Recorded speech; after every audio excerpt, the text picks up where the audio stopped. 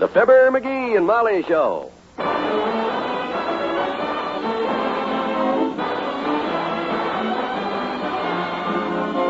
Every weekday at this time, NBC brings you Fibber McGee and Molly transcribed. The show is written by Phil Leslie and Ralph Goodman and directed by Max Hutto.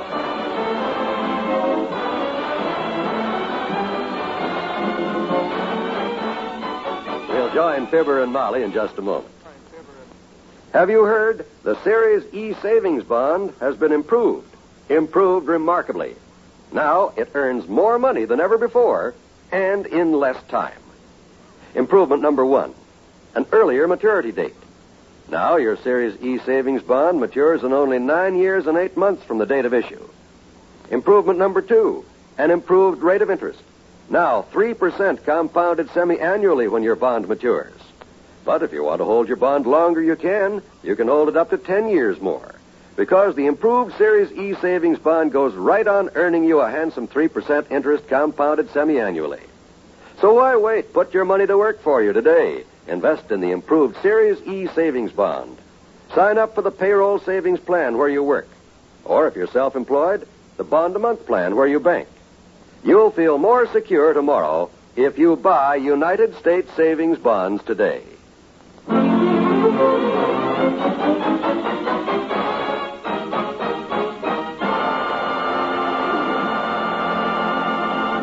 Boy, oh boy, I can't wait to get started, Molly. Look what a beautiful morning. You got the lunch packed yet? I'm hurrying as fast as I can, McGee. Doc and Herb will be here any minute. Boy, when I think of all them little fat ducks up there at Lake Wapahokey just waiting for me to get there. Hey, you got the lunch packed yet? You take it easy, dearie. If I hadn't spent 35 minutes getting you out of bed, I wouldn't have to rush like this now. No, I was tired, kiddo. Don't forget I was up half the night taking my shotgun apart and cleaning it. And don't you forget I was the one who put it back together for you. I'm as tired as you are. Hey, be sure and put a lot of mustard on the sandwiches, will you, Molly? Plenty of mustard. Dr. Gamble doesn't like mustard. That's what I mean.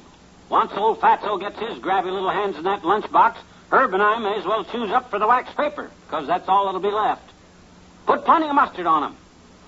Let me see. I got my stuff all ready to go. My pocket full of cigars, chocolate bars. Better get my hat. Hey, Molly, you seen my hat? My hunting hat? Look on your head. Huh? Oh, thanks, kiddo.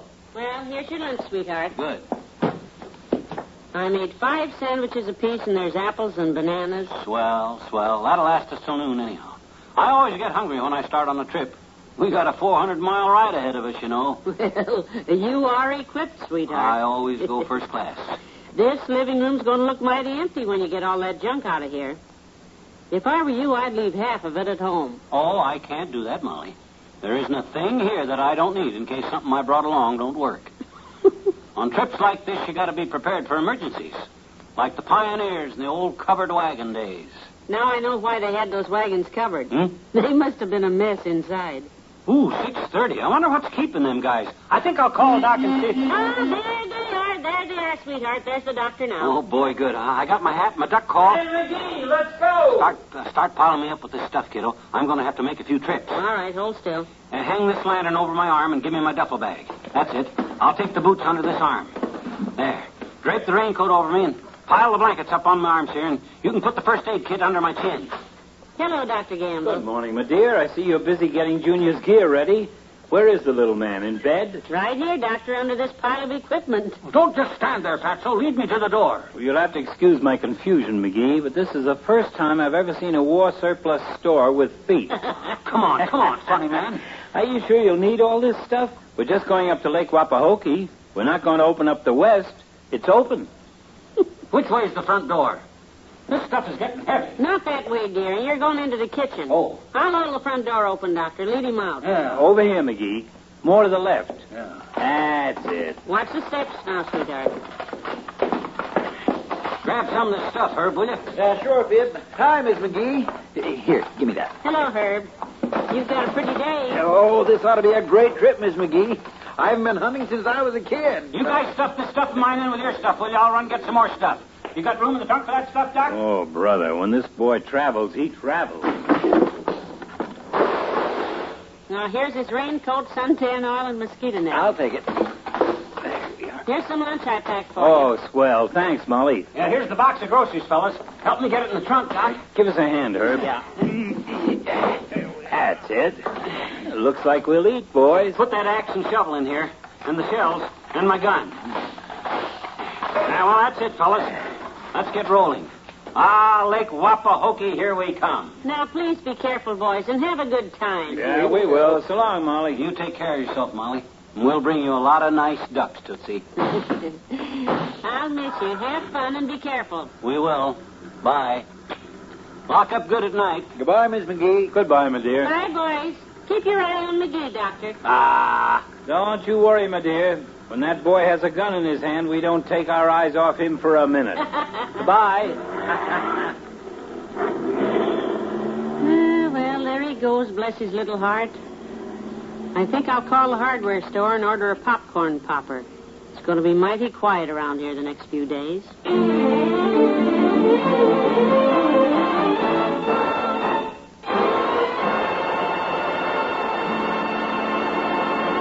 Back to Wistful Vista in a minute. Within the next 5 years, millions of additional children will crowd the elementary schools. Unless communities begin today to prepare for this increased enrollment, our children and our nation will suffer. The kind of education your child receives must be a matter of vital concern to you. It will affect his whole life. It will determine his eligibility for college, his training for a job, his usefulness as a citizen, and his very happiness. If America is to provide enough teachers and enough classrooms so that our children can receive a decent education, each of us must take immediate steps to improve some of our local school systems. Hundreds of thousands of additional teachers must be enrolled. This means making the teaching profession attractive to young people, attractive both financially and prestige-wise. If you're interested in meeting this challenge to our children's future, join and work with local civic groups and school boards, actively seeking to improve educational conditions. Better schools make better communities. Good citizens everywhere are helping.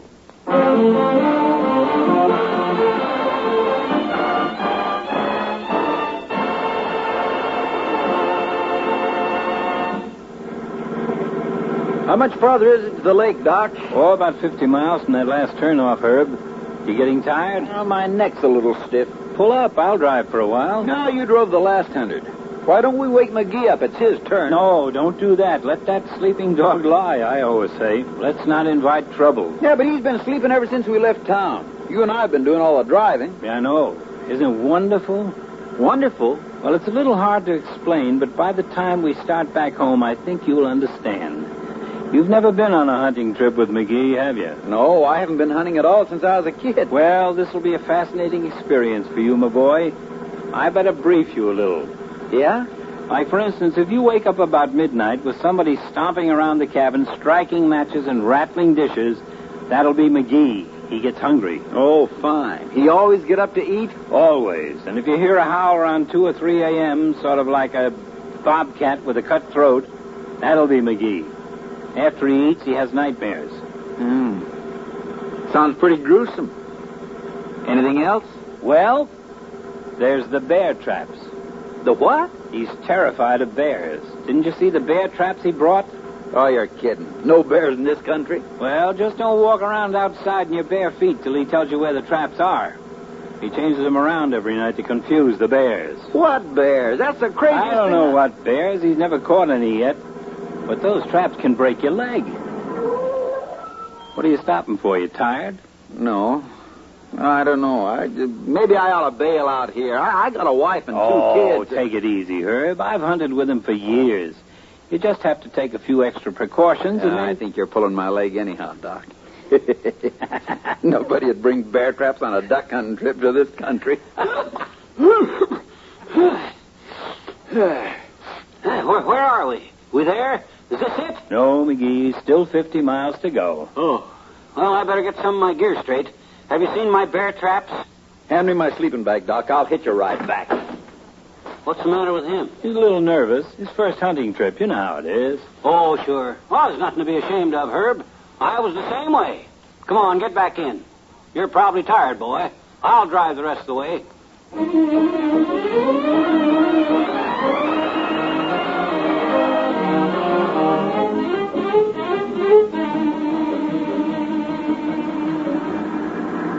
McGee, watch where you're driving. You're bouncing the car all over the road.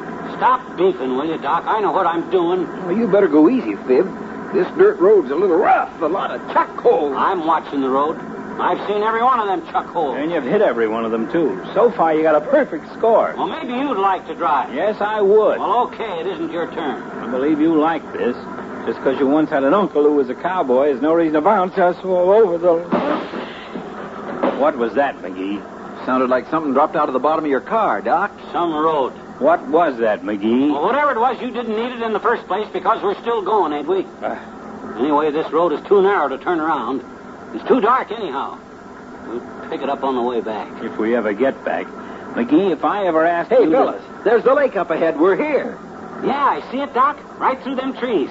Oh, look at that moonlight. I hope it's not a mirage.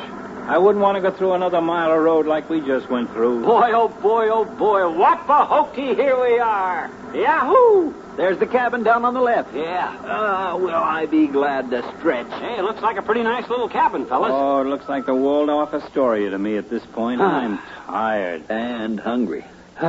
Gee, isn't this beautiful country? Look at that lake. I'll bet that baby's loaded with ducks. Well, come on, let's get unpacked, men. Yeah. I'll take the bags and blankets in. Oh, I'm starving. Yeah, me too. Give us a hand with this gear, McGee. Okay.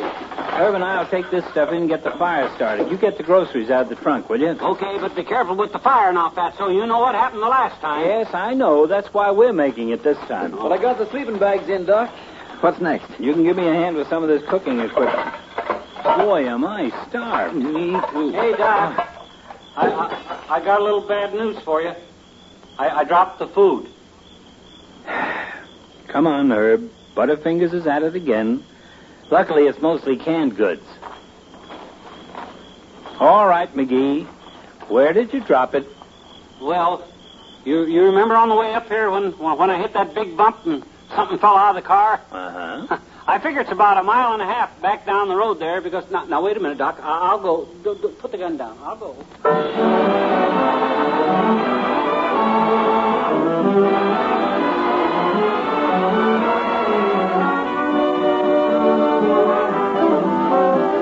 Fibber and Molly will be right back. Has your radio been on all day? You know, in almost every case where someone's been home all day, I'd be pretty safe in betting that your radio played almost constantly. It's that way in millions of American homes.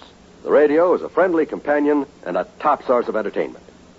And throughout the past quarter century, more people have listened more to NBC radio than to any other single source of entertainment. And today, as always, millions of Americans every day tune to the station where they hear the familiar 3 NBC chimes. For they know that the chimes are their invitation to the finest in radio entertainment. And this week especially, we'd like to invite you to join us on Sunday to hear many great new and different programs presented on the NBC radio network. You'll hear a host of stars, a world of information, and a day filled with the best dramatic entertainment. So won't you make it a date to tune to this station for the NBC radio network on Sunday? You'll be pleasantly entertained.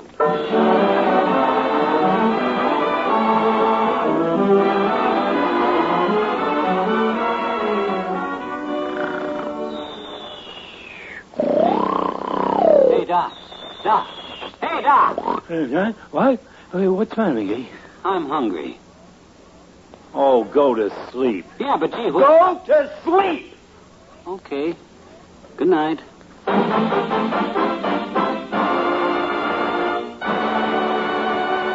NBC has brought you the Fibber McGee and Molly program, transcribed with Arthur Q. Bryan as Dr. Campbell and Parley Bear as Herb Travis. This is John Wald inviting you to be with us again next Monday for another visit with Fibber McGee and Molly.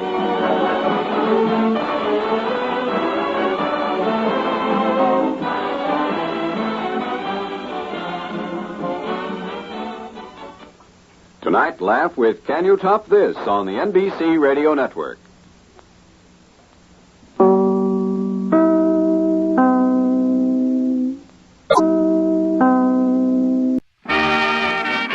The Johnson Wax Program, presenting Marion and Jim Jordan as Fibber McGee and Molly.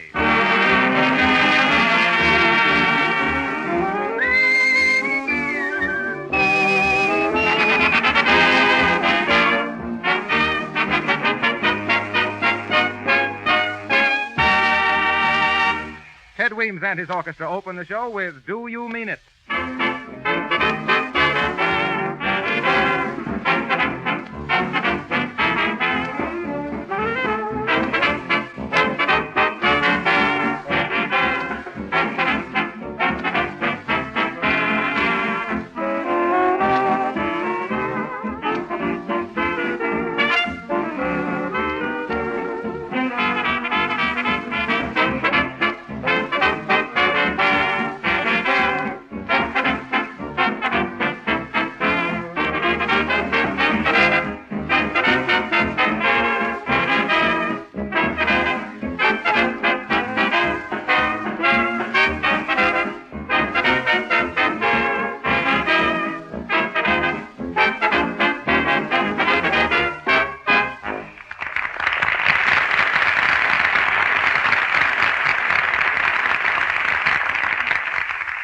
According to schedule, this is the moment when we tell you housewives how you can give your floors and linoleum a beautiful, bright polish without any work of rubbing or buffing. That is, if you use Glow Coat, Johnson's self-polishing Glow Coat. While you sit back and take it easy, this remarkable liquid polish makes your floors gleam like new. You have no idea how much more attractive your rooms will look after your floors are polished with Glow Coat. It seems to give freshness and brightness to the whole house. And the work it saves you. Glow Coat protects floors with a wear-resisting polish that sheds dust and dirt and reduces floor cleaning work to practically nothing. Ask your dealer tomorrow for Glow Coat in the attractive yellow can. It's spelled Glow-Coat. Johnson's self-polishing Glow Coat, made by the makers of Johnson's Wax.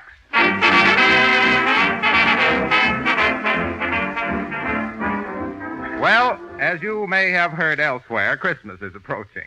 So Fibber is looking through the newspaper for a temporary job to make a little Yuletide pin money. And here in the living room at 79 Wistful Vista, reading the paper and darning socks, respectively, we find Fibber McGee and Molly.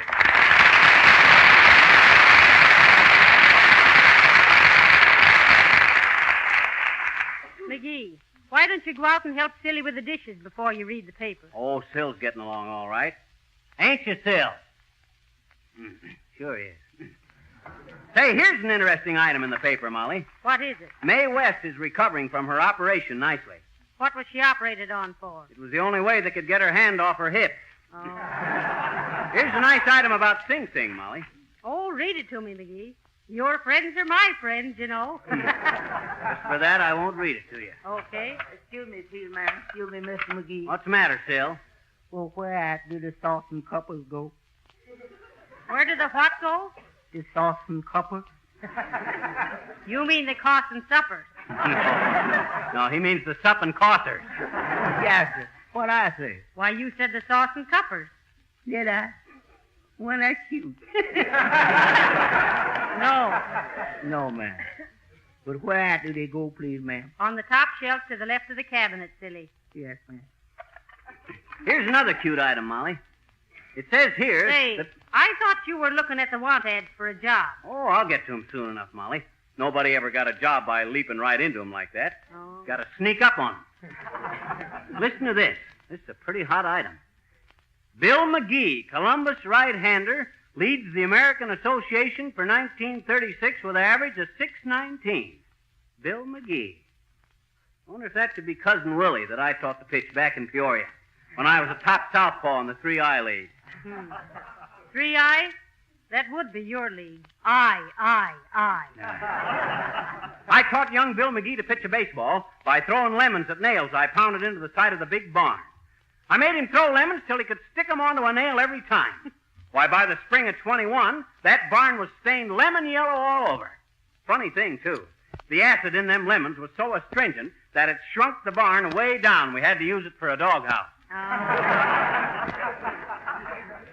I suppose he wrote that song. Picture me without you. Excuse me, please, ma'am. Oh, now what's the matter, Silly? Well, where do the shakers go, please, ma'am? The Shakers? Most of them go into burlesque shows, Bud. Oh. Salt shakers, Ingram. Oh. Yes, sir. They go on the lower shelf to the right, Billy. Thank you, ma'am. I'll put it near through now, ma'am. Well, straighten things up and you can go on home. Yes. Listen to this, Molly. It says here that Japan is trying to influence the elections in China. They're offering free rice for voters. I see. As chow mein goes, so goes the country. Gee, here's a movie I'd like to see. It's all about that old army officer who gets up at daylight to darken his gray hair. What picture's that? The general died at dawn. I'd like to see this Charge of the Light Brigade, too. Charge of the Light Brigade. Mm-hmm. Oh, that reminds me, McGee. The bill from the electric company came this morning. Say, aren't you at the want ads yet? I'm just reading them now, Molly. Aha! Here's just the thing. What? The Wistful Vista Jewelry Shop needs a helper. I think I'm going to enjoy that job. Oh, you think you will. Why don't you get the job first? Why, shucks, it's in the bag, Molly. Watch what you can do with brains and personality. Hand me that phone. Here. Hello, operator. Give me 7-Eleven. Dear old Lookout Mountain, wait for... Hello, number 7-Eleven? Huh? Oh, excuse me. Hello, operator. I didn't get 7-Eleven. No, throw 'em again. Hello, Wistful Vista Jewelry Shop? Fibber McGee speaking. Asking for the job real nice. Hello, Mr. Sinfulbaum? Say, I was driving past your jewelry store this morning about 30 miles an hour, and I noticed you got a stick pin in your window with a diamond in it. Sure, but I noticed a flaw in the diamond. Okay, I'll hold the phone while you take a look. Though I left you Say, how could you see a flaw in a diamond in a window across the street at 30 miles an hour? Quiet, Molly. Now take it easy. Hello, Sinfulbaum. It has got a flaw, eh? I thought so. What? Oh, that wasn't so tough for a fellow that knows diamonds like I do. Huh? Why? Oh, no, I wouldn't be interested. Huh? No, I wouldn't. How much does it pay? Oh, just a few days, huh? Well. Okay, I'll take it, just as a favor to you, Sinfulbaum. Okay, be right down. Well, Molly, we got a job. McGee, what is this? How did you know there was a flaw in that diamond? I used to own it, Molly. I lost it to Mort Toops in a poker game, and he sold it to Sinfulbaum. I seen it in the window yesterday. Come on, let's go.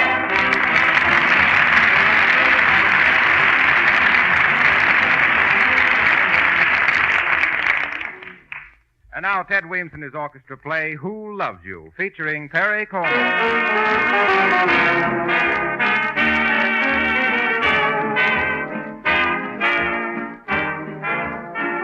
Who loves you? Ask yourself the question. Who loves you, sweetheart? And tell me who thinks of you 1,000,000 times a day. And who's blue and lonely, honey, when you're away? Say who did you every minute? Who fell for you from the start? Oh, who just longs for your caresses? Don't have to take 3 guesses. Who loves you, sweetheart?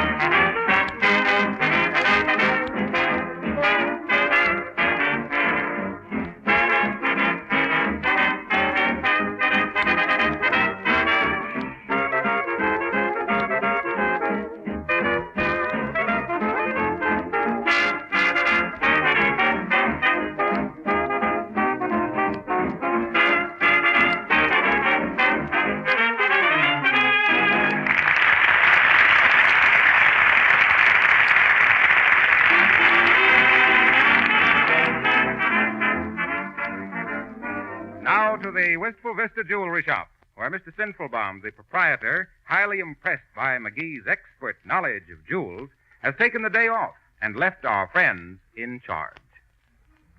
Well, what on earth do you know about jewelry, McGee? Oh, don't worry about me, Molly. Nobody's going to take any diamonds from under my nose. Oh, no? Oh. Well, who's going to take the rings from under your eyes? You think nobody else knows anything about jewelry just because your Uncle Dennis was took away in bracelets?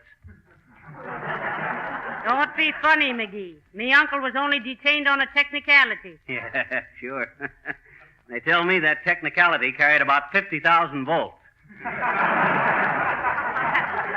Well, what I want to know is, suppose somebody comes in here and wants you to fix a watch or something. Don't worry, I know stuff. Why, I used to remodel 8-day clocks into wristwatches for 6-day bike racers. Say, what did Sinful Bomb say about the burglar alarms? Why, he says, always press this button before you open the showcase or the alarm rings, like this, you see? Oh, I get it. If you press the button first, it don't ring. That's it. Oh. Hi, Bud. What can I do for you? Good day to you, laddie. I didn't know what a thing. I just come in to set my watch. Oh, well, go right ahead, sir. Thank you, lass. But which clock is the right one? Well, we got all kinds of clocks around here, Bud. Just pick out any one and set your watch by it. Aye, but they're all different times. Well, the time is different all over the world, Scotty, and we got an international reputation. Where are you from? Edinburgh. Okay. Set it by that clock over there. It's about 11:30 in Edinburgh right now. A.M. or P.M.? I am. So am I. Well, of all the silly... Say, Molly, did you see the cute little cufflinks they got here in the showcase? The button, McGee, the button. Shut it off. Shut it. Oh. I always forget that thing. I was going to say that these cufflinks remind me of some I had once. I still got one of them, but the other's missing. It would be. You're the type. What type? The missing link type. Oh, it's Mrs. Wearybottom, McGee. Oh, yes. My. Hi, O'Weary. How you been? Oh, I've been all right. Oh, goodness me, this Christmas shopping just wears a body out, don't it? It certainly does. It seems that I'm on the go from morning till night, and I don't seem to get a thing accomplished that I set out to do. Oh, I've got a shopping list as long as your leg, only you're a little too short. Have you got any fountain pens? Fountain pen, sis? Oh, yeah, but shucks, you better think twice before you get a fountain pen. I don't believe you got the confidence to work crossword puzzles with a pen. And besides, think how they're liable to leak. McGee, maybe Mrs. Wearybottom wants a fountain pen. I know, but I was just going to tell about my old pal Wilcox. Harpo Wilcox was his name. He used to be a radio announcer. Well, sir, Harpo took him a fancy for a fountain pen, just like you, Mrs. Wearybottom. And it leaked so much he had to go into the undertaking business because he didn't dare wear anything but black. And there he was, a radio announcer at heart, forced into a business where he had to talk in whispers. Just on account of a little fountain pen. Well, my goodness, imagine that. Now, I guess it just goes to show, doesn't it, what a little thing can do. It seems harmless, and yet it can change the whole course of a body's life. And just when I was considering opening up a little bakery on 14th and Oak Streets, too, and here I almost buy a fountain pen. Imagine me as a mortician. I don't believe I could do it. Merry Christmas to both of you.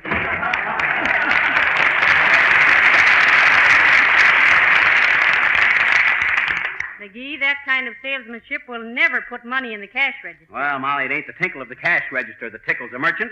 It's the happy gleam in the eyes of his customers. Oh, how do you do? Hi, Bud. What's on your mind? Allow me to introduce myself. I'm Horatio K. Boomer, sir, of the Brazilian Boomers. Oh, a Brazilian boomer, eh? Yes, yes. As half owner in the Boomer mines in Brazil, the world's greatest diamond-bearing straighter, yes, getting straighter and straighter all the time, I am authorized to part with a small handful of our genuine Brazilian stones at a sacrifice. Who sacrificed? Ours? Quiet, Molly. Let's see some of them gems, Boomer. Certainly, my boy, certainly. Here, a dozen of diesel dazzle you. Wait till I put a magnifying lens in my eye. There. Say, this here's a beautiful stone, Molly. Look, a pink diamond with a black edge. Sorry, my boy, that's my fingernail you're looking at. You got the glass wrong side, too, in your eye, Eagernut. Whose eye? Oh, yeah. Well, they're good-looking stones anyway, Molly. How much a pound, Bud? A pound? Heavenly days, a pound of diamonds? Well, then how about 2 pounds? Anyway, I saw some with flaws in them. But your flaws and linoleum will look like new again after a beauty treatment of Johnson's Glow Coat. Mr. Wilcox. Don't pay any attention to him, Molly. He's just a rough diamond looking for a place to set. Well, how much a pound for the stones, Bud? Well, I'd say in the neighborhood of $50 a pound, in a very nice neighborhood, too. I can only spare a couple of pounds. Well, let's see how much money there is in the cash register. McGee, you can't haul off and buy a lot of Quiet, that. Molly. This is an important deal. I'm sorry, Boomer. There's only about 27 bucks in the till. Well, now let me see. Perhaps I can make some small adjustment in the price. The hand that has tilled the soil can never soil the till, if that means anything. Probably doesn't. Just a moment till I figure out the import duties and the Social Security. 19% ad valorem, 40% to the Peoria Glass Company, new front fender, and a short beard. Yes, my friend, I find I can make the price exactly $27 a pound. Okay, I'll take it. And I don't mind telling you, you've made a good buy. Okay. So have I. Goodbye. Hot dog, Molly.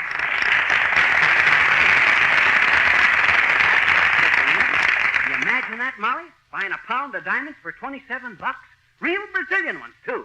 And you know what that means. What, Brazilian? Yes. Yes. What? Nuts, both of you.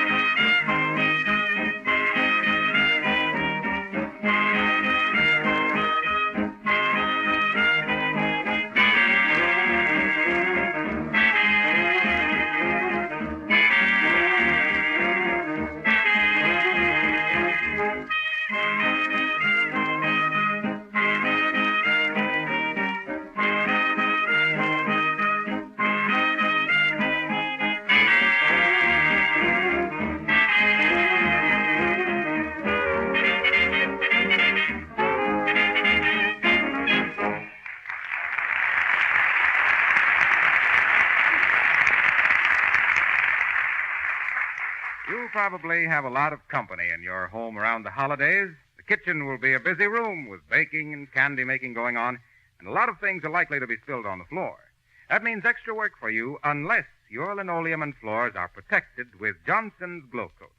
If your floors do have a shining Glow Coat polish, you won't have to worry about grease spots or stains. Dirt can be easily wiped off the surface, and the floor will stay bright and clean for a long time.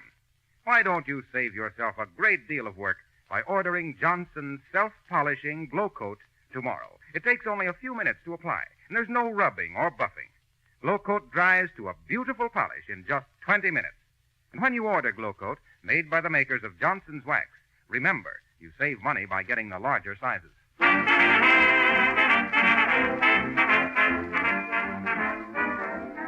Well, Mr. Sinfulbaum, the proprietor of the jewelry store, is still away, leaving Fibber and Molly in charge. They haven't sold anything yet, but as Fibber says, they're building goodwill. Who are they to put business before sentiment? And here they are with another customer. Yes, I want an engagement ring. Something good. You know how it is. Well, isn't that sweet, McGee? I feel so romantic selling an engagement ring. I feel sort of like a Cupid. Hey, this ain't any weather to feel like a Cupid, Molly. Make it Santa Claus and keep your mittens on. Well, listen here now. I suppose it's more important to me than you. How about an engagement ring? Listen, Bud, I don't believe you understand the seriousness of marriage. Have you considered pretty well taking this step? Well, There, you see? You haven't considered all the angles. Well, have you got any right to gamble on this girl's future? Suppose she loses her job. But how do you know what fortune holds for you? What's waiting around the corner? My girl. Aha! Then I'm still in time. Now, you just go home and think it over, Bud. And years later, you'll be bouncing the little feller on your knee and telling him, thank goodness Mr. McGee talked me out of that marriage. Say, Huh? who's the little fella then? That's his nephew. Oh. Well, so long, Bud, and good luck. Yes, No, don't thank me. It's perfectly all right. I do the same thing for anybody. Well, a fine business. Try to talk a man out of his own wedding. Listen, Molly, an engagement ring might look pretty small to you, but it's big enough so 9 men out of 10 can put their foot in it. Oh, hello there, little girl. Oh, hi there, sis. Hi. What can we do for you? I says, what is it you want? Cute, isn't she, Molly? Doing your Christmas shopping, sis? I'm not going to do any, I betcha. Oh, you aren't, huh? Why not? I says, why not? Why not what? Why not do any Christmas shopping? Who for? For anybody. Oh, no, mister. I can't shop for just anybody, I bet. No. I mean, well, listen, what do you want? I want a doll buggy and a sled and a bottle of perfume and skis. No. I didn't say what did you want. You did, too, I betcha. Well, I meant what did you want in here? What'd you come in for? Listen, what is it you want us to do? Fix my wristwatch, I betcha. Oh. It's always the same time. Looky. Let's see it. Look, Molly, a 10-cent wristwatch with the bands painted on it, with the hands painted on it. Talk yourself out of that, smart boy. Well, I don't know, sis. This here's a pretty good watch. It says 12 o'clock on it, just as plain. I know it. But, gee, it isn't always 12 o'clock, I betcha. Well, I know, but listen. 12 o'clock is about the time Santa Claus comes down your chimney. And this watch is so you won't forget to watch for him. You see? Yes, sir. Look at that little face, Molly, drinking in every word I say. Yep. So you just wait up till Santa Claus comes down the chimney, sis, and then look at your watch, and it'll say just 12 o'clock exactly. Do you really think Santa Claus will come down our chimney, mister? Ah, you betcha, sis. And to think I'd ask a guy like you to fix my wristwatch.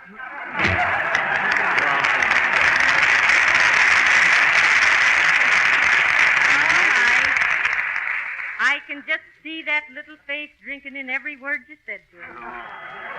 What's the fellow going to do? Oh, it's Silly Watson. Hello, Sylvia.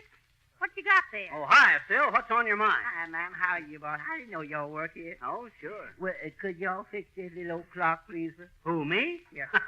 Why, shucks, Sil. You come to the blessed clock fixer in the business today. Why, I gave Big Ben his first haircut. Yes, sir. And put 3 new crystals in the watch on the rhyme. Can I fix a clock? Well, can you? Yes, sir. Can you?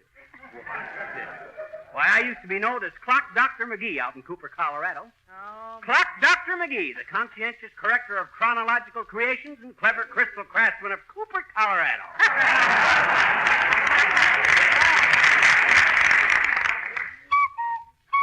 Who said that? Nobody, Mr. McGee. That's this little old clock, please, sir.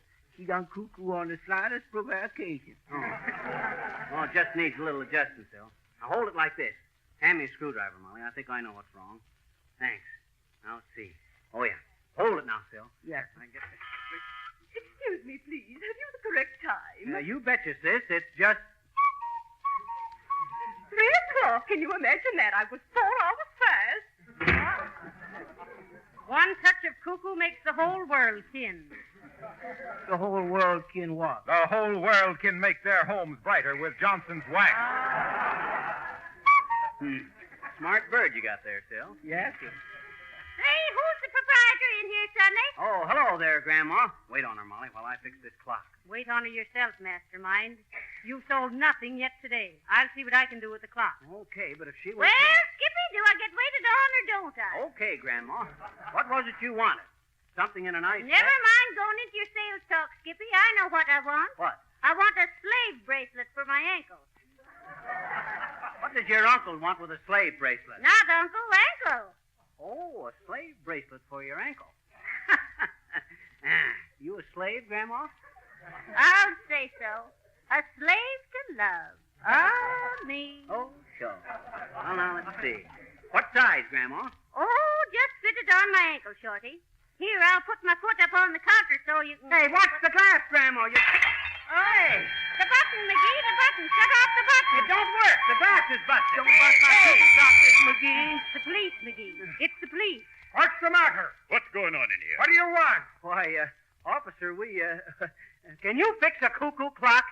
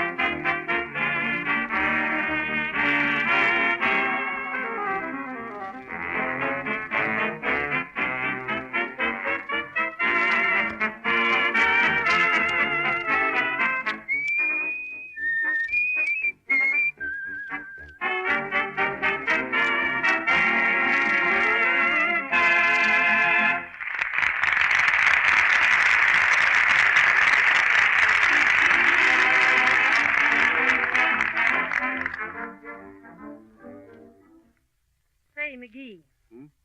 Whatever was wrong with that cuckoo clock of Silly's? Well, I didn't want to say anything, Molly. That, after all, a clock's got the right to lead its own life. What? Yes, but what was... Shh. When I got the clock apart, I found the cuckoo had laid an egg. Oh, dear. Well, how about us? Good night. Good night, all.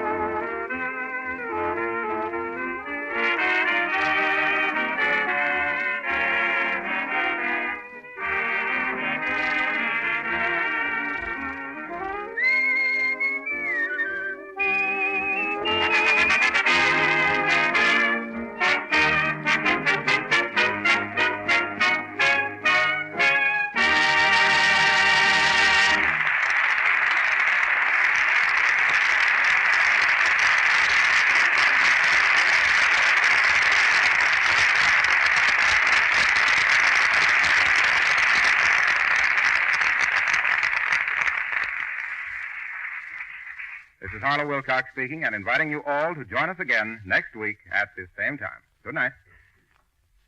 The selection, Say It With Music, heard in this program is from the Music Box Review. This is the Red Network of the National Broadcasting Company.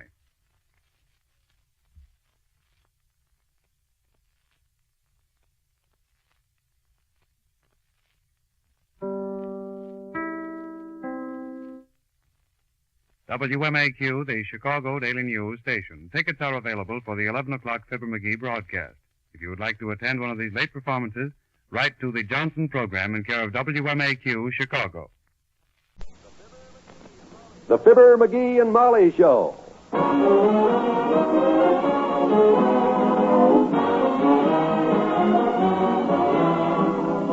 Every weekday at this time, NBC brings you Fibber, McGee, and Molly, transcribed. The show is written by Phil Leslie and Ralph Goodman and directed by Max Hutto.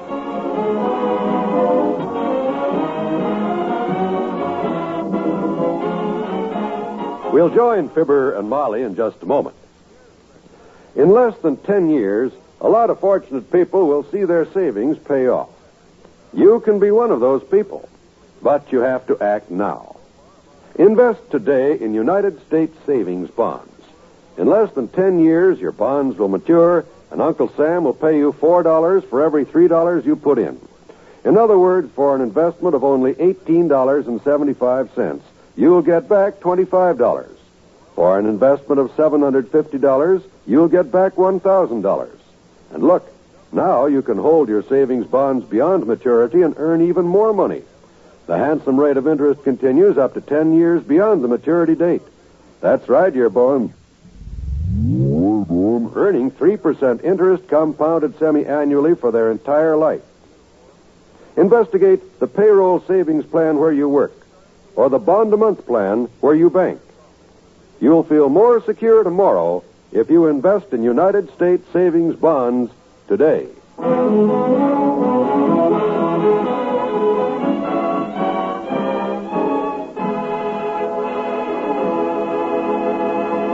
Dinner is over, the table is cleared, and here in the kitchen, Mr. and Mrs. McGee are busy with the dishes. Mrs. McGee is busy washing the plates. Mr. McGee is busy emptying a bowl of candy, a piece at a time, as his wife says. Don't eat any more, but please. Okay. That's for the children tomorrow anyway. Children? Tomorrow night. Halloween. Hey, that's right. It is Halloween tomorrow, ain't it? Sure. All the kids in the block will be ringing the doorbell and hollering trick or treat, and I'll be ready for them. Trick or treat. My gosh, Halloween sure is quiet nowadays compared to what it was when I was a kid back in Peoria. Yes, thank goodness. Oh, boy, when I think of the stuff us kids used to do in them days. I used to hear about it. Yeah. My folks wouldn't let me get very far from home on Halloween. There was a terrible bunch of rowdies that used to roam the town. I'll say. You remember the night them rowdies put roller skates on the cast iron deer on the mayor's lawn and pushed it out into the street? Indeed, I do. And one kid rode it down the 7th Street hill across Main Street and right through the window of Clip Stratton's barber shop. What a shambles. I remember that very well. You smelled like bay rum for a week. Me? Oh, well, you know how kids are. I was only about 26 at the time.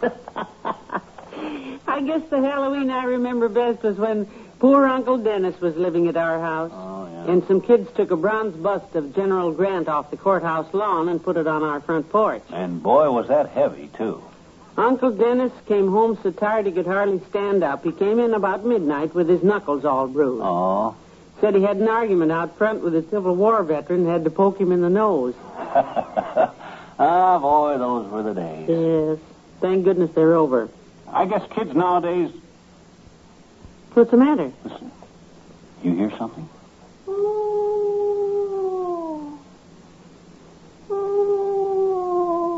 You hear that? On the back porch.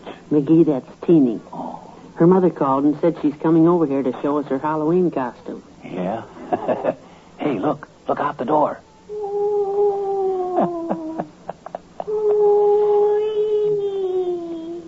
She's dressed like a ghost and got a Frankenstein mask on. Be real scared now, McGee. Yeah.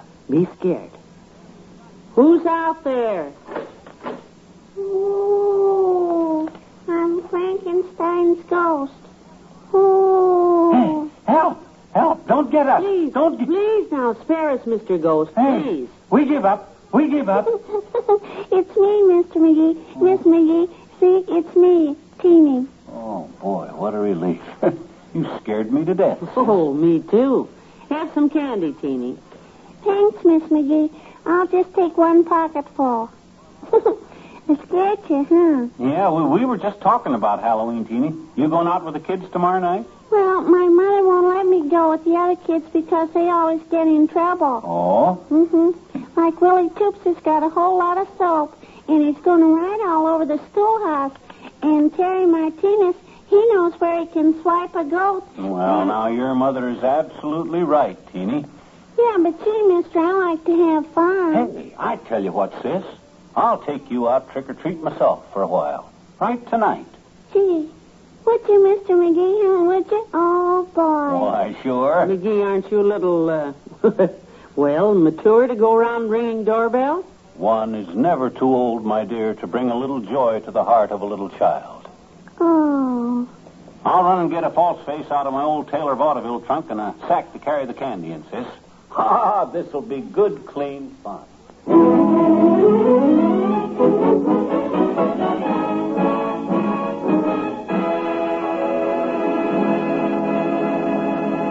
Back to Wistful Vista in a minute. Most of us have been called away from home and loved ones at one time or another, and we know from the experience that there's nothing quite as important during those days of separation as mail. A good old letter from home. Any man or woman in the armed forces will tell you, the only call that takes precedence over mess is mail call. And when a letter is more important to a hungry GI than food, you know it means something. The truce in Korea doesn't mean we should stop writing letters to our men and women in service, whether in U.S. camps or overseas. Mail from home is just as important now as it ever was. Yes, in some respects, it's even more important. The action, the strain, the anxieties of war can keep a soldier's mind occupied. But when the letdown comes, the time to relax, that's when morale needs a shot in the arm. Your soldier knows the shooting is over. He's done his big job, and now he wants to get home.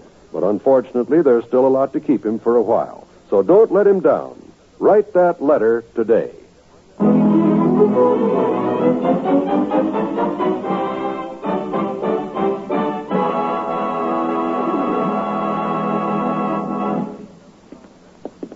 Gee, this is wonderful of you to take me, Mr. McGee. Boy, we'll have fun, I bet you. Well, we'll just ring some doorbells, trick-or-treat, holler, boo at people, stuff like that. No destructive stuff, of course. None of that. Oh, no. No, Mr. McGee. Why don't you go ring a doorbell right here? Okay. This is Mr. Howell's house. He'll give us some candy, I bet you. And then we'll go to every house on the block. Hey, can you open the gate for me, mister? You know how to open Mr. Howell's gate? Oh, sure. I'll wait out here, sis. You run on up and ring the doorbell. You look scary, all right. Okay, mister. Boy, I bet I scare him. This gate ain't fastened onto the hinges very tight. Oh, boy. If I was Teeny J's, I'd have this thing off of here and up in that maple tree before... Oh, well, my goodness. What do you know about that? Lifted right off the hinges, didn't it? Oh, boy. Old Hector Howell will be as sore as a boil tomorrow when he... There's nobody home, Mr. McGee. Oh. I rang the bell. Hey, what you doing to the gate, mister? The gate. Oh, well, it's a funny thing, Teeny. I was just opening this gate, and it come right off the hinges. Imagine that, lifted right off. Oh, gee, mister, we better fix it, huh?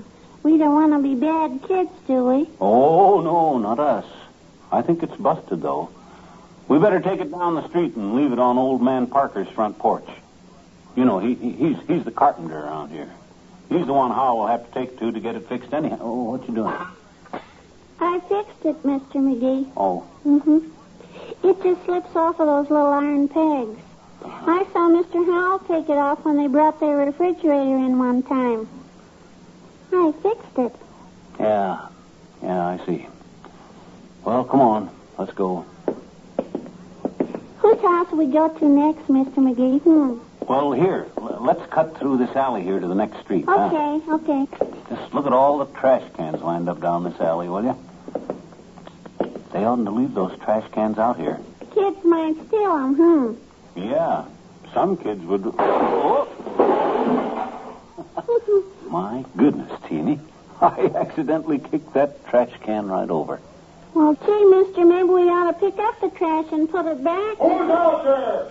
Quiet, Teeny. We didn't mean to do it, mister. We'll pick up... What's going on out there? Elma, give me my flashlight. Come on, Teeny, we better run. Wait for me, Mr. McGee. Hey, come here, you. Hey.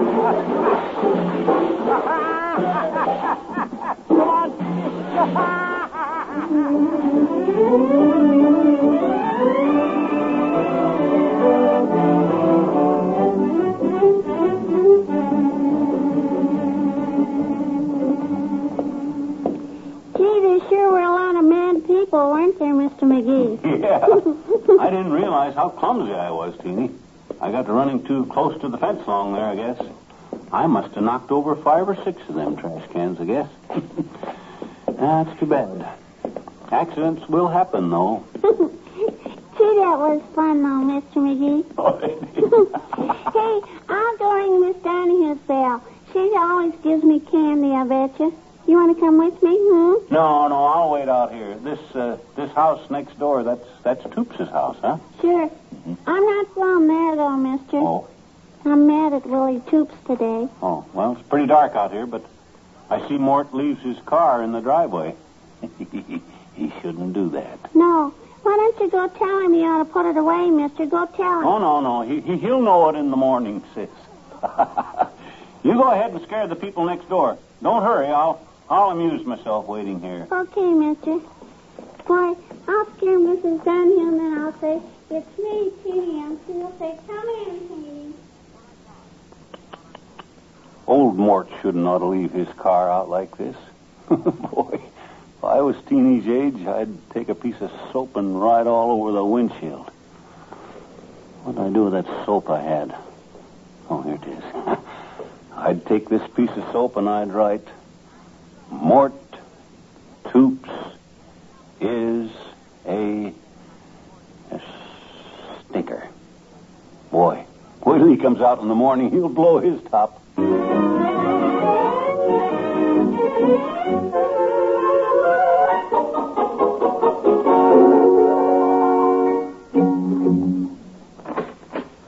Hey, Molly. I'm home. Good. Did you and Teeny have fun, dearie? Oh, she had a wonderful time. Want some candy bars? We split it up. No, thank you. I hope you showed the youngster how to be well-behaved and stay out of mischief. Well, Natch, you know I'd set her a good example. There were some other youngsters out tonight, too. Oh, sure. I wish you'd have had them with you so you could watch them. Yeah? I didn't see anybody else. Over near Toops' house. Oh? I took the car and ran over to Mabel Toops' for a while to pick up a dress pattern and some things, and naturally I just parked our car in their driveway. Our car? In Toops' driveway? And some little rascals came along and rode all over it with some soap. It's just a mess. My gosh, the nasty little vandals. They must have thought it was Mort's car. It says Mort Toops is a stinker all over it. Isn't that terrible? I'll have it washed in the morning. Don't worry about it.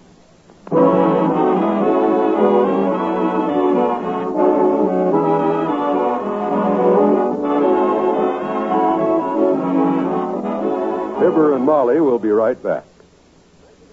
With Halloween only a day away, the Trick-or-Treat Brigade is already on the prowl through the fall night. And after you've answered your doorbell a few times, you'll know that fall is here in its full glory. And for the sports-minded, fall is synonymous with college football. The cheering crowds, brightly colored mums, and the crisp air of a Saturday afternoon truly mean football. And if you can't be there in person, be sure to join us here by your radio as the NBC Radio Network again brings you the top football game of the week.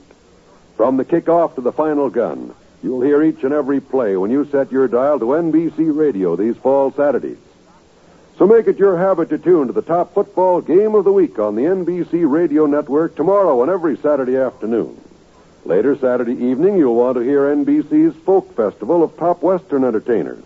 Listen for such fun-packed shows as Grand Ole Opry, the Eddie Arnold Show, and Pee Wee King Show. There's fun for everybody when you set your dial to this, your NBC station, every Saturday evening.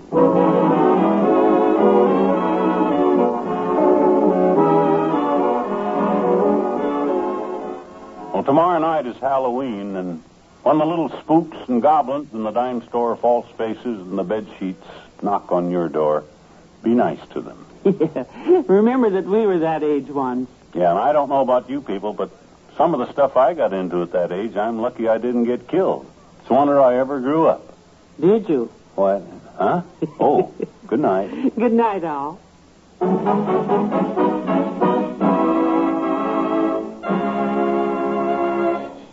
NBC has brought you the Fibber McGee and Molly program transcribed. Be with us again Monday night for another visit with Fibber McGee and Molly.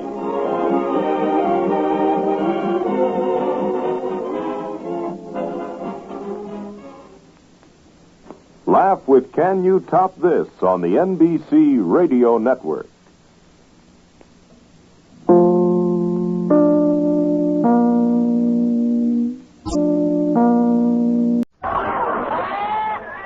The Johnson's Wax Program with Fibber McGee and Molly.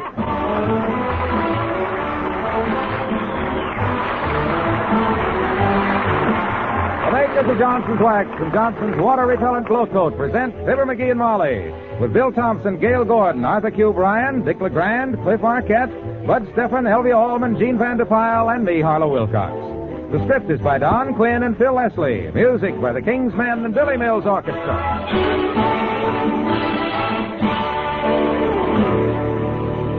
Fibber and Molly join us in a moment. Here's a bargain in floor wax that's really special. Right now at your dealers, you can get Johnson's self-polishing glow coat in giant cans that give you 1/3 more wax at no increase in price. You'll recognize these giant cans instantly. They're specially labeled. They're 1/3 taller. But most important, they contain 1/3 more glow coat, and there's no increase in price. There's 1 1/3 pints in the giant pint, 1 1/3 quarts in the giant quart. But you pay nothing extra for the extra wax. You get 1/3 more glow coat at no increase in price. Yes, and remember, it's the new glow coat, the self-polishing, bright, shining glow coat that now lasts up to 4 times longer because it's positively water repellent. Remember this, too. The offer is for a limited time only, so hurry. Get Johnson's water repellent glow coat in the special giant cans tomorrow at your dealers.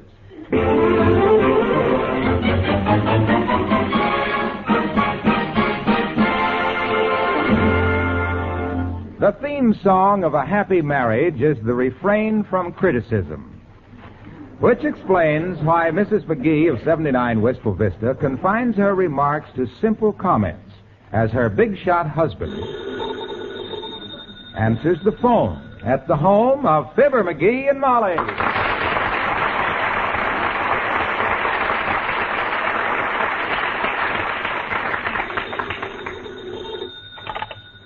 Hello.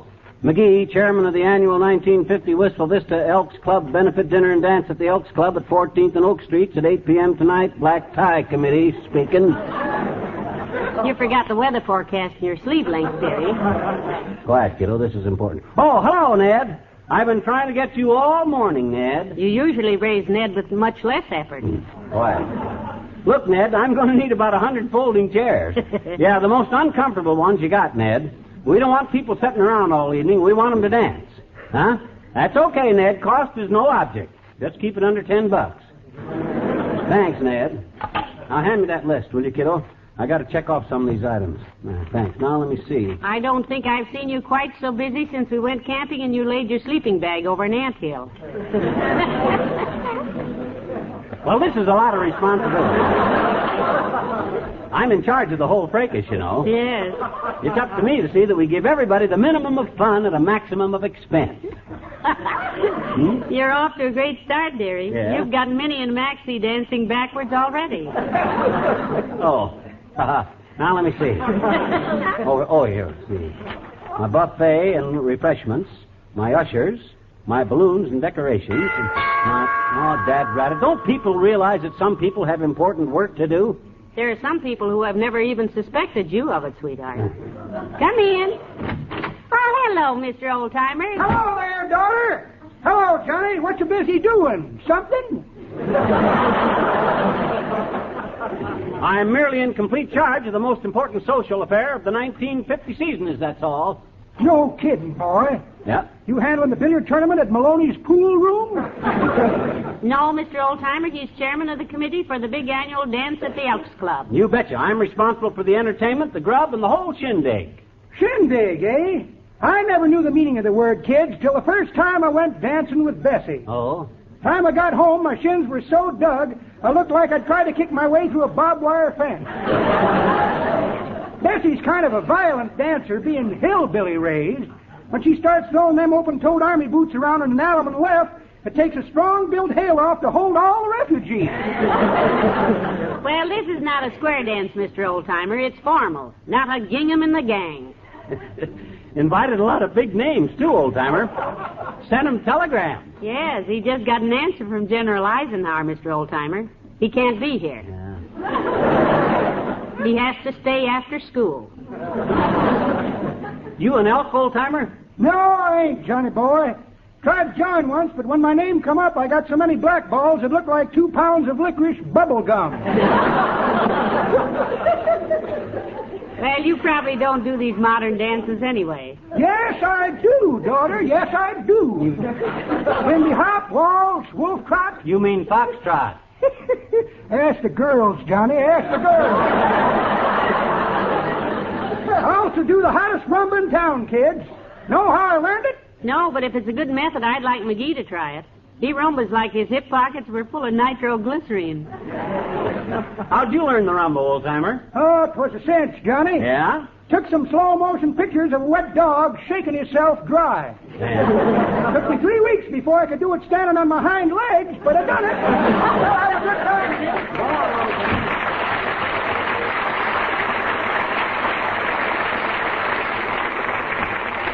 Better get busy, kiddo. Got to check up on my refreshments. What are you serving? That's not settled yet. I give Bill Murphy, the caterer, the amount of dough I wanted to spend, plus the estimated number of people, and I let him figure out a menu. With what result? Well, he says for that many people and for that much money, he could give everybody 2 hard rolls and a cup of coffee if they brought their own cream and sugar.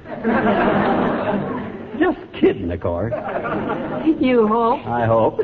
I better call him. Hand me the phone, will you? Here. Thanks. Hello, operator.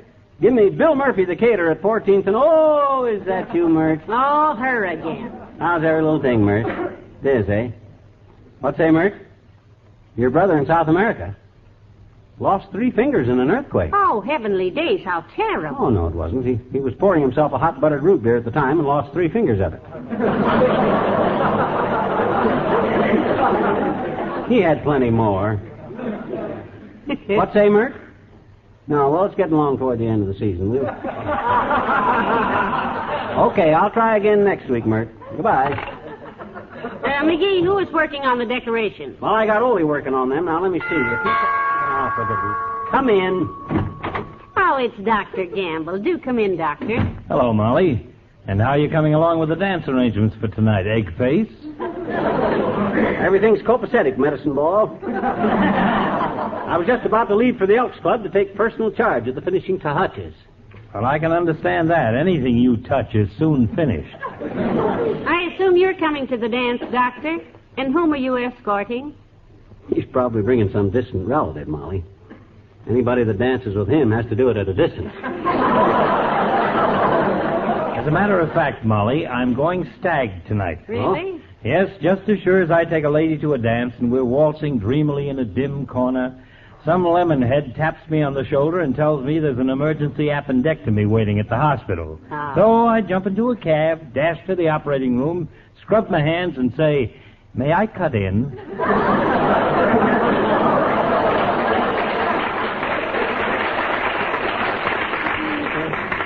Well, there's one good thing about you leaving, Doctor. It makes room for 3 small couples.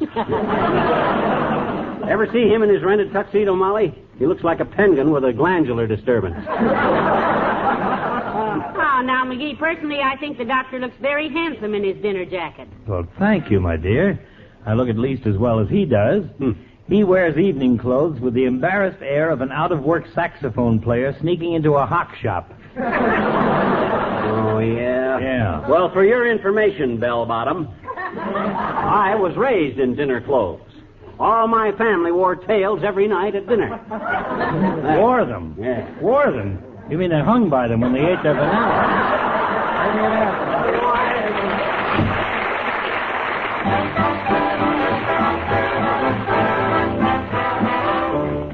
Billy Mills, the orchestra, and Candy and Cake.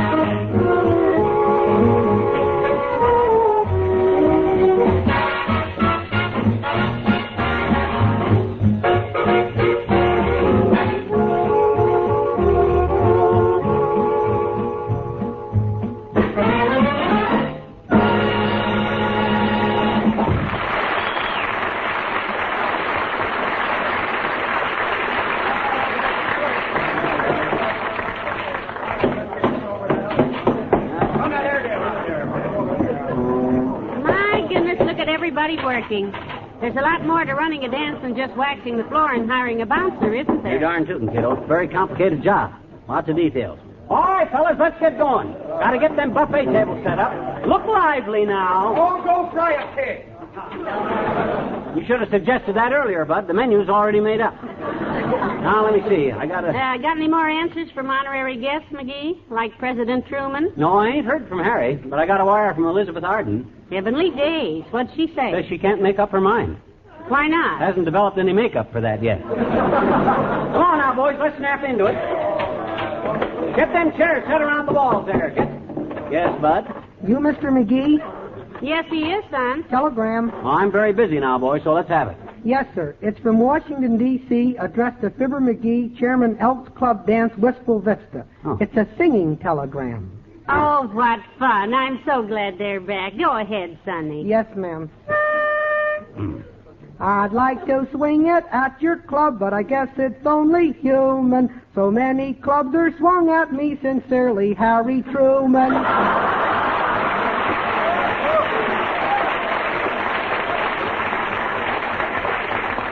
Oh, isn't that sweet? You going to answer it, McGee? Well, certainly.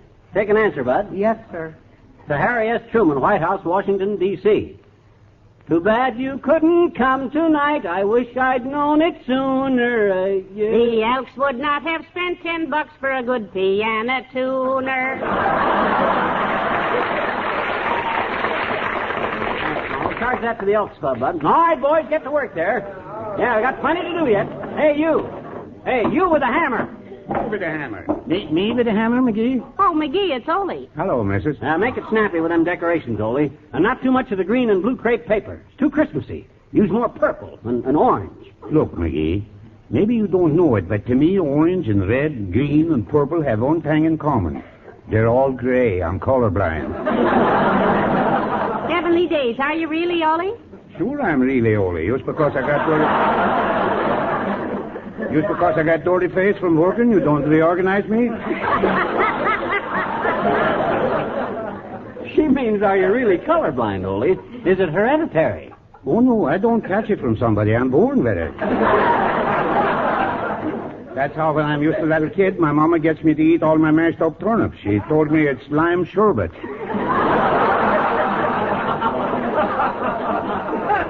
How interesting. Sure, but now I can't eat lime sherbet. It tastes like mashed up turnips.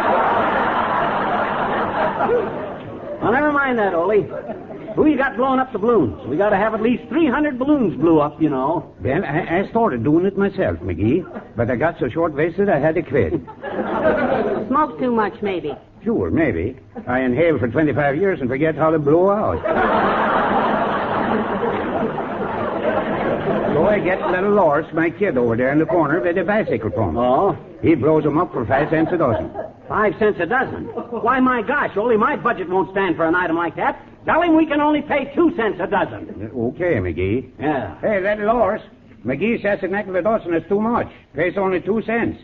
What you say about that, little Lars? Oh! Hey! What's the joke? Hey, cut that out. No. I'll pay a nickel. I'll pay. And money well blown, I'd say. Now then, Ole, get them decorations up fast. Then wax the dance floor, get some boys for the parking lot, polish the doorknobs, clean sand in the ash stands, fresh flowers on the... Just a minute, McGee. Huh? Look, I'm janitor here till 5 o'clock. Yeah? I don't fall for Ole work your brains out for no extra wages. So don't raise your tonsils to me, McGee. I'm just donating my time.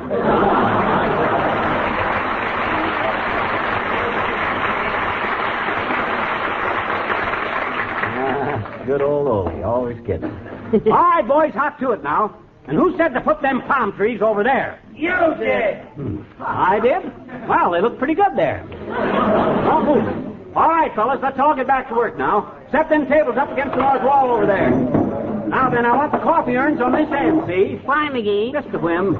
But that's the way you got to handle people, kiddo. You do? Yep. State your whims loud enough, and they'll think you spend hours working them out. That's why I always say hi, Junior. Hello, Mr. Wilcox. Hello, Molly. Hiya, pal. Busy place you're running here. Everything pretty well set for the dance? Yes, Junior, everything is under control. Molly, save a dance for Junior here. He's a bum dancer, but it's good company relations. I think Mr. Wilcox is a good dancer, McGee. Yeah? He has only one fault on the dance floor. Gee, Molly, what do I do wrong? Talk. Talk. About Johnson's water-repellent glow coat. Yeah, but gee, I'm supposed My goodness, Mr. Wilcox, I know all about Johnson's glow coat. I know how much work it saves. How it leaves no dingy streaks after repeated damp moppings.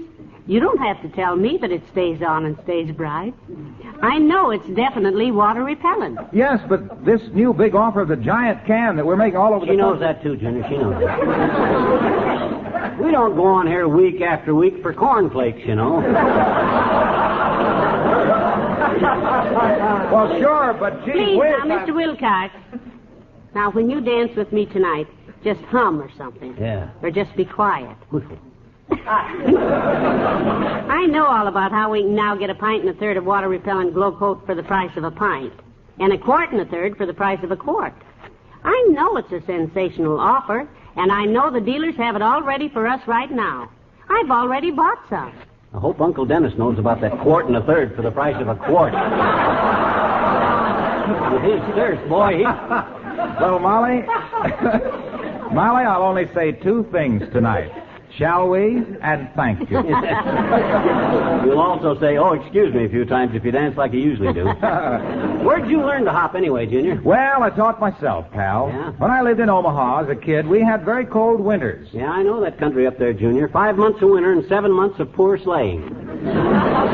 Oh, it isn't that bad, pal. But on cold winter nights, my mother used to put my little shoes by the stove. Oh, how cute. And when I put them on in the morning, they were so hot I jumped around like Betty Hutton. And that's how I learned to dance. See you tonight, Molly. So long, pal. Goodbye, Mr. Wilcox.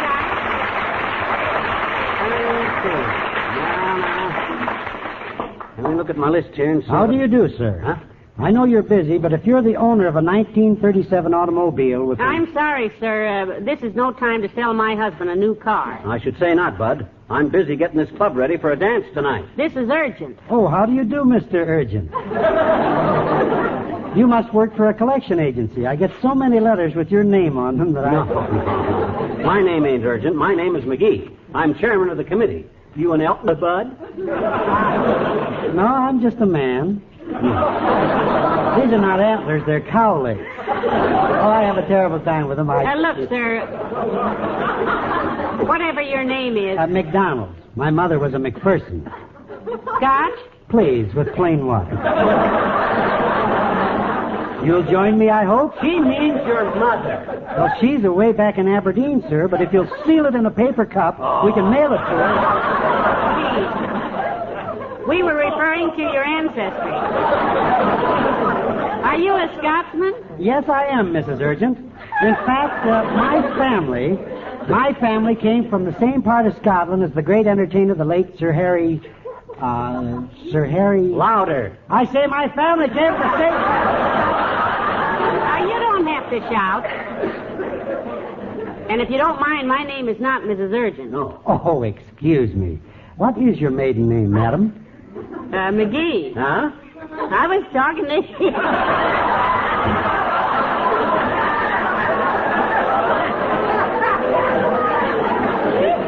What do you mean you were talking to him? This is silly. His name ain't McGee. It's ridiculous. I thought you said it was McDonald. You know, I find it very confusing to talk to you people. And I first came in here to tell you that if you drive a 1937... Hey, Buster. Yes, a 1937 Haybuster. Now, just a minute, please. This is getting a little out of hand. Just what was it you wanted, sir? Are you a car salesman? No, madam. I'm just a passerby. But if Mr. Urgent here... McGee. What do you want? I'm just correcting Mr. McDonald.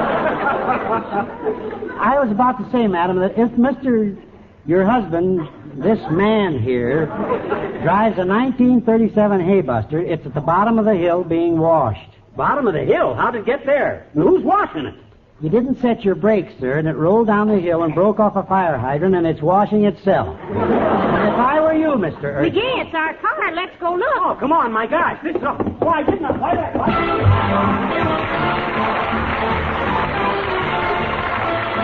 The King's Men with Betty Wan sing Dearie. Dearie, Dearie, let look at the old family album a while.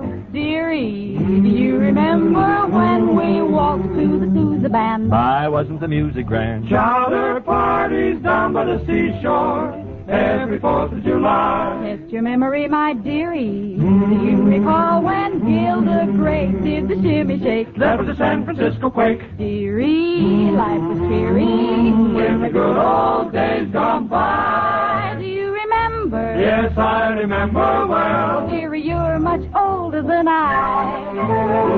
Oh, dearie, do you remember when most gents owned a pair of spats? Wing collars and derby hats. Lovely ladies swinging their fossils made those gentlemen sigh. Test your memory, my dearie. Do you recall when Orville Wright flew a kitty hawk? Well, take it from me, I would rather walk. Dearie, life was cheery in the good old days we knew. Do you remember? I don't remember that because I'm much younger than you. Oh, dearie, remember when we stayed up all night to get Pittsburgh on the crystal set? Keystone movies, Coogan and Chaplin made you laugh and then cry. Test your memory, my dearie. Do you remember watching John Elwyn every fight? Nobody ducked from Sullivan's right. Dearie, life was cheery in the good old days gone by. Do you remember? Yes, we remember. Then, dearie, you're much older than I. Don't have to blab it. You're much older than I. Not by so very much. Do you remember? Do you remember? So do I.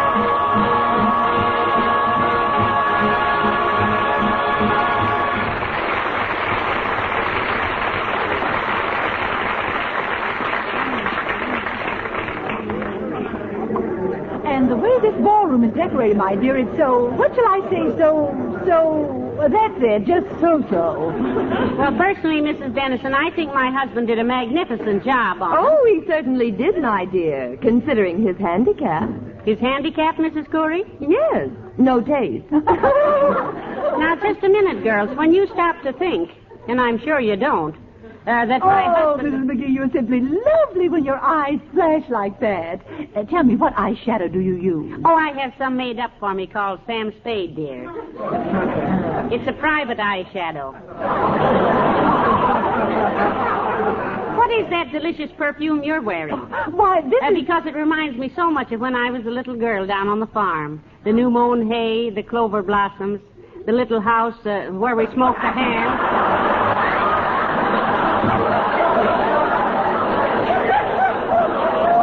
And speaking of hams, my dear, did your husband ask you... Oh, hi, girl. Oh, hello, McGee. I got here just in time. Well, I guess everything's under control. Ballroom looks pretty good, don't it? But that's the way things turn out if you got an eye for detail. Hey, before I forget it, Molly, if I get thirsty tonight, you hold my root beer glass, will you? Hold your glass for you, why? I got to keep both hands free from meeting people. The Turby brought over a couple of big shots a while ago, and I tried to shake hands with the root beer in my fist and like to drown the exalted ruler. Things like that don't help. Oh, there you are, McGee. Hello again, Molly. Hello, Mr. Mayor. Isn't this a wonderful party? Yes, I hope you're saving me a dance. I like the dance. Incidentally, McGee, several people have asked me about your... Hey, Herman, run over and see if the Mrs. Grand Exalted Ruler would like a sandwich or something. Snap to it, Herman. Okay. Hey, Joe, move them chairs back, boy. Isn't he the big executive, Mr. Mayor? I haven't heard so much whip cracking since Mule Train went over the hill. Well, he's done a fine job on this dance, Molly. Everybody's proud of him. Why, Chuck, it's nothing that any red-blooded American boy couldn't have done if he had my executive ability and my crust. As many good friends as I've lost today. Incidentally, what I wanted to ask you is about the... Hey, Emil, move them baskets of flowers there. Put them up by the bandstand, will you? Why? What do you want them up there for? So they won't wilt, that's why. Put them in front of the brass section so the breeze will keep them fresh. English trip, you got to think of everything. That's why this... Look, McGee, everybody is quite anxious to start dancing. I know I certainly am, Mr. Mayor. Well, the orchestra seems to be a little late for some reason. I thought you ought to check, McGee. Whose orchestra did you hire, incidentally? Just a minute, Latriv. Molly. Yes? Molly, get the car started and bring it around to the alley. Quick. I'll meet you at the back door. The car? But what do you want? Don't ask questions. Quick, kiddo. Get the car. What's the matter? Did you forget something? Yeah. I forgot to hire an orchestra. Quick, get the car, kiddo. Oh!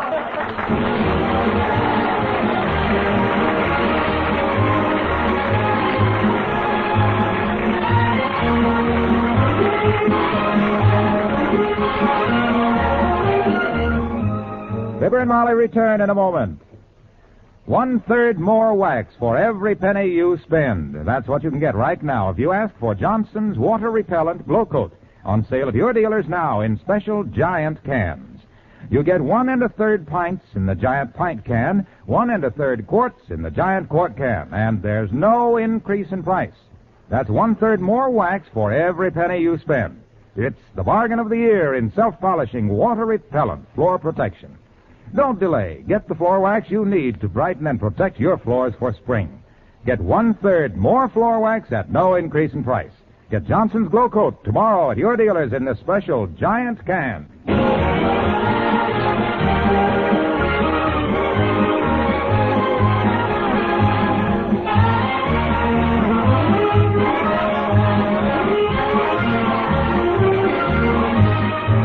Pretty successful dance, eh, kiddo? Oh, it was wonderful, McGee. Yeah. And that marvelous orchestra. Yeah. How did you ever get Ted Weems on such short notice? Easy. Just looked in the paper, seen what time he was on, and tuned him in. Saved a lot of dough, too. Well, it was a fine idea. Yeah. A formal dance with music by radio. How do you ever think of such things? Well, my mind works pretty fast. Especially when 10 or 12 club members corner me in a cloakroom and start rolling up their sleeves. Pack my bag, will you, Tootsie? I'm taking a little trip. Business? Help. Good night. Good night, all.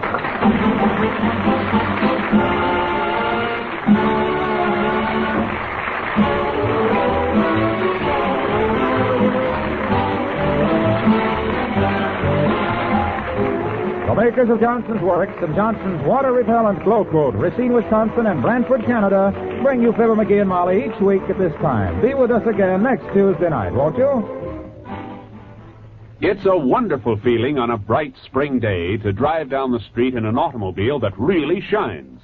And whether your car's new or old, it can have a shine you'll be proud of if you spend just a little time to go over it tomorrow with Johnson's Car New. Car New is the wonderful wax-fortified auto polish that cleans and polishes in one application. It cleans as you rub it on, cuts through traffic tarnish and road film that water won't touch. It polishes as you wipe it off, leaves your car shining like new. And your car shines brighter because Car New cleans cleaner. Get Johnson's wax-fortified Car New at your dealers. Rub it on, wipe it off. That's all you do with Car New.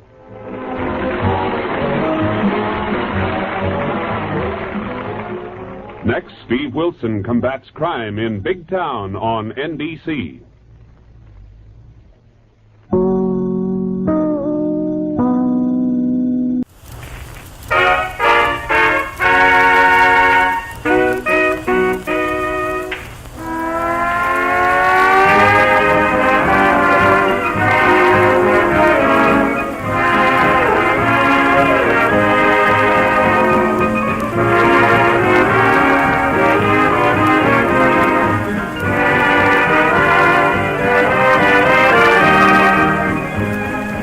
Makers of Johnson's Auto Wax present their 10th travelogue of truth-toppling tales and toe-tapping tunes with Rico Martelli's orchestra, Gail Page, the Three Kings, and Marion and Jim as those ingenious, incorrigible impresarios of the impossible, Fibber McGee and Molly.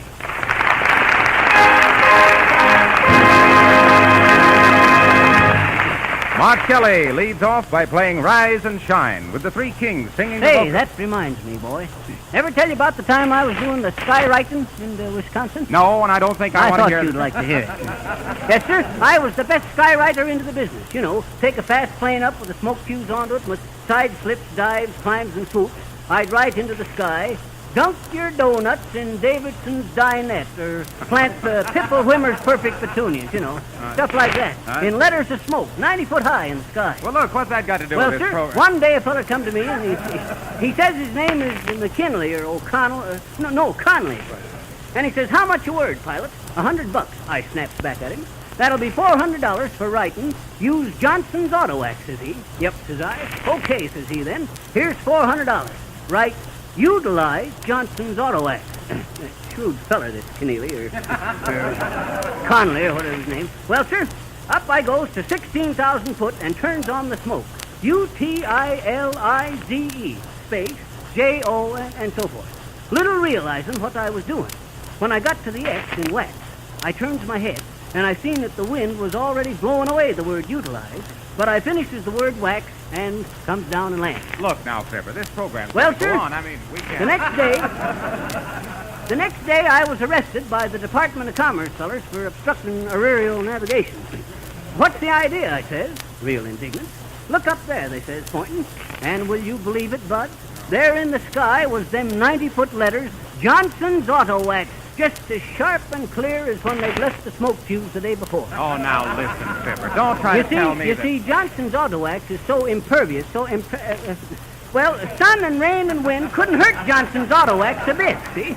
Which I hadn't realized when I took the job. Yes, sir, they had to call out the state militia to shoot it down with cannon. McGee, what are you talking about now? Well, that rise and shine piece reminded me of it. Play that, Mr. Marshmallow.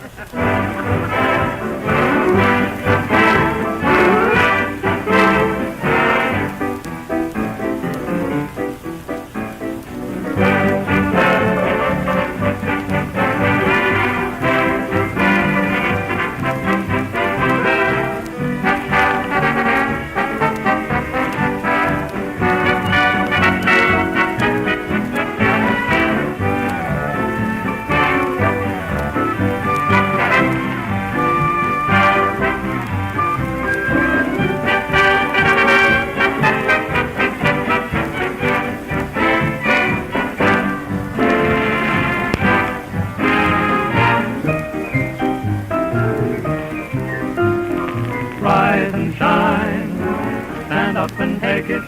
Rise and shine, life's what you make it. If gloom the so-and-so should get you as he soon does, shout high, holy ho, and do just as the moon does. Rise and shine, don't be a mourner, things are fine. Around the corner, no harm in trying it. There's nothing to it, you can do it like the sun. Rise and shine.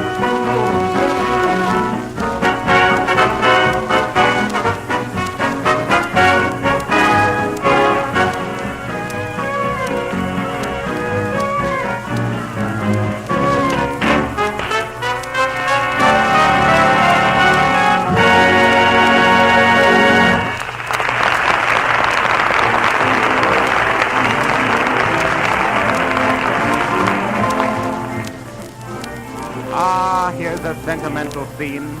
Molly and Fibber are parked along the road, admiring the reflection of the moon on a lake. Some soft music for this, Marcelli, please.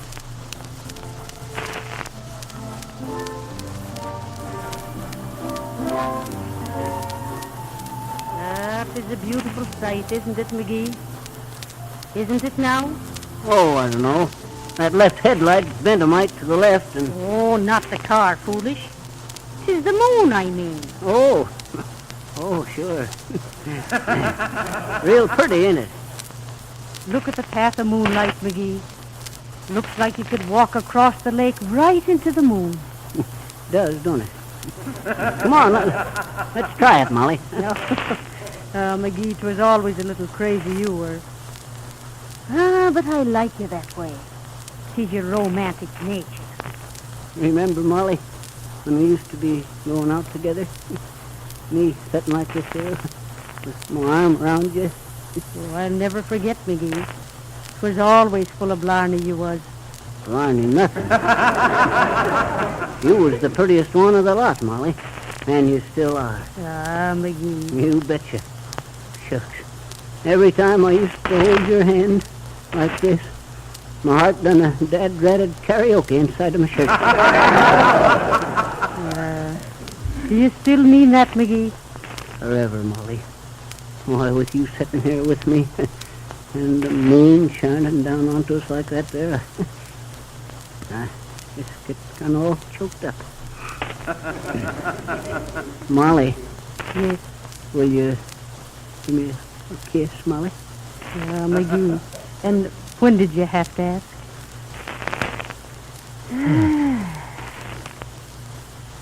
I do believe you still love me. I'll sock the fellow that says I don't, baby. Come on over close to me, Molly, and put your head onto my shoulder. It is foolish we are, McGee. Sitting here like a couple of young ones sparking. And your heart booming like a bass drum this minute. Well, I always says I didn't have no control over my heart with you around, Molly. Shucks, let her boom. But, McGee, 'tis worried I am about you. Your heart ain't acting natural. Huh? Why, look.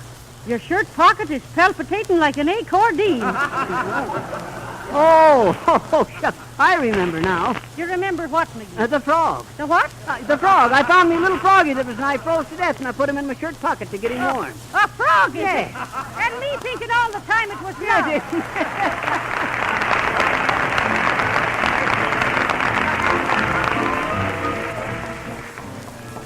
And with a frog in neither the throat nor the pocket, our own Gail Page extends the sentimental moment with In the Middle of a Kiss. Gail Page.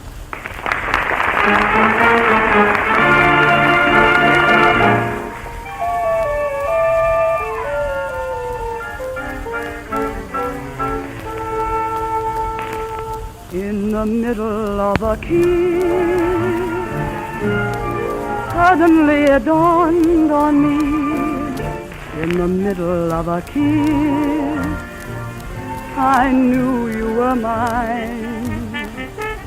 In the middle of a sweet embrace that I at first resented, remember how surprised we were to find we really meant it. In the middle of a sigh, we stumbled into paradise. In the twinkling of an eye, we lost it again. For we didn't comprehend that our dream of love would end just the way it began, in the middle of a kiss. It's funny how it all began. Do you remember? It was in May. To fall in love was not our plan. But something happened to my heart that day.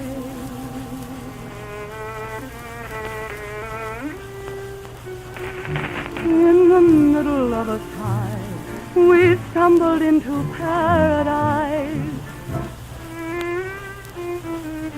In the twinkling of an eye, we lost it again. For we didn't even comprehend that our funny dream of love would end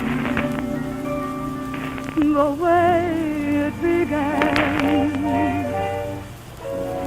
in the middle of a kiss.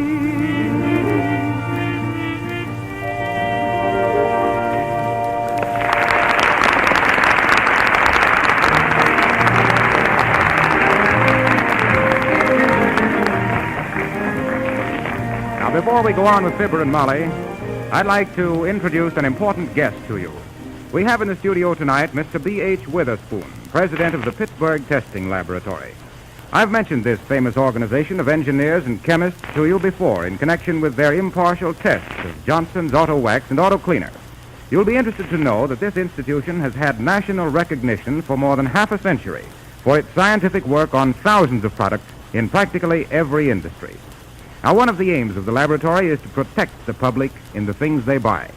Hence, the products they approve must, under actual test, live up to the claims made for them. And because Johnson's Auto Wax and Cleaner have passed such tests, Mr. Witherspoon has consented to say a few words. Mr. Witherspoon. In our studies of Johnson's Auto Wax and Johnson's Auto Cleaner, we spent 6 months testing this method of restoring and protecting automobile finishes under various conditions.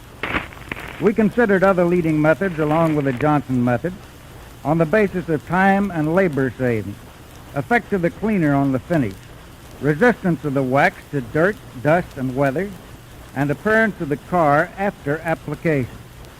In the course of these studies, chemical analyses were made. Sections of automobile hoods and radiators, secured directly from leading car manufacturers with standard finishes upon them, were made especially for test purposes. Accelerated weathering and exposure tests were made. The finishes were frequently re-cleaned and re-waxed and subjected to outdoor exposure for further observation.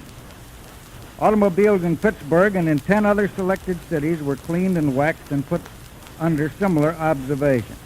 We are prepared to say, as a result of these studies, that Johnson's Auto Cleaner and Johnson's Auto Wax fully meet the requirements of a method for restoring and protecting a car finish.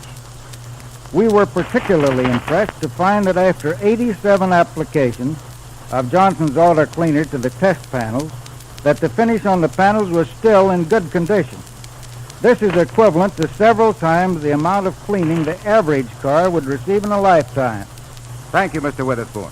And now Marcelli and his men rollick through a bit of sparkling melody titled Polly, with a gentleman named Charles Wagner doing a Jimmy Braddock on the xylophone.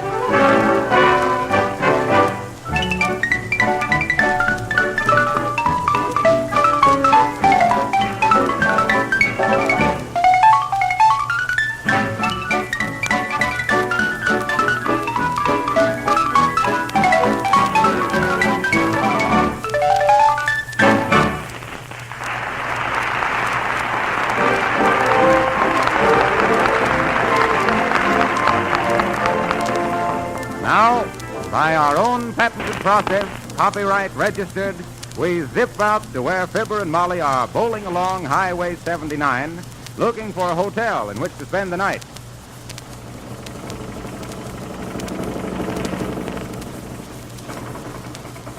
It's 10 miles we've come without seeing a highway marker. Oh, shucks, that ain't nothing. Nothing, ain't it? Well, when a woman ever gets to be President of the United States, we'll have some good roads. Mark my words, McGee. I'll mark your words and you mark my roads. Don't you get it, Molly? I says you mark my... it ain't funny, McGee. Okay. But what makes you think a woman will ever get to be president? She'll never get there on my boat. And besides... Well, there's a little hotel, McGee. Pull up. Okay. Gotta get them brakes fixed. And listen here, that's another thing.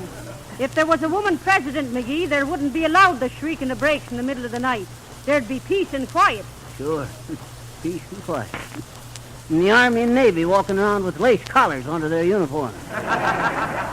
McGee, I'm sleepy. Let's go in and see if we can get ourselves a room. Okay, but I'm telling you, Molly, a woman president... Come on, McGee. Hello there, folks. What can I do for you? We'll be wanting a room for the night, if you please. All right, just sign the register. Well, wait a minute, Molly. What's the rate, mister? The rate? Yep. Double room, that'll be $3. Rates are double, $3 and up. Up where? Just up, foolish. That includes meals, don't it, of course? No, but the coffee shop will be open in the morning at 7. Breakfast at 15 cents and up. Real uppity around here, it seems like. I suppose the elevators are 5 floors and up. Ah, McGee, will you stop your chatter and sign the book? I'm sleepy. That's a very comfortable room at $3. Well, shucks, it ought to be. You ain't familiar with the theatrical rates, I suppose? Well, yes, in a way. Are you theatrical? You'd be surprised, mister. Well, may I see your equity card? My which? Don't you belong to some theatrical organization? He's a past master of the International Society of Gallery Hooters. Well, I ain't in the theatrical business exactly, brother. Circus man himself. Come on to bed, circus man. The gentleman will give you 3 rings in the morning. Well, if you're from the circus, I guess I can give you a theatrical rate. 2.5. This was a 5-ring circus, brother. Could you make it 2.25? You know, I used to sort of hang around the circus myself. Which one are you with? It was a flea circus. And McGee had the back scratcher concession. It was nothing of the kind. It was the Sagan-Hack outfit. You see, brother, I used to be a cat coaxer. Cat coaxer? Well, that's what us in the business called lion tamers. I had to give it up. Oh, nerves, huh? Yeah. But not mine. It was the lion's nerves that give way. Oh, dear. Got so they were so scared of me, nobody could do nothing with them. Well, every time I went past the cage, even, they'd tremble and shake like they had a chill. So I got up a canarial act. Canarial? With canaries? Oh, shucks, no. Canarial was a combination act with a cannon and a trapeze. Cannon and aerial. See through it? I don't get the idea, I'm afraid. Well, I ain't surprised. I'm the only one that ever done her. Used to call me Marble McGee, the miracle man of the Midway. Sure, but he started wrestling with the human skeleton and got fired for rolling the bones during business hours. That's nothing of the kind. You see, brother, say, that's a nice-looking cigar you got there. Yes, have one? Well, I don't care if I do, now that you mention it. Oh, McGee, aren't you ashamed? I'll tell you better after I smoke it. You see, brother, the way my canarial act worked was this here. I'd get shot out of a cannon up to the top of the tent and grab onto a trapeze that was swung out, timed perfect to meet me. Then after a few hand catches, triple flips, and corkscrew twists, I'd drop graceful as a swan into the net, bounce up onto a horse's back that was galloping around the ring, and wind up by leaping off on a springboard over 8 elephants. What, no loop-the-loop? Oh, only on Sundays and holidays. Yes, sir, brother. I was the talk of the circus world the season I done the act as Marble McGee, the miracle man of the Midway. That is, till I got accidentally promoted. Accidentally promoted? Yes. You see, I'd been shot out of this here cannon 3 times a day for 22 weeks. Yeah, the only man who ever got fired every day and kept the job. Who's telling this, Molly? Go ahead, McGee. Well, sir, one hot summer day, we was playing Cedar Grove, Wisconsin. At the same day, our opposition, the big Bingling and Barley show, was playing day and date with us. Shucks was quite a rivalry between us then, and we had to put on our best show to beat Bingling and Barley. But Bingling and Barley had the greatest show on earth, they tell me. That's what they thought. The only thing they lacked was Marble McGee. The midget mug of the monkey cave. The miracle man of the Midway. Shucks. You see, Bingling and Barley had made me several offers through young Bingling himself. But shucks, I was loyal to the old Sagan-Hack outfit. But just to show you what links them circus owners will go to put on a show, they bribed my helper to put a double load of powder into my cannon. A double load, mind you, without my knowledge. Yeah, well, they was just trying to outdo the Bingling and Barley outfit. They didn't mean no harm to me. It was just thoughtlessness. Well, sir, come time for my evening performance. And the band started playing my entrance music. Smoke gets in your eyes. Well, sir, as I stood there into my glittering spangled tights... Oh, What's the matter with you, Molly? You entice McGee. Say, mister, he's so skinny he'd fit in the flute. Well, I have kind of shrunk some since then. Well, sir, I give a look at my cannon. Pretty as you ever see it was, too. All shined up slicker than a whistle with... Machine oil? Nope, it was... Gun grease? No, I tell you, it was... I know. Johnson's Auto Wax. What are you doing in this hotel, Harpo? Well, what happened with the overcharged cannon? Well, sir, I never thought to examine the load of powder, having such confidence into my helper. So I just kisses my hand to the crowd and slides into the muzzle of the cannon feet first. Oh, you was muzzling in, was it? Don't be joking with me down here in this here cannon, Molly. Well, sir, I waited till the boom of the explosion and got ready to grab the trapeze, and then it comes. Up I went like a streak of lightning. Hey, you're out of the cannon now, McGee. Oh, yeah.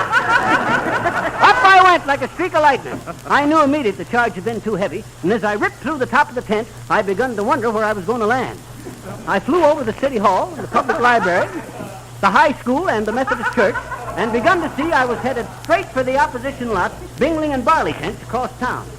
I kind of chuckled to myself as I waved a sparrow or two out of my path.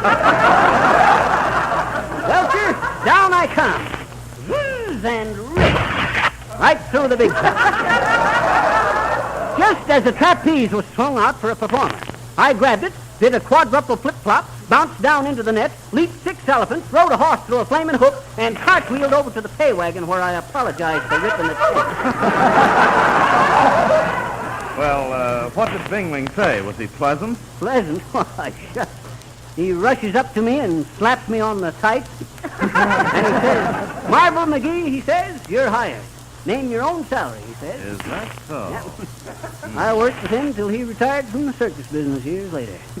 Great guy, Bingling. I'm glad you think so. Why, brother? You know him, do you? Know him? I should. I'm Bingling.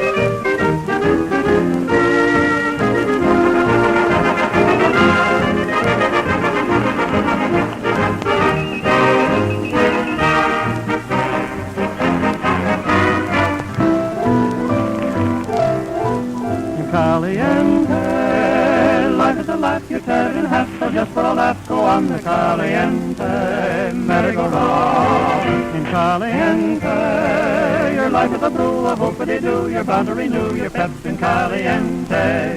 Stepping around, hold on, your cheaters, and see the young Chiquitas. Bet you'd like to be, yes, you'd like to be in the heavenly arms. Bring on the waiters, and then a little later, you'll go silly for their Castilian charms. In Caliente, show me a girl or show me a lad who wouldn't be glad to join the Caliente merry-go-round. You may say that you won't, but I'll bet you'll be on your way to Caliente someday.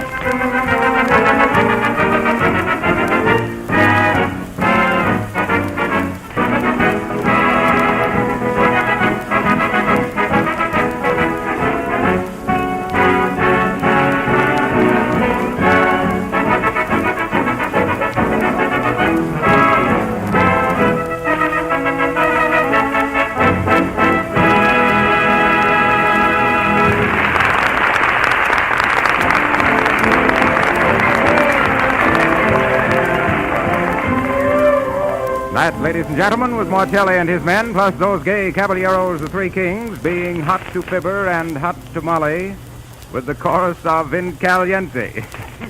You know, Mark Twain was wrong when he said everybody talked about the weather, but nobody did anything about it. We, and by we, I mean the Johnson Wax people, have done something about it. To any of you who've scrubbed, rubbed, and struggled with ordinary auto cleaners to restore the finish on your car, the new Johnson's Auto Cleaner comes as great news. For the principle is entirely new. It's easier and quicker to use, saving both time and muscle work. And Johnson's Auto Cleaner positively will not injure the finish in any way. And once the car is cleaned, let me add that the modern, quick, and efficient way to protect the finish from grit and dust and from the weather is to give it a glistening armor of Johnson's time-saving, car-saving Auto Wax. This unique new high-quality wax is soft enough for easy application, yet when it dries, the flint-like surface defies the elements that ordinarily ruin the finest car finish. And let me remind you again that a gleaming coat of Johnson's Wax not only gives you a car to be proud of, but also increases its trade-in value and saves many car washings. And here's some good news for you. If you act at once, your regular Johnson's Wax dealer or filling station will give you free one regular 40-cent can of black touch-up enamel with every purchase of Johnson's Auto Wax and Cleaner at the special discount price of only 98 cents. This same offer at the same price is also good in Canada. Now, if you ordinarily have your car waxed at a garage or service station, be sure to specify Johnson's Auto Wax and Cleaner.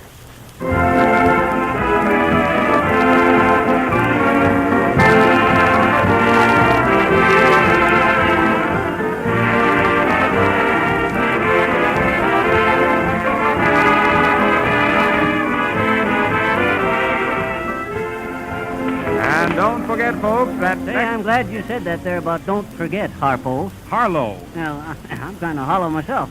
We'll go out and eat together. I get it. But I'm glad you reminded me. Of what? That next week, I'm going to tell about my mule, Salome, that I used to have. Salome, the mule with the educated ears. I get it. And you say I reminded you of her. I resent that. Fibber McGee, come back. Okay, I was just trying to help Harpo here. Well, apparently, friends, next week we'll hear about this educated hybrid with the collegiate oral appendages. Ears to you, and ears to you again, till we meet on this same old kilocycle next Tuesday at this same hour. Until then, brighten your days with the thought that your car is brightened with Johnson's Auto Wax. This is Harlow Wilcox speaking. They tell me. Good night.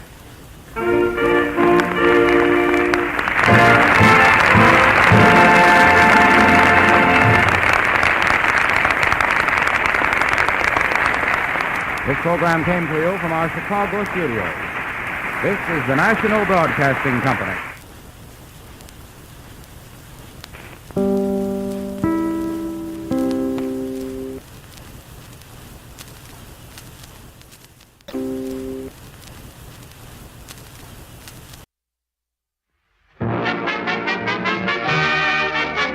The Johnson Wax Program, presenting Marion and Jim Jordan as Fibber McGee and Molly.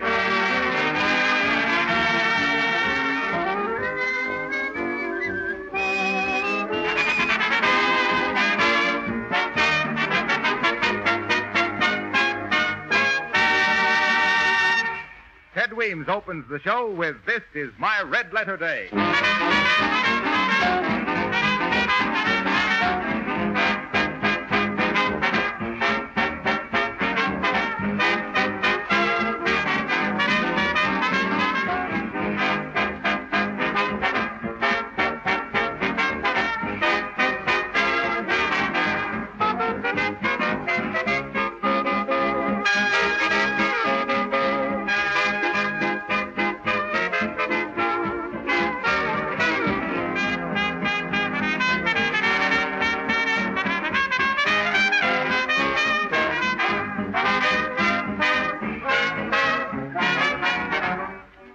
This is the season of the year when floors and linoleum seem to just cry out for polishing. Well, here's the easy, quick way to make them sparkle like new. Just put a little glow coat on those floors and watch them take on a beautiful, bright luster right before your eyes. Glow Coat is the remarkable liquid polish that dries in 20 minutes and shines as it dries without rubbing or buffing. Your cleaning work will be much easier and your home will look fresher and more attractive for spring if you protect your floors and linoleum now with Johnson's self-polishing Glow Coat. Millions of women have learned this new, easy way to keep their floors beautiful. Ask your dealer for Glowcoat, spelled Glo-Coat. Johnson's Self-Polishing Glowcoat, made by the makers of Johnson's Wax.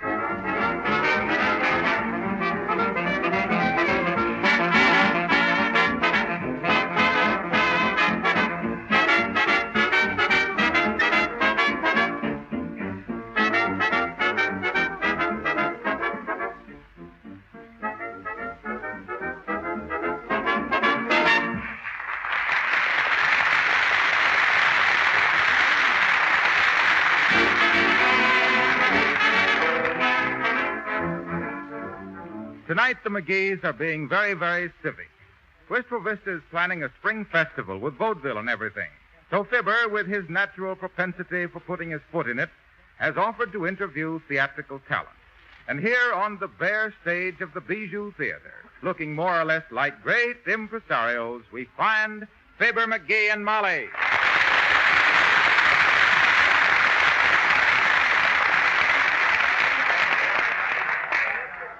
Get going, McGee. Get going. Okay.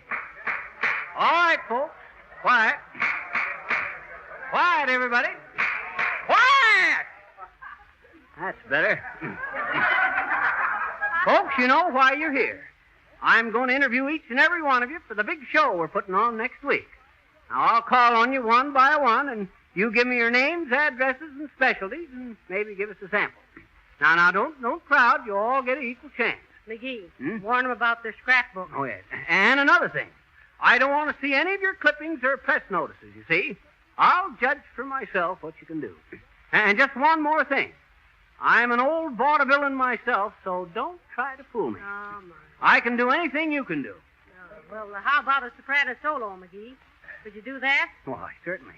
Didn't you ever hear of Double Voice McGee, the mystery color at Churro Basso?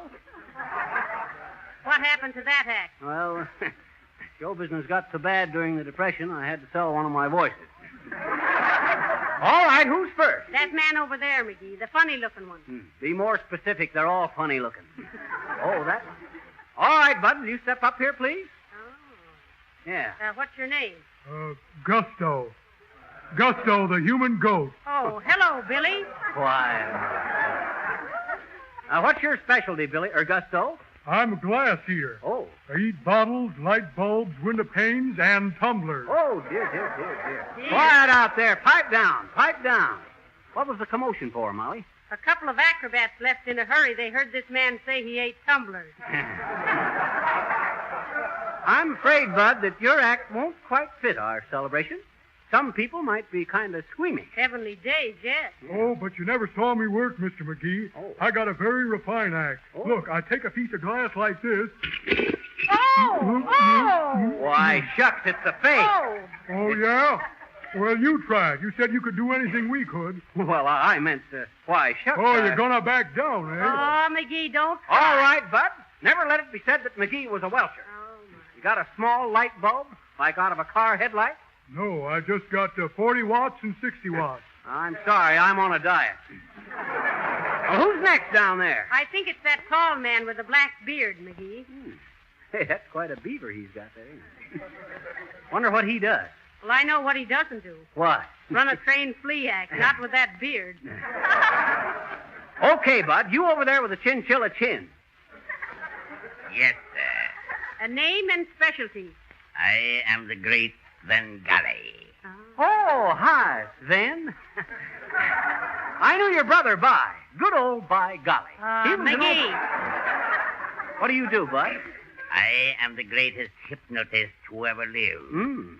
Look at these clippings from the Kansas City Star, where I played the Main Street Theater. Please, we don't want to look at your clippings. No. Skip the press agent junk. Besides, this hypnotism stuff is just a lot of malarkey. But please, I assure you... No go, Bud. It's no go. You can't make a monkey out of me. No? No. Look into my eyes. Huh? Oh. Oh. You are now a monkey. McGee, quit scratching yourself. McGee, stop. Stop it around like that. Please, mister, I'm hypnotizing. All right, madam. But let that teach him a lesson. Rimasso. Cinto. Presto. be a man again. As I was saying, Bud, I don't think... Hey. What's everybody laughing at? You fool. What's that guy sore about now? Oh, well. Let's call the guy with the grind organ next. Grind organ? There's no one here with a grind organ. Really? I swore I heard a grind organ a minute ago when that lady handed me a penny. Who handed you a penny? Why, oh, shucks, maybe I dreamed. Well, who's next? The man with the long red beard. Another beard. Well, we can use him in our show for a curtain raiser, using the razor on that red curtain. All right, Bud. Your name? Bodor. Full name, please. Al Bodor. Oh, what do you do, Al? I play the xylophone with Ted Weed. Oh, good. That's the young lad who travels with Ted Weed. Oh, yeah. I love the xylophone. Yeah. So did your Uncle Dennis. What do you mean, me Uncle Dennis? He never played the xylophone. Well, he should have. He spent his whole life pounding around from one bar to another. Oh. Okay, Al. Now, let's see here. What do you want to play, Al? How about Flat Barrette? Oh, that'll be okay, Mr. Butthorse. Go ahead. Now? Sure. Never butt off till tomorrow what you can bat off today. McGee. Now, go ahead, Bud. Folks, Al Butthorse playing Flat Barrette on the tap table.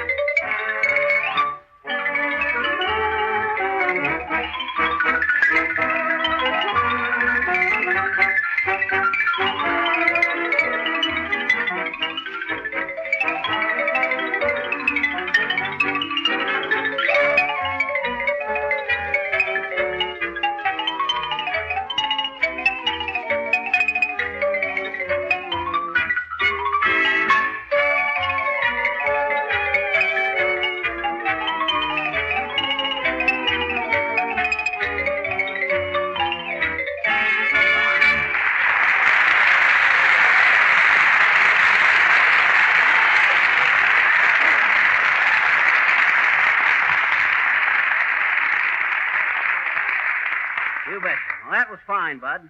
Next? That man in the tights is next, McGee. Just step over to the table here, please. Wow, look at that guy. Heavenly days, McGee. Look at the muscles. I'll say so. Whew. Must be a wrestler or a weightlifter. Gee, I'd hire him on the strength of that physique. Boy, what a man. Say, I think I'd hire you right now, Bud. Oh, I think that's just too lovely of you. But just too sweet for words. Huh? By the by, look what the Detroit News said about me when I was... Next!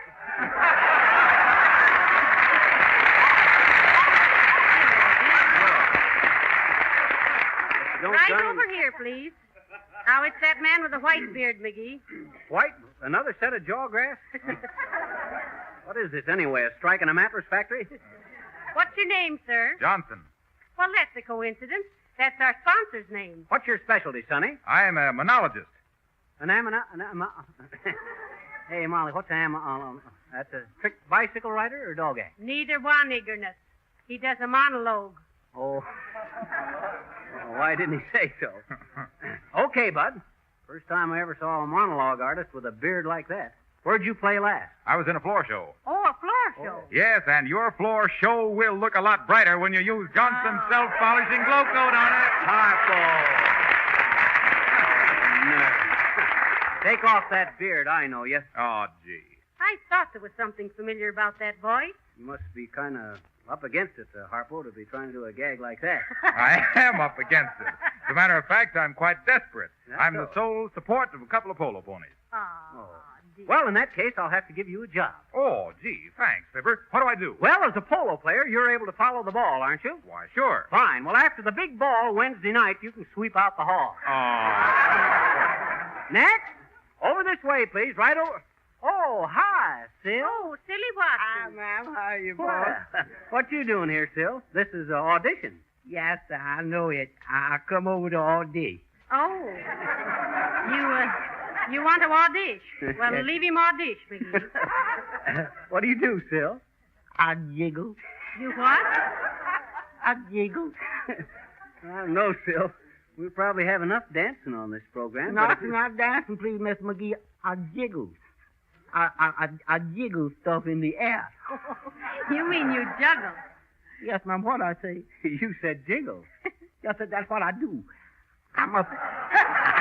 Yes, McGee, I'm a first-class A number X jiggler. Well, I used to be quite a juggler myself, Sil, on the old Orpheum time. What do you juggle, Sil? Well, sir, I jiggled a frying pan, a mop, and a flat iron all at once. All at once? Well, heavenly days. I never knew you could do that, Silly. No, ma'am, I didn't either, Miss McGee. So last night, Rosebud, she got mad at me and threw all them things at me. I had to catch them so that it wouldn't bust no windows, and the flat iron was awful hot. And I couldn't hang on to it long, and the frying pan, too, and I got a sliver off the mop. And, boss, I kept them things in the air for 15 minutes. So, if you need the juggler, please, call on Silly.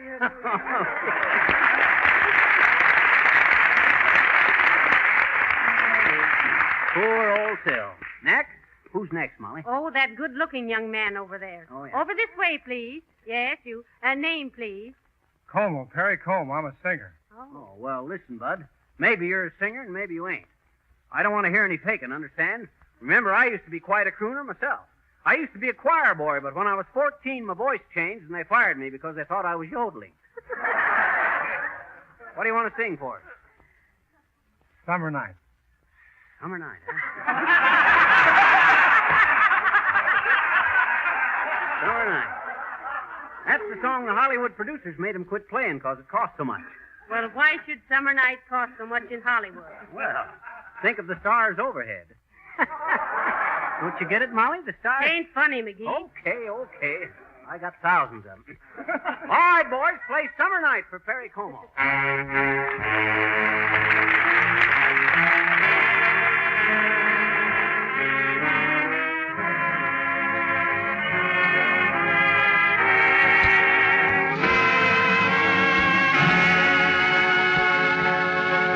Summer night,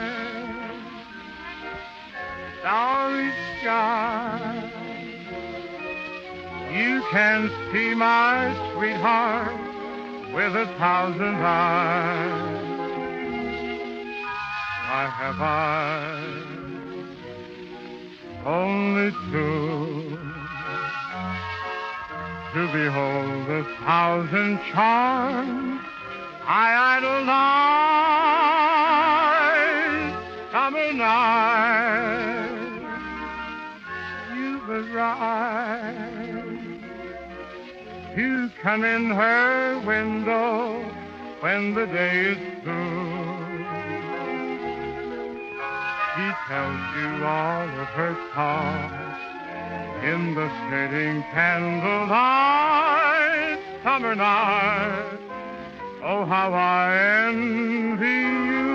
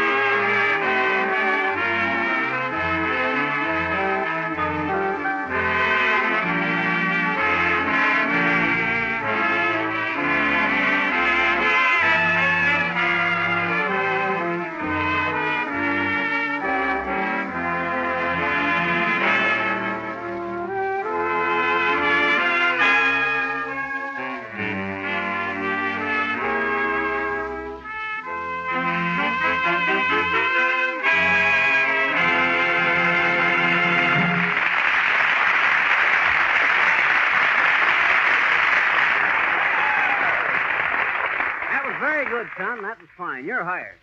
I'm sorry, though, I couldn't have got a better orchestra to play for you, but you know how it is with these pickup bands. What do you mean, a pickup band? Oh, who are you, Bud? I'm the leader. Name, please. Theodore James Hamilton Wilford Henry Weems. What's your full name? Ted Weems. That's better. Reminds me of the time I led the New York Symphony Orchestra. Now, McGee. Huh? Stick to the truth, you know. Well, I know. This was once I happened in on their rehearsal, and I thought they were off key and said so. I thought you said you led the New York Symphony. I did. I led them for 20 blocks till they gave up the chase. Listen, how about my boys playing a number for you? We'll listen to your outfit later on, Bud, but listen, no faking. Remember, I can do anything that any of your men can do. Now, go sit down, Fred. Ted. Okay, Jed. Go sit down. We'll call on you later. Next? I'm next, Tavares. Name and address. Sure, I got name and address. You think I am an orchid? You mean orphan. An orchid is a lovely flower. Then you are an orchid. Oh, now, please, Mr. What was that name again? The name is not again. I have given no name once yet. Drat it. What is the name? Ivan Petrushka Devalnik Vanderbob Andreevich. I am Russian. No. Why? Shucks, Bud, I had you tagged for a Southerner. What's your specialty? I am Russian dancer. Russian dancer, eh? Let's see you do a step or so. And listen. What? I'm an old Russian hooker myself, so don't try to put anything over. Make it legit. Sure, Tavares. Music, comrade.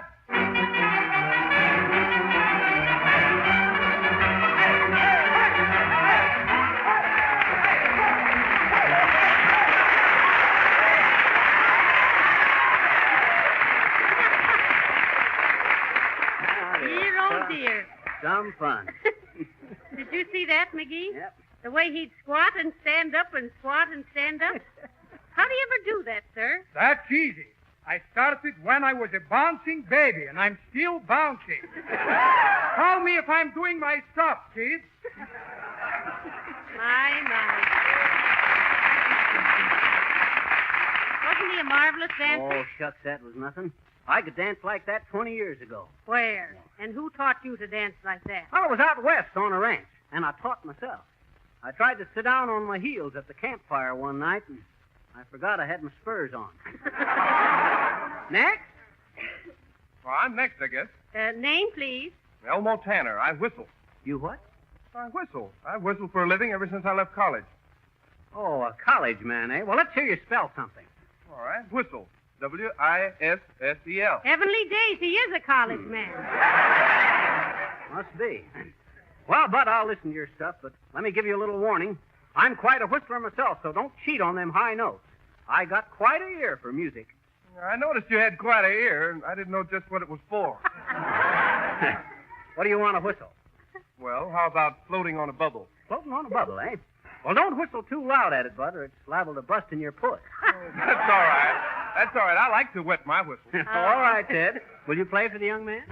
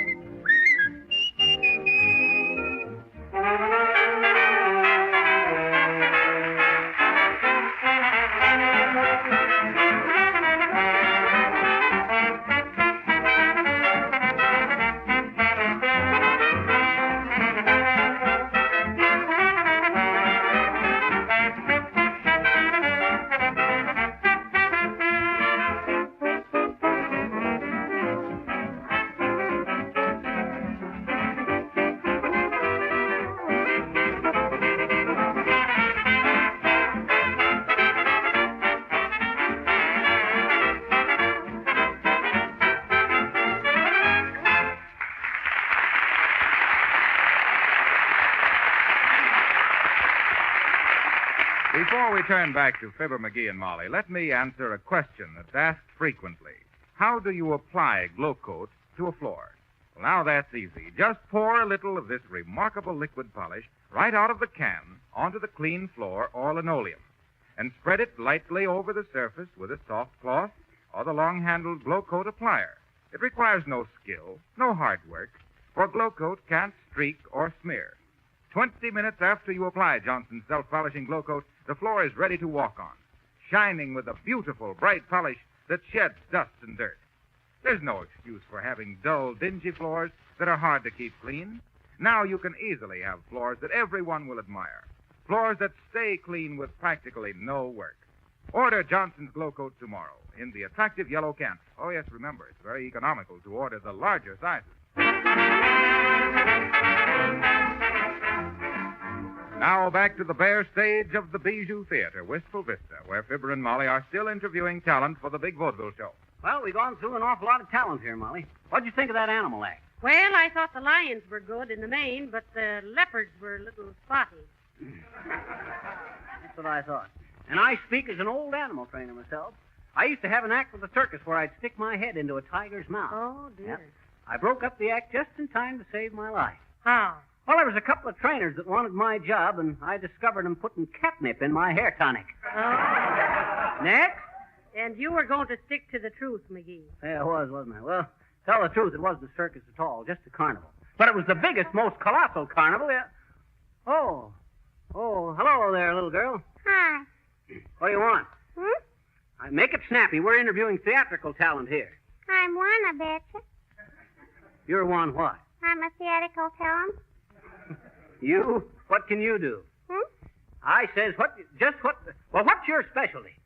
I don't know what that means, I betcha. I mean, what can you do on the stage? Recite. Okay, recite something. What'll it be? The boy stood on the burning deck? Why? Why? Why did the boy stand on the burning deck? He was nuts, I betcha. Oh. That's just the name of a recitation, sis, like the wreck of the Hesperus. Like the heck of the Hesperus. Dad Ratter, what do you want to recite? Oh, Mary had a little goat. Oh, you mean lamb. I guess I know what I want to recite, I betcha. Yeah, but Mary didn't. Oh, Dad read it. Go ahead, but make it snappy. I says, go ahead. Hurry up. Get going. Okay. Mary had a little goat. It's fleece. Fleece. Fleece, not fleas. Okay. Mary had a little goat. Its fleece. Okay, mister. That's fine. Its fleece was white as snow. She fed it empty Glow-Coat cans and how its coat would glow. Ta-da!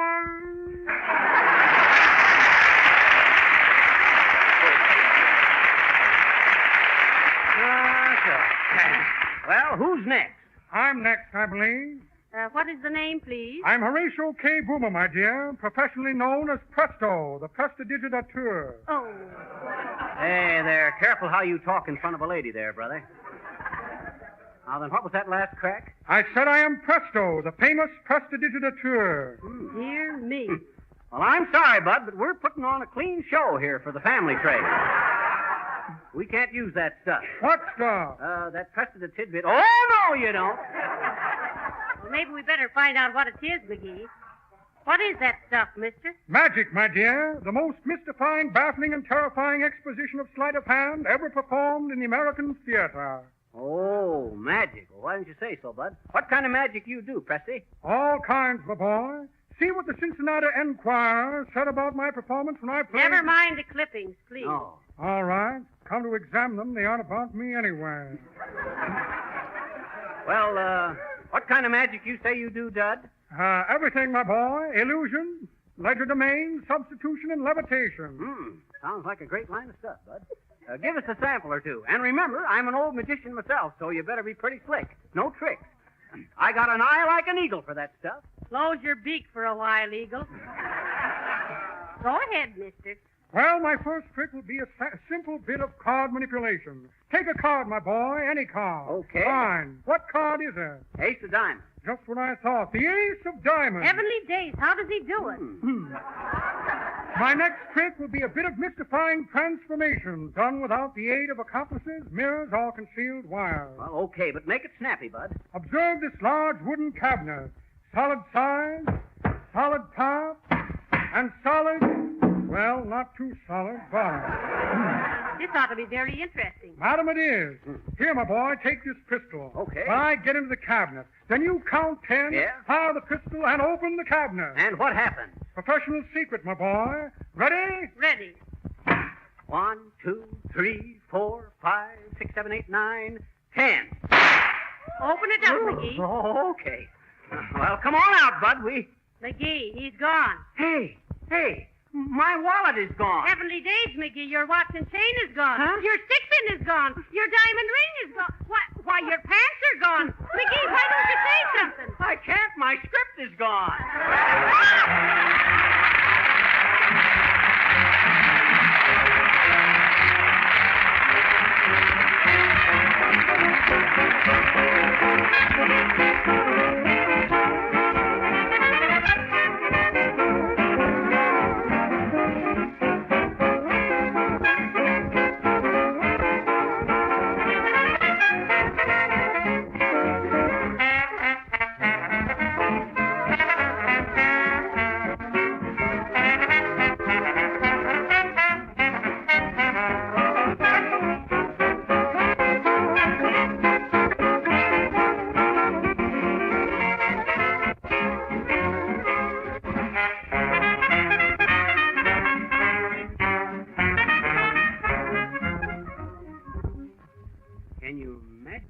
So-and-so swiping my watch? Why, it was terrible, McGee. It was. And you needed to a couple of weeks from now. Well, 12. Why? Well, why, that's the day we change our broadcast time. Oh, yeah.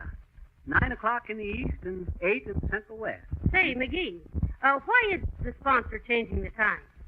Well, he thought we might be funny if we had another hour to work on it. Good night. Good night.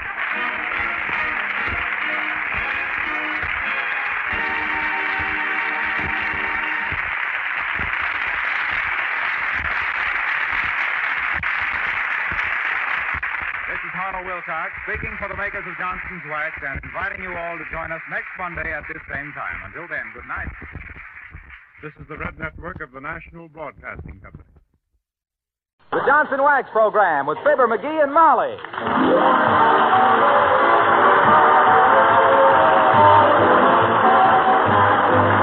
The makers of Johnson's Wax for home and industry present Fibber McGee and Molly, written by Don Quinn and Phil Leslie, with music by the King's Men and Billy Mills Orchestra.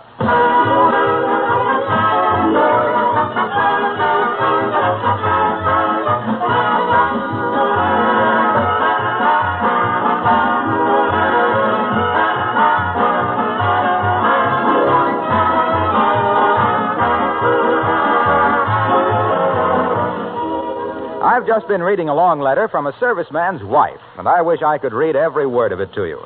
Those of us who still live in our own homes with our own furniture can't possibly realize the discomforts and extra work many of these service wives have to put up with.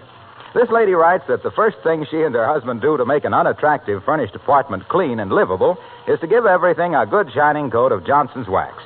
Here are her own words. When I was back home, I never appreciated the expression, her house just shines, because all my friends' houses shone. Now I know that until my own things come out of storage, the Johnson's Wax shine on the furniture is my biggest link with the quality and cleanliness I hope for someday. It adds dollars to the appearance of any atrocity it meets, and a fairly presentable piece will respond in a way to make any girl sing. Please, Mr. Wilcox, keep right on telling them. The families I've moved in after are people who haven't yet heard you. Thank you, service lady. I'll do my best to get everybody to use Johnson's Wax.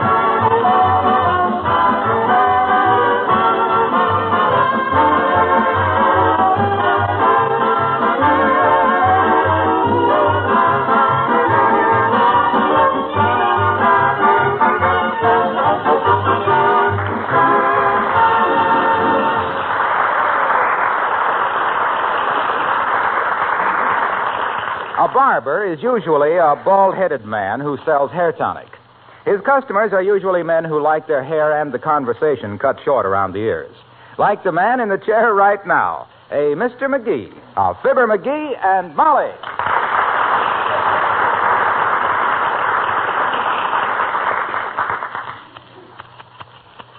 So I'm writing President Roosevelt a letter, see? And in it I'm saying to him, Dear Mr. President, look, kid, I got great ideas. Yeah, now, look, Nick, you told me how Then in my own handwriting, which I am dictating to my wife because I don't write so somebody can read it, including me, I'm going on to say, look, I say, the Army is needing plenty ladies for nursing, is not?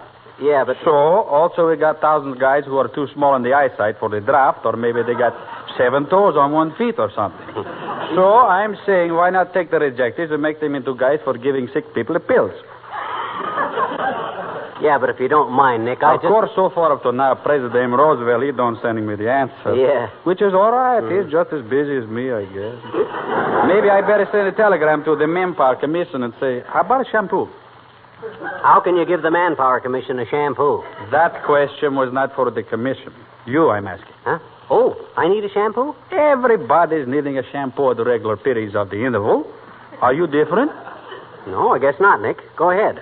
Only after you shampoo it, put some dressing on it quick, because I got a natural part in my hair that runs from one ear across my head to the other ear, see? Looks kind of funny until it's plastered down. Yeah, smart my hair. After shampooing, we always... Hey, wait a minute. How much is a shampoo? 50 cents?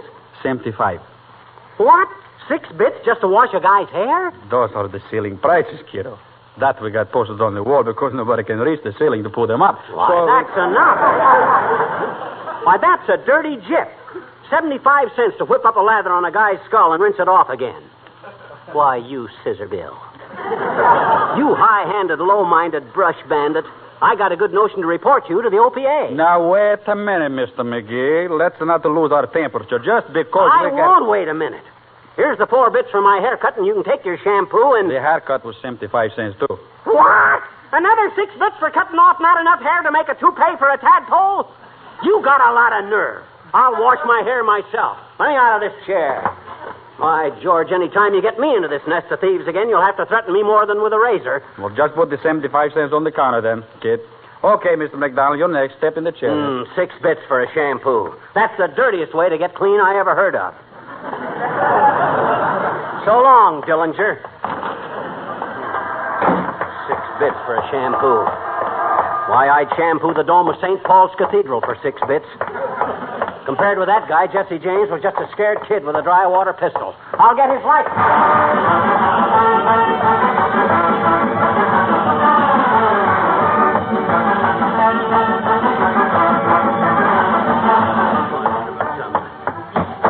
$6 bits for a simple little shampoo.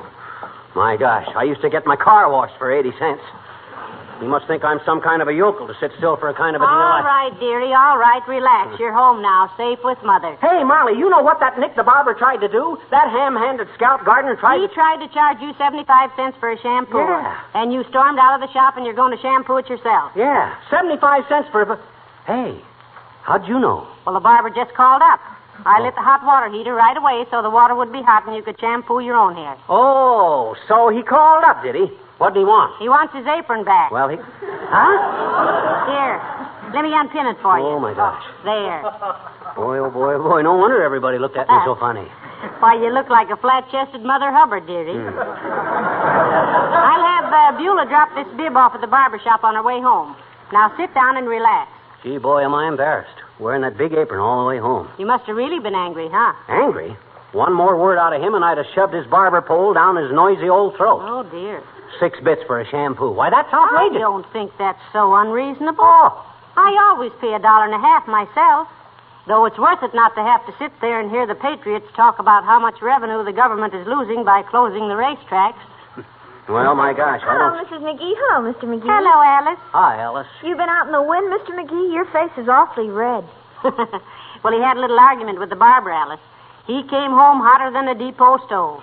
Well, my gosh, 6 bits for a shampoo at that barber shop. Don't you think that's ridiculous, Alice? 75 cents? Yeah. Oh, it certainly is, Mr. McGee. They can't make any money at those prices. I don't know, Alice, why he doesn't wash his hair when he takes a shower anyway. Except that he's usually singing so loud he couldn't hear himself ask himself if he wanted to. Oh, well, I never hear him. But lately I've been so busy with my charts, I don't hear anything. What charts, Alice? You studying navigation so you can find your way home between the boys? Hey,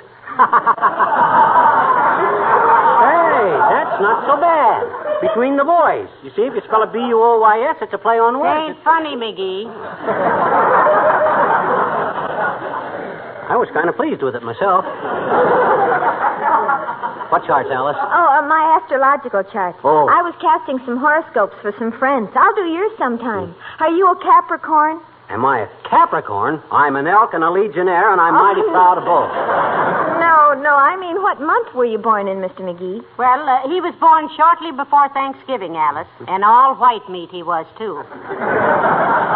Oh, he's a Scorpio. What do you mean I'm a Scorpio? A Scorpio is a big crab with a stinger in his stern. And if you mean that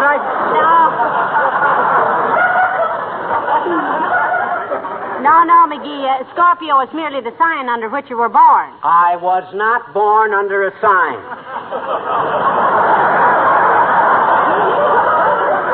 I was born 5 miles west of Peoria on top of Kickapoo Hill.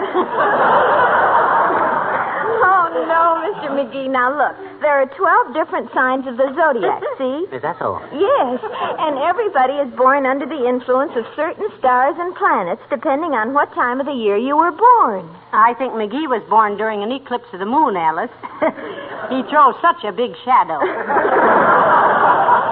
Oh, no fooling, Mr. McGee. It's very interesting. I've started to study astrology.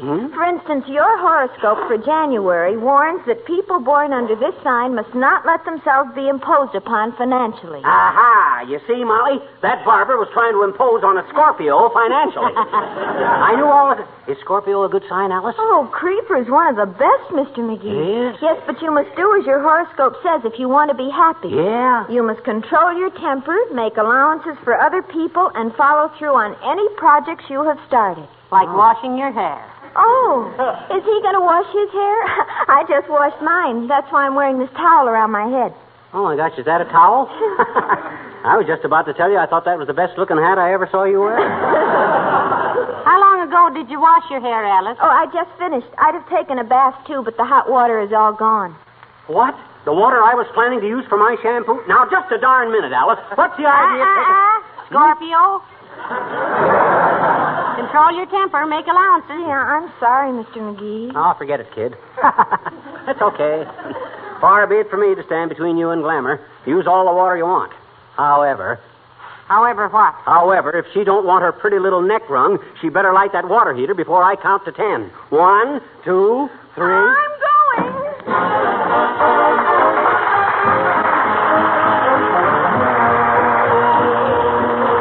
Billy Mills and the orchestra and fascinating rhythm.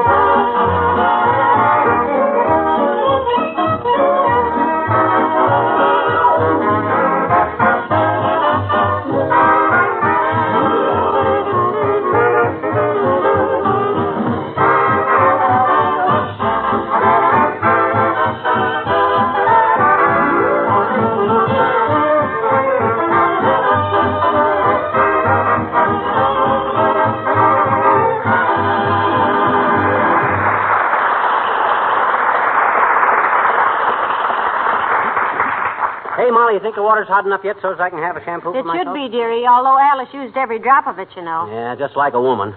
With 3 of them in the house, a man hasn't got a chance. Oh, now listen. Men are just as bad. Huh? When Uncle Dennis was staying here, he was always taking a shower. Oh, well, I didn't begrudge him, though. The only way he ever took water was through his skin.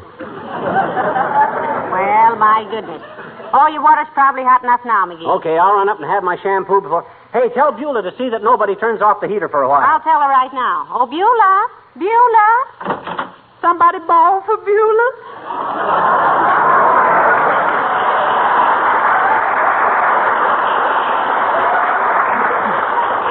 Yeah, I'm going to shampoo my hair, Beulah. He got a little irked at the barber, Beulah. Thought he was being overcharged, so he's going to do it himself. Yes, but them poor barbers, they sure work hard giving folks a shampoo. They just wax their fingers to the bone. Are you inferring that I have an ossified skull, my good woman? Oh, no. But my cousin, he's a tonsorial artist, and I hear a lot about how hard he works. Well, Mr. McGee doesn't need a tonsorial artist. He had his out in 1928. Tonsorial refers to barbers, Molly. It's from the Greek, tonsolasi marabasorian, meaning the quickest way to a man's scalp is to take a shortcut. Well, for goodness sake. You university man, Mr. McGee. No, he isn't, Beulah, but he has an unusually well-rounded background, though. Yes, I can see that. You know what that big razorback wanted to charge me for a shampoo, Beulah? 75 cents. Imagine that. 6 bits for a gob of soap suds and a dash of Schlemiel number 5. That don't sound like no overcharge to me, sir. Barbers give you a real good shampoo. My cousin said 4 men in one day tell him he ought to charge at least $1. 4 customers? No, ma'am, 4 barbers. Yeah, that's what I thought. My barber's named Nick, and if he can't nick you with his razor, he'll nick you with the price list. Well, personally, I think barbershop prices are very reasonable, McGee. My cousin thinks so, too, ma'am. And he's ahead of his class in barber college. Get a degree, Beulah? Yes, a Ph.D. Mm-hmm. Oh, for goodness sake. Doctor of philosophy? No, ma'am. Oh, physiognomy is de-whiskered.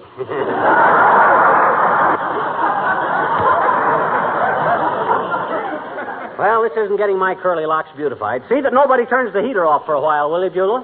You want me to light it for you, sir? Oh, it is lit, Beulah. No, it ain't, ma'am. Excuse me. What do you mean? What? Well, I see the tank was full of hot water a little while ago, folks, so I embraces the opportunity to wrench out some window curtains.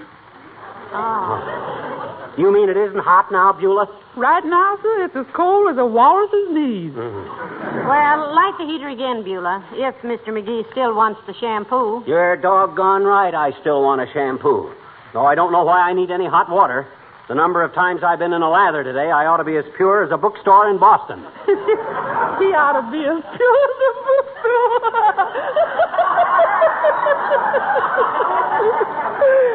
Love that man.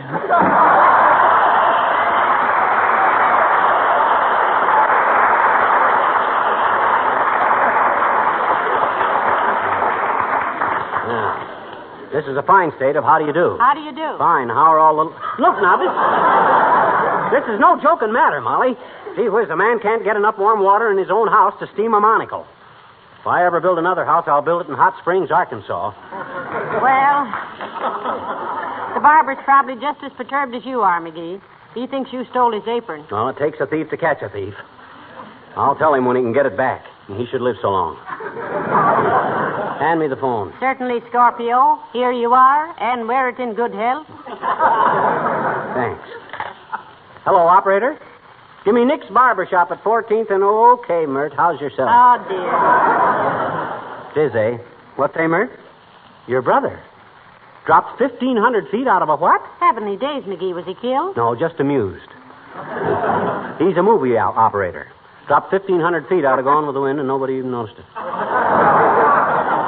What's that, Mert? Okay, I'll call later. Mine's busy. Well, the water ought to be hot again half an hour or so, and you can get this shampoo over with, which will make me very happy indeed. Make you happy? My gosh, I never been so exonerated in all my life. Everybody stealing my hot You water. don't mean exonerated, you mean exasperated. Go on. Exasperated is when your time is up. Like when the time limit on a contract has exasperated. Nah, that's expiration.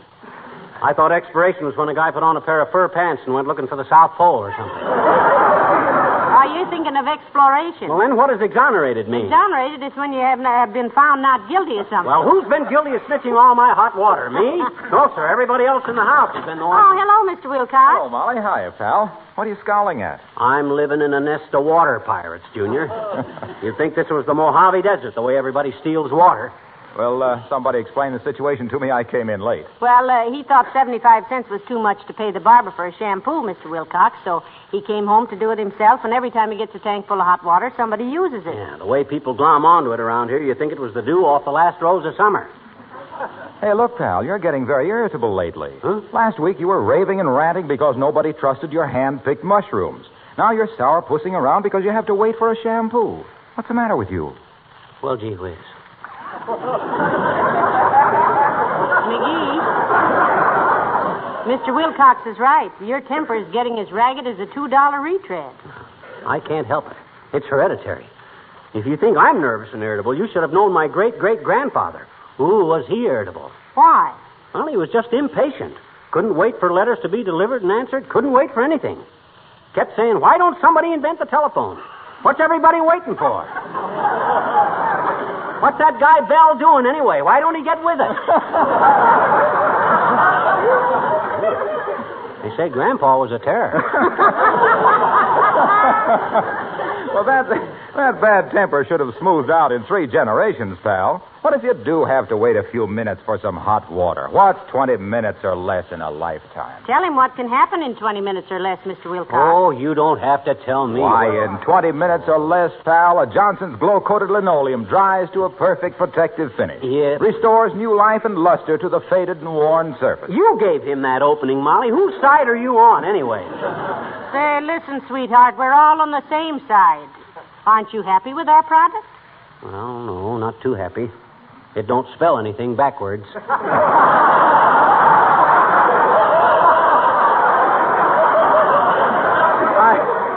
Look, pal, I was merely pointing out that 20 minutes or less can be a happy little period of time. Think of the housewife who pours a little Johnson's Glow Coat out on her tired old linoleum and spreads it around with a long-handled applier. Then think how the world brightens for her in just 20 minutes or less as the Glow Coat magically gives her kitchen floor a new lease on life.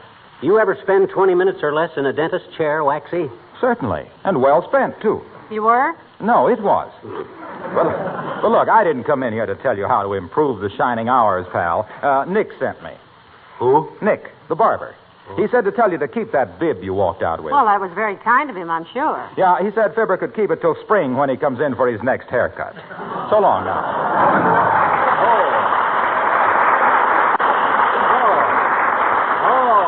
So he said that, did he? If he didn't give the best haircut in town, I'd never darken his hand towels again. Bye, George. Hey, you think the water's hot again, Molly? Well, it should be, dearie. And this time I don't think anybody will cheat you out of it. Well, they better not. The first mug, male or female, that lays a hand on a hot water faucet in this joint is going to get the... Come in. Oh, hello, Dr. Gamble. Hello, Molly. Hello, Mushmouth. Hi, Doctor. Hey, you look kind of bushed. What you been doing? Treating a centipede for fallen arches? Oh, same old routine. Get to bed at 3 a.m., phone rings at 4:15. 5:30, a new little taxpayer starts squawking as loud as a full-grown one. At 7, I'm back in bed. At 9, I'm back at the hospital trying to be patient with patients who are trying my patience. Well, you certainly look like you could use a good night's sleep, Doctor. I wish my father and mother had been grizzly bears so I could sleep till about April. As it is, I'm in and out of the hay like a Nebraska pitchfork. Don't you even get time to shave? Haven't for 2 days. Just stopped in here because my car broke down the next block. Take 'em half an hour to fix it. You know what? What, Doctor? I'd give my right eye, that's the one with the evil leer in it, for a hot shower and the use of McGee's no doubt dull razor. Got any hot water in the house? Why, hot water? Yeah, hot water. You know, that stuff you toss a bone in to make soup. Why, certainly, Doctor. As a matter of fact, we just heated a tank full. Yeah, you see, I see you are two lovely, charming people. Mm-hmm. And now, if you'll excuse me, I shall run upstairs and swab the frame. If you hear a rusty clatter, pay no attention. It'll be my pores opening. Well, say it, McGee. Yeah, and go back to vaudeville.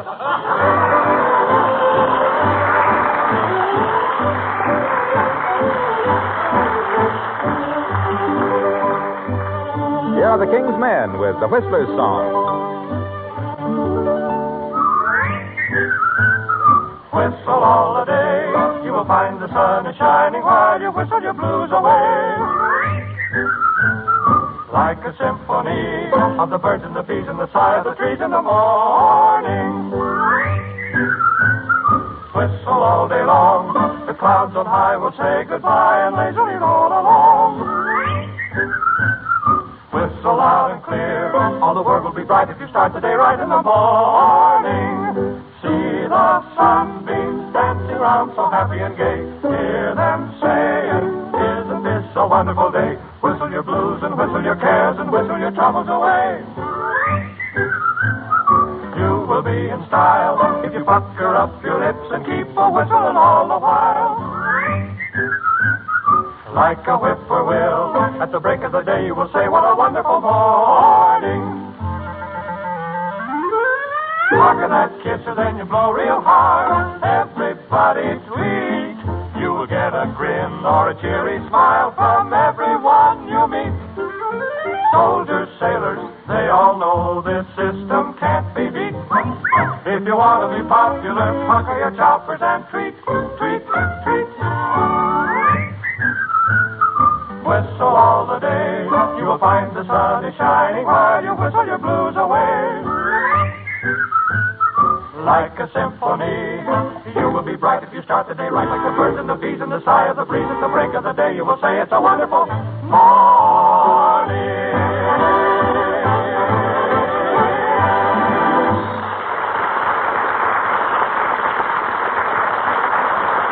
I've been standing in the shower for almost half an hour. The door fetch me in. Hey, McGee, I helped myself to a couple of your clean handkerchiefs. I hope you don't mind. Where's McGee, Molly? Out in the kitchen, Doctor. You feel better now? My dear, I feel so much better that with a little luck I can get through the day without folding up like a summer resort card table. Thanks for the hospitality. Not at all, Doctor. And the man came to the door and said your card would be ready in about 10 minutes. It's a wonderful world we're living in, isn't it? As I told one of my patients who had sat on a darning needle, why worry? Everything comes out all right in the end. What's McGee doing? Well, he's just sitting there with his shotgun across his knees. A shotgun across his knee? Yes. What's the idea? Going to flush a covey of quail out of the icebox? No, he's just making sure that, well, it's a long story, Doctor. And if it's about your husband, I'd like to hear it. He's a fascinating little character. Well, it started in the barber shop. The barber was going to charge him 75 cents for a shampoo, and McGee thought it was too much. He would. McGee thinks no more of a quarter than I do of my third cervical vertebra. Yeah. And he came home to give himself a shampoo. But Alice used all the hot water, and he waited and heated some more, and then Bewley used all the hot water, and he heated some more, and... I get it. You got it. Well, my epidermis is more important than his scalp, if only because there's more of it. But what's this about the shotgun? Well, after you took your bath, he lighted the heater again. Now he's sitting there guarding it with his shotgun. He says anybody who steals this batch of hot water is going to be so full of lead, you could use them to write a letter to your Aunt Minnie. Well, I haven't got an Aunt Minnie, but my sister Gertrude would be happy to get a postcard. Tell McGee I'm very sorry that... No, I'll tell him myself. Well, where's the kitchen? Through this door? No, please don't. What's the matter? That's the hall closet. Oh, I see what you mean. Yeah, sure.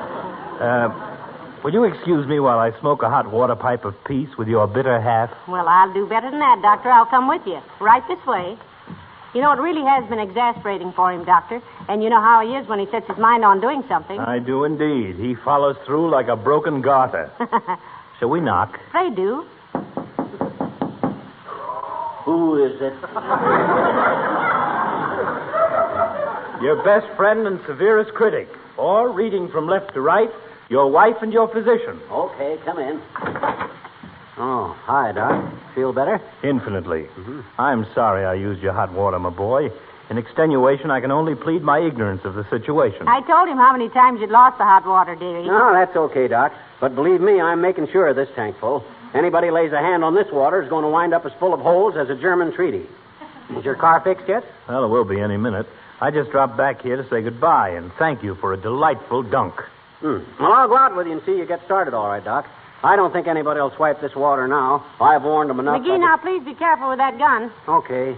I'll just set it down here in the corner. Oh, heaven funny days, McGee. Look what you did. What a neat third act curtain, boy. Oh. You blew a hole right through the hot water tank. Why, this is impossible. The gun wasn't even loaded.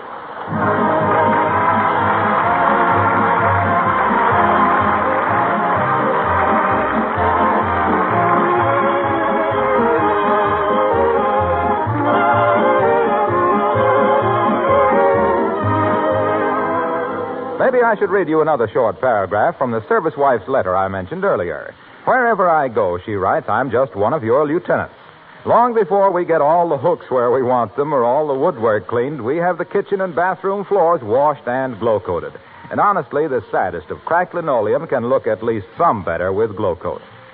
Yes, it can, as many of you other ladies have discovered. But the tragedy of it all is that same linoleum would still be looking very much like new if it had been protected with glow-coat from the beginning.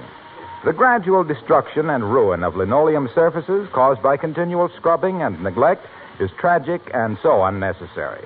Johnson's self-polishing glow-coat actually saves work. It needs no rubbing or buffing, makes cleaning so easy, and its regular use makes linoleum last 6 to 10 times longer, besides making it more beautiful.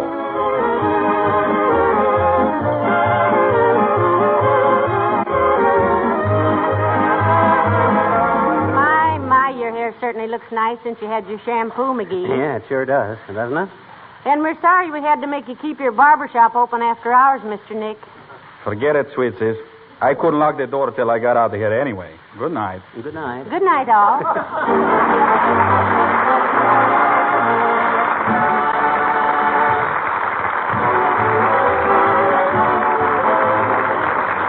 This is Harlow Wilcox speaking for the makers of Johnson Wax Finishes for Home and Industry, inviting you all to be with us again next Tuesday night. Good night.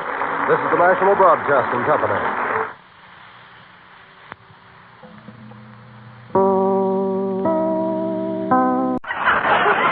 The Johnson's Wax Program with Fibber McGee and Molly.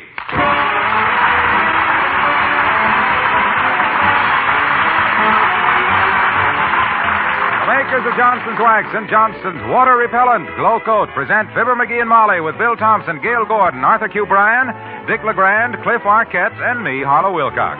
The script is by Don Quinn and Phil Leslie. Music by the King's Men and Billy Mills Orchestra.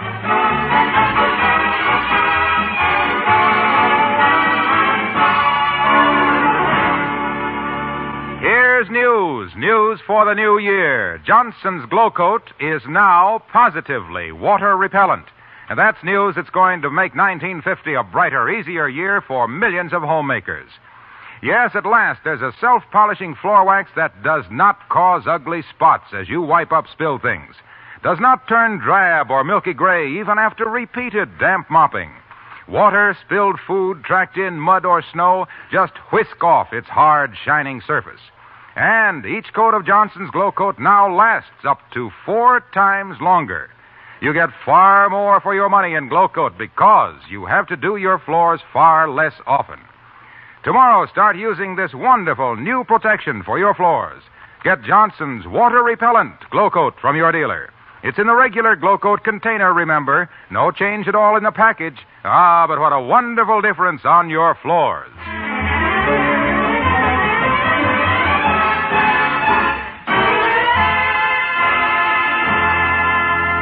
Molly McGee has an aunt, Aunt Sarah.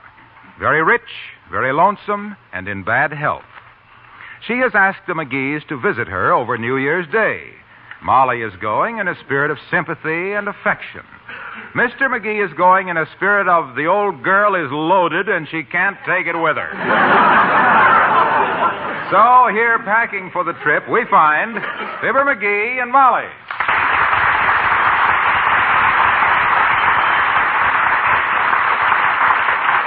Now, let me see. I wonder if I better take my little electric flat iron with me. For what? To crack walnuts? In case I want to press out a dress or something, dearie. Do your own pressing at Aunt Sarah's? Are you kidding? Why, that house of hers is fuller of servants than Paul Whiteman's riding breeches are full of Paul Whiteman. Hey, what time's the train leave? 5:45. Standard time? As standard as that train ever gets. You know something? I've seen the engineer and the conductor at the station synchronizing their sundials. Sit on this bag for me, dearie. Please, I can't get it shut. Okay. You snap the lock. All right. There. Are you about ready? Well, practically. I just wonder if I ought to take this book with me. What is it? The Psychological Predetermination of Social Maladjustments from the Standpoints of Heredity and Environment. Oh? It's a study of economic factors in conjunction with the materialistic approach to submarginal population areas. Heavenly days. Yeah, I thought I might leave it laying around on my night table, Impress Aunt Sarah. She thinks you married a dope.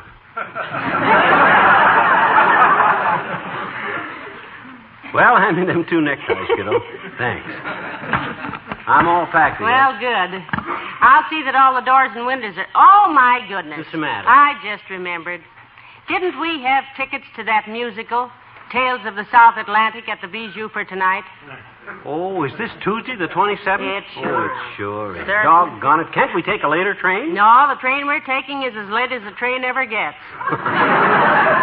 We'd better give the theater tickets to somebody else. Who? How about Ole at the Elks Club? Oh. He probably doesn't get a chance to see many good shows. That's a good idea, Snooky. Hand me the phone. Here. Thanks.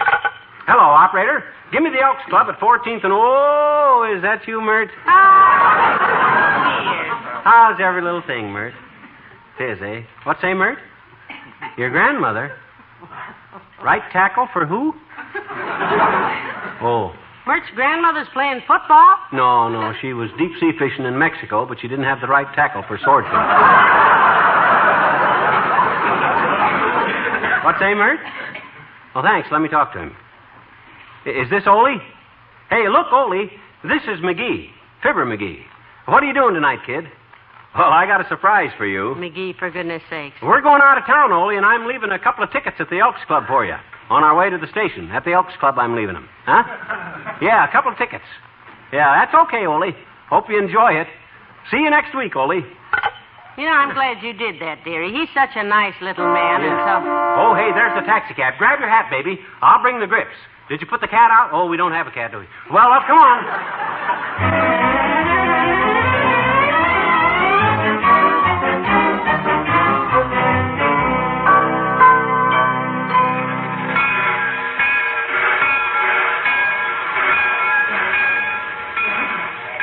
What did information say about our train, dearie? She just laughed. I asked her, did we have time to grab a sandwich, and she says we got time to go rabbit hunting and cook the rabbits. She says she never... Your attention, please.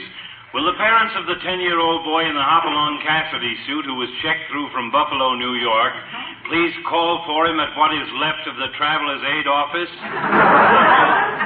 I just love railroad stations. Yeah. People going, people coming, people weeping on people's shoulders for fear they might miss their train and have to stay a while longer. Yeah, very dramatic place.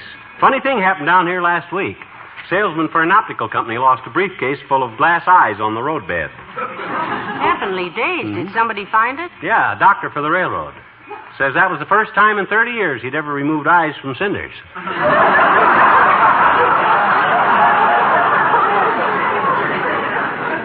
And the week before Your that... attention, please. Will passengers who have been informed that all space to the West Coast has been sold out and then find the train half empty, please refrain from insulting the conductors. They have their own troubles. Thank you. I'd like... Oh, look, McGee, there's the old-timer. And Bessie. Yoo-hoo, Mr. Old-timer. Oh, hi, old-timer. Hi, Bessie. Well, hello there, Johnny. Hello, daughter.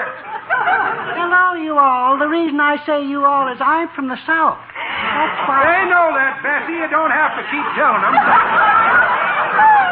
Bessie's awful proud of being a Southerner, kids. Yeah? Her grandpa got gored at Bull Run. Didn't he, Bessie? Yes, he did. Oh, he was a fine soldier.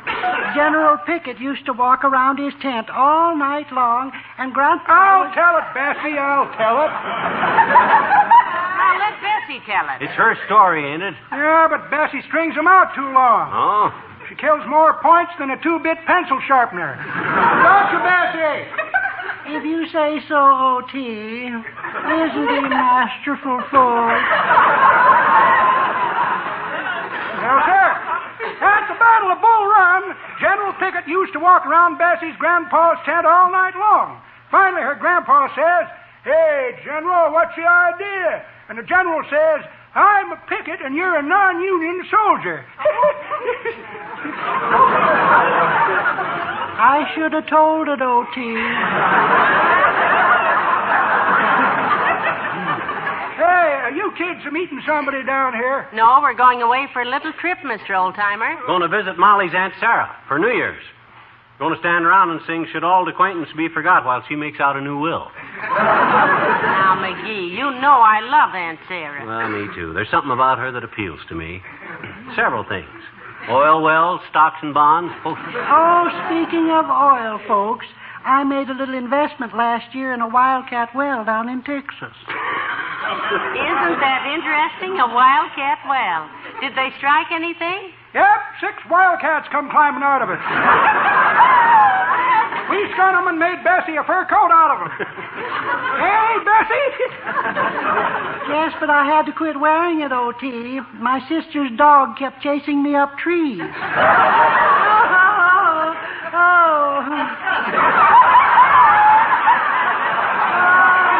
goodness gracious, I could just... Don't string it out, Bessie. You had your laugh. Well, so long, kids. Me and Bessie's got to get over to Gate 6. The 5:52's about due. Oh, you going away somewhere, too? No, we just... I'll tell it, Bessie. Yes, O.T. We always come down to meet the 5:52, kids. Yeah? Only place we can park and kiss each other for 15 minutes without some nosy cop shining a spotlight on us. Come on, Bessie. So long, kids. So long, you all. So long, old timer.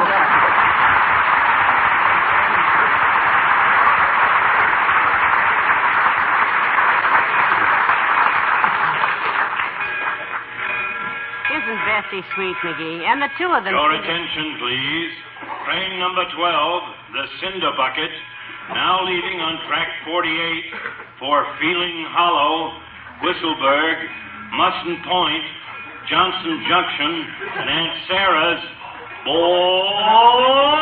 Well, come on, Tootsie, that's us. Let's go. Wait for baby.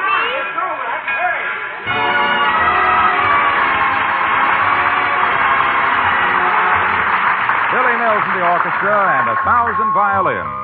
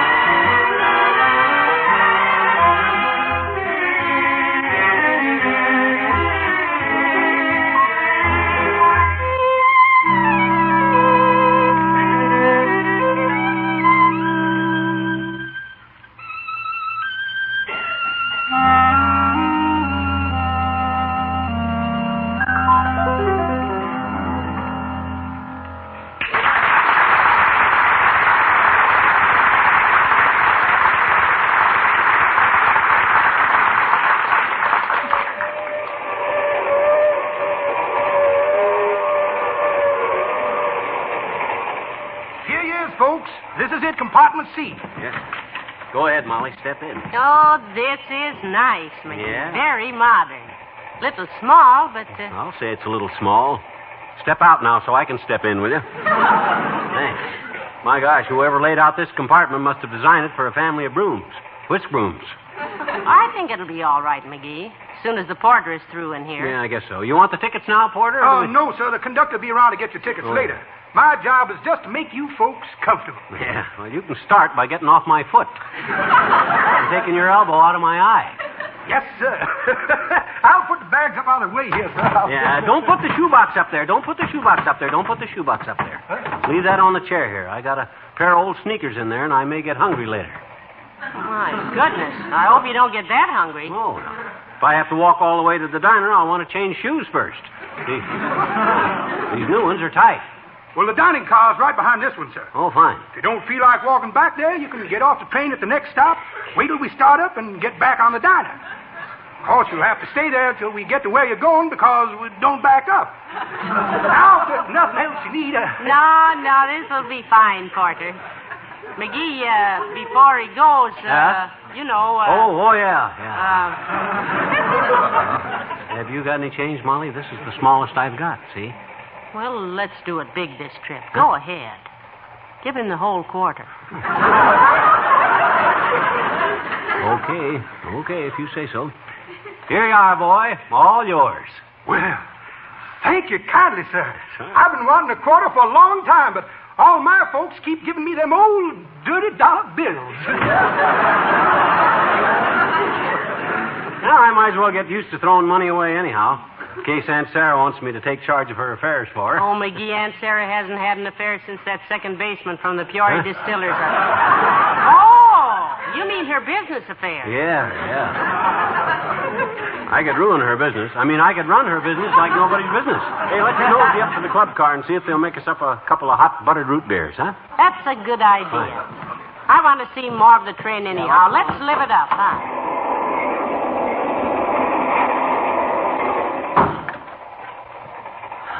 Say, this train has everything, McGee. Boy, it sure has. Oh, look. My gosh, a barber shop. You know what? I think I'll get a shave.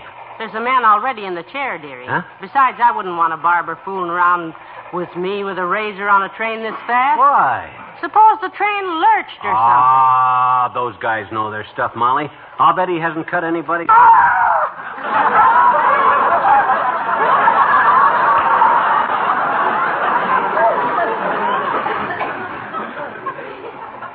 I can shave myself at Aunt Sarah's.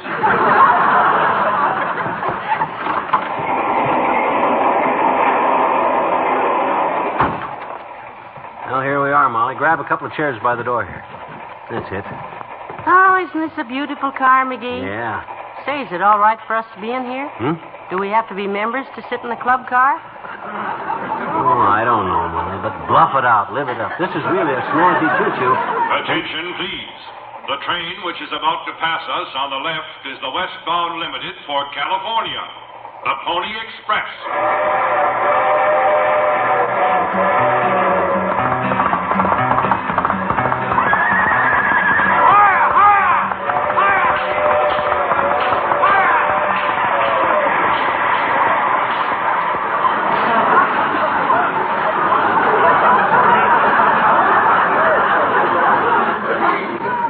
An odd name for a train.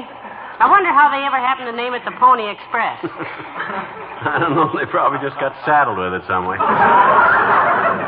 Hey, I wonder if I should have left the tickets in our compartment because the conductor... Hello there, Molly. Hiya, pal.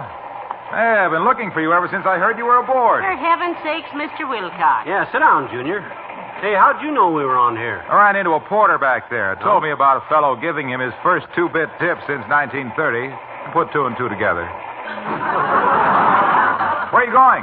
We're on our way to spend the holidays with Aunt Sarah, Mr. Wilcox. Yeah, Molly's rich, Aunt Junior. Or Molly's rich Aunt Junior. She may want us to help her write a new will. You going someplace, or you just going someplace? You like to ride trains? I like to ride this club car, pal. Oh. I get such a bang out of watching the stewards. Yeah? The fun they have.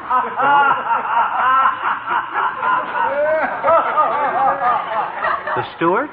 Yeah, hear them laughing, Pep. They're fracturing themselves. Are they telling jokes or what? No. One of them just spilled a drink. Watch them laugh.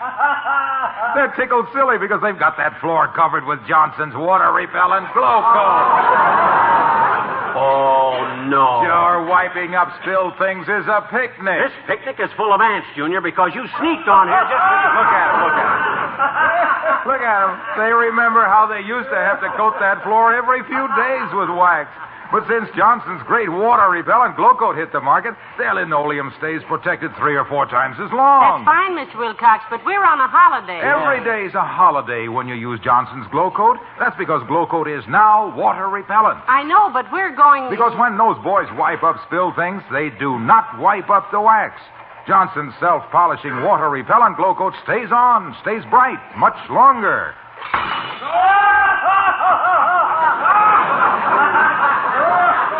My gosh, the way they're spilling water, it better be water. Hey, wait a minute. Those guys are having all the fun. Hey, let me wipe up one, fellas. I'm the Johnson man. Give me a turn. I want to wipe up something. Because the wax does not come off. This is supposed to be a club car, ain't it? Hey, Stewart, get me a club. I want to beat the junior out of Junior. Now, McGee, hush. Let Mr. Wilcox earn a living. For all of us. Your attention, please. The cinder bucket is now passing some of the finest scenery on this line. On your right is Mount Argabright, known from coast to coast as the world's smallest mountain peak, having an altitude of 12 feet above sea level. My gosh, I wish I had that speaker system. I could think up more interesting stuff than that. Like the diesel engines they got on here, for instance. Why don't you talk about that? Hey, McGee, just what is a diesel engine, anyhow? It's a new type of engine that was invented by a mechanic in Brooklyn. After he got him finished, he says to the railroad, "Look, yous guys," he says, "diesel'll be the greatest engines you'll ever see."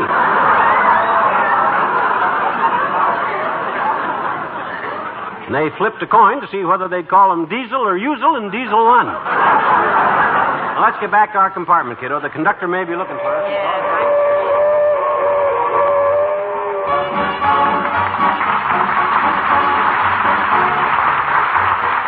King's Band with Foster Carling's When You Dance the Old Year Out. Here we go, salute your partner, swing her round and round about. Let her know your heart is happy when you dance the old year out. Soon we'll be a whole year older, so get ready now to shout. Hold her head upon your shoulder as you dance the old year out. The new year in, the old year out. The new year in, the old year out. A new year dances in, remember when you dance the old year out. Hey, Aunt Matilda feels the spirit. Uncle Zeb has got the gout. Grandpa Jones can hardly hear it when you dance the old year out. Whirl her now and count to 7. Kiss her and without a doubt she will think that she's in heaven as you dance the old year out. The new year in, the old year out. The new year in, the old year out. A new year dances in, remember when you dance the old year out. All together now, let's go. All about the left with the old left hand, and the right with your partner, right and left hand. Turn around now and give it a whirl. It's 12 o'clock, boys. Kiss your girl. Oh, boy. Here we go, salute your partner, swing her round and round about. Let her know your heart is happy when you dance the old year out. Soon we'll be a whole year older, so get ready now to shout. Hold her head upon your shoulder as you dance the old year out. The new year in, the old year out. The new year in, the old year out. A new year dances in, remember when you dance the old year out.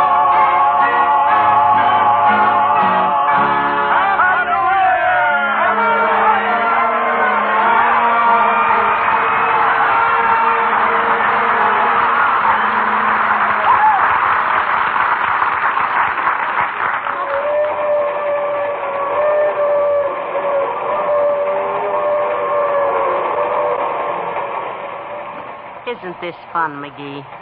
It's been so long since we've been on a trip. Yeah. And it's such a nice little compartment. Everything's so modern. Hey, look at this little cubbyhole down here. It says place shoes here for shine. What about it? That's kind of silly. Anybody thinks I'm going to sit on the floor here with my feet in that little box waiting for the train to come and shine Ladies light? and gentlemen, if you will glance out the train window to the south, you will notice that we are passing historic old Lake Pantsdown. Lake Pantsdown? It was on the east shore of Lake Pantsdown that during the Revolutionary War, General Kenford was attacked by the British and got caught with his. Our next point of interest will be reached at 6:38. Thank you. You're welcome. You getting hungry, Snooky?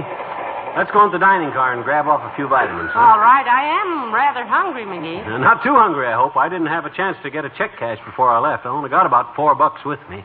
Well, that ought to get us an olive and a pot of tea, or maybe a little. Well, Hey, tickets, please, sir. Tickets? you betcha, Bud. Got 'em right here. There you are. Still in the envelope. Oh, thank you, sir. You folks having a pleasant trip? Oh. Oh, I tell you, it couldn't be nicer, Mr. Conductor. My husband and I were just saying just before you... Pardon me, madam, pardon me. I'm afraid there's a slight mistake on these tickets, sir. What do you mean, mistake? I paid good, solid cash for them tickets, Buster, and don't... Yes, I don't doubt that, sir, but these are 2 tickets for the Bijou Theater in Wistful Vista. Heavenly days, our theater tickets. McGee, do you suppose that you... Yeah. I must have left Ole the wrong tickets at the Elks Club. He's got our railroad tickets, and... Oh, well. Give me your fountain pen, Bud, and I'll write you a check for the fare. I'm a little short of cash. I'm sorry, sir. We are not permitted to take personal checks. Oh, you're not, eh? Well, by George, I Now, must... McGee, please. The man is merely following instructions. Can't we wire ahead and have the tickets ready for you when we get off, Conductor? I'm sorry, madam. I'm afraid not. The next stop is at 8:20 tomorrow morning, and there'll be no way to send a telegram. I'm afraid you'll have to get off the train. Oh, yeah? I thought you said there wasn't any stops till 8:20 a.m. tomorrow. That's when we get off anyway. So, ha-ha. Well, in an emergency like this, we can make a stop. Huh? Bring your bag. No. I'll pull the signal. Oh, no. This way, please, madam. We'll let you off through the dining car. Just follow me.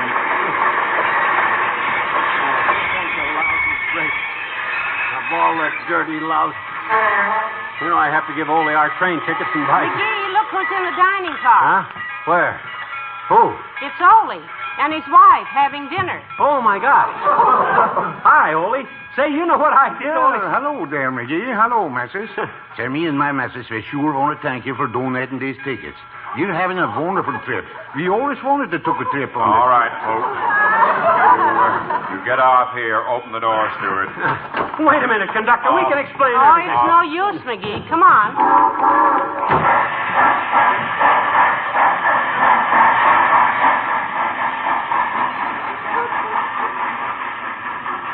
Well, that was a lovely trip.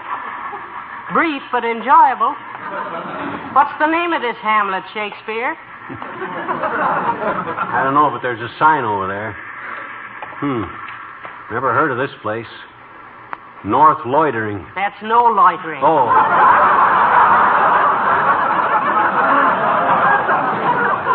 Name of the station is up there, East Wistful Vista. East Wistful Vista? Why, my gosh, we're only 12 miles from home. Taxi, mister? Taxi? Yeah, Bud, yeah. Throw these bags in the back, will you? Help us. There. Get in, Molly. Now, where to, folks? Bijou Theater in Wistful Vista, Bud, and make it snappy. The show starts in 20 minutes.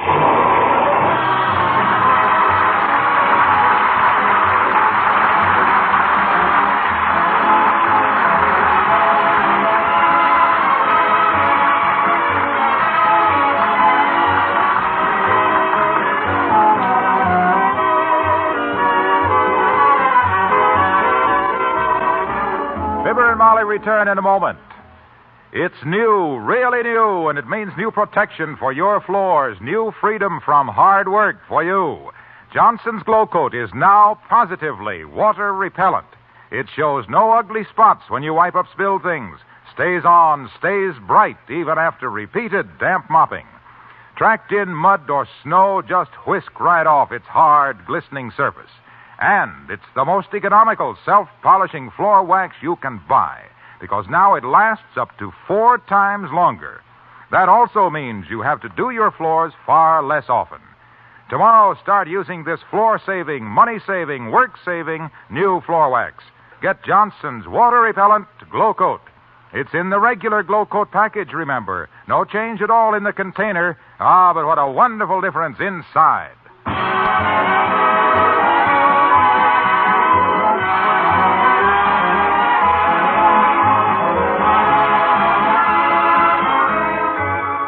Well, I'm glad we come back, kiddo. That was a good show. You still want to go to Aunt Sarah's tomorrow? Yes, I do, dearie. The holiday season is a very sad time for her, you know. It was just 12 years ago at Christmas time that she lost her husband. Oh. They were shopping at the time. What happened to him? We don't know. She just lost him in Macy's basement. Good night. Good night, all.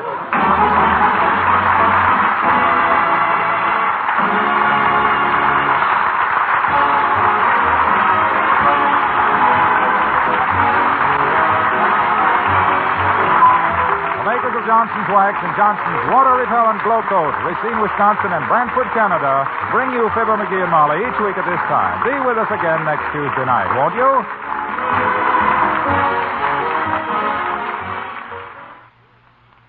Here's news about Johnson's Cream Furniture Wax. Recent tests show it's the only leading cream furniture polish that does not contain oil. And that means it does not lose shine and turn smeary overnight as oil polishes do. Its shine lasts for weeks instead of just a day because it's a wax polish. In addition, no other polish does so much work so fast. It cleans and polishes in one application. In fact, it cleans so quickly, dries so quickly, polishes so quickly that using it is almost as easy as dusting. Get some tomorrow. Get Johnson's Cream Furniture Wax.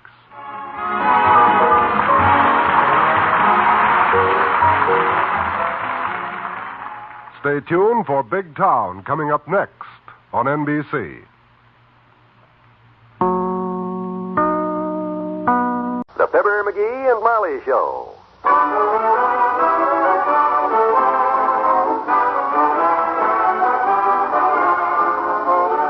Every weekday at this time, NBC brings you Fibber McGee and Molly transcribed. The show is written by Phil Leslie and Len Levinson and directed by Max Hutto.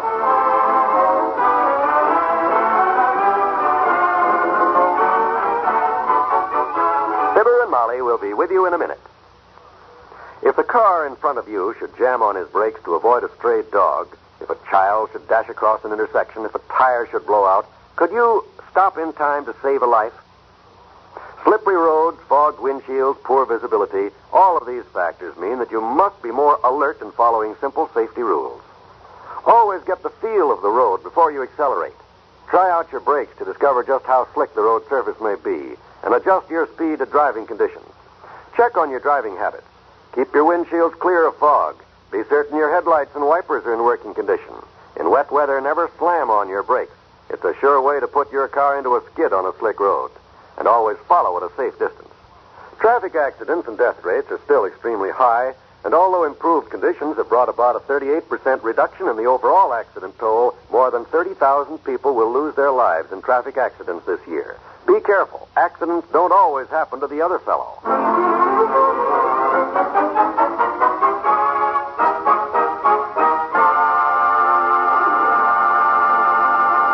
Yesterday, Mr. McGee received a letter from the Kitchican Ketchup Canning Kitchen regarding his latest brainchild, the McGee Jet Ketchup Gun. The letter said they're sending a man to look at it, which brought great joy to the household till Mr. McGee remembered he'd forgotten to invent it. Here he is now, hard at work, inventing. McGee, how are you coming? I'll have it in just a second now. Let's get that. The ketchup gun? No, the lid off this jar of pickles.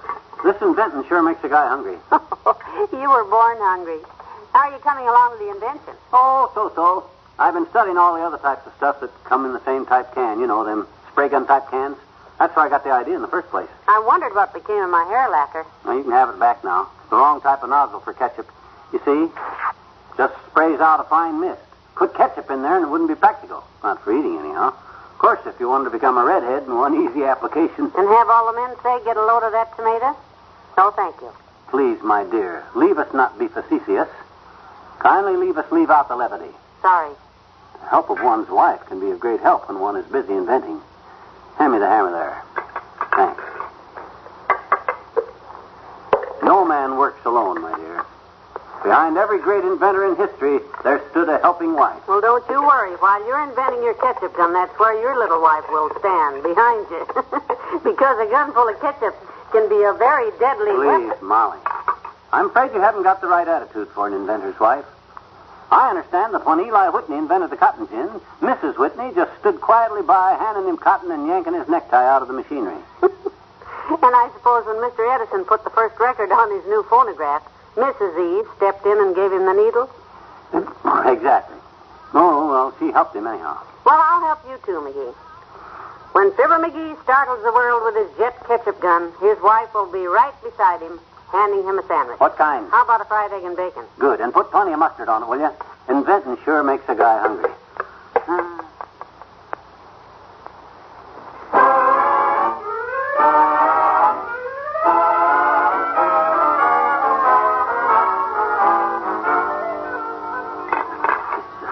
Boy, that does it. If this baby don't take the market by... Hey, Molly, I got it done. Come and take a look at it. Really? You're finished, huh? Yep. You know, McGee, for the first time, I'm excited. How does it work? I'll demonstrate. You see this little cap here?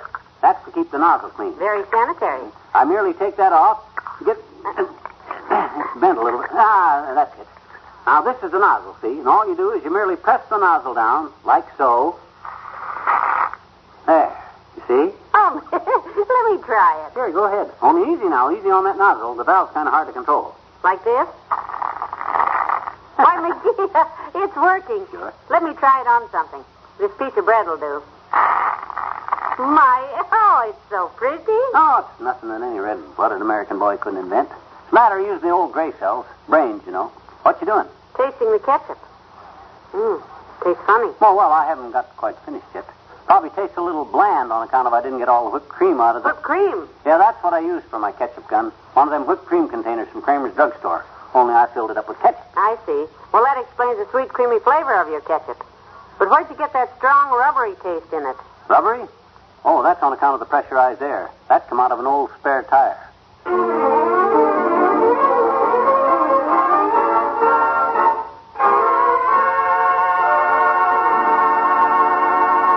There's more fun with the McGees shortly. You may smile when you see your youngster making believe in his outer spacesuit. Maybe there isn't much danger of a flying saucer invasion from Mars. But there is a very real danger of an attack by a foreign nation. With today's superplanes, a surprise attack could be made on almost any American city. No one can even imagine the cost in death, destruction, and the weakening of our entire national defense system. In spite of scientific progress, there is no magic way to defend ourselves against a sudden attack. Our Air Force Command is always alert to protect us. But it needs a ground observer corps working 24 hours a day throughout the year. A civilian corps of intelligent citizens trained to know one supersonic plane from another. Right now, this ground observer corps needs more than 300,000 volunteers, especially on the East Coast, the West Coast, and the northern states. You can be proud to sign up for the Silver Wings of the Ground Observer Corps. Write or phone your nearest Civil Defense Center, or write Ground Observer Corps, Air Force, Washington, D.C.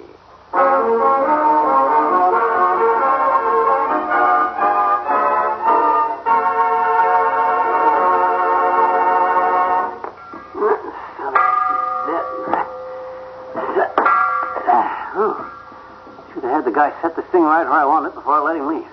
It's heavy. McGee, what was all that clanking down here? What is that big, ugly tank doing in my kitchen? That's carbon dioxide gas, kiddo. Tank full.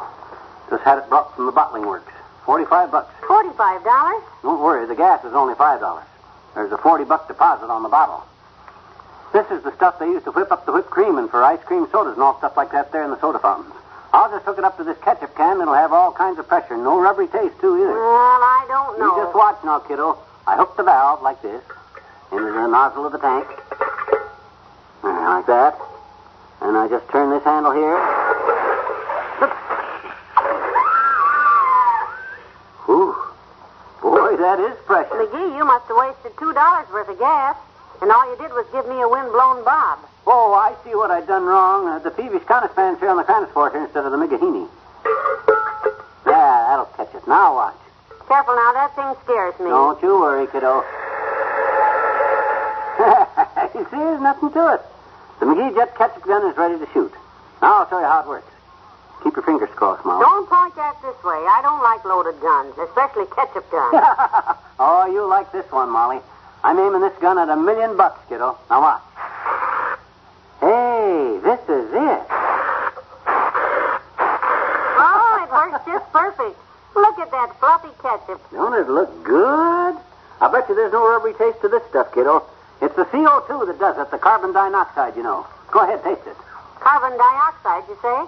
Isn't that the gas that if your car motor's running and the garage is closed, they bring a pull motor and No. That's carbon monoxide.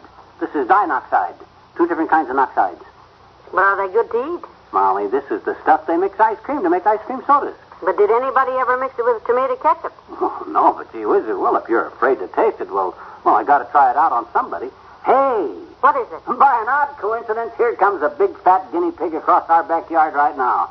Come right in, guinea pig. Oh, the door's open, Doc. But McGee, suppose it isn't good. I mean... He's a doctor, ain't he? Hello, Molly. Hiya, Noisy. Hello, Doctor. Well, good afternoon, GP. GP? Yeah, you're a general practitioner, aren't you? You get it, Molly? Yeah. You know, Doctor, you're getting to look more like your medical satchel every day. You could put that bag on top of your neck and carry your head in your hand, and nobody'd ever notice the difference. Oh, McGee, don't do... Hey, what's that I smell so spicy, Molly? Not the conversation, that's for sure. That's ketchup, Doc, ketchup. You see this? It's my new invention. Oh? McGee's Jet Ketchup Gun. Going to put an end to trying to shake the stuff out of them old-fashioned bottles. Oh, sure. One little twiddle on this little trigger, and you get an even flow of delicious fluffy ketchup. And you invented it? It won't work. Oh, you want to bet? Mm-hmm. Like to make a little gamble? Yes. If that stupid-looking contraption works, I'll buy you the best steak dinner in town tonight. Okay, I can't wait to stick you for a 2-pound porterhouse. Molly, you got a hamburger left over from lunch? That I have. Right here. And it's still warm. Good. Put it on a bun for the good doctor. Now I'll decorate it. No fair. Let me try it. How do you operate this bomb? Just shake it gently. Now point the nozzle down on the burger, Doc. Now press the button. Not too much. Oh, I love your hamburgers, Molly. You love it so much, stop drowning it in that ketchup. Hey, this seems to work. If this is really ketchup. What you think it is? Strawberry-flavored whipped cream? Go ahead, taste it. I will. It's ketchup, all right. Is the ketchup all right, Doctor? Oh, but delicious. Feeling no pain, eh, Doc? It's mighty tasty. You know, Molly, that smells pretty appetizing. How about fixing one up for me, huh?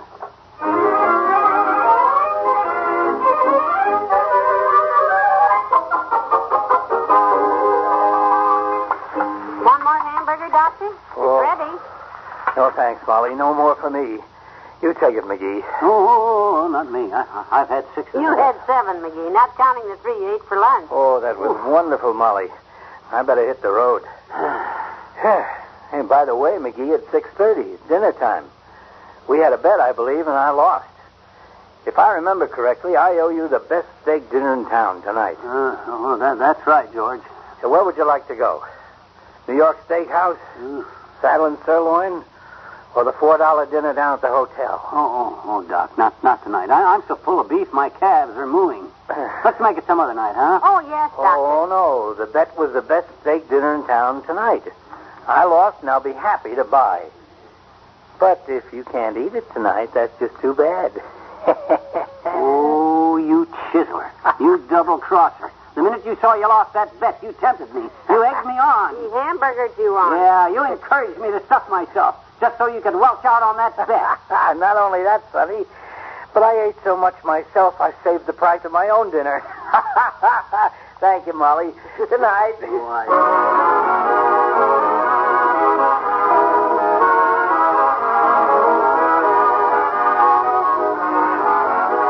We'll say goodnight to Fibber and Molly in a moment. More great radio entertainment awaits you tomorrow evening when you set your dial to the NBC Radio Network. You'll enjoy the laugh-packed Bob Hope Show as Bob brings you another of his typical topical monologues, as well as a special guest star. Then in the musical department, you'll hear Les Brown and his band of renown. When it's time for the Bob Hope Show, it's time for laughs. So be sure to set your dial to the same station tomorrow night. Then, right after Bob's show, listen to Phil Harris and Alice Faye. It's a mirth-quaking 30 minutes of music and situation comedy that will keep the chuckles coming from beginning to end. Phil and Alice have long been favorites of radio listeners from coast to coast, and you'll truly enjoy their programs each Friday evening on the NBC Radio Network. Also on Fridays, you can hear the quarter-hour programs of the ever-popular Dinah Shore and Frank Sinatra. Each of these wonderful entertainers brings you 15 minutes of music to keep your feet a-tapping.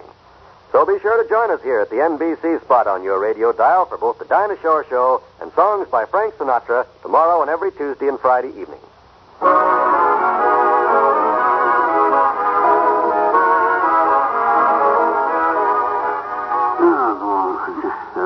McGee, wake up. You're moaning in your sleep. I'm not asleep, Molly.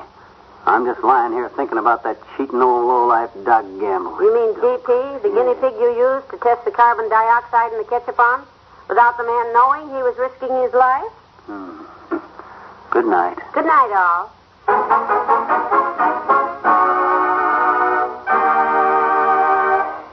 NBC has brought you the Fibber McGee and Molly program, transcribed with Arthur Q. Bryan as Doc Gamble. This is John Wald inviting you to be with us again tomorrow night when Fibber McGee and Molly meet Mr. Miggins, a man from the Kitchen Ketchup Canning Kitchen. Will Miggins buy the McGee Jet Ketchup Gun? Will Fibber become a millionaire overnight? Will Molly be draped in diamonds and mink? Will you listen in tomorrow night? This Saturday, hear your road show with Bill Cullen on the NBC Radio Network.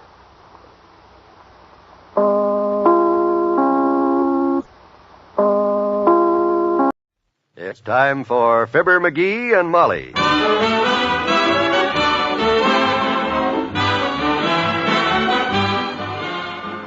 Sundays through Thursdays, NBC brings you Fibber McGee and Molly, transcribed. The show is written by Phil Leslie and Ralph Goodman and directed by Max Hutto.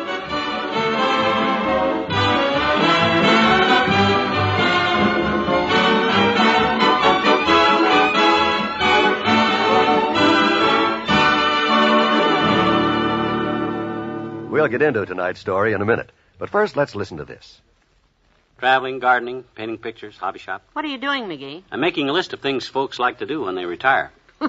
Well, add sitting to that list, will you? That's what you like to do. Anyway, who's retiring? Well, not me. Not yet.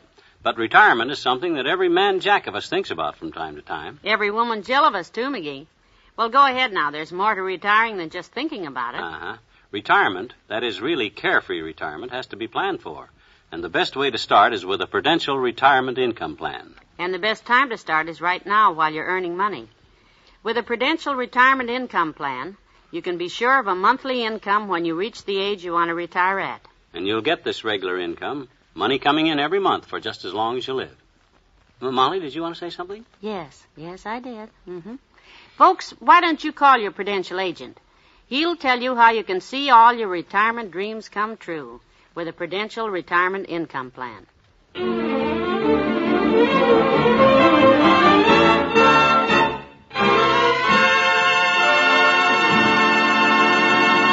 Dr. George Gamble has just walked up the front steps at 79 Wistful Vista to visit the McGees.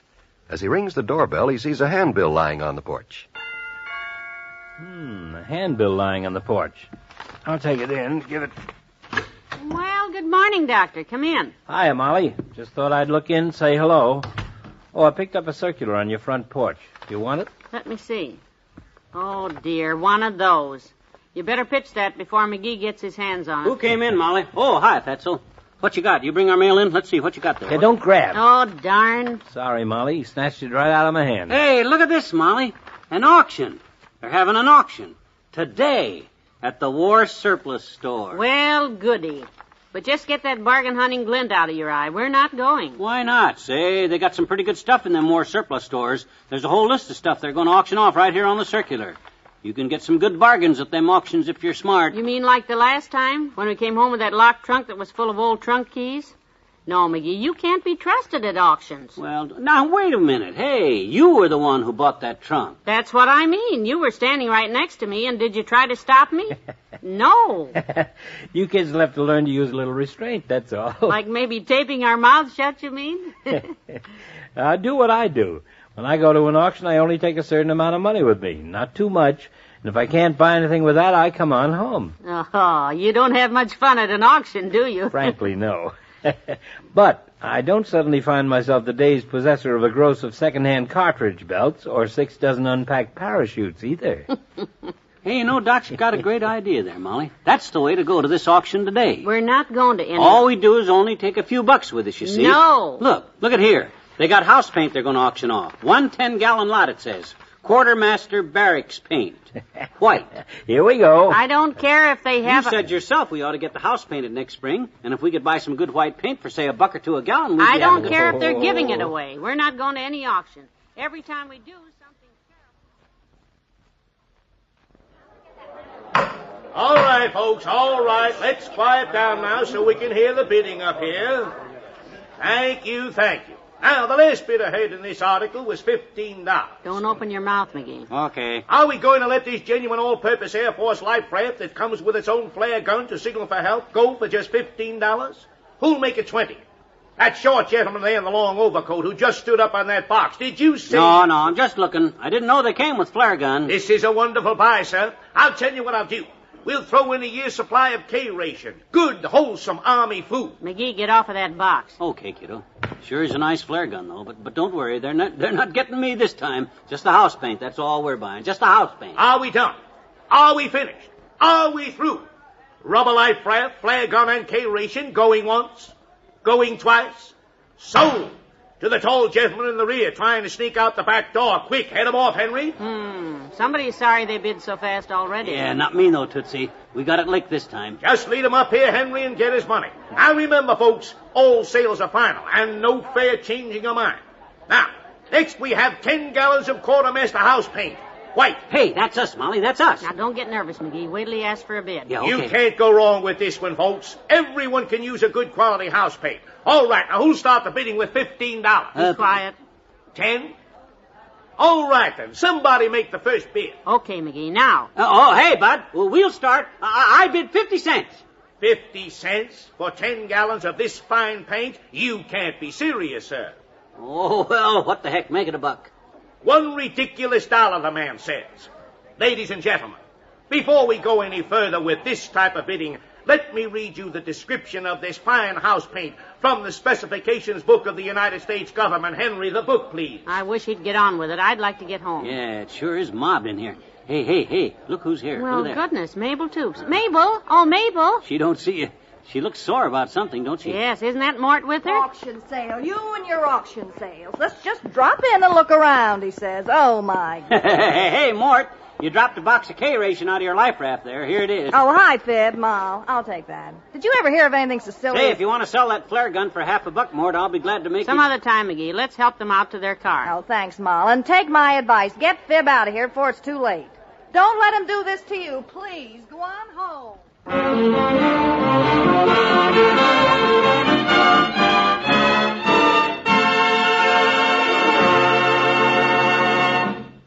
There's more fun with the McGees shortly. What have Viceroys got that other filter-tip cigarettes haven't got? What have Viceroys got that other filter-tip cigarettes haven't got? What have Viceroys got that other filter-tip cigarettes haven't got? Yes, what have Viceroys got? The answer is 20,000 tiny filters in every Viceroy tip. That's right. Inside every Viceroy tip is a vast network of 20,000 individual filters to filter your smoke over and over again. You get only the full, rich taste of Viceroy's choice tobaccos. And Viceroys draw freely, smoothly. So the next time you hear this question, What have Viceroys got that other filter-tip cigarettes haven't got? You know the answer. 20,000 tiny filters in every Viceroy tip. No wonder more people smoke Viceroys than any other filter tip cigarette in the world. Get Viceroys today. King size filter tip. Only a penny or two more than cigarettes without filters.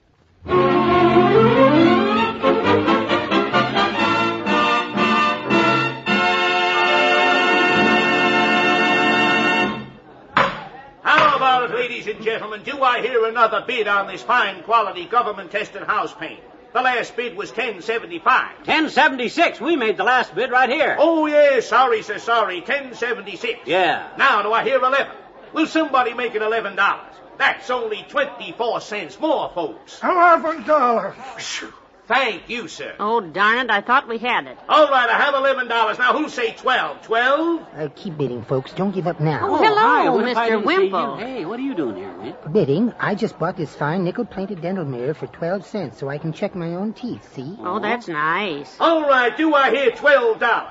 Thank you, but please, whatever you do, don't mention it to Sweetie Face. Who? My big old wife. Oh. If she finds out I'm hanging around an auction, I won't have any teeth to check. Yeah, I know what you mean.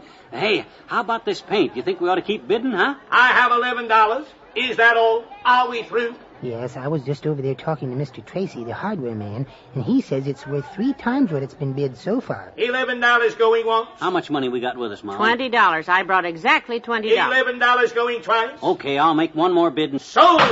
For $11 to the lucky gentleman on my left, Mr. Tracy of Tracy's Hardware. Hey, what the... Hey, wait a minute. You can't do that. Yes, my friend here wasn't through bidding. Oh, dear. Sorry, next time speak up. All sales are final. And now, folks, next we have this odd lot of... Now, just a darn minute, you. That ain't fair. Please, sir, please. 30 weather balloons all in good condition. Forget it, McGee. Let's go home. Now, what am I bid? Who'll start with $5? I will not forget it. I'm mad. $5.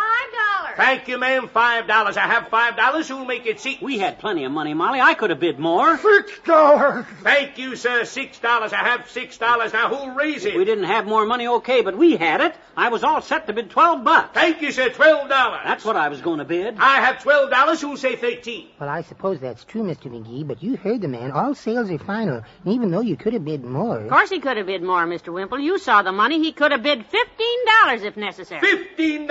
I have 15 bid. Certainly I could have. That paint was a steal, and we wanted it. I could have gone to $18 even. I have $18. Make it 19. How about you, lady? You, sir? I'll make it 19. That's my last bid. Thank you, sir. $19, the man says. 19 going once. Boy, this sure burns me up. Give me that dough, Molly, will you? What are you going to do? I'm going to make that smart aleck open the bidding on that paint again. Maybe he thinks we were bluffing. I'll show him the dough. I'm going to get that house paint. No, McGee, come back here. Don't. 19 going twice.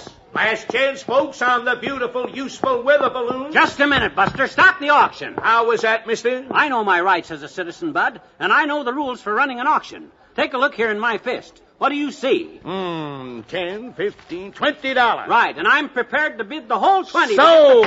30 beautiful war surplus weather balloons to this gentleman who came right down to the auctioneer's platform to bring me the money. Hey, wait a minute. Give me back that money. Thank you, sir. Thank you. Wrap up the man's balloons, Henry. No, wait. I don't want them dad-ratted balloons. You heard me, sir. All sales are final. But the house paint. I wanted the house paint. Oh, I might have known it. Come on out of there. Let's go, McGee. If this isn't the silliest thing...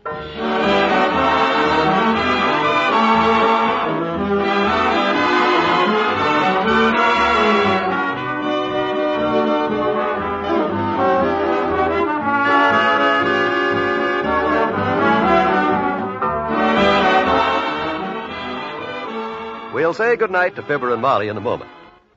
Hello, Joe. What do you know? I know what's new in farm machinery for 1955. You do? Well, how do you know that? I read about it in Better Farming's new machinery preview. It's an article on new farm machines, all the wonderful new machines that can help make a farmer's work easier, can help him earn more money. Every farmer, no matter how small his farm, should read new machinery preview. Where'd you say you read about it? In Better Farming. Better Farming for January. The new machinery preview is only one of the many features you'll find in Better Farming. All these features, all that you read in Better Farming, is designed for just one thing, to help you make your farm a better farm. That's our dedicated aim, Better Farming for better farm living.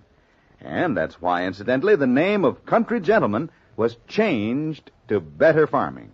Now, the name and the aim are the same. Better Farming.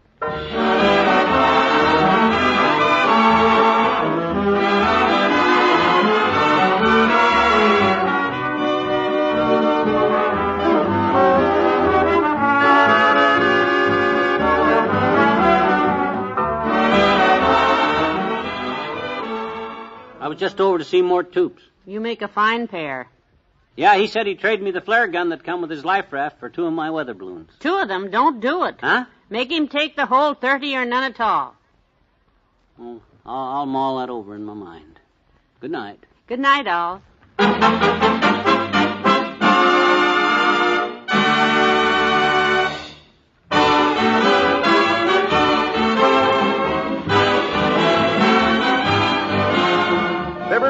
and Molly is an NBC Radio Network production transcribed. With Bill Thompson as Mr. Wimple, Arthur Q. Bryan as Dr. Gamble, Mary Jane Croft as Mabel Toops, and Eddie Marr as the auctioneer. Well, just offhand, what do you think you'd do with 30 weather balloons? I don't either. But I noticed Mr. McGee said he'd mull it over in his mind tonight. And if I know Mr. McGee, tomorrow we'll find him with a bright, brand new and sensational idea. This is John Wall saying, listen, won't you? Good night.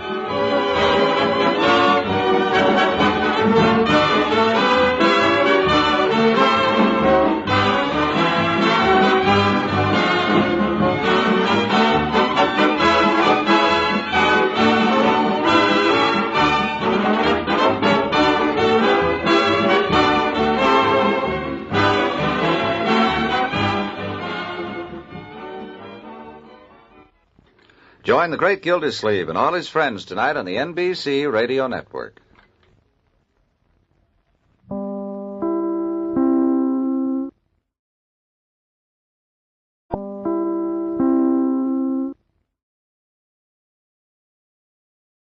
The Johnson's Wax Program with Fibber McGee and Molly.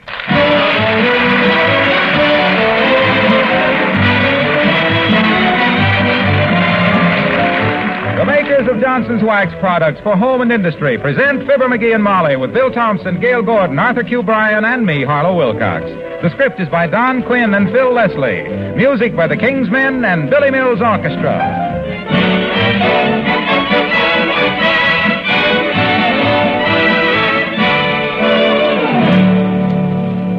What would you say does most in making a home beautiful? Well, for my money, nothing adds so much beauty as shining wax-polished floors. Floors polished regularly with genuine Johnson's wax have such a lovely, mellow appearance. They're so smooth and lustrous, and they set off your furnishings to such charming advantage. Of course, gleaming wax-polished floors are easy to have. Just apply a little Johnson's paste or liquid wax, buff, and right away your floors, too, will have that rich wax luster all the world admires. They will also be well protected against wear and scuff marks, and they'll be so easy to keep shining clean. Besides floors, Johnson's Wax adds a bright glowing sparkle to furniture and woodwork, not to mention 100 household accessories. In fact, use of genuine Johnson's Wax is a method of housekeeping, protective housekeeping to take the place of constant soap and water scrubbing. Try it, won't you? Johnson's paste or liquid wax to bring out the beauty of the home. Look on the bright side, shine up the right side, bring out the beauty of the home.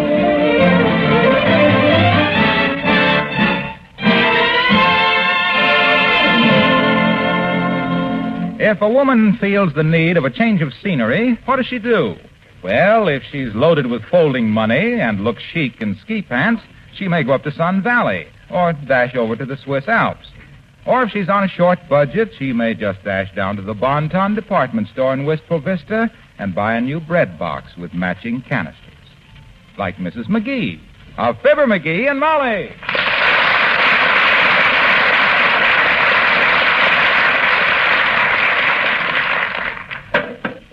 Well, how do you like them, McGee? Don't they look pretty? My dear, I was just about to remark that I have never seen utensils made with such exquisite craftsmanship. Such symmetry of line and of such delicate proportions. The finish is superb, and the color is simply breathtaking. Then you're really pleased with them. I certainly am. What are they? What are they? Why, heavenly days, it's a bread box and some matching canisters. Huh? My goodness, can't you read the printing on them? Oh, wait till I turn them around. There. Oh. Bread, flour, sugar, and tea. Ah, very nice. That's a pretty shade of pink, all right. What do they call it? Pink? Yes, the sales girl said it was the latest shade. Spanked baby pink. Spanked baby pink. That's very descriptive. They certainly think up some fancy new colors these days. The only thing is, I'd see... Oh, what's the matter with me? It don't really matter. What, McGee? What? What's wrong with them? Well, maybe it's just because I'm so sensitive to my surroundings. Maybe it's because I got such a delicate sense of color harmony, but... Don't you think these spanked baby pink canisters kind of clash with our kitchen? Well, if you hadn't mentioned it, I never would have noticed, but it does make the kitchen look sort of dingy by contrast, doesn't it? Yeah. Shall I take them back and change them? No, I got a better idea. Paint the kitchen to match the new bread box. Well, if you think we can find a painter who can match this color... What do you mean, find one? Who do you think got B+ all through grade school for painting the best daffodils? Who once had the maple leaf he colored and cut out of cardboard pinned up in front of the whole 5th grade? Who was it that was always chose to draw a turkey in colored chalk on the blackboard the week before Thanksgiving? Who was it? I give up. Me. It was? You said it. Look, I'll trot down to the hardware store and get a batch of paints and brushes and linseed oil and turpentine, and I'll have this kitchen redecorated before you can say, oh, no, not that. Now, look, sweetheart, maybe we better get a professional painter to do it. Fred Banks could do this. Fred Banks. My gosh, I can mix up a batch of Spank Baby Pink that'll match this Spank Baby... Come in. Oh, hello there, Mr. Oldtimer. Hi, Oldtimer. Hello there, kids. What's new? This bread box. This bread box and these canisters. Well, now, ain't they pretty? What color is that, kids? That's what they call Spank Baby Pink, Oldtimer. I'm going to paint the kitchen that color to match the new bread box. Stick around and watch me. Johnny, if I hadn't have read Tom Sawyer years ago, you might have hooked me on that. Besides, I can't stay around people that are working with paint. I'm allergic. Allergic to paint? Nope, to work. Oh, you don't know what you're missing, old-timer. When I start mixing paint, people have been known to just stand there kind of hypnotized by my artistry. When I take the primary colors, red, green, and orange, and start delicately changing their chromatic values according to the laws of refraction and harmony, with due regard for humidity and perspective, I sometimes get my shoes so full of paint I splash when I walk. McGee, you're sure you can mix the paint to match this new bread box? Yep. Seems a lot simpler for me to buy a different bread box to match the kitchen. Me too, Johnny. I mind one time when I was a boy, Mama bought a new doorknob that cost $1,700, and she... A new doorknob cost $1,700. What was that made out of? Solid gold? Nope, just plain porcelain. Oh. But it was wrong color. Yep. Papa had to buy a new door to go with it. That made the front hall look shabby, so after Mama got through having the dining room done over to match the paper she put in the living room to harmonize with the paint job in the hall to tie in with the new door that went with the new doorknob, the total bill was $1,703.10.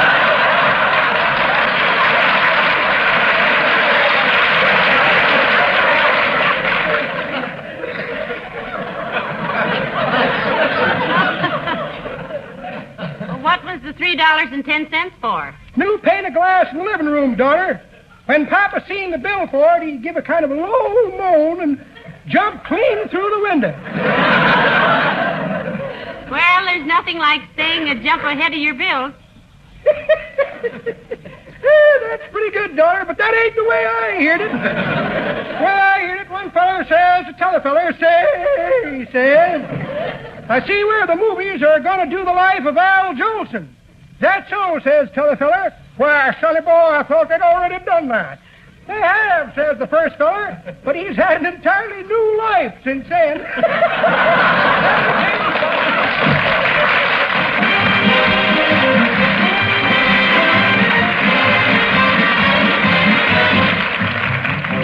Billy Mills of the orchestra and Stanley Steamer.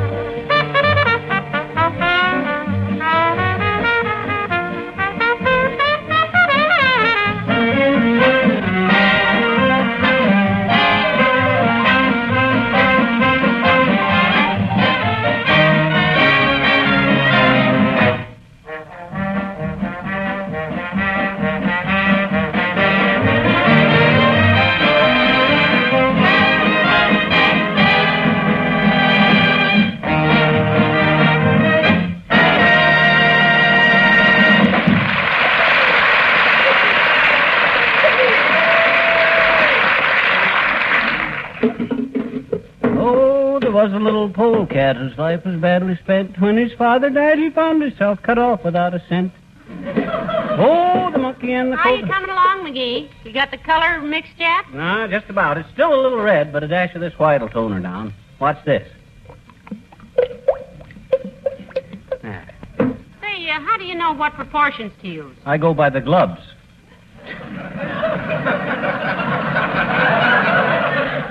By the what? The gloves. You notice when you pour the paint out how it goes glub, glub, glub? Well, I've discovered that 5 globs of white mixed with 10 globs of red and a glove and a half of gray is almost the exact shade I want. How's it look now? Too red. It's more of an embarrassed shrimp color than the spank baby pink. Mm-hmm. Incidentally, what's the bucket of paint on the stove? Huh? Oh, that's another batch I got too much red into. By the way, I owe you a new tea strainer. Why do you? I thought maybe I could strain the red out of it, but it didn't work. Strainer was too coarse, I think. Too big a mesh. I think so, too.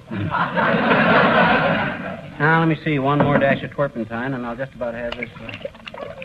There. You see, there's quite a knack to mixing paint. Some people never seem to catch on to it. I'm beginning to think I'm one of them.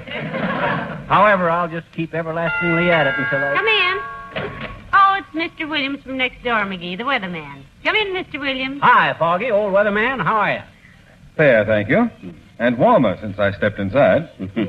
Well, let's just say fair and warmer with light shifting eyebrows due to seeing you up to your elbows in paint. That is paint, is it not? Yes, yes. He's going to paint the kitchen, Mr. Williams. Was there something we could do for you? No, thank you. No, I was just verifying a report from my wife. She happened to be looking out our kitchen window an hour or so ago and saw a shadowy figure scurry furtively into our garage. Oh? It came out again carrying 3 large paint brushes and a can of turpentine, and then darted back through the hedge, coming this way, she thought. Rather accurately, it seemed. Foggy, that's a wonderful woman you were married to. Thank you. Anyone who can read the label on a can of turpentine at a distance of 45 feet late in the afternoon has got awful good eyesight, and anyhow, I was running like a deer. Dearie, don't you think it would be more courteous if you asked Mr. Williams if you could borrow his things? Now, let's not get into that angle of it, kiddo. Suppose I always asked him. Suppose he says no, then where are we? Bad neighbors, ill feeling. This way, I take whatever I want out of his garage, and he takes whatever he wants back of his out of my garage if he can find it. What do you think, Mr. Williams? Well, the system has its disadvantages, of course. What disadvantages? Selfish? Yes. Tell us, Mr. Williams. As the trainer of the St. Louis Baseball Club said when he wanted the boys to have a rub-down, let's put all our cards on the table. Very well. A few nights ago, about midnight, or a little after, or a little before, I don't know which right now, or care, and neither do you, I'm sure, Mrs. Williams and I heard a noise downstairs. I thought it must be burglars, but Mrs. Williams said no, it's just Mr. McGee borrowing something again. At midnight? In your house? Well, as it turned out, it was burglars. They cleaned out the house. Oh. All the silver, fur coats, and radios, and cameras, and clocks, and our insurance had lapsed. Well, I don't think that's so amusing, Mr. Williams. No, not amusing, perhaps, but so satisfactory. You see, I was right.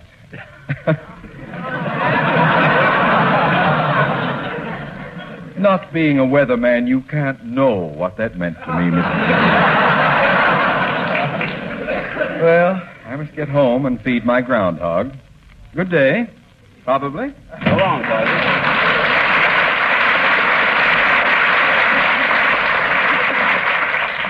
McGee, I do think you've been awfully free about borrowing Mr. Williams' tools and things. Have you ever put anything back? Why should I put them back? He knows where they are. Anytime he wants something his back from me, all he got to do is ask. Now, let me see. A little more linseed oil. Hey, by the way, what is a lin?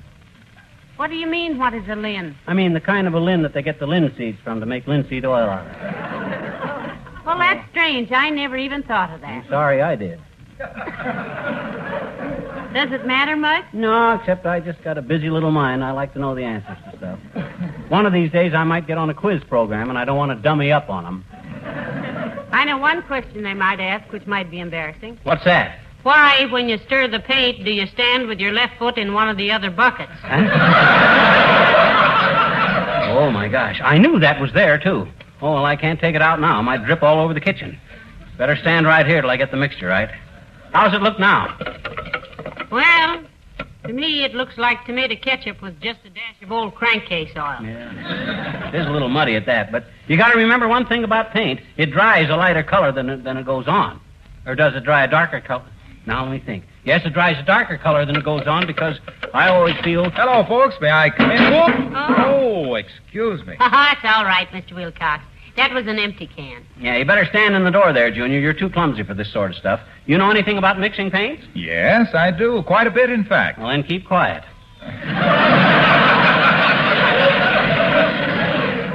The only way I'll ever get any place with this job is by accident. Expert advice will only be confusing. May I ask what all the decorating is about? Yes, you may, Mr. Wilcox. I bought a new bread box and some matching canisters, so himself here is repainting the whole kitchen to match them. I didn't realize it got so drab looking until we got the new bread box, Junior. Well, now, I hadn't wanted to mention it before, pal, but this kitchen has needed something for a long time. Oh. It looks sort of dull. Well, I tried to do... Oh, don't misunderstand me, Molly. Don't misunderstand me, Molly. You're the finest housekeeper I know. No doubt about that. But that's the very reason I've been bothered about your kitchen.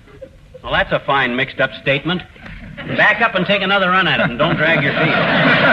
Oh, what I mean is Molly keeps her linoleum here looking so bright and clean and sparkling with Johnson's self-polishing glow coat that it makes the rest of the room look sort of drab by comparison. Just look at that beautiful floor. Oh, for the... Those regular applications of glow coat, that tough wax protection against dust and dirt and wear that Molly gives it, just pouring it out, spreading it around, letting it dry to a beautiful gleaming finish. That's what... But, Mr. Wilcox... That's what keeps that linoleum so beautiful and new-looking. Oh, well... Feast your eyes on those shining colors, pal. It's glow coat that does that. Yeah, but because glow coat protects your linoleum floor coverings against wear and tear, against scuffs and scratches and spill things. Yeah, but that's why even now this linoleum looks almost brand new. When, as a matter of fact, it's been in here since... Well, say, just for the record, when did you buy this linoleum, Molly? Day before yesterday. That's what I say. Huh? Oh. You through, Waxy? Yes, I... No. I just want to say that if you keep glow coat on this new linoleum, it'll look just as pretty 20 years from now. And may I say one more word? Say it. Goodbye.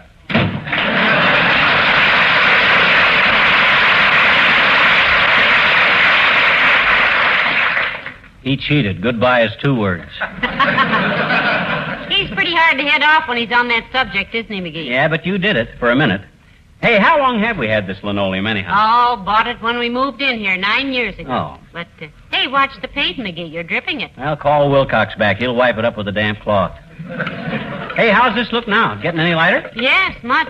I've seen flags on dynamite trucks that weren't any redder than that. Of course, it isn't anything like that Spank Baby Pink yet. It will be. I'll get it. Hand me that roasting pan, will you? I'm running out of things to mix it in. I gotta have... Hold everything company. Come in. Oh.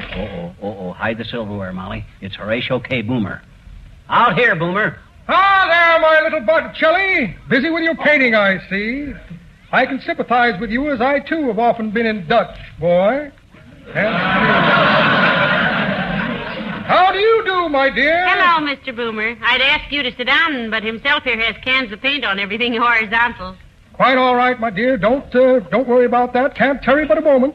Just hastening down to the post office to mail a letter to an old cellmate of mine, September Jones. Well, that's an odd name, September Jones. He was named after the old saying, 30 days, half September. Ah, yes, a splendid lad. I took a rap for that boy one time. You took a rap for him? What happened? He was leaving a fur warehouse one night just ahead of the cops and loaded.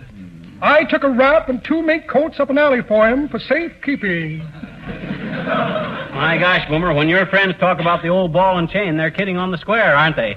Quiet, you insolent puppy! I seem to have misplaced that letter. I had it just a minute ago. Letter. Here's a piece of copper wire in case I want to wire a copper. Here's a midget receiving set for picking up police calls. Received 2 midgets on this last night. Got them both jobs at the dairy as condensed milkmen. The letter, Boomer, the letter. You're looking for a letter. Letter? Oh, yes, the letter. Where did I put that? Ah, what have we here? Oh, yes, a couple of short lengths of pipe and an elbow joint. Man in my business needs plenty of good connections. Something else way down in this pocket here. Well, my garter. Pardon me, my dear, I must have dug too deep. Check for short beer and, imagine that, no letter. Now, if you'll pardon my hasty departure, I must see the president of the Pawn Shop Owners Association about a series of parties they're giving this winter. 3 balls, I believe. Pip, pip, paint puss, toodaloo, toodle.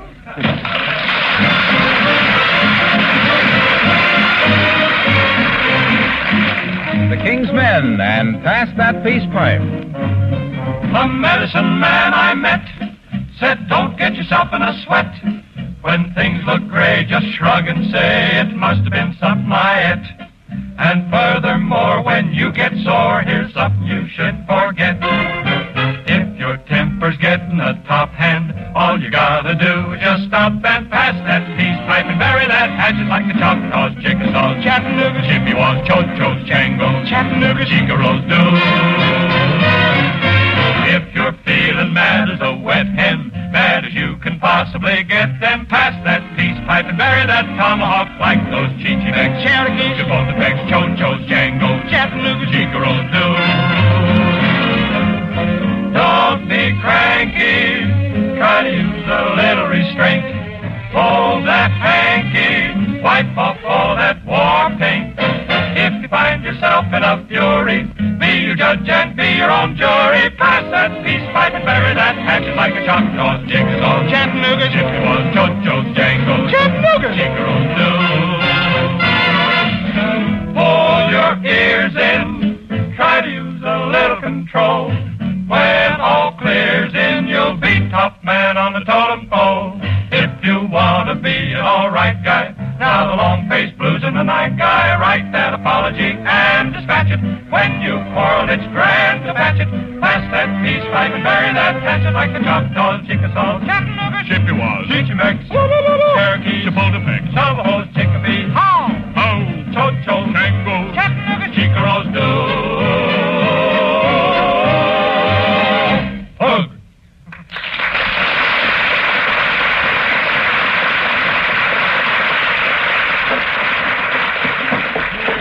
And I met a painter's daughter, and they gave her quite a rush. But when I popped the question, that's when I got the brush. Oh, the monkey and the coconut. Hey, Molly, how does this color look? Well, I can't tell from looking at it in the bucket, dearie. Paint a dab of it on something, and maybe I can tell. I already did. Look at my left cheek from my nose to my elbow. That's this color. It splashed a little bit. Well, I still think it's too red, see. Remember now, this is just a kitchen, not a fire station. Yeah, that red sure takes a lot of toning down. I think maybe what I better do is start with a bucket of white paint and start adding red to it. Tone it up instead of down. See? I got a kind of a oyster blush pink here that I can't seem to get rid of. Come in. Oh, it's Dr. Gamble. Out here in the kitchen, Doctor. Well, hello, Molly. Has somebody been painting something? I thought I smelled paint. Well, get a load of little Inchy Vinchy Da Vinci. What are you up to now, leadhead? His ears in paint, Doctor. I'm redesecrating the kitchen, Melon Belt. You mean redecorating, stupid? Don't tell me what I mean. Take a look at this mess. He's trying to arrive at exactly the right color, Doctor. Yeah. I bought a new bread box and some canisters at the Bonton this morning, and they made the kitchen look dingy, so he decided to paint the kitchen to match the bread box. You betcha. That sounds like one of his projects. If he ever gets a garden hose that's too long, he'll go out and buy a house with a bigger yard. May I ask, Dribble Finger, just what color you're attempting to achieve? Yes, Doctor, you may. According to the sales lady, the bread box is a new color called Spank Baby Pink. Uh-huh. The closest I've been able to come to it so far is a color I call Old Inner Tube Crimson. Or Fever Scarlet. Seems to be staying too red all the time, Doctor. Yeah. Awfully hard to tone down. Whew. Incidentally, isn't it pretty close in here? Close. I don't know why you both don't have headaches that would kill a horse. How do you feel, Percheron? Who, me? Well, I'm fit as a fiddle, Docky. If you're trying to drum up a $3 fee for handing me an aspirin tablet, you're barking up the wrong hypochondriac. How about you, Molly? Well, frankly, dearie, I'm a little woozy from the smell of paint. I think I'll go out for a little walk. Staying, Doctor? Oh, thank you. I couldn't stand it. As a physician, I couldn't bear the sight of so potential a case of painter's colic. And as a firm believer in the sanctity of the home, this scene of devastation unnerves me. Well, go ahead. Take a walk. A walk will do you good, Doc. You're getting a pot on you that a cannibal could boil 3 friends in. My dear boy, I merely give advice on health problems. I don't take it. Come on, Molly. Get out of here before you get turpentinitis. So long, Spatterdrip. I'll be back very shortly, McGee. Do you mind my leaving? Oh, no, not a bit, Tootsie, not a bit. Probably get along a lot faster without so much kibitzing. See you later, Doc. Old boy. I don't see how it can be avoided. There goes the couple. Yes, they're a couple of cute kids, and with them out of the house, I can really work. Now, let me see. Oh, I'll need one more big mixing pan. Oh, here we are, the wash boiler. Now then, a little red, 4 globs of twerp, 5 globs of white. There, that tones her right down to a deep maroon.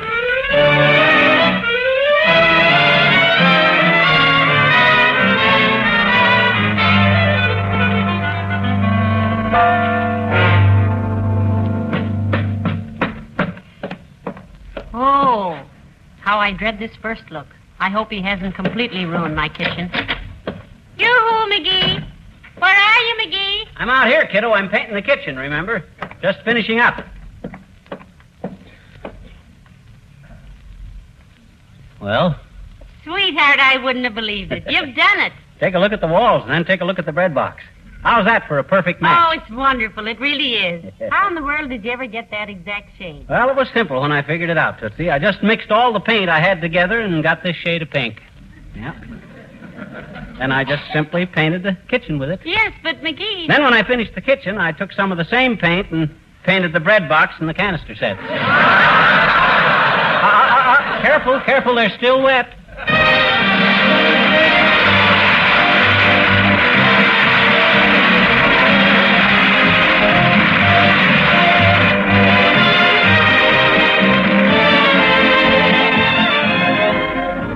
You know, in the old days, kitchens were gloomy places with floors and woodwork and equipment that were hard to keep clean. But today, the kitchen is a bright room where your family and your friends like to gather. Now, many things help to make your kitchen more cheerful. Gay curtains, colored walls, white kitchen equipment. And, of course, you already know the brightest idea of all, Johnson's self-polishing glow coat on your kitchen linoleum. The bright shine glow coat gives your floors, adds a touch of sunshine that makes your whole kitchen sparkle. You see, the famous Glow Coat gloss is brighter than ever today, nearly twice as bright as before. And it's so easy to have. There's no rubbing or buffing with Johnson's Glow Coat. To get this sparkling coat of wax protection, just apply it and let it dry. It's such a comfort, too, to know that Glow Coat protects your floors. Why, dirt and spilled things wipe up just like that. And your floors stay beautiful many years longer. By all means, ask your dealer tomorrow for brighter than ever Johnson's self-polishing Glow Coat to bring out the beauty of the home. Look on the bright side, shine up the right side, bring out the beauty of the home.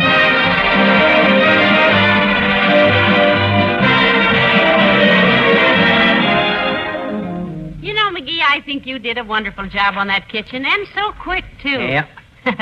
I'll bet a lot of people wonder how in the world you ever mixed the paint and painted a whole kitchen in just 29.5 minutes. A lot of people? Well, a few. You know, it's wonderful how you can do so much in such a short time on the radio. Well, you couldn't do it except for that one gadget. Which one? The condenser. Good night, all.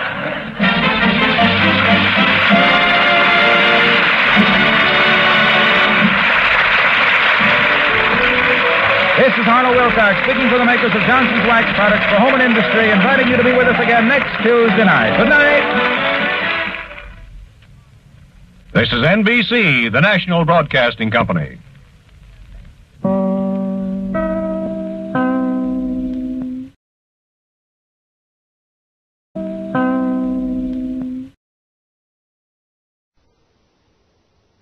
The Fibber McGee and Molly Show.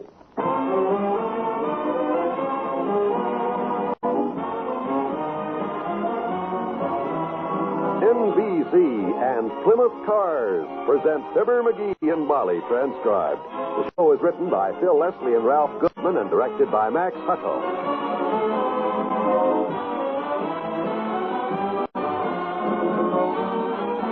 We'll join Fibber and Molly in just a moment.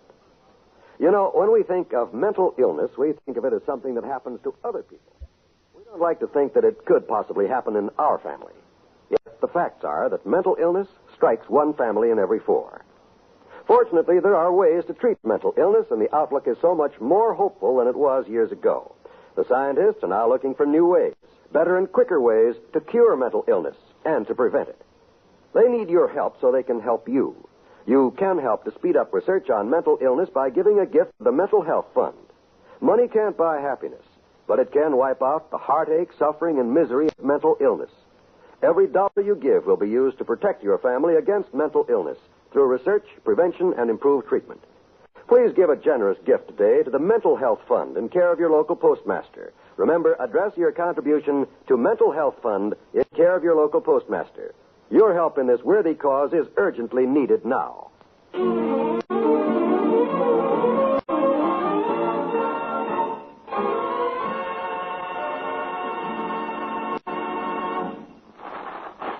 Well, of all the... They got a crust. What is it, McGee? This is just ridiculous. What is it, dearie? Boy, I'm telling you. What is it? Oh, what'd you say, Molly? I said I once heard of a woman who shot her husband one morning while he was reading the paper and saying, well, of all the... This is ridiculous, and boy, I'm telling you. Huh? She got him right between the ridiculous and the I'm telling you. Oh, I guess you want to know what I'm reading, huh? Well, I don't usually tilt at a 45-degree angle like this. What happened? The State Department changed policy without consulting you again, or are you mad at the weather forecast? No. It's our school board. You know them night school courses for adults? The adult education plan at the high school? Oh, yes, the lad next door goes 3 nights a week. Why? It says here they're talking about closing down the classes after this semester. Not enough students, they claim. Waste of money keeping them open. Here the city throws away thousands of dollars on smudge control, but when it comes to education... Smudge control? What's that? That's a 10-year contract they just signed with the Crumb Corporation that just happens to be run by Councilman Harrison's brother-in-law. Well, what are they... They sell office supplies. And they're going to supply the secretaries at City Hall with 3 erasers a day, so when they smear them carbon copies of theirs, they can keep the smudge under control with the Crumb eraser. My goodness. Naturally, if they called it eraser supply, all he could get is a couple $100. But smudge control... It does have a nice sound, doesn't it? Yeah, like a knife hitting a taxpayer in the back. If they weren't using that inferior Crumb carbon paper, the stuff wouldn't smudge in the first place. Oh, boy, this makes me mad. Somebody ought to do something about this. Now, McGee, watch your pressure. It's always so expensive. Pressure? Yes. Last time you ran down to City Hall to put the pressure on, you got into trouble, and I had to dig $10 out of the sugar bowl to bail you out. Yeah, I guess you're right. Anyway, it's no use trying to get the straight facts out of that mob down there anyhow. The way they double-talk you and then hand out those cigars. You know, on second thought, maybe I should go down there. No, dearie. That last cigar they gave you made you sick. Yeah, that's right. I think the Crumb Corporation is making them, too, out of old erasers.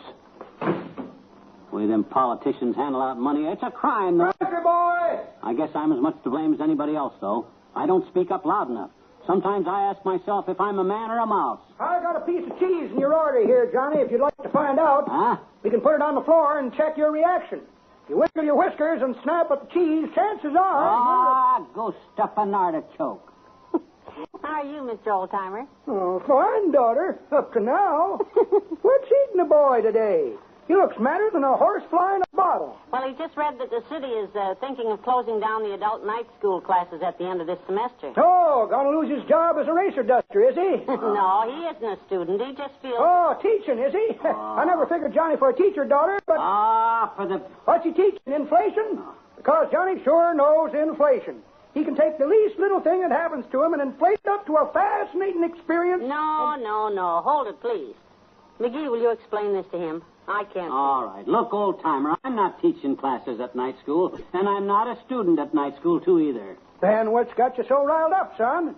You're throwing off sparks like an axe on a grindstone. It's the principle of the thing. That's what I'm fighting about. This time it's a school. Next time it could be a hospital. Oh, well, I see what you mean now. Well, good. Why didn't you say so in the first place? I tried to explain it to you, but you kept breaking in. Sure, if you just said in simple language, daughter, that they're closing the school because Johnny had a fight with the principal and put him in the hospital, why, we'd saved a lot of unnecessary conversation. Watch it. So long, kid. Oh.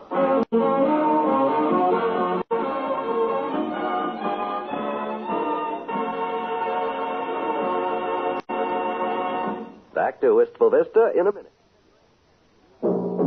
Part by part, only Plymouth dares to compare.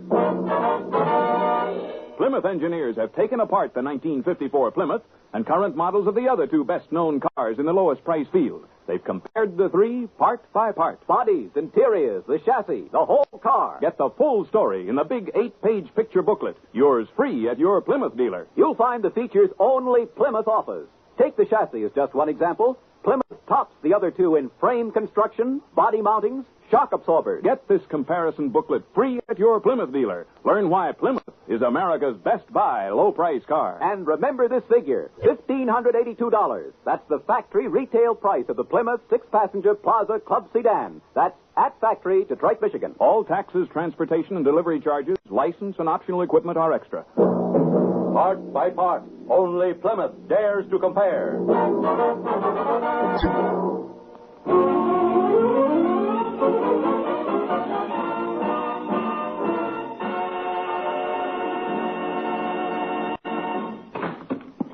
It's me, kiddo. I'm back. Wonder where she... Molly? Yes, dearie? Oh. You know what I was telling you about the adult education thing? Well, I just went next door to talk to Lester, and he gave me one of their folders. Molly? Yes, dearie, I'm listening. Oh. I heard every word you said about that nasty old city hall. You just keep talking. I'll be in as soon as I get this load of laundry out of the washing machine. I don't think she even knows I was gone. Sometimes when I get started on one of these things, I wonder just how much she knows. Here I am, dearie. Now, you continue what you were saying. I'll just sit here at your feet as you talk and sort out the rest of this laundry, okay? Sure. Now, where was I? What was the last thing I said?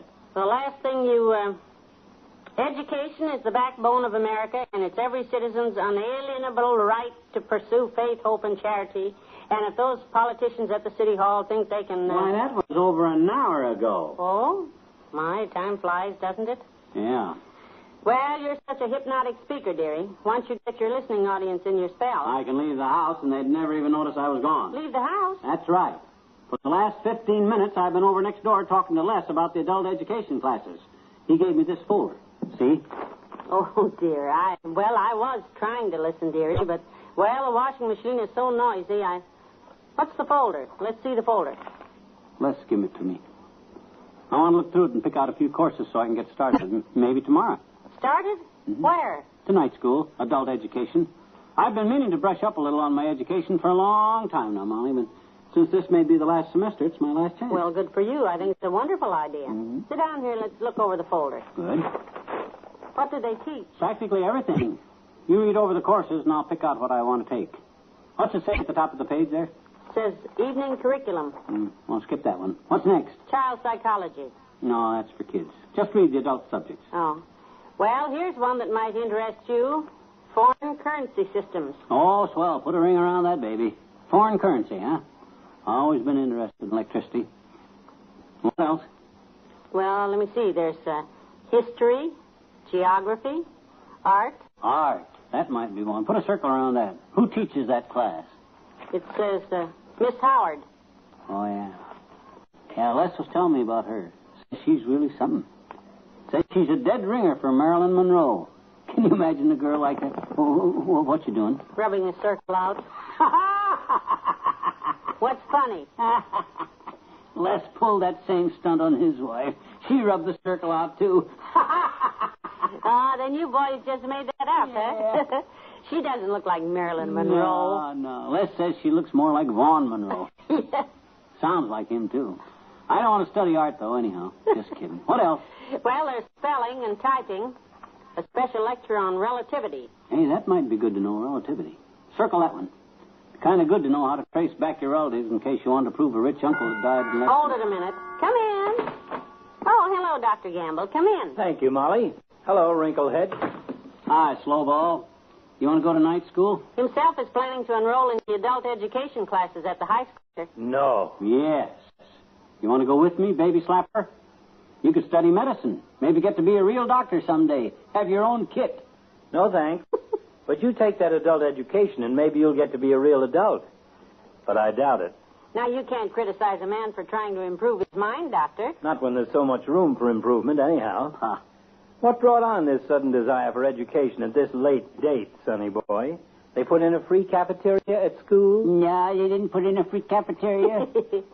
Nothing is free, except, of course, just the education. Oh, that. I just feel that one can always better oneself, Doctor. Higher education is the window to the soul, as I have always said. Oh, my. I'm taking a few specialized courses, just brush-ups, of course. Well, my boy, I apologize for my snide remarks. Thank you, Doctor. But I don't think you ought to go to the ordinary classes at the high school. Just anybody can go there, you know. I'm not proud. Where else could he go, Doctor? The college. A professor friend of mine conducts special classes 3 times a week on the college campus. Great stuff. Yeah? The course is geared perfectly to minds like yours, McGee. Oh? Here, I got a card right here. Professor Barnes. Tell him I sent you. Oh, that's nice, Doctor. Gee, thanks a lot, George. All right. This is swell of you to do this. You deserve it. Huh. Professor A.H. Barnes. Special classes for backward children. What? Why, you... What do you mean? Stay away from me, McGee.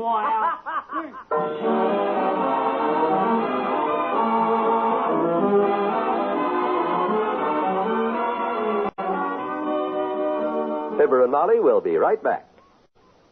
Hello there, I'm Jay Stewart, your MC on It Pays to Be Married on NBC every weekday afternoon.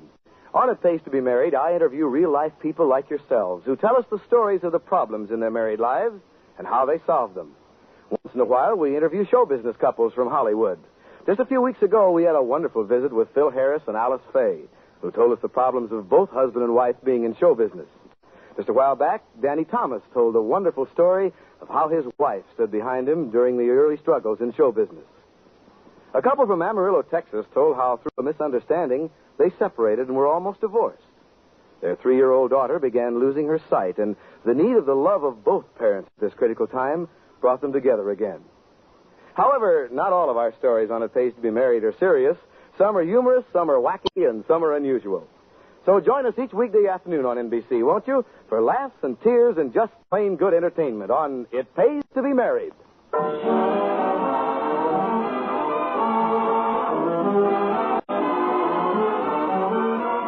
Hey, Molly, did you see this story here in the June issue of Radio TV Mirror? It's just fascinating. In Radio TV Mirror? Mm-hmm. Well, I'm not just sure which story you mean, dearie. Which one is it? It's a wonderful yarn about 2 sweet, lovable, simple people from Peoria, and by a strange coincidence, the title of the story is entitled Just Molly and Me.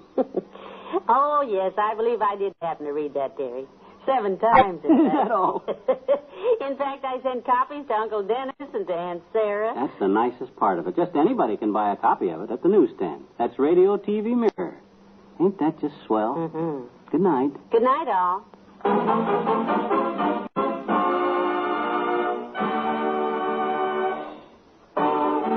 NBC and Plymouth Cars have brought you the Fibber, McGee, and Molly program transcribed, with Bill Thompson as the old-timer and Arthur Q. Bryan as Dr. Gamble. This is John Wald reminding you that you won't want to miss Mr. McGee's experiences at school tomorrow night on Fibber, McGee, and Molly.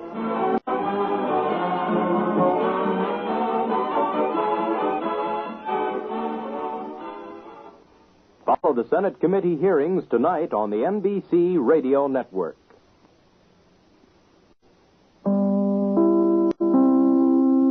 Radio Network.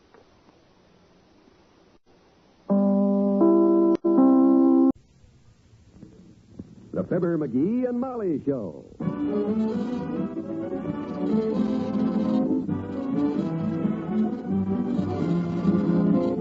NBC and Richard Hudnut, makers of the all-new Richard Hudnut Home Permanent with Beauty Rinse Neutralizer, present Fibber McGee and Molly transcribed. The show is written by Bill Leslie and Ralph Goodman and directed by Max Hucko.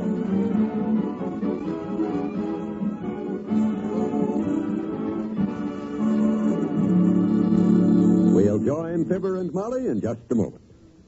You know, it's often been said that it's worse to stand by and watch someone you love suffer than to go through it yourself. Well, that statement's very true, I think. Just imagine the young parents of a 3-year-old who listened to the terrible diagnosis verdict, infantile paralysis. Thousands of parents every year hear that phrase. How much would you give to protect your child against infantile paralysis? There's no limit, is there? You'd give anything. Someday soon, science will find a cure. But it takes research, and this year your March of Dimes is forcing a showdown with this terrible disease. It's mass testing a trial vaccine in the exciting hope of proving this year that it can stop polio from crippling your child. Friends give these crucial tests, which are costing extra millions of dollars, an extra chance to succeed. Your help in paying the extra millions for polio prevention is urgently needed. Join the 1954 March of Dimes. Give extra for victory over polio. Send your dimes and dollars to your local March of Dimes headquarters as soon as you can.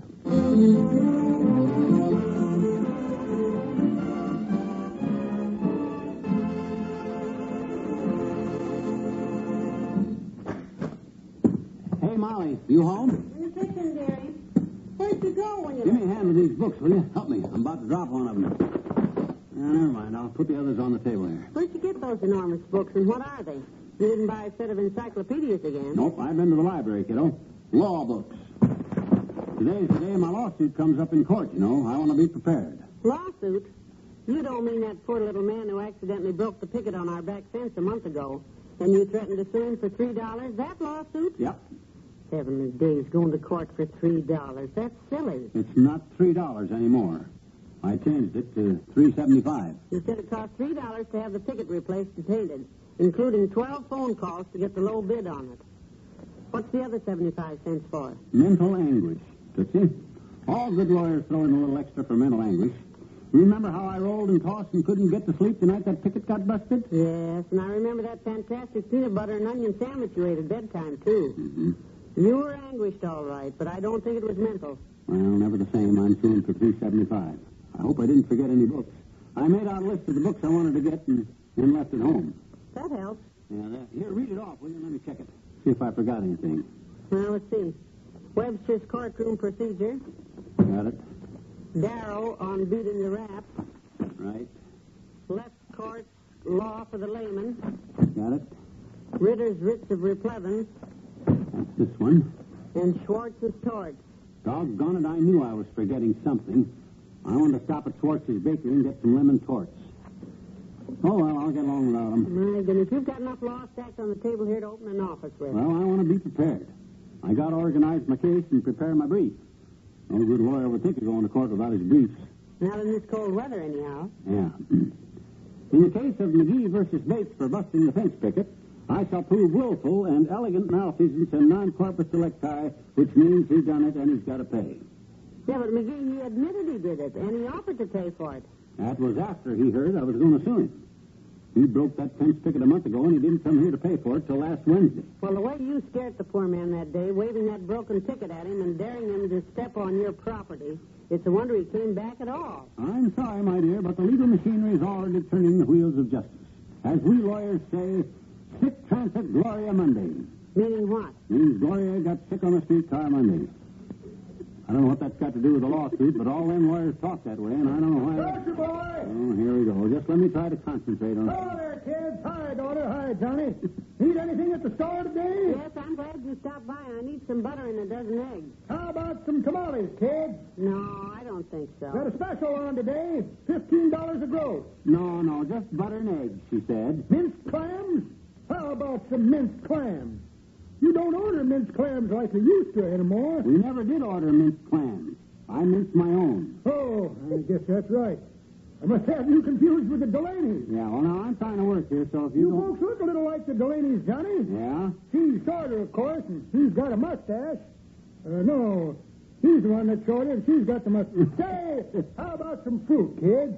Got some nice grapefruit in today, real fresh. All right, we'll take some grapefruit. Put us down for 3. You better take mine, daughter. You may have to throw 5 or 6 of them away to get a good one. I thought you said they just arrived this morning. Yep, all the way from Florida, Johnny. You know what a long trip that is. Oh, sure. The way they bounce them crates around. All right. Make it 9. Now, look. 9? Is it that late already? I got to get back to work, kids. Sorry I haven't got time to take your order, daughter, but you just phone it in. I'll bring it in tomorrow. Lock that back door, will you? I got to study my law. I'm going to prepare an opening speech that'll make courtroom history today. Mm-hmm. As the immortal Gladstone once said, my dear, this suit is in the bag.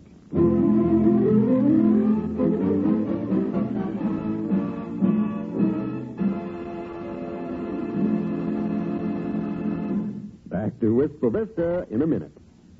Hello, I'm your Richard Hudnut Beauty Advisor with news about a home permanent that lets you curl your hair to suit yourself. It's the new Richard Hudnut Home Permanent, and it gives you exactly the kind of wave or curl you happen to want. You get a choice of 3 different waving and drying methods, and exclusive Beauty Rinse Neutralizer assures you best results no matter which method you use. For instance, if you like a casual hairdo, use the Richard Hudnut Pin Curl method. If you want a deeper, firmer wave, follow the Richard Hudnut Salon method. Or for a step-saving way to get nice, springy curls, try the Richard Hudnut On Curler method. You'll find the easy directions for all 3 methods right inside the new Richard Hudnut Home Permanent package. So you really can curl your hair to suit yourself. Just remember, it's the new Richard Hudnut Home Permanent, the only wave in the world with Beauty Rinse Neutralizer that gives you best results no matter which method you use.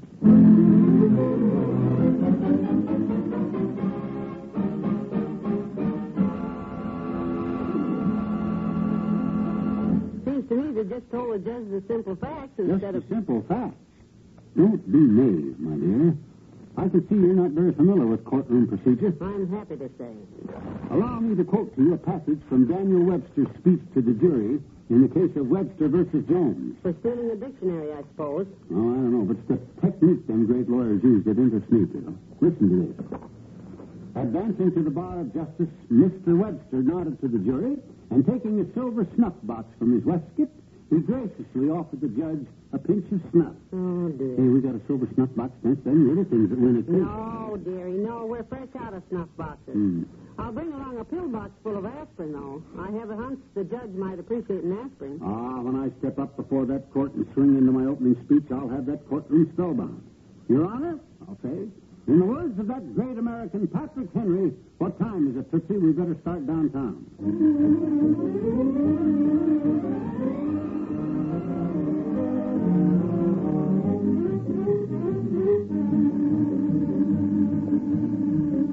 There it is, small claims court down at the end of the hall. Did you bring the speech? Of course I brought my speech. Will I come all the way down here to the court and leave my speech at home? It's right here in my... No, it's in the inside pocket of my... Oh, I know where it is. You left it at home. No, I didn't leave it at home. My gosh, Molly, sometimes the way you talk, you think I was a 6-year-old kid or something. Here's my speech. Right where you pinned it, inside my overcoat. Well, that's a good boy. I'm glad you didn't lose it. Stop patting me on the head. People are looking. Come on, let's go in the courtroom. Well, now, let's sit down here till they call your case. I hope we're not late because the notice said 4 o'clock, and I don't want... Next case, Fibber McGee versus Oliver Bates. Property damage. That's you, dearie. McGee versus Bates. Are the parties to this suit in the courtroom? Here, Your Honor. Fibber McGee representing the plaintiff in the case of McGee versus Bates, wherein said Bates, the accused, did inflict $3 worth of damage to said McGee. That'll do, McGee. You'll get your turn. The plaintiff rests. A very smart move. If he ever hits you with that wooden hammer... Is Mr. Bates here? Here, Your Honor. I'm very sorry to have caused you this trouble. I don't like to take up your time. I didn't mean to break his fence, and I want to pay him for it. He won't let me pay him. Is this true, Mr. McGee? Well, Your Honor, the confessed criminal did come over with the money, but that was weeks after the damage was done. Well, he scared me, Your Honor. The day I broke the fence, he came running out and yanked the ticket off and swung it at me. I ran. All right, let's hear both sides of this case in an orderly fashion. Mr. McGee, give me your version of this incident. What happened? Your Honor, I stand before you today to plead the cause of simple justice. Never mind that, just... The accuser did herewith snag his coat sleeve on a nail of my fence, thus tearing the picket off and damage against $3 worth. In the words of that great American, Patrick Henry, $3 is a small price to pay for liberty. And if he don't pay me $3, take away his liberty and lock him up, because... Sit down. I thank you. Holy smoke, one of those again, Joe. All right, Mr. Bates, maybe you can tell me what happened. Well, Your Honor, I was cutting through the alley back of Mr. McGee's house, and I caught my coat sleeve on a nail, like he says, and pulled the picket loose. Here, I'll show you how I tore my coat. You see there, that big rip? I object. Quiet. Plaintiff's rest. I'm scared. Go ahead, Mr. Bates. Well, I don't like to damage people's property, Your Honor, so I took a rock and I tried to hammer the nail back in, but I guess I just hammered too hard because I split the fence picket all to pieces. It cost you $3 to repair the fence, Mr. McGee. That is correct, Your Honor. Plus 75 cents for mental anguish. That's scary. I don't like the look on his gavel. All right, I've heard both sides here. If you'll both stand, the court will give its decision. Yes, Your Honor.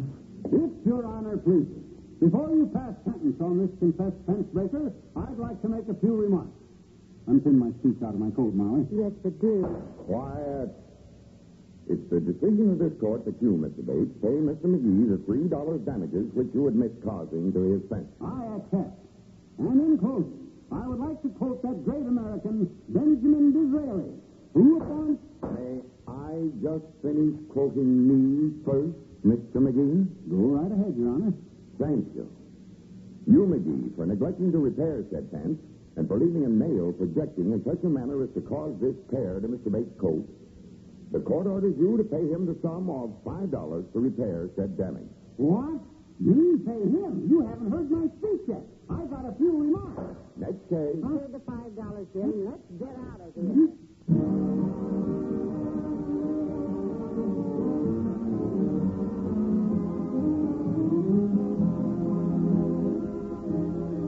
Fibber and Molly will be right back. Thursday evening is filled with fun when you set your radio dial to this same station. And when we talk about fun, you'll find the best of it each week on Truth or Consequences, the zany stunt games that keep all America intrigued each time Ralph Edwards steps before the NBC microphone. The unusual is commonplace when it's time for Truth or Consequences, and the resultant fun makes wonderful radio entertainment. So be sure to be in the audience tomorrow and every Thursday evening when Ralph Edwards presents America's favorite party game, Truth or Consequences. Also Thursday, you'll hear the best Western adventure and songs from the Double R Bar Ranch on the Roy Rogers Show. 30 minutes of top entertainment presented by Roy, Dale Evans, Pat Brady, and the Whippoorwill.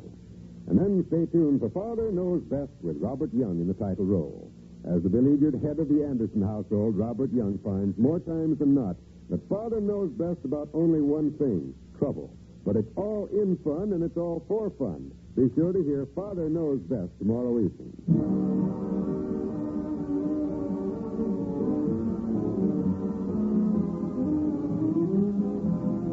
This is a message to Guam, to radio station KUAM, which has just begun operation this week.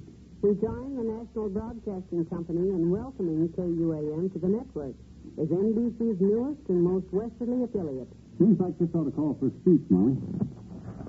I got a 12-30-minute speech here that I didn't get to make in the courtroom today. Wonder if I ought to make No, McGee. The plaintiff's rest. Good night. Good night, all.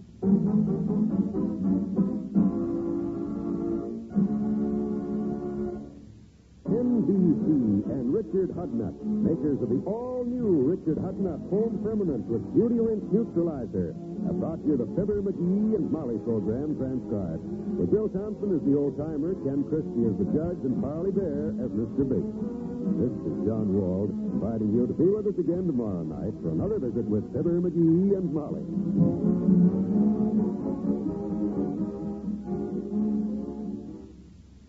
Tomorrow night, enjoy the Roy Rogers Show on the NBC Radio Network.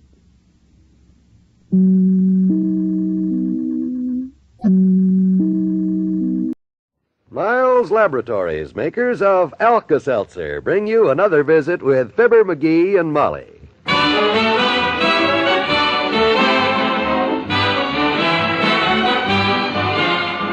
Again, we invite you to listen to the transcribed adventures of Fibber McGee and Molly. The show is written by Phil Leslie and Ralph Goodman and directed by Max Hutter.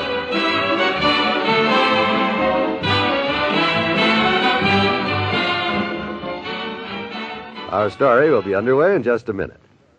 This is Eleanor Engel. You know, the common cold sure lives up to its name, doesn't it? Around this time of year, colds are all too common. And that's just one more good reason to keep plenty of Alka-Seltzer on hand. Because Speedy Alka-Seltzer can add comfort to your cold treatment, help you feel better while you're getting better. You see, Alka-Seltzer relieves the headache, the feverish feeling, the general aches and pains that can make you feel so miserable when you have a cold. And when your cold causes a raw, irritated throat, Alka-Seltzer makes a mighty soothing gargle, too. Just dissolve 2 tablets in a quarter glass of warm water and gargle. So, whatever you do for your cold, add comfort to your treatment. Take Alka-Seltzer. Once you try it, you'll agree. There's nothing quite like Alka-Seltzer.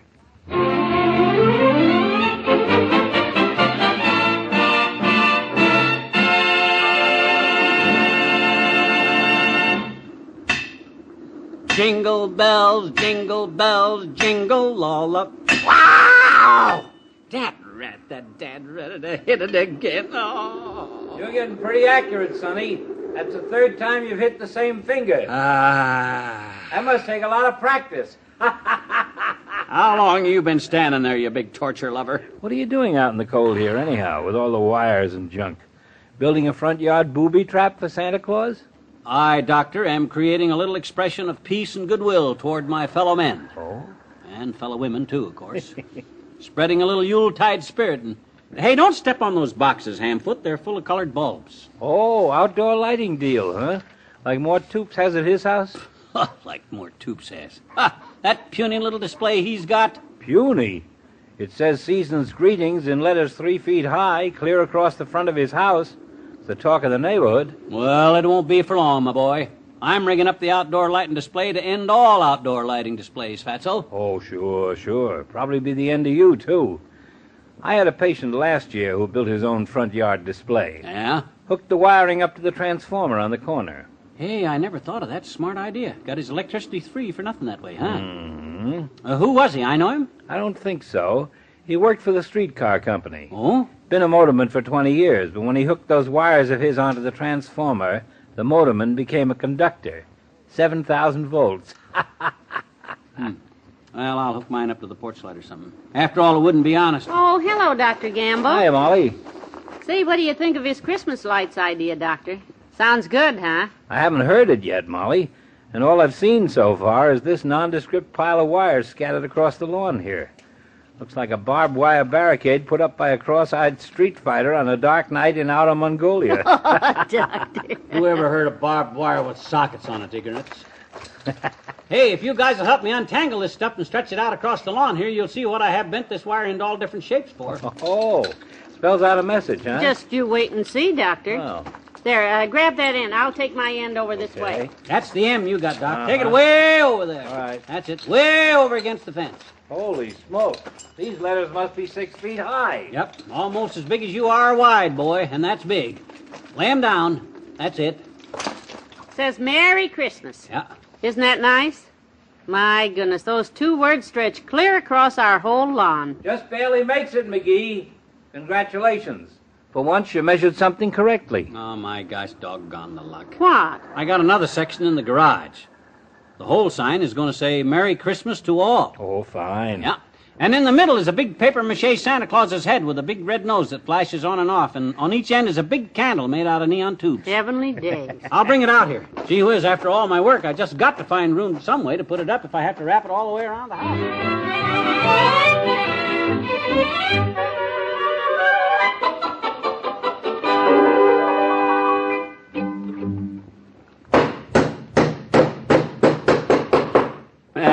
That ought to hold it.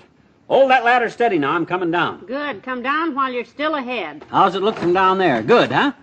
Very impressive, dearie. It really does. You betcha. I'll bet there's not another family in Wistful Vista with a sign that goes all the way from their front porch roof clear across over the street to the other side of the street. Ought to be exciting. The big Santa Claus head in the middle and all.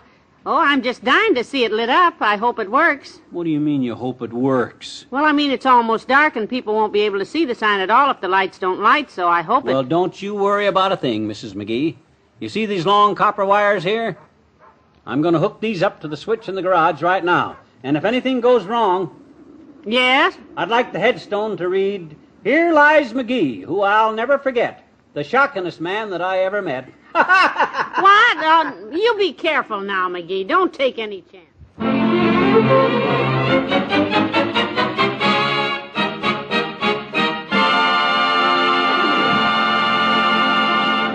In a moment, we'll return to Fibber McGee and Molly. Have you ever noticed that Christmas shopping and catching cold sometimes go hand in hand? Maybe it's because you're out among crowds of people all day, running from heated stores to cold, windy streets and back again. But say, if you do catch cold, and it makes you feel miserable all over, remember this. Alka-Seltzer helps you feel better, and in a hurry, too. And that's mighty important when you have a cold, isn't it? To feel better? Alka-Seltzer adds comfort to your cold treatment by relieving the feverish, ache-all-over feeling. And Alka-Seltzer makes a soothing gargle to relieve the raw and irritated throat a cold sometimes brings. Buy Alka-Seltzer by the glass at the soda fountain or by the package at the drug counter. Add comfort to your cold treatment with the medicine that's so refreshing. Speedy Alka-Seltzer.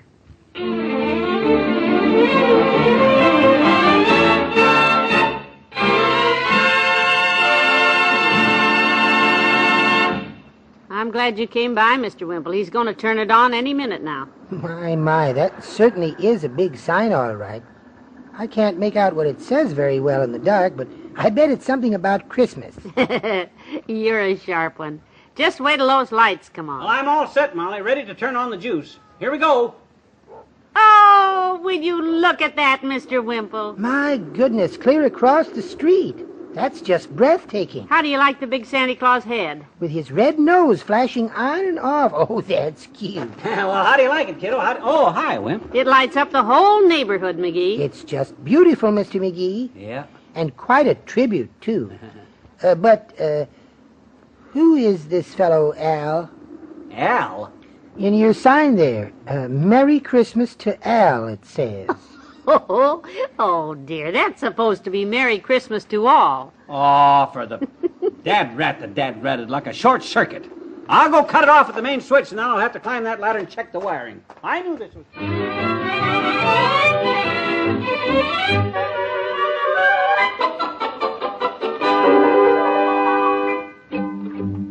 Okay, Molly, hold that ladder steady. I'm coming down. She's in the house getting warm again, but I'll hold it. Oh, okay. Well, thanks, Wimp. I found the short okay, so... Hey, Molly, it's all set. All right, McGee, I'm coming. My, this sign is causing you a lot of trouble, Mr. McGee. Ah, but it's going to be worth it, Wimp. This thing will outshine more Toops' display 1,000,000 times. You watch it now, Molly. I'll go throw the switch in the garage again. Okay, hurry it up, though. I'm getting sleepy and it's cold out here. After 10 o'clock, I should have been in bed. Here we go, kids. There. Bright, isn't it? Is it on, Molly?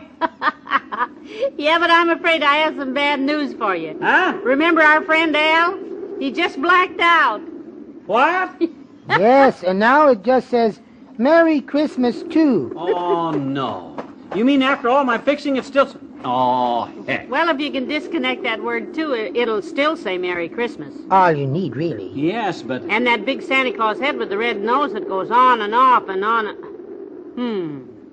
Doesn't go off anymore. It just stays on, doesn't it? You know, I like it even better that way. Don't you, Mr. Wimple? Oh, yes, indeed. Oh, it's much nicer. Yeah, but I wanted It's a wonderful sign. Very impressive. 3 times as big as Mort Toops's. Yeah, but if that... Oh, it makes Mort's sign look sick.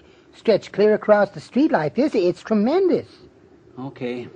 I'll get back up the ladder and clip the little red wire to disconnect the word to and... No, I think it's the blue wire I ought to cut to get... No, that's for Santa's red nose. I don't know... Never mind. Look. The word to just went out too, Mr. McGee, all by itself. Oh, swell. Aren't you lucky? Aren't we all? Yeah, well, good night, Wimp. Come on, Molly. Let's lock up and get to bed. I'm bushed. Gee, that's a nice sign, though. Merry Christmas. That's just the right sentiment for this time of year.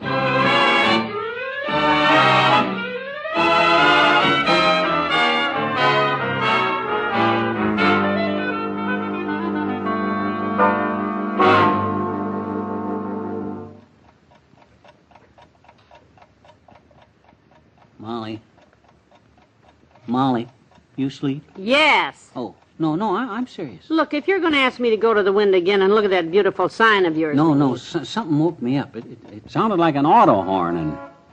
You see? There it goes again. Fine time to be honking a horn. It's after midnight. My gosh, of all the inconsiderate... What the heck's going on out there? Can you see? Well, those idiotic people, what do they... Oh, for heaven's sake. Well, what is it? Looks like a traffic jam right under your sign. There's cars clear to the corner, people getting out and taking a look. No kidding, let me see. There's a man with a camera, must be a newspaper man. Well, I'll be... Hey, I'm going to be famous. I told Wimp this sign of mine had stopped traffic, but I never... Boy, oh boy, isn't this something? I can't understand why they're all... Oh, dear. I'm going to grab my bathrobe and go down there. Maybe they want me to pose for a picture. What's the matter? Don't go out there. I see the reason now for all the fuss and the traffic jam and all. What is it? What you mean? What's the matter? Look, all the lights on your sign are out except the big red light, dead center there, in Santa Claus's nose. They think it's a traffic signal. What? Oh, my gosh. Are there any cops out there? Can you hear the cops? Does that answer your question? Gee whiz, Molly, what can I do? Quick, duck downstairs, go out to the garage and pull a switch on that sign. Yeah. I'll put a pot of coffee on and ask the policeman in because a hot cup of coffee on a night like this...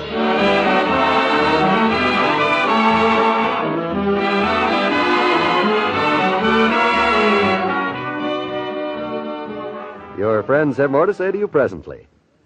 At night, when sleep won't come and you toss and turn or get up and read or just lie there and think, what you need is Miles Nervine to help you relax. Of course, there are preparations that induce sleep, but remember this, Miles Nervine doesn't put you to sleep. It relaxes you and lets you sleep. And what a difference that makes. You wake up next morning feeling more rested and refreshed and ready for the day's activities. Miles Nervine is pleasant to take, and it's easy to buy, too. Get Miles Nervine at any drugstore. Follow the label, avoid excessive use. And when sleep won't come, remember, you can relax with Miles Nervine.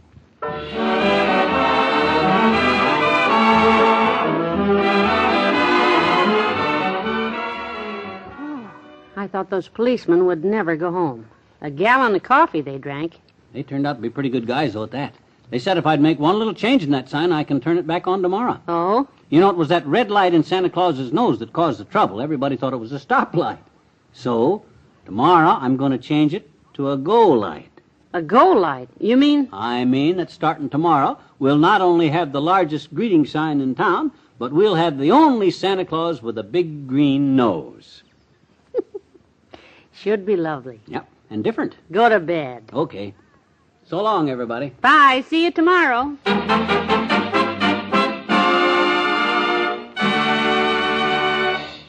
Fibber McGee and Molly, transcribed, is brought to you Mondays through Fridays at this time by Miles Laboratories, makers of Alka-Seltzer.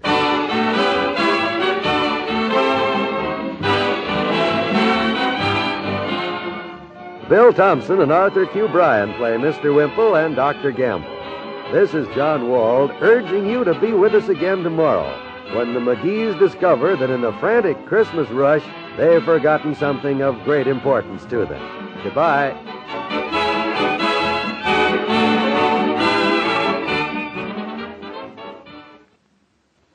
Today, listen to Woman in My House on most NBC radio stations.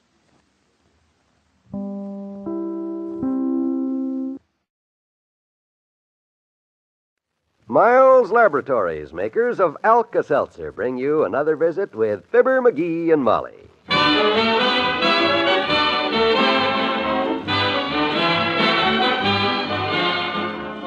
Again, we invite you to listen to the transcribed adventures of Fibber McGee and Molly.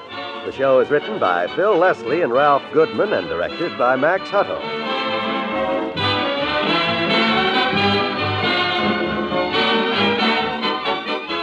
Our story will be underway in just a minute. This is Eleanor Engel reminding you that fun is good for you. We all know that. But do you always feel up to enjoying your fun? Whenever a headache or an upset stomach or general achiness keeps you from enjoying the fun that's so good for you, drink Alka-Seltzer. Alka-Seltzer tablets dropped into a glass of water fizz and become a liquid way to relief. And starting with a liquid is wise, because anything else you swallow has to be changed by your body into liquid form before it can help you. Alka-Seltzer becomes a relief-giving liquid that's better because of action in the glass. That's right. Action in the glass changes Alka-Seltzer tablets into a liquid, the form your system can use most easily and naturally for relief. Yes, action in the glass makes Alka-Seltzer easy to absorb immediately. You'll like Alka-Seltzer for refreshing relief.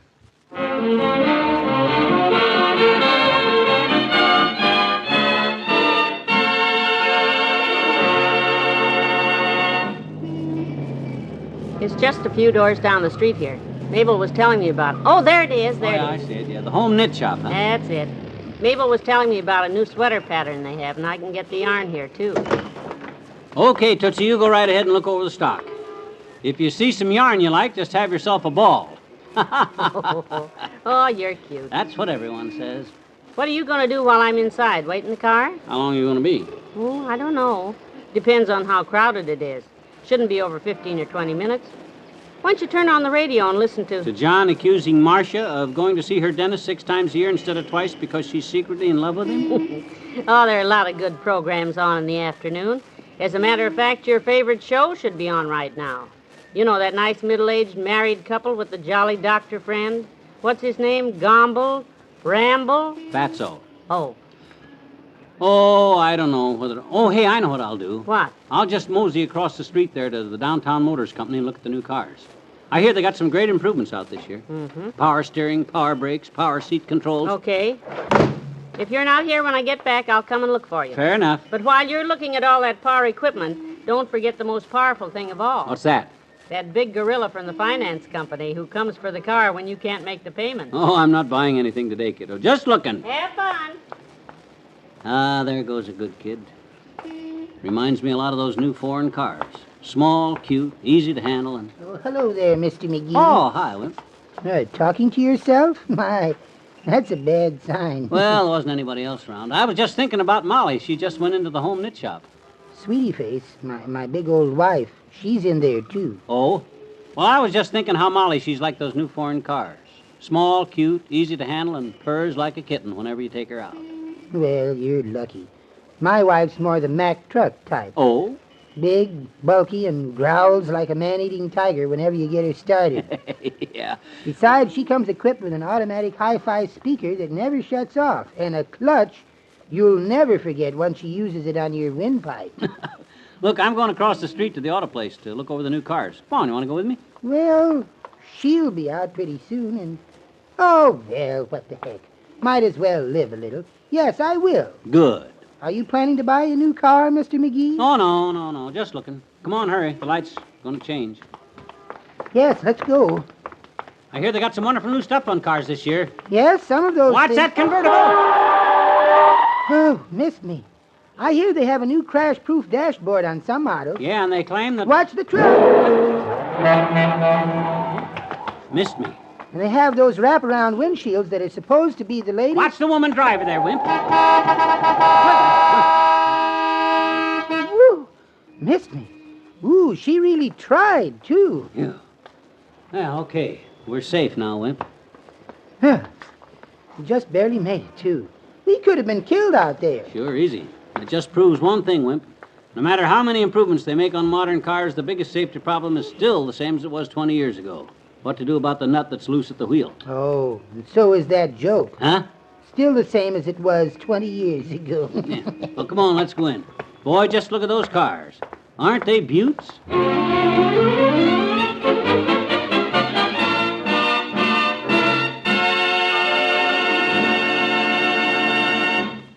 In a moment, we'll return to Fibber McGee and Molly. No matter what your age, your need for vitamins never stops. You cannot look and feel your best if you don't get enough vitamins. Now, when you depend on meals alone to supply enough vitamins, you may run a risk of vitamin shortage. So be on the safe side and take one-a-day brand multiple vitamin tablets regularly, every day.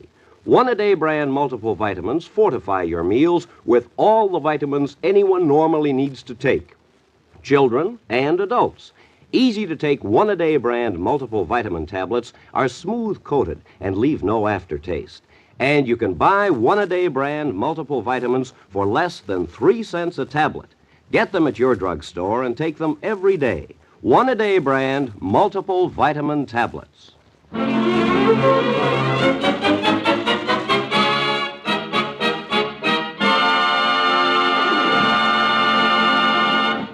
No, thanks, Bud. We're just looking. Yes, sir. We're just looking. Go right ahead, gentlemen. Don't hesitate to call me if you have any questions. Yeah, we won't. Hey, get a load of this convertible here, Wimp. Oh, isn't that beautiful? I love that green, black, brown, gray, and yellow combination. With the blue wheels. I think it's the blue wheels that really make it stand out. Oh, hey, Bud. Yes, sir. You call me, sir. Something I can do for you now. Yeah, does this model come in any other color combination? This model, sir, comes in every other color combination. Oh.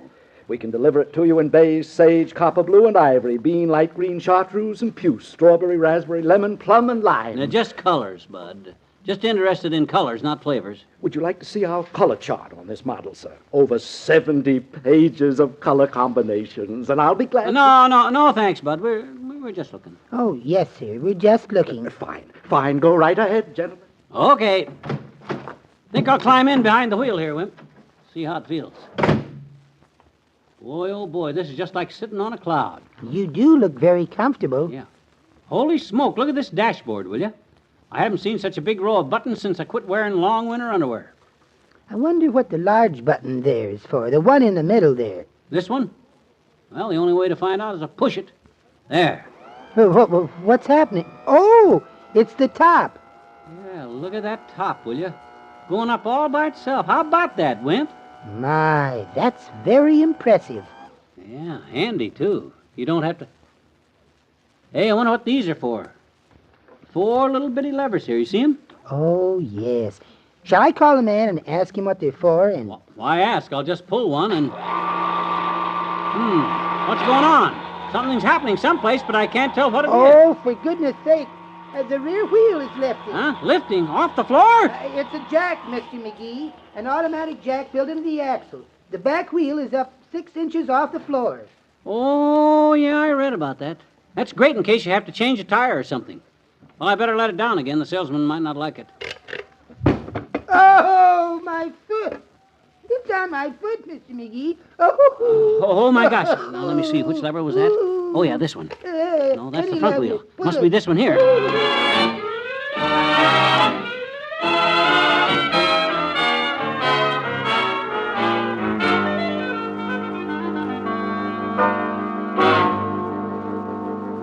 Oh, no, thanks, Bud. My friend's okay now. Aren't you, Wimp? Yes, I'm fine, thank you. It's a lovely car, anyhow. It sure is, Bud. Pretty expensive, I suppose. Oh, not at all, sir. From a standpoint of quality, it's quite inexpensive.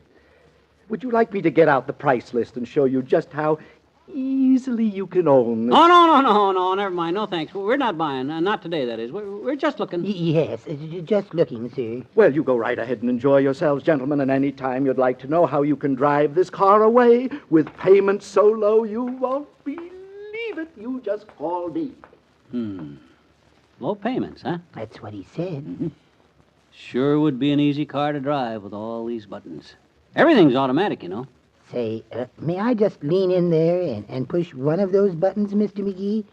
Just lean in through the window and push a button? Sure, boy, why not? Be my guest. Any button you like. Thank you. Eeny, meeny, miny, this one. Which one did you push? It's the window. Huh? On my neck. What? Closing on my neck. What? Oh, my gosh. Which button was it? Which one was it? Oh, here. There. My gosh, boy. I nearly lost my head. There's something wrong, gentlemen. Anything I can help you with? Is there anything wrong here? Oh, no. We're okay, bud. We're just trying out the gadgets here. Just looking. Yes. In fact, he's just looking, sir. I'm all through. I'm going home before I get killed. That thing scares me. If you don't mind my saying so, sir, this car is not for your friend there anyhow. He's much too inhibited, too timid. Yeah, he is sort of. You are the convertible type, sir. Me? Well, I have always liked fresh air. Oh, it's more than that, sir. It's a sort of well, it takes a man with a certain air about him, you know. Air? Oh, yeah, I see what you mean. Sort of a nonchalant type, sort of like. Exactly. Now, if you'll just step over to my office here now and let me show you how easy it is to make the small payments on this beautiful model. Right over here, I've got the figures all laid out. Won't do any harm to look at the figures again. Oh, there you are, McGee. Oh, hi, Molly. I'm just looking through, of course. Believe me when you see these figures. That's right, sir. He's just looking. And as a matter of fact, he's all through looking right now. Come on, McGee, let's go. Yeah. Well, I gotta go now, bud. When you get the new models in next year, though, let me know. I'll come over and look at them a while. Love to look at cars.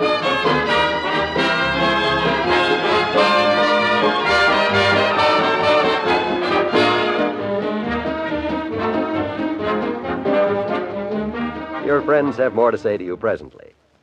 Have you ever noticed that shopping trips and catching cold often go hand in hand? Maybe it's because you're out among crowds of people all day, running from heated stores to cold, windy streets and back again. But if you do catch cold and it makes you feel miserable, remember this. Alka-Seltzer helps you feel better, and in a hurry, too. And that's really what you want when you have a cold, isn't it? To feel better?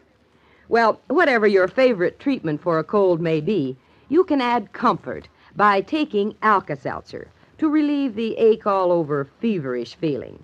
And Alka-Seltzer makes a soothing gargle to relieve the raspy, irritated throat a cold sometimes brings. No, having a cold is no fun. So, to feel better while you're getting better, take the medicine that's so refreshing. Take Speedy Alka-Seltzer.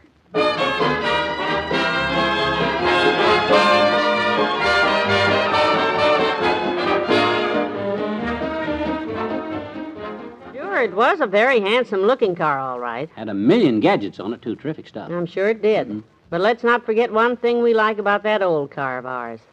Something you can't always say about those fancy new jobs. What's that? It's all paid for. Oh, yeah. Last week, wasn't it? Yeah. So long, everybody. See you later. Bye.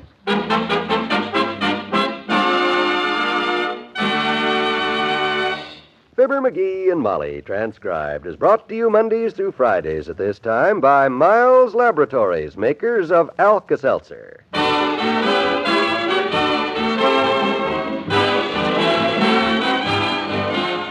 Wallace Wimple is better known as Phil Thompson. The salesman was Art Jacobson. This is John Wald inviting you back tomorrow for another visit with Fibber McGee and Molly.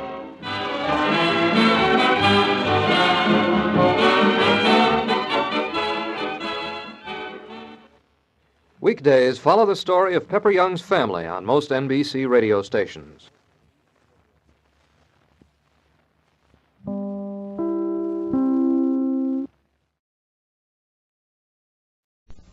The Fibber McGee and Molly Show.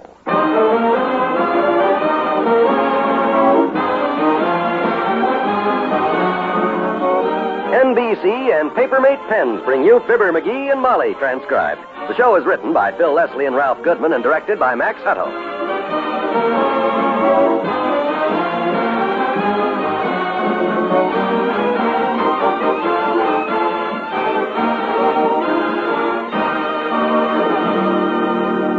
join Fibber and Molly in just a moment.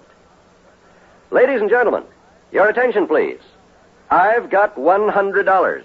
100 genuine United States dollars. And they're yours for a mere 75. Suppose you heard an offer like that. You'd jump at it fast, wouldn't you? So would I. Well, that's the very offer I'm making you today. I'm promising you a guaranteed return of $4 for every $3 you invest. And all you do is buy United States savings bonds. The improved Series E savings bond is better than ever. Not only does it mature in less than 10 years, but once it does, the Series E savings bond goes right on earning further interest. 3% compounded semi-annually for as long as 10 additional years. So sign up today for the payroll savings plan where you work, or the bond-a-month plan where you bank. It's the easy, painless way to save money and provide for our country's defense. You'll feel more secure tomorrow if you buy United States savings bonds today.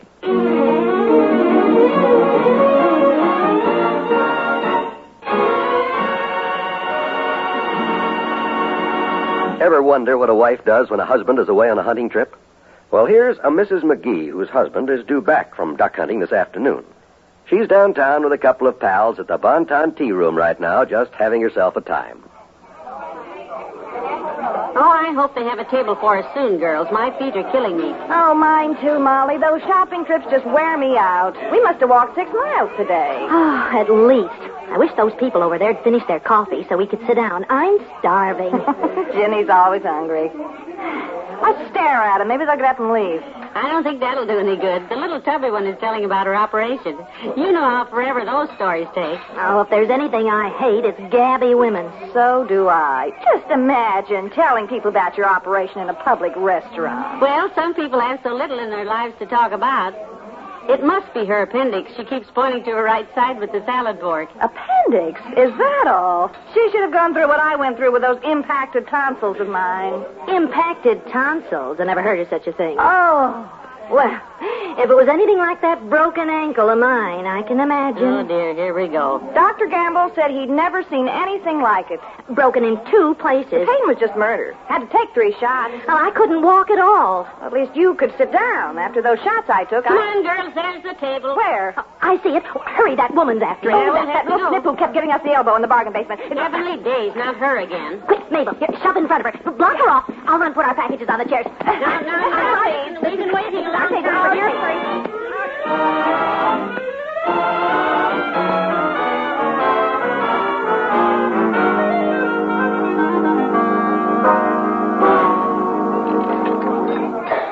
My, that was a wonderful lunch. Grand. As one turkey said to the other on Thanksgiving Day, I don't know about you kids, but I'm stuffed. Oh, that's cute, Ma. Wasn't it, Jenny? I must remember that. That is cute. Yeah. Oh, you got such a sense of humor, Molly.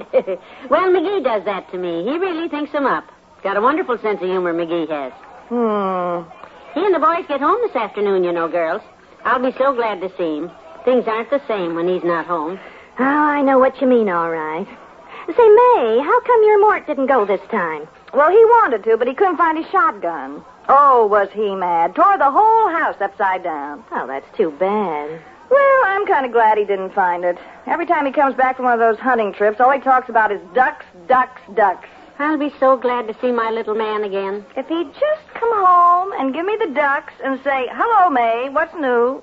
I wouldn't have to hide his shotgun every season. But no. You should have seen me knock 'em down, he says. Got one with every shell. Bam, bam, bam. All day long. Bam, bam, bam. It's a wonder I don't wind up shell-shocked. I guess you're in for the same thing today, Molly. I don't care if he talks his little head off. He will, too. Call the girl and let's get our check. I'd better hurry on home. My boy'll be there any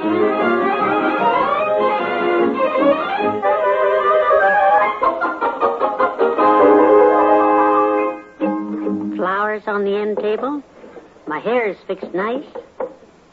4:30. They ought to be here by now unless they had a flat or something. Oh, there they are. Look at the whiskers on him. He looks just... Hey, Molly. Hi. Hello, dearie. I'm so glad to see you. Hi, Tootsie. I missed you. You missed me that time, too, sweetheart. Take another run at it. Huh? Oh.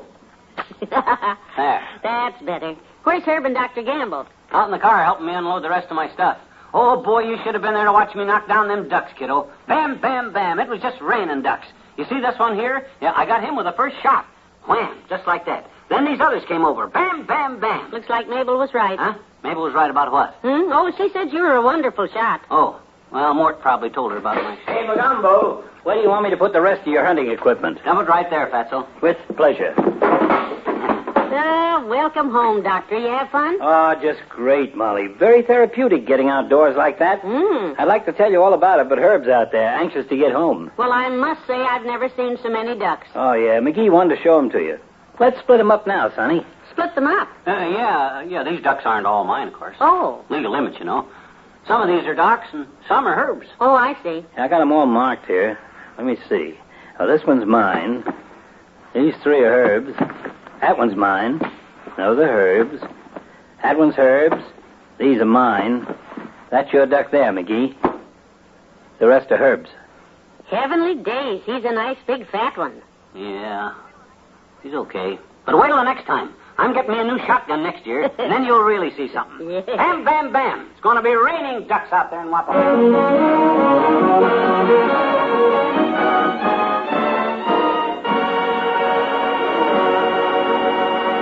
Hey, Molly, you seen my Papermate pen? My Papermate? You seen it? It's over on the desk, dearie. I had to make out a check for the laundryman. Well, you got the right idea. Making out the check with the Papermate, because that's the pen that's approved by bankers all over the country. Yes, I wonder if the people listening know that Papermate is the only pen that's approved by school principals, though. Oh, sure they do. And why?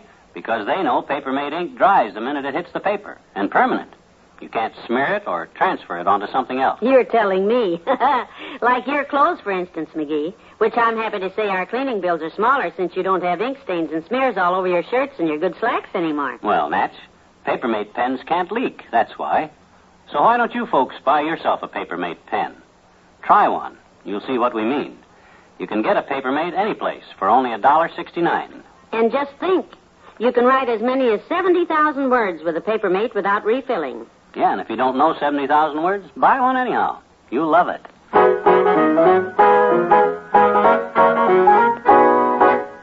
I'm so glad to have you home, dearie.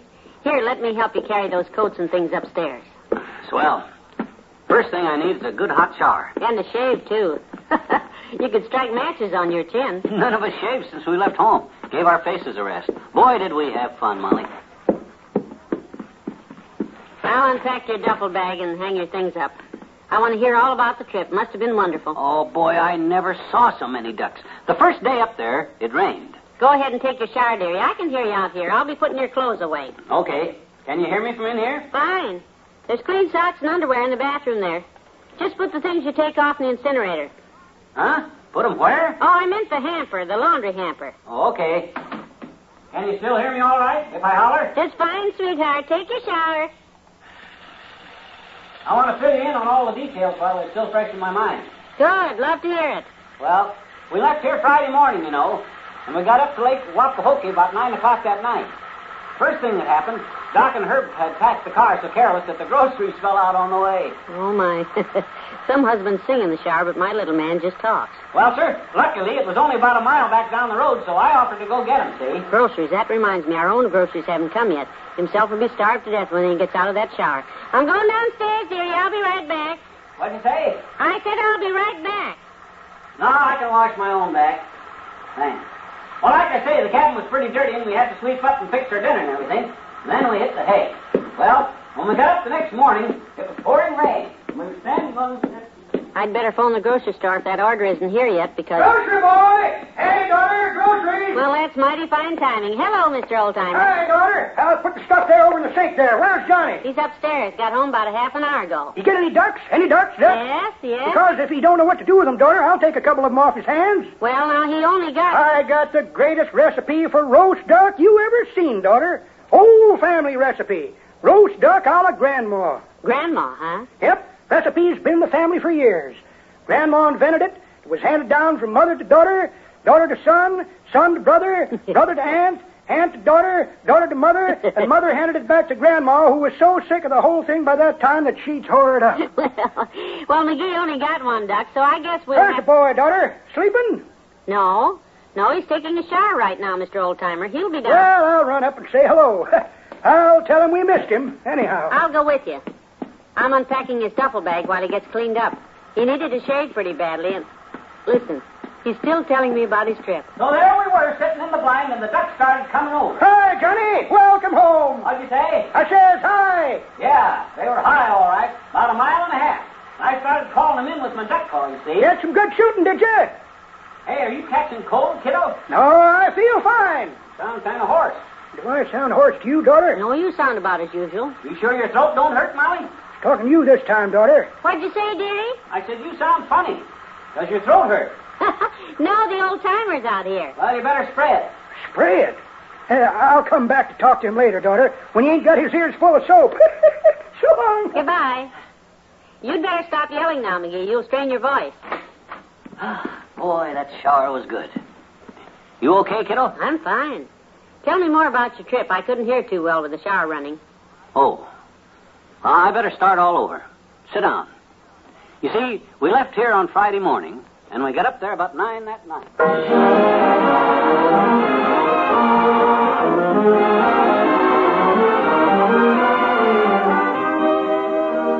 Fibber and Molly will be right back.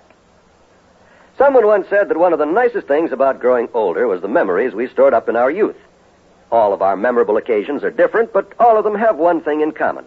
They recall pleasure-filled times of days gone by. Tomorrow and every Thursday evening on the NBC radio network, one of show business's greatest entertainers, Eddie Cantor, dips deep into his memory book to recall the little-known stories about the wonderful entertainers he has known down through the years. And when Eddie tells these stories, you'll be carried away in a nostalgic era of glittering entertainment. So make it a date to join Eddie Cantor for his show business show every week on most stations of the NBC radio network. And in addition to the Eddie Cantor Show Business Show, be sure to listen for the Roy Rogers Show with Dale Evans and Pat Brady, and for Father Knows Best, starring Robert Young in the title role. Thursday is another pleasure-filled night on the NBC radio network. So tomorrow and every week, be sure to set your dial to the station where you hear the familiar 3 chimes, your invitation to the best in listening.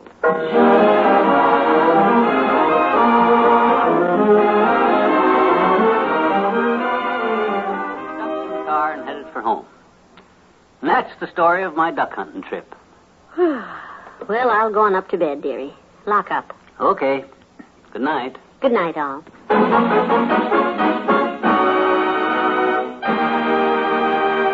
NBC and Papermate Pens have brought you the Fibber McGee and Molly program, transcribed, with Bill Thompson as the old-timer, Arthur Q. Bryan as Dr. Gamble, Mary Jane Croft as Mabel Toops, and Paula Winslow as Ginny. This is John Wald inviting you to be with us again tomorrow night for another visit with Fibber McGee and Molly.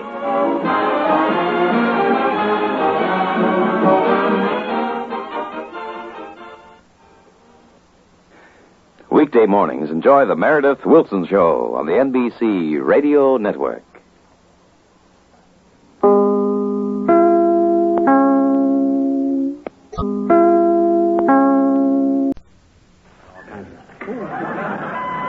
The Johnson Wax Program with Fibber McGee and Molly.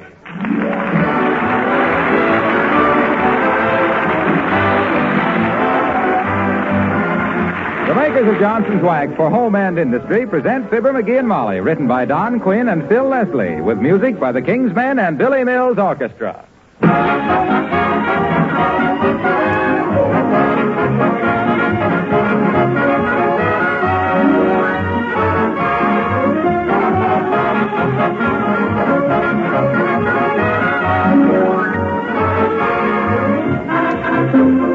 Every now and then, a lady asks me why I don't say more about one of her pet Johnson products, Johnson's Cream Wax. Well, perhaps I have neglected it, but I'll try to make amends.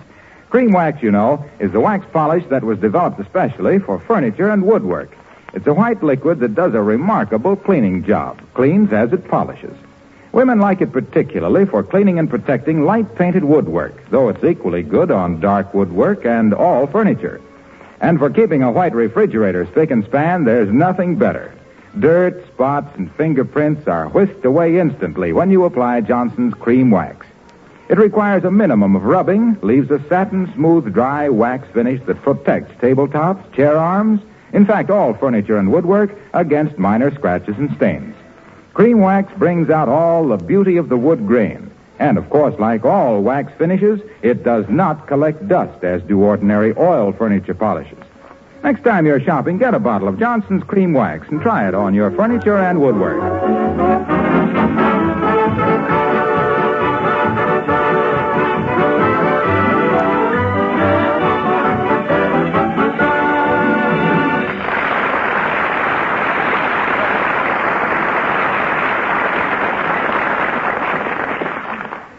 Statistics show that happy marriages result from A, mutual love and respect, B, a measure of economic security, and C, the ability of a wife to keep her little pink mouth shut when she sees the old man trying to do a job she could handle much better herself. Like just now, as we meet Fibber McGee and Molly.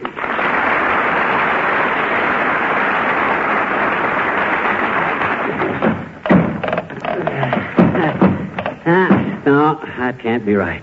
This leg must fit into this socket here.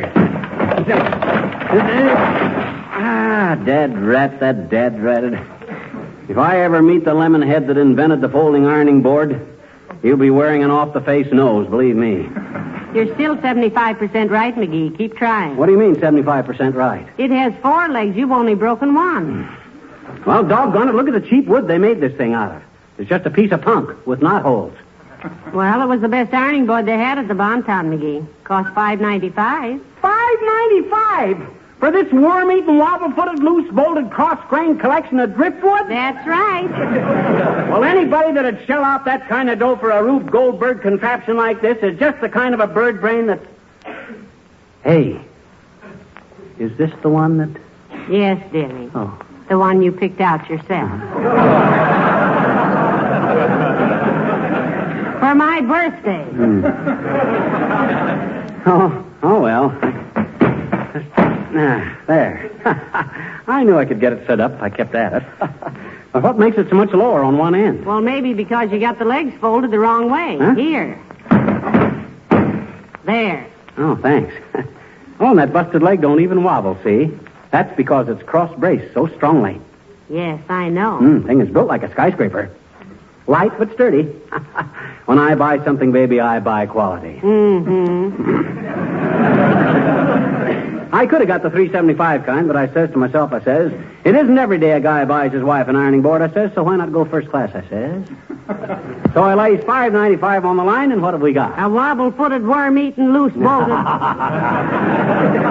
I was just kidding about that. This is a great little ironing board. Well, what are you going to do now that you got it up, dearie? I'm going to press my blue serge suit. Oh, why don't you let me do it, or Beulah? No, I like a razor crease on my pants, and a woman ain't got the strength for it. Besides, I got to sandpaper the seat a little bit. Sandpaper the seat? Mm-hmm. Are you losing your grip on chairs? My trousers are getting too shiny. Fellas at the Elks have started calling me Little Glitter Britches. Look, dearie, why don't you take it to the tailor? The next thing I know, you'll be cutting your own hair and filling your own teeth. The tailor got too uppity with me. That's why I'm not taking it there. Wanted 65 cents just to press a suet. Did you want it pressed for some special occasion? No, but a guy always needs a dark suit, and if an occasion come up suddenly, I didn't want to be caught with my pants down at the tailor shop. But, McGee, he's been charging 65 cents for 15 years. Exactly. That price is outmoded. With modern equipment, he can afford to do it for 50 cents, and I told him so. And he said? Oh, never mind what he said. It would have been a physical impossibility anyway.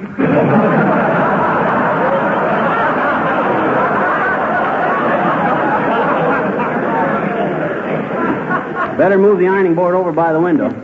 To do an artistic job, you got to have a good north light. Well, you better get started. It'll be dark very soon. Okay, just as soon as I move the ironing board. I don't think it'll fit in that space by the window, McGee. Oh, sure it will. Look. McGee, look out for the end table. What end table? Oh. I'm sorry. Is that lamp seriously broken? It's nothing that can't be fixed for $6 or $7.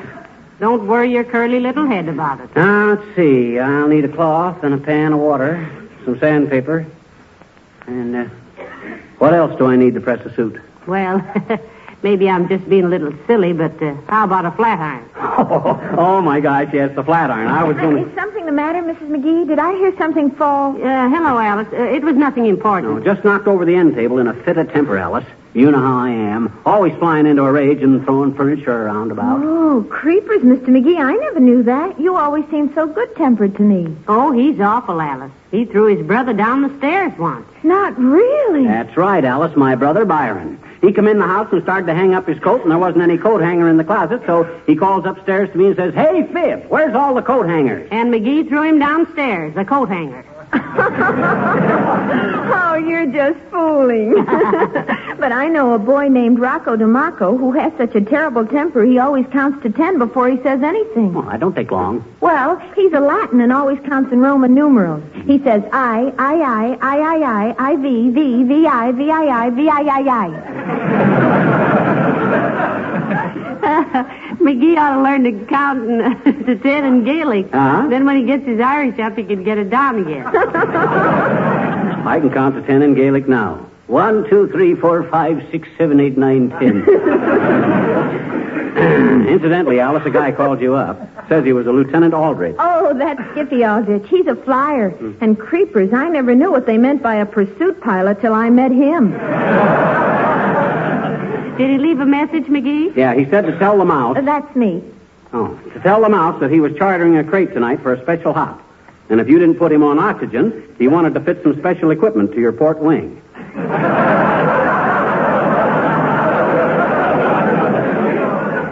That stuff makes sense to you? Oh, yes. He meant he was renting a car tonight for a big dance, and if I didn't give him the air, he wanted to give me an engagement ring. Heavenly days. I just get to know the steering gear from the radiator on an automobile and the airplane around it. It's discouraging. Well, if he calls again, Mr. McGee, tell him the field has closed in and we're not operating tonight. Tell him You might as well answer it, Alice. For all the calls I get, I might as well be an unlisted number. You're not as pretty as Alice, dearie. Well, it might be for me at that. Hello? Yes, this is Alice. Oh, hello, you sweet thing. Yes? Well, you're simply a pet to call me. I certainly get a charge out of hearing your voice, honey. The way she's buttering him, he must be a cigarette salesman.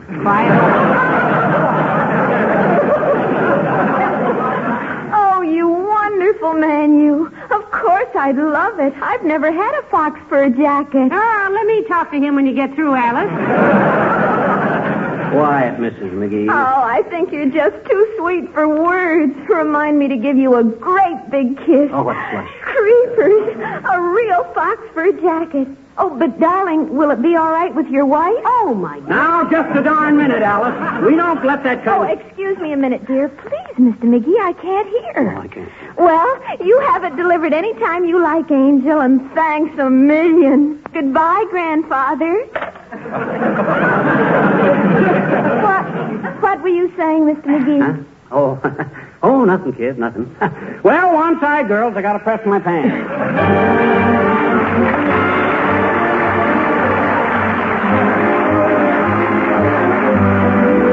Billy Mills and the orchestra play Tico Tico.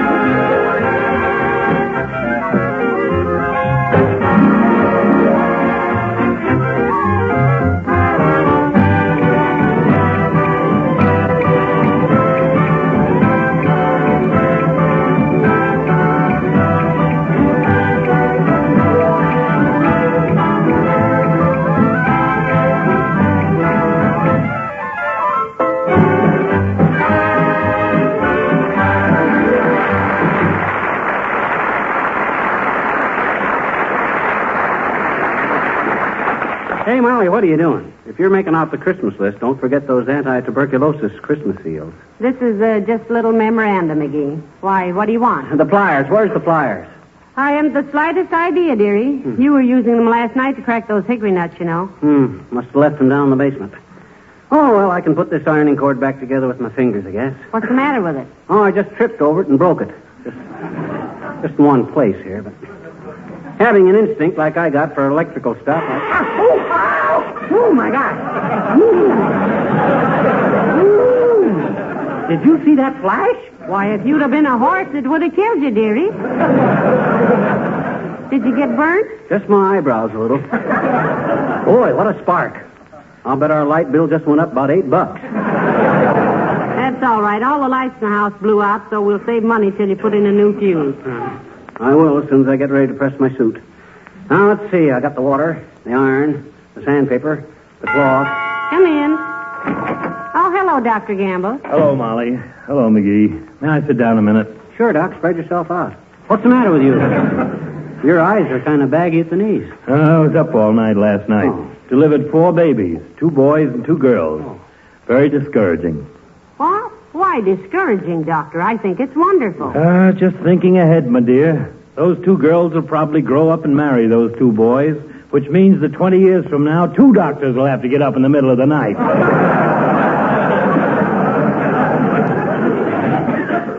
You poor lad. It certainly keeps you on the go with so many doctors in the service, doesn't it? Yes, I'm like a man who's running too fast. He's got to keep going or he'll fall flat on his septum. The ration board give you enough fuel to make your rounds, Doc? Well, I can't complain. They give me enough gas to go around and tell my patients what to do for theirs. Sometimes I wish I were a streetcar conductor. Oh, I wouldn't say that, Doctor. As it is, when people give you a $10 bill, you can keep it. As a conductor, you'd have to give them back $9.95 and a dirty look. Yeah, but he could spend the rest of his life telling people where to get off. I do that now. I browbeat and insult people, trying to make them live sensibly, or just live. And the minute I go out the door, they laugh and say, "Isn't he a sweet old character?"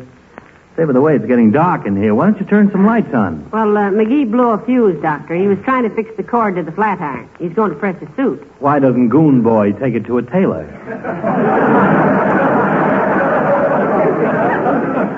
Doctor, he thinks the tailor overcharges. He wanted 65 cents to press the suit, and McGee thought he should do it for 50. And he should, too. He's got all modern equipment, presses a suit in a third of the time he used to, and charges the same high prices as he used to. Why, you little cheapskate. Who's a cheapskate? To give you a short answer, you are. Oh. If in the course of my professional activities, McGee, I should encounter a sick nickel, I'll call on you. You can really nurse them. Well, I'm going to get back to the office. It's probably full of headaches with people attached. Good day.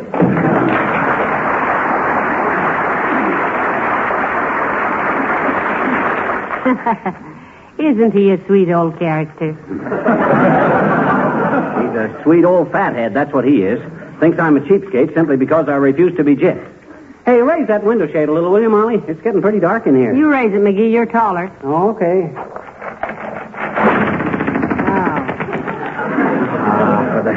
Slipped out of my hand. Now the cord's stuck. Better let Mother do it, dearie. Those window shades are tricky, you know. No. I can do it. My gosh, if I haven't got brains enough to pull down a window shade, it ought to be... Well, that's better, sweetheart. Now it's much lighter in here. And it will be for several days. No wonder there's a paper shortage.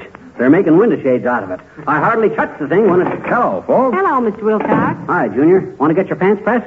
I'm about ready to go into business. Hey, Molly, get Junior my bathrobe so he won't be embarrassed when I go to... No, thanks anyway. I can't stay that long. I just wanted to show you this. Heavenly days, what a beautiful sampler. Oh. What lovely needlework. Who did it? I did. Huh? Sure. Made it for my wife for Christmas. Oh, she'll love this, Waxy.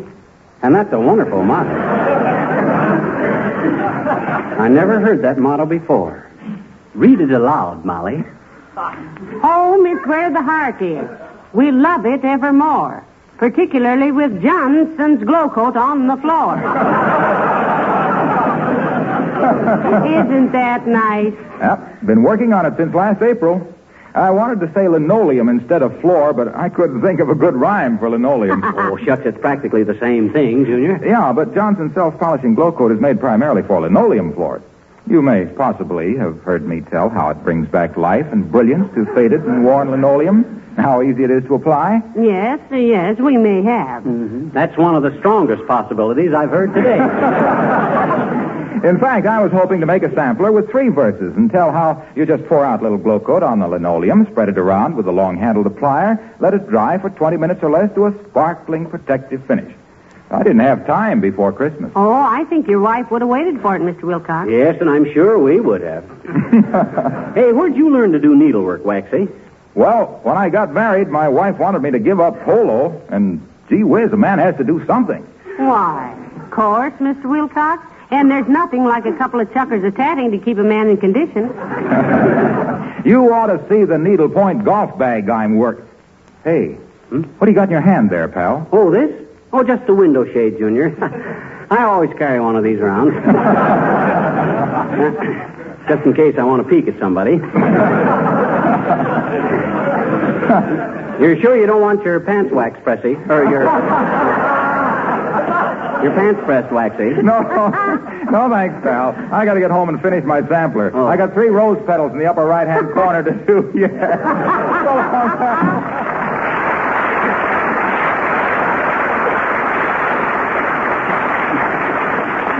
McGee, why don't you learn something useful like that? Heavenly days, you can't even sew button-ons. Well, you got to look for motives in a thing like that, Molly.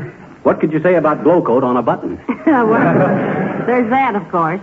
And when are you going to start pressing that suit? Well, it's too dark now without an electric light, and besides, the iron wouldn't work. Hey, run down and slap a fuse in the box, will you, Molly? No, wait a minute. Here's a penny. It's worth a dime at least, isn't it? No, I'm not paying you for the errand. I just suggested you put the penny in instead of a fuse. I've heard about people doing that. No, not me, McGee. I may be hanged, but I'll be hanged if I'll be electrocuted. I'll use a fuse. Okay, suit yourself. Hey, bring back a couple of shingle nails when you come back, will you? This ironing board's getting kind of wobbly again. All right. Okay. There goes a good kid. Does she scold and nag just because I mess up the house with a project like this? No, sir, not her. And will she give me little digs about it for the next 6 weeks? Yes, sir, I'll bet she does. My gosh, come in. Hi, mister. Oh, hello there, Teeny. I haven't got time to punch the bag with you now, sis. I got to iron a suit. Oh, well, I just... I says I got no time for small talk, small fry. I got a pressing engagement. I guess my daddy was right, I guess. Your daddy was right about what? You, I betcha. What did he say about me? He said your theme song ought to be Bright in the Corn Where You Are.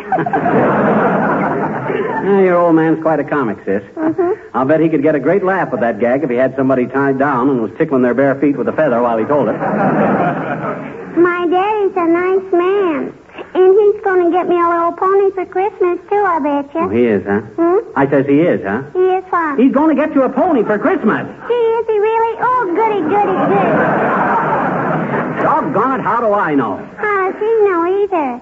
I haven't told anybody but Santa Claus yet. Well, no, I wouldn't lean too heavy on that, sis. You given any thought to how Santa Claus could get a pony down through your chimney? Oh, he can do it, I betcha. Yeah, he brought a piano down to it last year for my sister, he did. Yeah. Yeah, but you can take the legs off the piano. A pony ain't come apartable. Why don't you settle for a puppy or some goldfish? Well, I got some goldfish, but I would like to have a puppy. Gee, I guess I'll write Santa Claus another letter and tell him that. What kind of puppy do you want, sis? One of those little low kinds. Mm-hmm. My daddy says they look like their mother was frightened by a taffy pull. Oh, a dash one. Mm-hmm. Sure. And I know just where Santa Claus can get one, too, I betcha. Where? At the Empress Movie Theater. Mm-hmm. I saw the sign they had up. Why, that theater just shows Western pictures, sis. They don't sell puppies. Maybe they're giving them away or something then. What makes you think so? Well, gee, they got a big poster up in front that says, "Get a long little doggy all this week." So long, mister. I gotta go write the letter.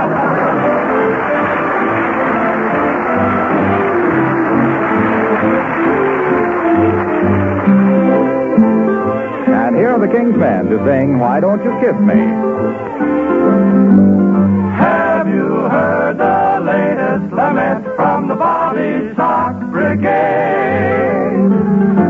Johnny took his little chick for a quick little walk. Here's the plea he made. Quote, why don't you kiss me like you kissed me when you kissed me like you kissed me when you kissed me last night? Why don't you tell me what you told me when you held me and you sold me on the moon shining bright? You sent my little heart a zooming. I'm only human. I fell, but now you're different. You're indifferent. Got me so mad I could yell. Well, why don't you hug me like you hugged me when you hugged me like you hugged me when you hugged me last night? Why don't you thrill me like you thrilled me when you filled me with that silly little thrilly delight? Why don't you give out with that fire that a fireman just can't fight? Oh, why don't you kiss me like you kissed me when you kissed me like you kissed me when you kissed me last night? Between the groaners, the tuner crooners, and the glamour boys with all their glamour manners, I'll admit that my chances are slight.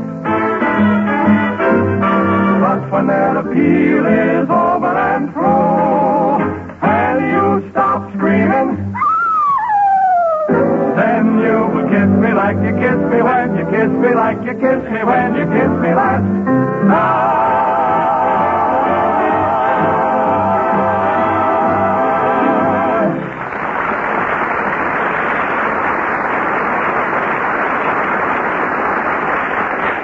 Well, now that the lights are on again, McGee, are you going to press that suit? You bet I am, Tootsie. I'm going to put a crease in them blue serge pants that'll cut through a solid wall of human flesh when I go Christmas shopping. Hey, did you see the crowds at the Bontown lately?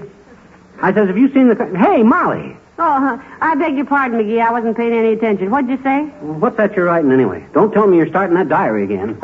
No, sweetheart.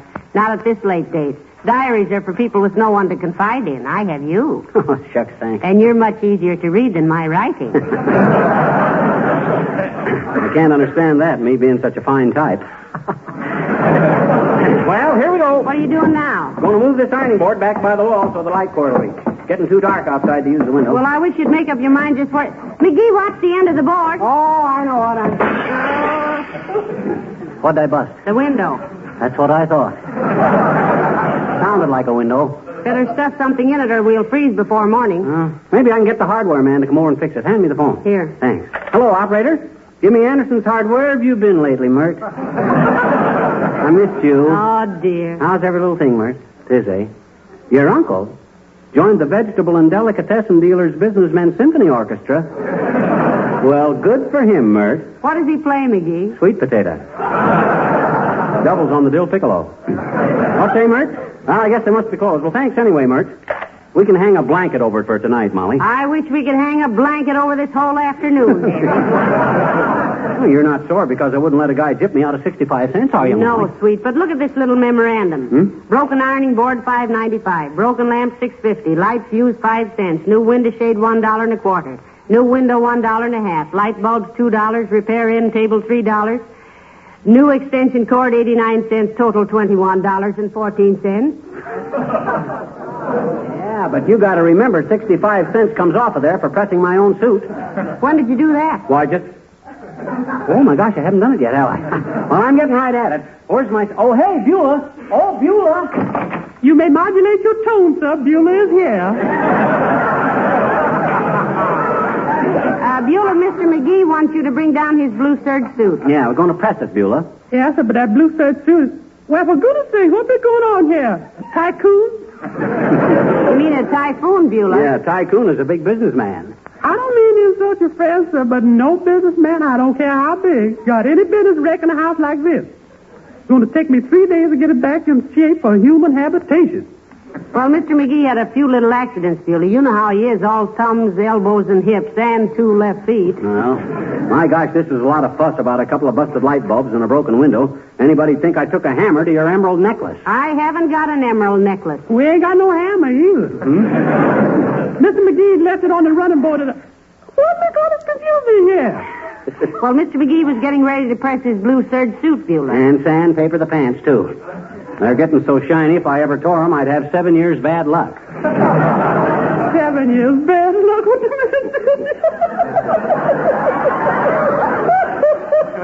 I love that man.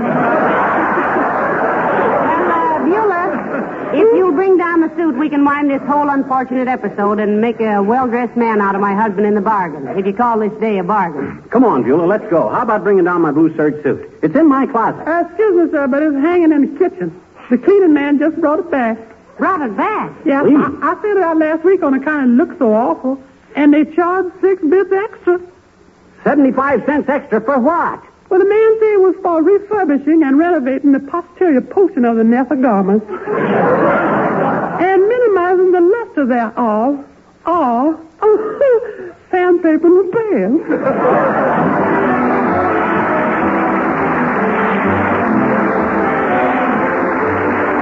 If your linoleum floors could talk to you, they would probably begin about now to ask for a little extra protection against the wet rubbers and galoshes that winter brings.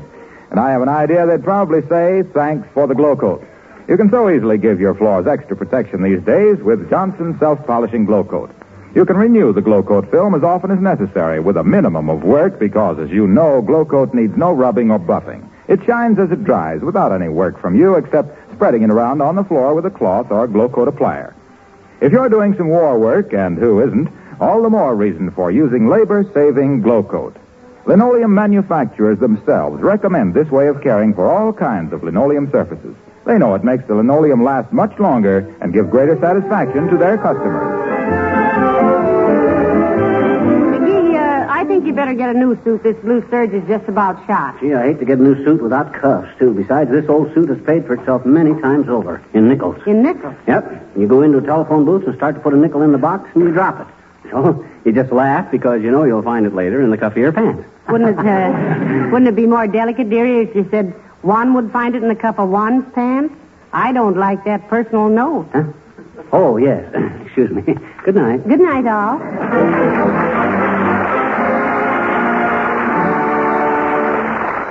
This is Harlow Wilcox speaking for the makers of Johnson Wax Finishes for Home and Industry, inviting you to be with us again next Tuesday night. Good night. This is the National Broadcasting Company.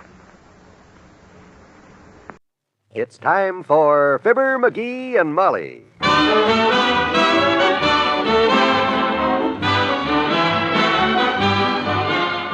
Sundays through Thursdays, NBC brings you Fibber, McGee, and Molly transcribed. The show is written by Phil Leslie and Len Levinson and directed by Max Hutto.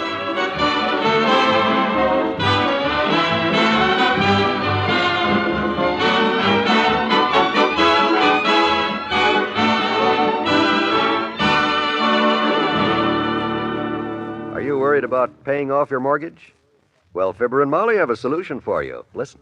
Molly, have you been watching that paint job they're doing on the house across the street? White with pink shutters? Almost as pink as the cheeks on the young couple living there. And were they excited when they moved in? You know, that first day in a new home is a big event in any family's life. It sure is. And another big event is the day the family can stop worrying about what would happen to their home if Dad wasn't around to make payments on the mortgage or pay the rent. And friends, that big day comes when a Prudential mortgage cancellation plan takes over the problem for you. With this plan in your life insurance program, if anything happens to the breadwinner, Prudential will provide the money to pay off the mortgage on your home. Leaves it free and clear for you and your family to live in as long as you wish. For most families, the yearly cost is less than 1% of the amount you borrowed. And if you're renting an apartment or home, you'll find the cost of Prudential's rent payment plan just as low. So ask your Prudential agent to come around and give you the details on these wonderful home protection plans, provided by the company with the strength of Gibraltar. Like the book says, the future belongs to those who prepare for it.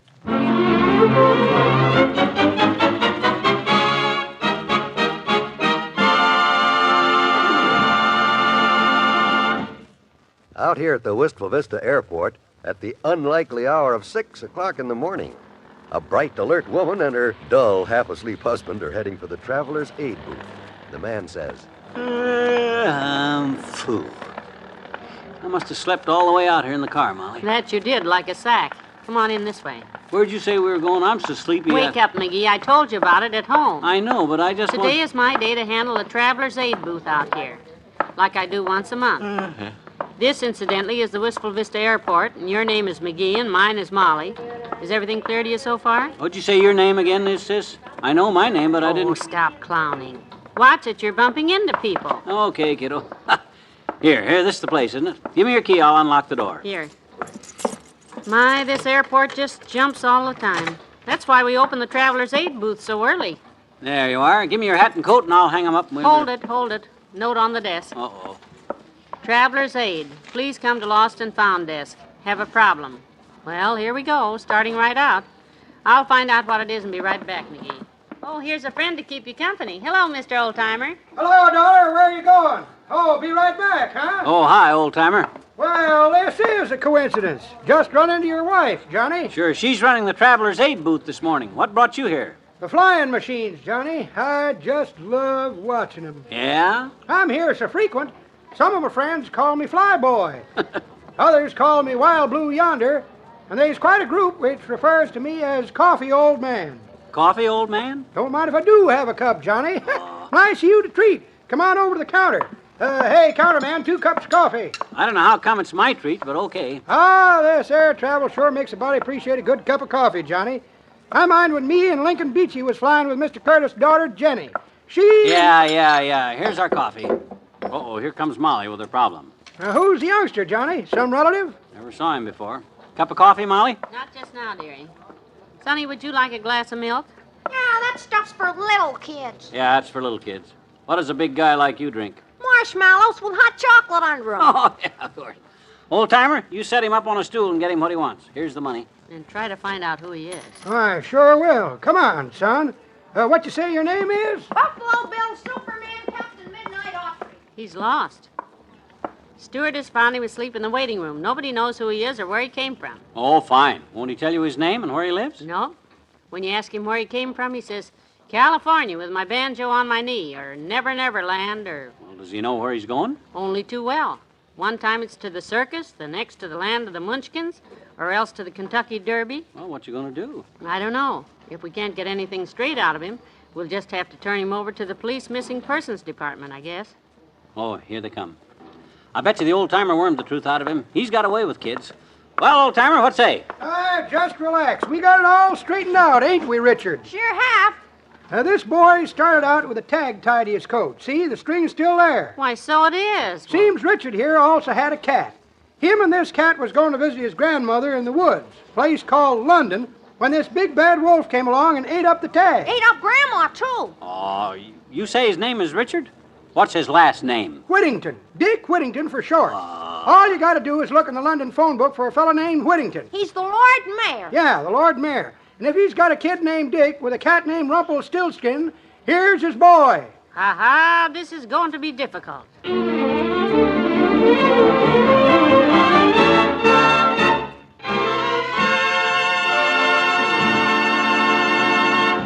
There's more fun with the McGees shortly. Can you shrug your shoulders at the menace of cancer? Can you say, it will never happen to me? Well, maybe you can, but maybe you shouldn't. According to the American Cancer Society, the statistics show that very few of us can afford to say that cancer is someone else's problem. After all, 1 out of every 4 people is going to have this disease. Cancer is going to strike 2 out of 3 families. With statistics like that, cancer is almost bound to strike close to you at some time. When that time comes, will you have helped science to learn how to fight cancer? Will your doctor be able to say, this is a type of cancer we've just recently learned to cure? Or will he know that science is still helpless against cancer of this kind? You can help make that future day a hopeful day by contributing to cancer research right now. Send your contribution to Cancer in care of your local post office.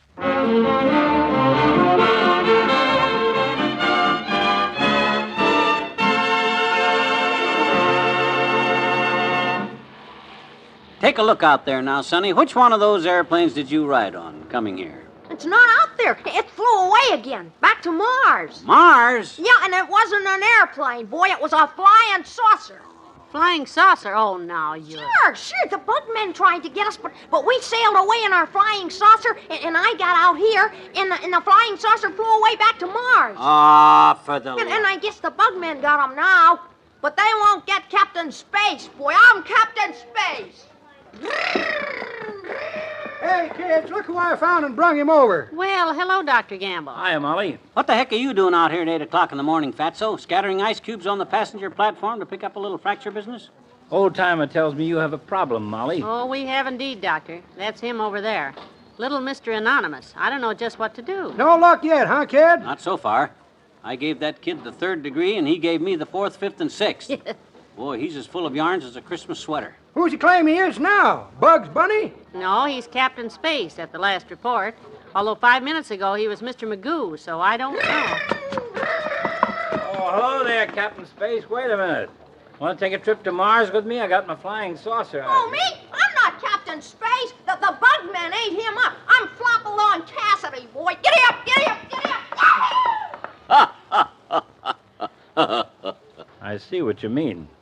What you ought to do, Molly, is call the Missing Persons Bureau down at headquarters and let them handle it. Sergeant Clark down there. Oh, I don't know, Doctor. I just hate to let the Traveler's Aid down on my first big problem. And you're not going to let him down, too, either, baby. I'll solve this thing if it takes all day. You'd think with my brain I'd have cracked this case before now. Oh, stop. You couldn't crack a hummingbird's egg with your brain, so give it up. Oh, is that so? Well, for your big fat information, Fatso, I sure wish I had a clue. Just one clue so as I could show... Oh, look at him. Come here, Sonny. Let me fix your cap. It's down over your little face again.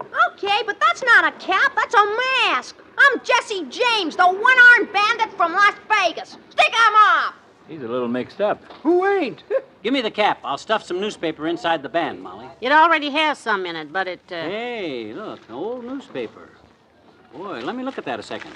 That may be your clue. Must be someplace where it mentions the name of the town where it's printed, and that would be Nope, don't seem to. Just the lower half of the page. Oh, dear. Turn it over. No help. Leave me study this clue a moment, my dear. Looks like... No, I could swear I saw... Oh, stop playing Sergeant Friday, Windy. Aha! My friends, I have cracked the case. That boy's from Youngstown, Ohio. What? Oh, of all the wild shot-in-the-dark haphazard guesses. There's not a word on that piece of paper about Youngstown, Ohio. Don't talk stupid. Doctor, I have spoken. But, McGee... What made you guess Youngstown? Why didn't you say Stagnant Water, Texas, or Punxsutawney, Pennsylvania? Probably can't pronounce Punxsutawney. I can't. Just get on the phone, my dear, and call Youngstown, Ohio, and ask for the leading radio station and tell her, here, where's the phone? I'll handle this myself. I'll get...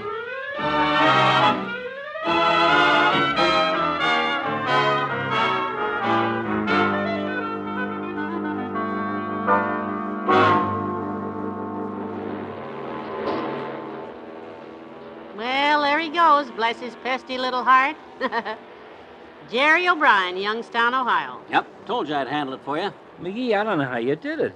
Imagine taking a wild stab in the dark like that and picking Youngstown, Ohio out of... And then having that radio station, WFMJ, locate the boy's parents so quick. Yes, come on, McGee. Now you've held out long enough.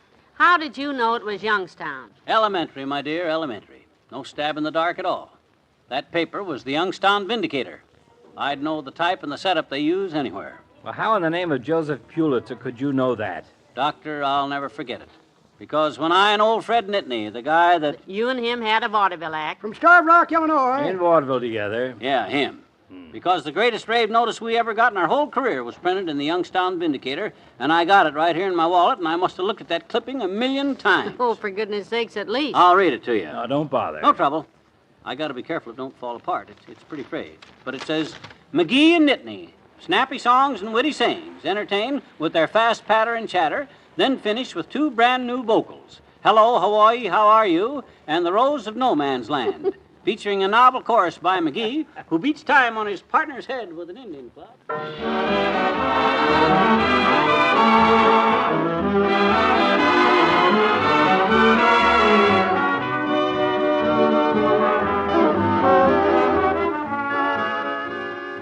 We'll say goodnight to Fibber and Molly in a moment. You have a friend, and a dependable one, too, who's with you right now and all through the busy day. I mean, of course, your radio. A constant companion you can depend upon for the very best in entertainment. Entertainment, for example, to lighten your daytime chores and speed those tiring workday hours on their way. In the mornings, there's Mary Margaret McBride, whose informed commentary covers a wide range of fascinating subjects. from world affairs to household hints. Items of interest you'll enjoy hearing in the informal Mary Margaret McBride manner. And morning listening also means Dr. Norman Vincent Peale, who answers questions sent in by you listeners and advises on problems important to all of us. Then in the afternoon, dramatic entertainment with your longtime friends like Just Plain Bill, Stella Dallas, and young Widder Brown. And dramatic entertainment of a different sort with a new favorite, the engaging daytime serial Hotel for Pets, an unusual NBC feature with an amusing, refreshing theme. All these and many more, Monday through Friday on NBC.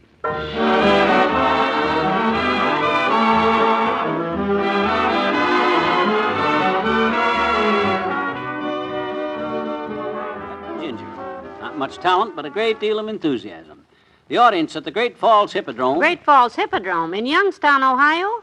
Youngstown? That was 4 reviews back, kiddo. I'm reading you the notice we got in the Montana Miner when we... Put it away. Okay, but if we ever find a lost kid that don't know where he lives from Montana, this'll be... Dearie. Oh, good night. Good night, all.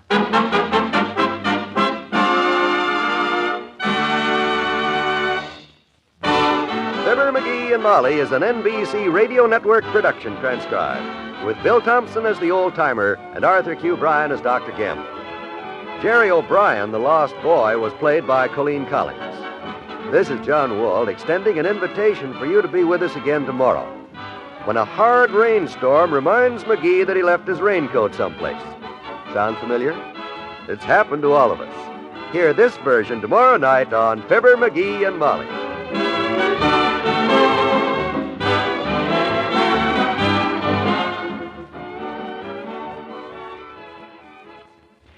Join the Great Gildersleeve tonight for more fun in Summerfield on the NBC Radio Network.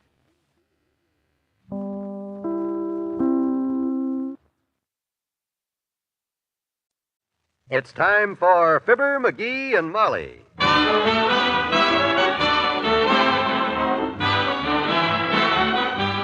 Sundays through Thursdays, NBC brings you Fibber, McGee, and Molly transcribed.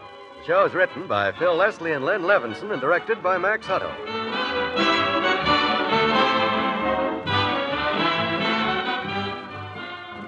Before our story, here are Fibber and Molly with a word for you. I saw that new neighbor of ours down at the grocery store today, Molly. You mean the young mother across the way? The one with the 3 children? The very same. Boy, you should have seen her buying up the place. Really? Baby food, cereals, 4 quarts of milk. Says she shops that way every day. Well, I shouldn't wonder. With 3 growing youngsters, the food and clothing bills get bigger right along with them. And so does a mother's responsibilities, too. I guess that's why so many dads are making sure their wives will have extra money during those budget-busting years through a Prudential Family Income Plan. You see, friends, if anything happens to you, the Family Income Plan will pay your family an income every month while the kids are growing up, money they'll need for food, clothing, and schooling. And because it provides this helping hand to you mothers only during your youngsters' tot to teenage years, it costs amazingly little. You can take it from us. If you've got growing children, it's time you called your Prudential agent about a family income plan for your family. You couldn't make a wiser move.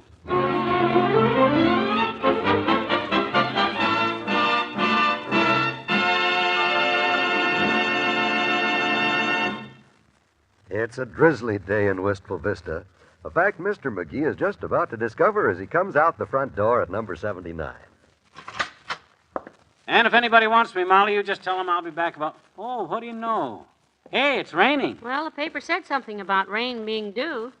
Oh, McGee, that isn't rain. It isn't even a decent drizzle. Oh, no? Well, what is it then? It's wet. Either a low fog or a high dew. Where are you going? To get my raincoat. It must be here. No, you don't. Over my dead body, you open this hall closet door. Okay. Needn't get so dramatical about it. I'll keep away from the closet, but what's all the panic? Well, I have too much to do this week to spend the day cramming everything back into that booby trap.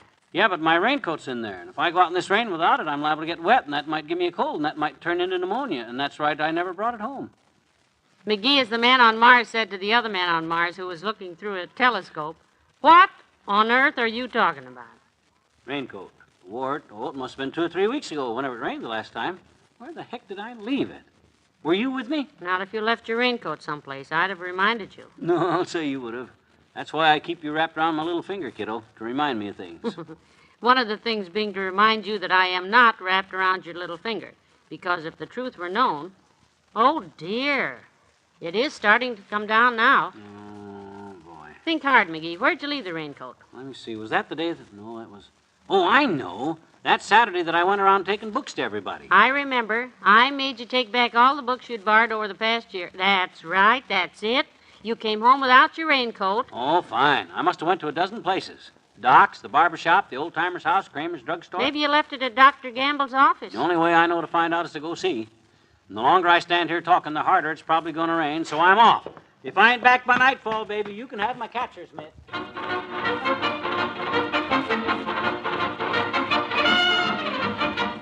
And your nurse was out to lunch or something, Doc, so I just barged right in. Hi. Hi. What's with you, Tom? Tom?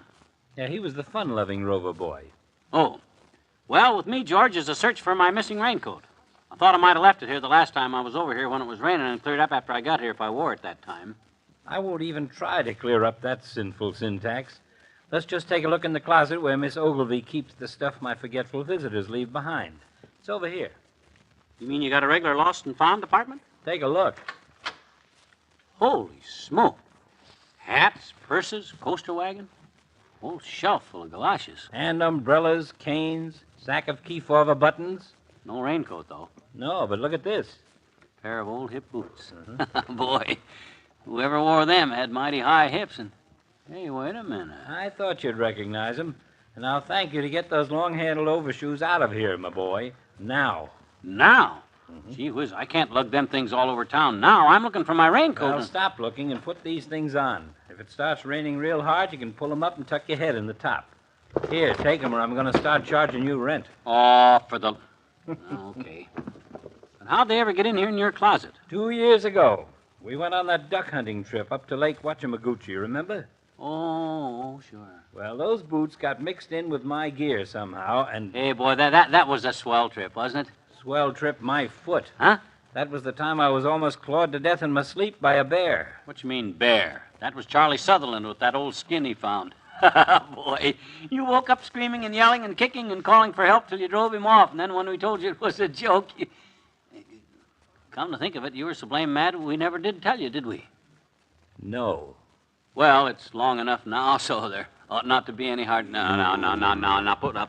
Put that hammer down, Doc. Oh, Can't you take a joke? Especially a joke 3 years old. Boy, you're a poor sport. Come on. Goodbye, Doc. I'll see you up at Lake Wachamaguchi.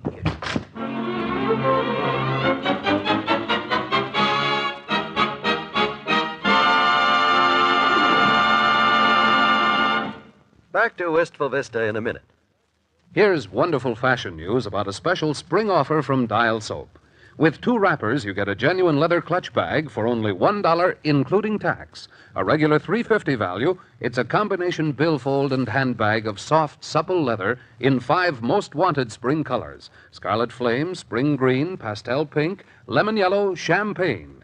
Carry it as a handbag or in your purse for cosmetics, keys, money, complete with zippered billfold and roomy change purse. It's such a bargain, you'll want several colors. Order extras for gifts. Get order blanks where you buy Dial Soap or order direct. For each clutch bag, enclose a $1 bill and 2 Dial wrappers, regular or bath size. Print your name, address, and color wanted: scarlet, green, pink, yellow, or champagne. Send to Dial, Box 7967, Chicago 77. That's Dial, Box 7967, Chicago 77. Order your leather clutch bags right away.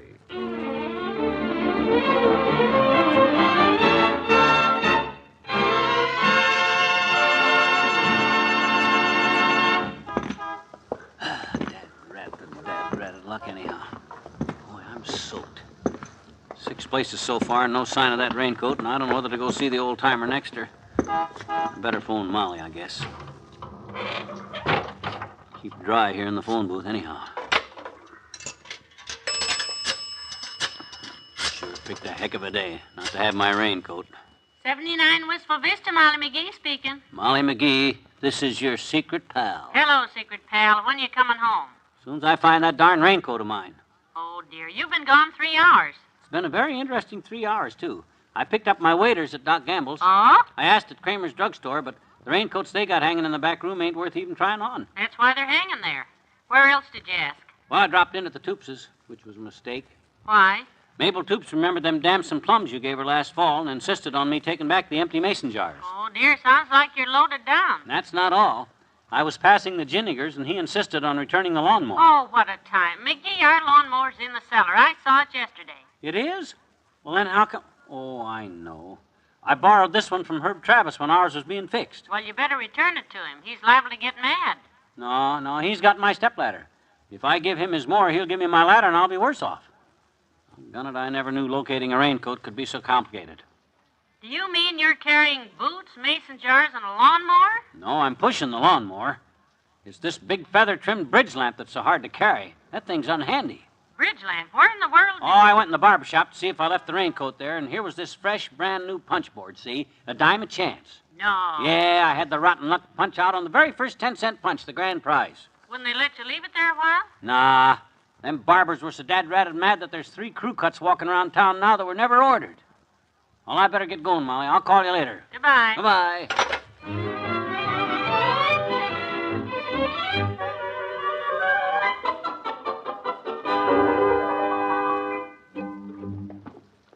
This looks like the place for the old-timer. Yeah, there's his name on the mailbox.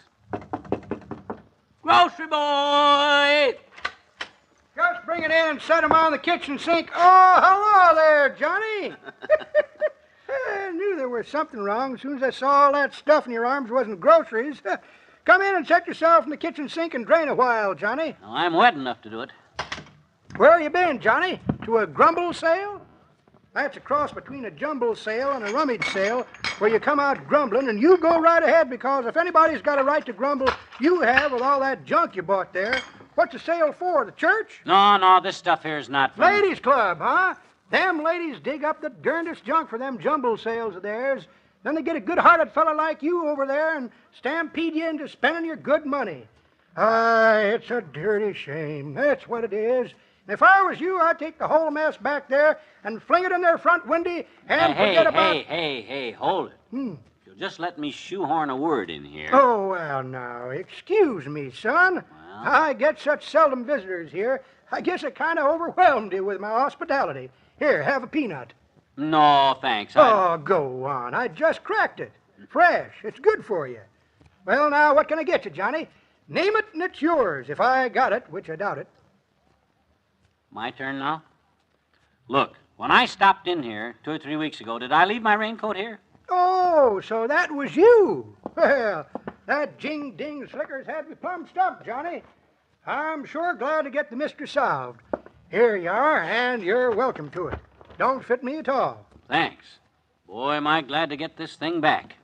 Well, help me get it on, will you? I'll pick up my stuff and be What you going to put it on for? Look out the window. Huh? What do you mean? Oh, my gosh, the sun's shining. Yep, rain stopped. Clearing up. Yeah. Be kind of silly to lug my raincoat clear across town with the sun shining. I'd feel foolish enough with these hip boots and mason jars and stuff. Yeah, I see what you mean. Besides, all I wanted to do was find out where it is. So now that I know where it is, I'll know where to look for it the next time it rains. I'll just leave it here. It's awful silly carrying a raincoat in the bright sunshine. Yeah. No use you looking silly, Johnny. Watch the bridge lamp.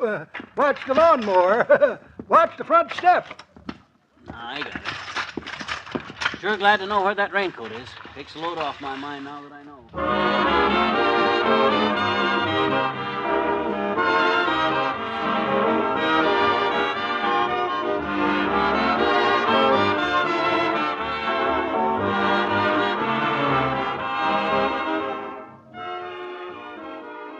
Fibber and Molly will be right back. Every radio station throughout the nation offers you this invitation to listen. Keep your radio on and listen.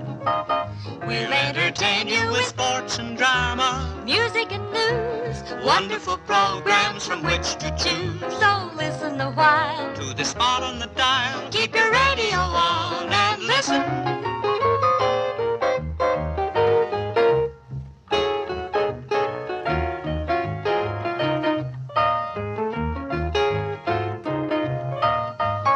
Entertain you with sports and drama, music and news, wonderful programs from which to choose. So listen a while to the spot on the dial.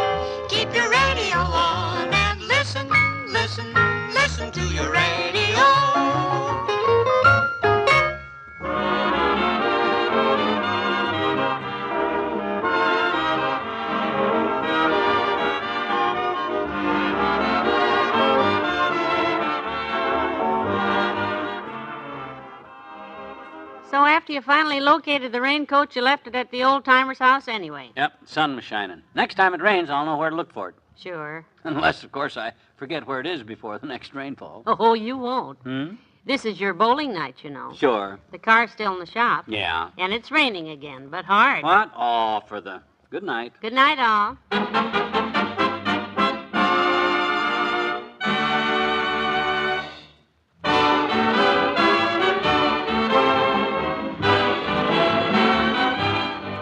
Fibber McGee and Molly is an NBC Radio Network production transcribed with Bill Thompson as the old-timer and Mr. Wimple and Arthur Q. Bryan as Dr. Gamble.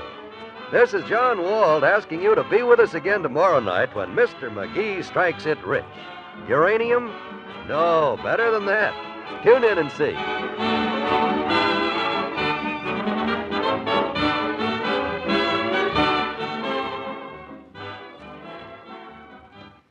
Laugh with Throckmorton P. Gildersleeve, the great Gildersleeve, that is, tonight on the NBC Radio Network.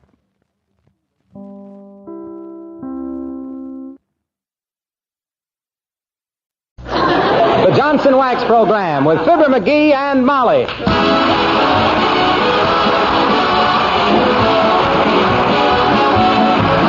The makers of Johnson's Wax, Johnson's Carnew, and Johnson's Self-Polishing Glow Coat present Fibber McGee and Molly, written by Don Quinn, with music by the King's Men and Billy Mills Orchestra.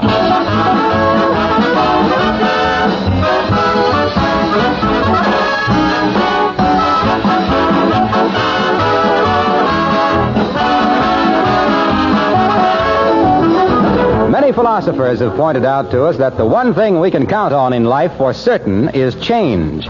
It may be imperceptible from day to day, but there's a constant change taking place all around us. And in household things, it's usually a change for the worse. Well, to help prevent or at least delay that deterioration, we paint many surfaces and we wax our floors, furniture, and woodwork. Today, more and more surfaces of all kinds, including leather, linoleum, and metal, are being protected with Johnson's Wax. Why? Well, for one reason, wax is impervious to moisture. The wax film, as long as it endures, offers remarkable resistance to aging and to the wear and tear of normal use.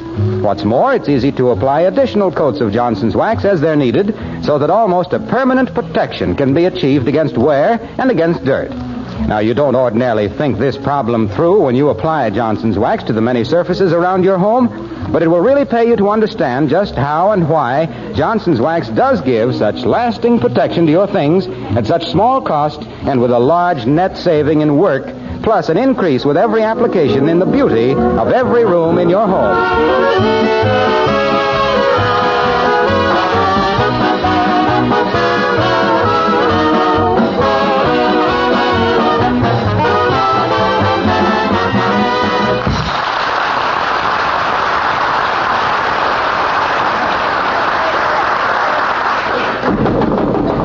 Somebody is knocking at the door of 79 Wistful Vista, the home of Fibber McGee and Molly.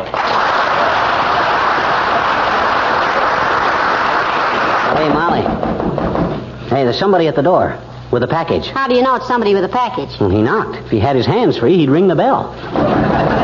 He had his hands free to knock. He's got his hands free to ring the bell. Oh, not necessarily. You can knock with your feet or your knees, but did you ever try to ring a doorbell with... Oh, for goodness sakes, I'll get it. Okay.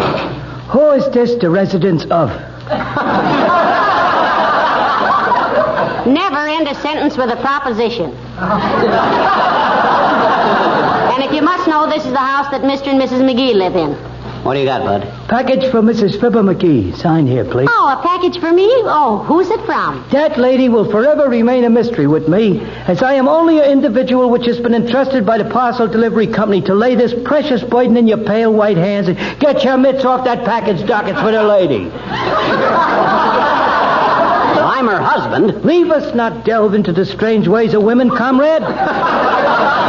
Sign here, please. I'll sign for it. There you are. Thanks, madam. And if you'll take my advice, you untaverned Duffy, you'll keep a civil tongue in your face. Please strain yourself, mister. Was I consigned with a future in the profession of parcel delivery, I would eagerly drink in your pearls of wisdom. But inasmuch as soever that I am tomorrow morning being induced into the armed forces, you may button your kisser. Fresh mug. Fresh guy. If it wasn't that I didn't want to maim a future second lieutenant, I'd have parted his nose with a knuckle. I wonder who this package is from. I don't remember ordering anything. Well, one way to find out would be to open it up. Heavenly Days flowers. Oh, and what a lovely bouquet. Oh, McGee, you sweet, thoughtful man. Give Mother a kiss. I can't. You can't? Why not? Well, it'd be under false pretenses. I didn't send those flowers. You didn't? Well, who did? Well, I don't know. Maybe they were delivered by mistake. I hope. Well, I'll see if there's a card in the box. Ho-ho! What's it say? It says, please think of me. Signed, Ralph. Ralph? Who the Sam Hill is Ralph? Ralph. Now, let me see. There was a Ralph Onslauger in my geometry class. But... No, he has 8 children and is married. Well, what Ralph is this? I want to know. I'm not going to have every anonymous Ralph in the country sending my wife flowers. By George, I'm going to... Well, hello there, Molly, darling. And Fibber, lad.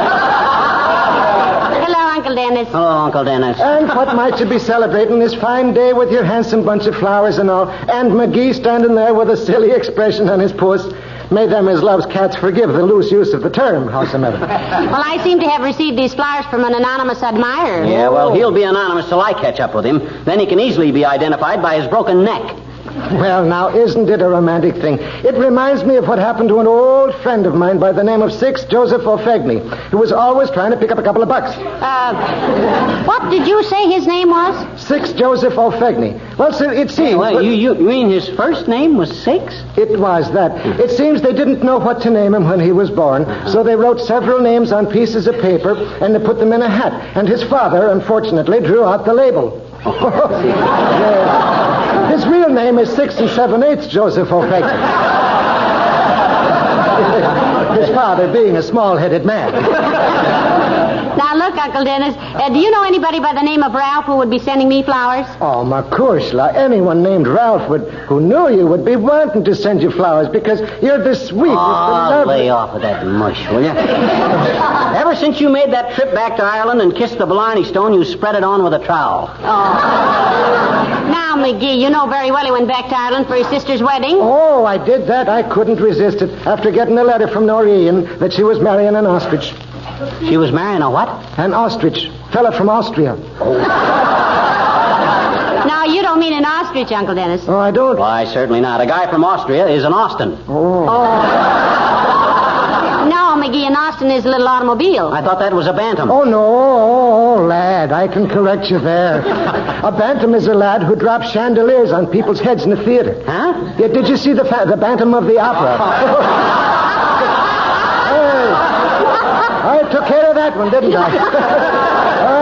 That was a fella, though, that bantam that... The bantam of the opera? Yeah. No, Uncle Dennis.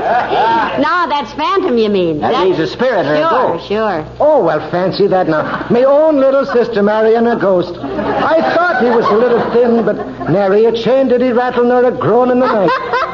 'Twas a dirty trick he played on the girl, not telling her he was dead. Making her think he was a lad of spirit when all the time he was just the spirit of a lad. Oh, faith, begorra, bejabbers, wurra, and other alleged Irish expressions.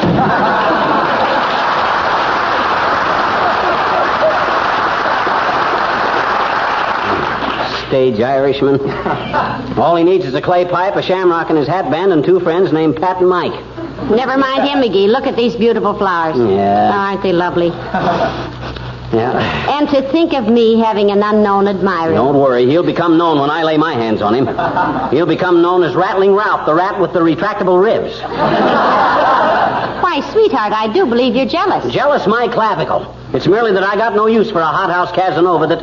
Hey, you know what I'm going to do? What? I'm going to call a private detective and have these flowers traced. Hello, operator. Give me the J. Edgar Hooper Detective Agency. It's across the street from that hot dog stand. Huh? No. The hot dog stand. Huh? HOTDOG. Is that you, Mert? Oh, dear. How's every little thing, Mert? What's that, Mert? You did? Oh, got word that he's definitely going to run again this year, huh? Is that official, McGee? I think so. Well, I always said he'd run again, Mert. They got too much invested in him now to let him quit now. Why, McGee, that's hard. I'll never forget the time I saw him, Mert. It was the first time he'd won. Ah, what a hero. Standing there with his hair rippling in the breeze, eyes flashing, whinnying like... Whinnying? Who are you talking about? Whirl away. Mert says he's going to run again this year. What's that, Mert? Oh, okay, I'll call later. By George, I'm going to find out who this Ralph is and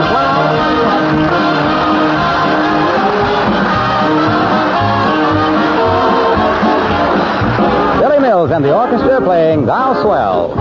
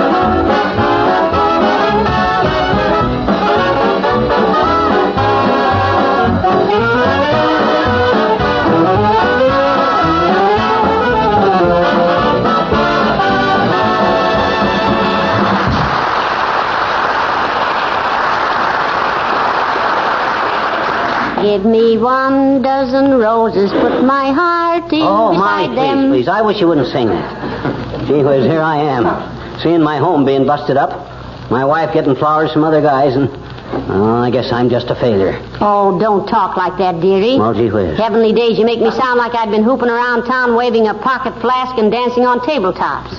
Well, gee whiz. I didn't ask this Ralph person to send me flowers. Well, gee whiz. Something must have given the idea he could get away with it. You know the old saying, never go around with a married woman unless you can go 5 rounds with her husband. Yes, but nobody's going around with me but you. I'm very happy. Can I help it if a perfect stranger sends me flowers? Well, no, but my guy's a perfect... Oh, here's Alice Darling McGee. Hello, Alice. Hello, Mrs. McGee. Hello, FM. Hello, A.D. And I don't mean antediluvian. What's antediluvian? I don't know. That's why I don't mean it. Jeepers, get a load of the flowers. Oh, you're lucky, Ducky, to have a man who loves you enough after all these years to send you $15 worth of flowers. Nobody doesn't. Why, I do, too. Well, I mean, of course, that McGee didn't send these flowers. Well, I would have if I'd have thought of it. My gosh, just because some homewrecker with more money than sense comes... Oh, you don't think it shows good sense to send me flowers? Why, sure it does. I didn't mean that. I mean, he's got no right to send flowers to married women. Oh, but who sent them to you, Mrs. McGee? Ralph. Ralph? Yeah. They were sent as a dying request from one of my wife's admirers, Alice. What makes you think he's dying? If I catch him, I'll guarantee it. You mean you don't know who Ralph is? Well, no. Do you? Oh, I thought simply everybody knew about Ralph. He's always sending flowers to somebody. Oh, he is he? Okay, Alice, give me the lowdown. Who is Ralph and what part of town does he crawl around in?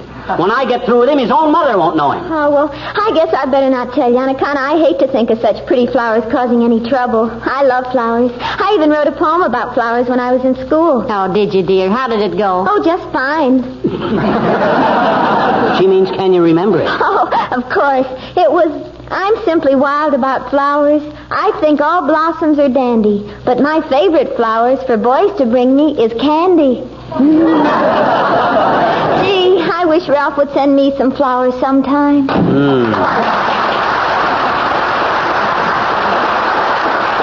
Oh, this Ralph sends flowers to lots of women, does he? That's disgusting. Oh, McGee, now you're acting like a jealous schoolboy. I never know such a thing. I'm acting like any self-respecting married man that his wife gets flowers from strangers. By George, if they don't, hey, where are you going? I'm going to put these flowers in a vase. Have you seen the big blue one that Aunt Sarah gave us 3 Christmases ago? Oh, that cheap little hunk of bric-a-brac. Listen now, that's a very pretty vase, and I happen to know that Aunt Sarah paid a great deal for it. Well, she took an awful rooking then if she did. Cheapest grade of glass I ever saw. My gosh, if you can't even use it to crack a walnut with. Without it falling into a million pieces. Fibber McGee, did you break that beautiful... Well, Hello, folks. Hello, Mr. Wilcox. Hi, Junior. Well, Molly, you look like a June bride, standing there with your arms full of flowers. Which reminds me, I think I'll send my wife a bouquet. Oh, that's a nice thought, Mr. Wilcox. I'm sure she'll love it. I know I would. What she's trying to say, Junior, is that I didn't send her those flowers. Who did? We don't know. The card just says, please think of me, and was signed Ralph. Oh, Ralph. Oh, him. Do you know them? You know who the... Doggone it, Wilcox, tell me who he is and how big.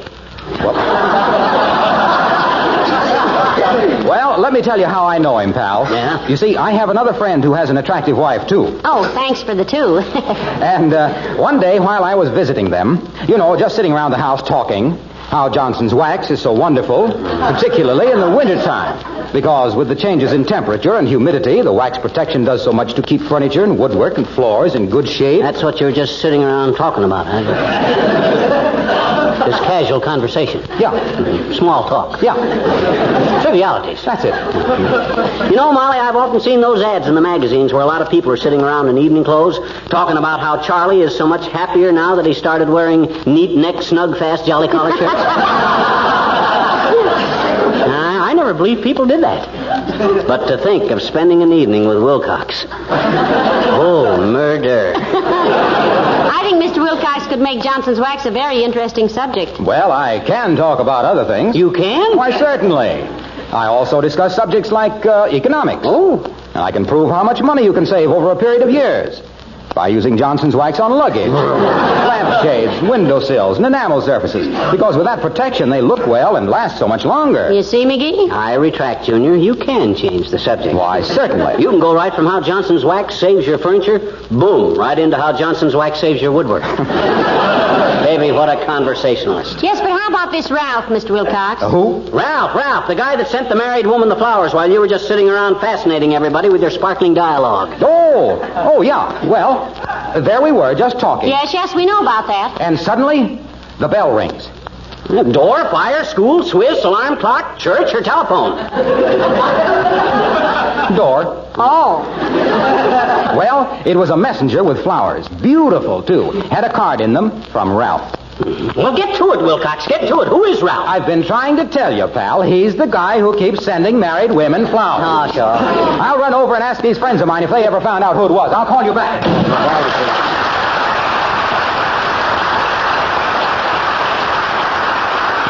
I wonder if I would be unfair to Mr. Wilcox if I sometimes suspected he only comes in here to deliver a message about that. Oh, I'm just being silly. Yeah, that's ridiculous.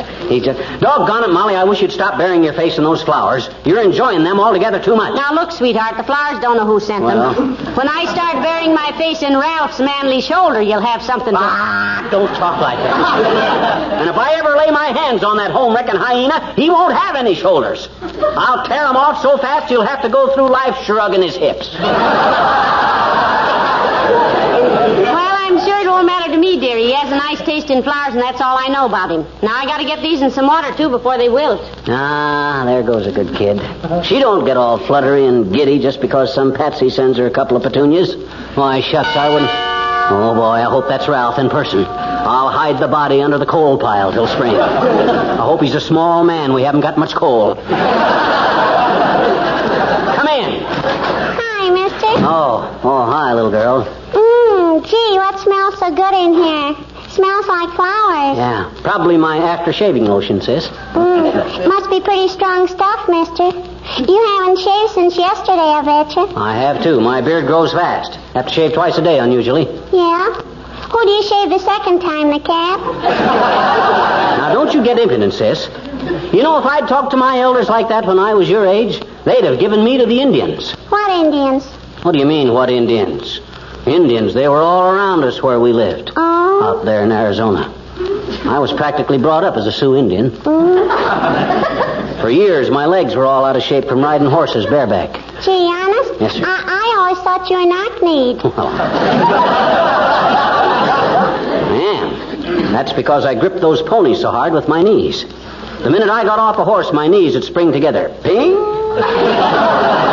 Had so much strength in my legs I could crack coconuts with my knees. Oh, Yes, sir, I was quite a lad, sis. I had a little bow and arrow, and by the time I was 7, I could keep 9 arrows in the air at one time. Gee, honest? Yep. What'd you do, tie a string around them and toss them up, huh? Okay, scoff if you want to. But those days of the Old West won't come again, sis. No? And you'll be sorry you didn't listen to one who was there. You know what happened when I was 9 years old? Sure. Sitting Bull stood up and you fell off his lap. No, sir. When I was 9 years old, my pappy gave me a handful of bullets, a rifle, a skinning knife, 3 pounds of flour, a side of bacon. Which side? Right side. That's all that was left. And he gave me a pony. Then he slaps me on the shoulder and says, "Okay, son, get out into the world. You're getting to be a burden on my family." You were 9 years old then? Not quite 9, 8 years and 10 months to be exact. So I leapt onto my pony and sat there till evening. Why? Because I wanted to ride away into the sunset. Nothing dramatic about leaving home at high noon. And there we went, a boy and his pony, facing every kind of danger with high hopes and a stout heart. Gee, where'd you go, mister? Where'd you? Well, search me, sis. Nobody ever saw a hide nor hair of us again. Oh. So now, if you'll excuse me, Hey, sis, I got... mister. Huh? Did a man come here with some flowers? Yes, he did. Who are they from? Aren't you being just a trifle nosy, sis? Sure. Thanks. They were from a guy named Ralph. Oh, boy, I win a nickel.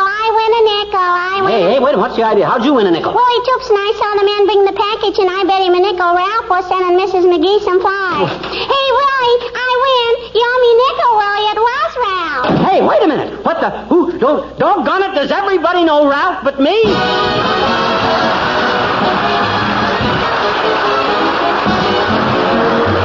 The King's Men sing Don't Touch It.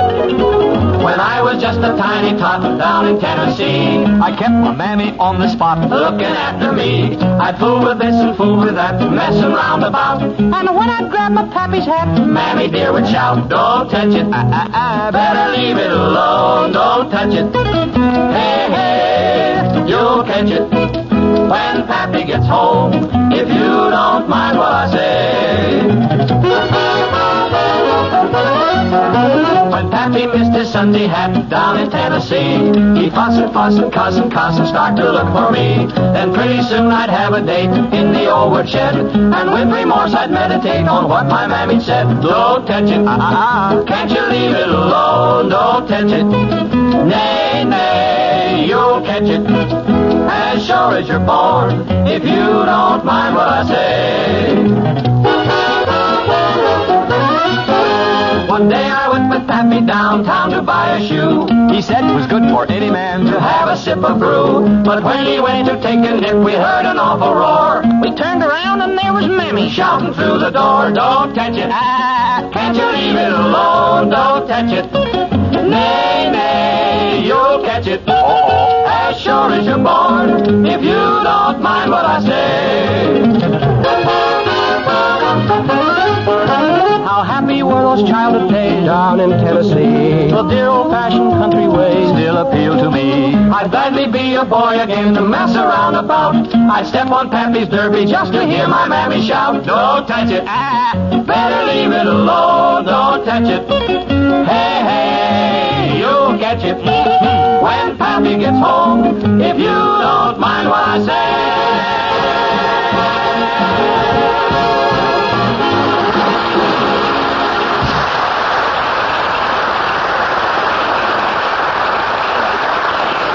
McGee, these flowers fill 3 big vases. Don't they look beautiful? I think they're gaudy and overdone. And in terrible taste. I love to see you jealous, McGee. I'm not jealous. I'm merely a... Hey, what'd you do to your hair? Oh, I just tried combing it a different way. You like it? Yes, I think... Hey, are you wearing your new dress? What? Oh, yes. I just thought I'd slip it on to see how it went with the new hairdo. Oh, Molly, I don't like this. My gosh, some stranger sends you a handful of silly asters and you go all coquettish. Fix your hair all different and wear new clothes. Now, don't be silly. Though I will admit it's stimulating to get such a gorgeous bouquet. Say, McGee, the next time we're in Kremer'S Drugstore, remind me to try that new shade of lipstick. I think they call it person to person. That's Disgusting. Person to person. Oh, come in. Oh, hello, Dr. Gamble. Hello, Molly. Hello, McGee. What do you want, Aerosmith? Himself is in a bad mood today, Doctor. If I ever come over here and find him in a good mood, I'll bake you a cake. What's griping you, my boy? Draft board reclassify you LH2? What's LH? Level-headed. Flat on top. Never mind the wisecracks, Doctor.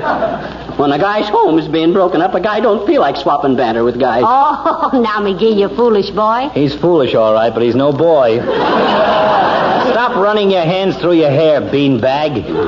Get your chin off your solar plexus and tell the old family physician your troubles. It's Ralph. Ralph who? We don't know. Oh, fine.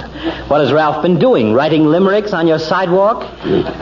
He's been sending my wife flowers. That's what he's been doing. And if I ever lay my dukes on him... Oh, that Ralph. What's that? You mean you know who it is? You too? Does everybody know this guy but me? And me? You mean you don't know who Ralph is? I know who he will be. He'll be the guy they find floating down the river with every bone in his body broken by a blunt instrument named Fibber McGee. But, Doctor, tell us now, who is he? What time is it? 4:12. Why? I can answer your question in 2 minutes. 2 minutes, but how? You'll answer it right now, or by George, I'll pin your ears so far back, you'll have to add 3 feet to your stethoscope. Don't get ambitious, my flabby little friend. If I didn't know you were upset about this thing, I'd hang a shanty on your eye that would solve the housing problem for the next 100 years.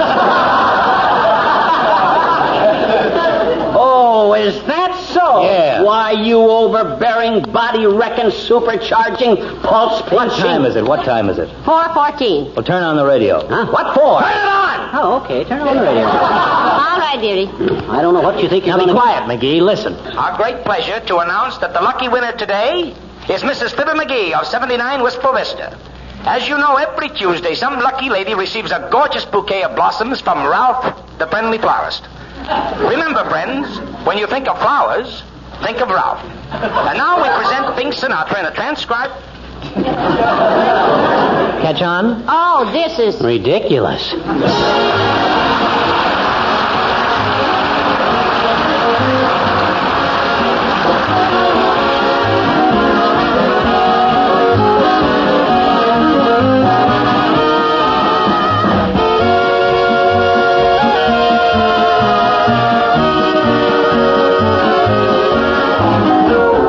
In normal peace times, when there isn't a labor shortage, nobody likes to do unnecessary work.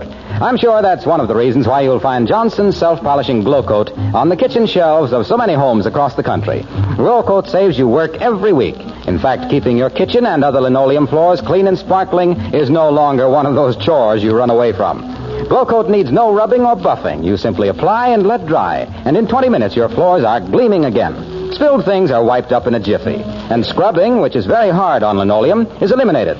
That helps explain why Glow Coat makes linoleum last 6 to 10 times longer, in addition to keeping its colors fresh and new-looking.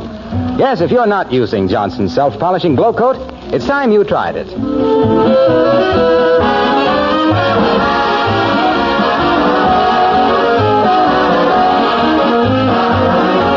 Well, McGee, are you still angry with Ralph? No.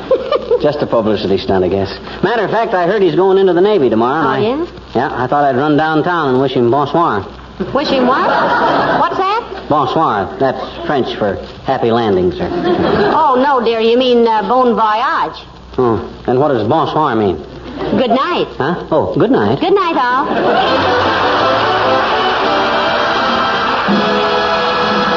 The character of Uncle Dennis heard on this program was played by Ransom Sherman. This is Harlow Wilcox speaking for the makers of Johnson Wax Cleaning for home and industry, inviting you all to be with us again next Tuesday night. Good night. This is the National Broadcasting Company.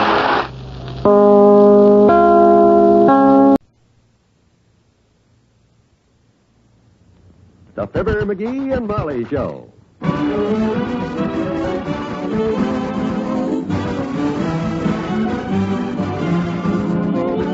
NBC and Tums present Fibber McGee and Molly transcribed. The show is written by Phil Leslie and Ralph Goodman and directed by Max Hutto.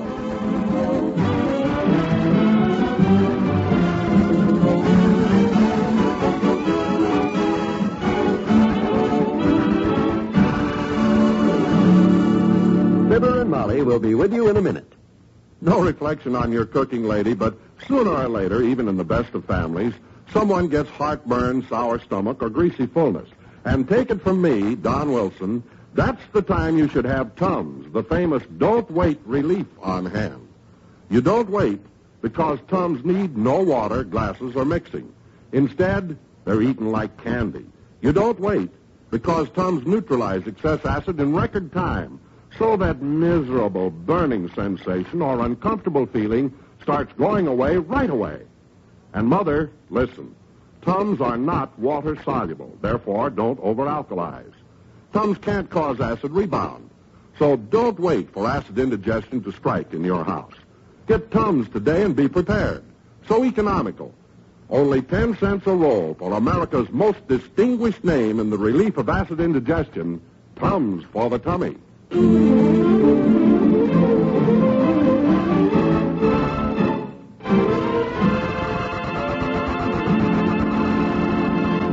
Some of the world's best music these days comes from informal surroundings. Now, while the music we are about to hear may not be the best, at least it would be hard to find more informal surroundings than Mr. McGee's shower. Oh, I love Paris every moment. Wow. Boy, there's nothing like a brisk morning shower to set a guy up for the day. Oh, I love Paris. How's the shower, Tony? I don't know, Molly. I haven't stepped under it yet. Water's still pretty cold. Don't seem to heat up. Are you sure you turned on the right faucet? Hot water's the one marked H on it, ain't it? Not anymore. Since you changed the washer the other day, the H knob is cold water, and the one marked C gives hot water and plays 2 choruses of Ricochet Romance. Oh, yeah, I forgot. I'll try the other one. That's the one. I'll be downstairs if you need anything. I want to see if the mail came. What'd you say? I said I'll be downstairs. I want to see if we have any mail. Oh, okay, kiddo. Ah, there goes a good little wife. I just hope DiMaggio did half as good as I did. Oh, I love Paris every moment. Ah, 1 bar of soap and 4 bars of music. That ought to do it. Now for a quick cold rinse. Yow! Where's that big towel? Oh, here it is. Sure gets cold standing around soaking wet. Nah, it never fails. Hey, Molly, the phone's ringing. Every time you try to take a shower, the dad rat her phone. Hey, Molly! Hey, Molly, the phone! Doggone it, she must be outside. I never saw it to fail. I'm coming. Let me get this towel wrapped around me, will you? Dad rat her phone every time somebody takes a shower. Hello, I'm coming. McGee speaking. Who? Frank Ingram. Who the heck is... Oh, you're the man that bought Hector Howell's house. Oh, yeah, our next-door neighbor. I and my wife have been meaning to come over and introduce ourselves, but what say? Oh, yeah, come on over. In an hour or so. I just got out of the shower. Sure, any kind of advice you need, Mr. Ingram, I got it. Right. Goodbye. Want some advice, eh? I wonder what the... That you, Molly? Yes, I was outside getting the mail. Did the phone ring? Well, I didn't run downstairs here dressed in a towel to get my membership card in a nudist colony, kiddo. What you laughing at? I can't help it. What you mean? You look like a pair of pliers wearing a bandage. What? You better get back upstairs before you catch cold. Oh, yeah, I guess you're right. I'll go along and lay out your clean things. Okay. Who was on the phone? Ingram, the guy next door. You know the one that bought Hector Howell's house a few weeks ago? Oh, yes. Mm-hmm. I've seen him in the yard a few times, and he seems very pleasant. Yeah? I wonder if he knows he's the first neighbor we've had in 20 years that you didn't personally supervise his moving in. Yeah. We were down getting our license plates that day. Oh. Well, my clothes are in the bathroom. See if you can find me a clean shirt, will you? What did he want? Want to know why you haven't borrowed his lawnmower? No, as a matter of fact, my dear, he's coming over to ask my advice on something. Advice? Yep. I'm fairly well known around town, of course, as the man who's free with advice about anything. True. Too true. Hey, these slacks must be shrinking. They're getting pretty tight. Maybe I ought to change cleaners. Or eating habits. Huh? Here's your clean shirt. Oh. It was under that box of candy you had hidden in your drawer. Mm-hmm. Well, it's like I say, Ingram probably wants my advice on financial matters. You know, what to do about inflation in the stock market, stuff like that there. Mm-hmm. He's probably heard that I'm a man of foresight and vision, man who keeps in touch with the nation's economy, man who is constantly broadening his horizons. It's not your horizon I'm worried about. It's your equator. If Mr. Ingram wants to talk about inflation, you're his boy. What'd you say, Molly?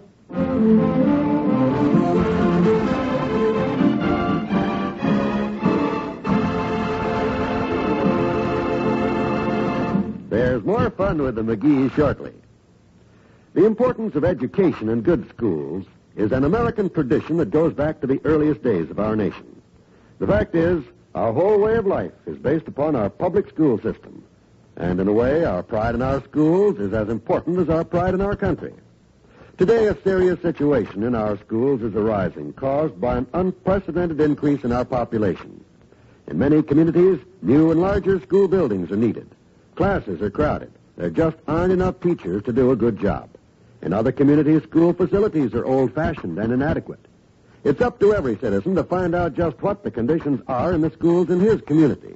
If improvements are needed, join with others and see that those improvements are made. If you need help in improving conditions, write to the National Citizens Commission for Public Schools, New York City. They'll be glad to tell you what citizens in other communities are doing. That's the National Citizens Commission for Public Schools, New York City.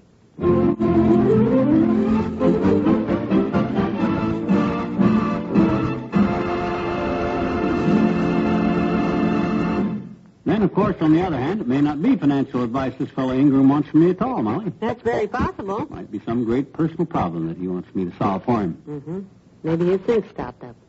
You know, I guess I don't quite realize the reputation I got around this town, kiddo. I try not to think about it myself. You got to admit it's flattering that although I and this guy Ingram have never met, when he needs some good sound advice or something of vital importance, he comes to me. Well, we're his closest neighbors. Whatever it is he wants advice on, financial matters, romance, when's the best time to set out his early crocuses, I'm the guy that'll give it to him. I'm sure you will. I always try to be a good neighbor to my neighbors. And any time I can help a neighbor by being neighborly, I figure it'll make that neighbor more neighborly to other neighbors. Ah, yes. Till after a while, we'll have a whole neighborhood full of neighborly neighbors, and with each neighbor getting neighborlier and neighborlier till this neighborhood gets to be the neighborliest neighborhood that every bunch of neighbors ever neighbored in. Come in, neighbor. Good morning. My name is Frank Ingram. Oh, sure. Come on in, Frank. We're Mr. and Mrs. McGee. Oh, I'm happy to... I'm Mr. McGee. This is my wife, Molly.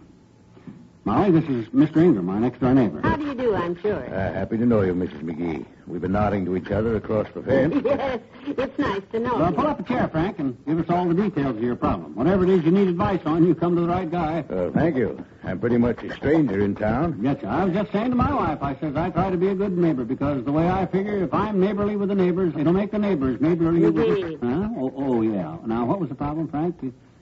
Go ahead. Spill it. Well, I'll tell you. Mm-hmm. You see, I'm a pickle manufacturer, Mr. McGee. Oh, a pickle maker, eh?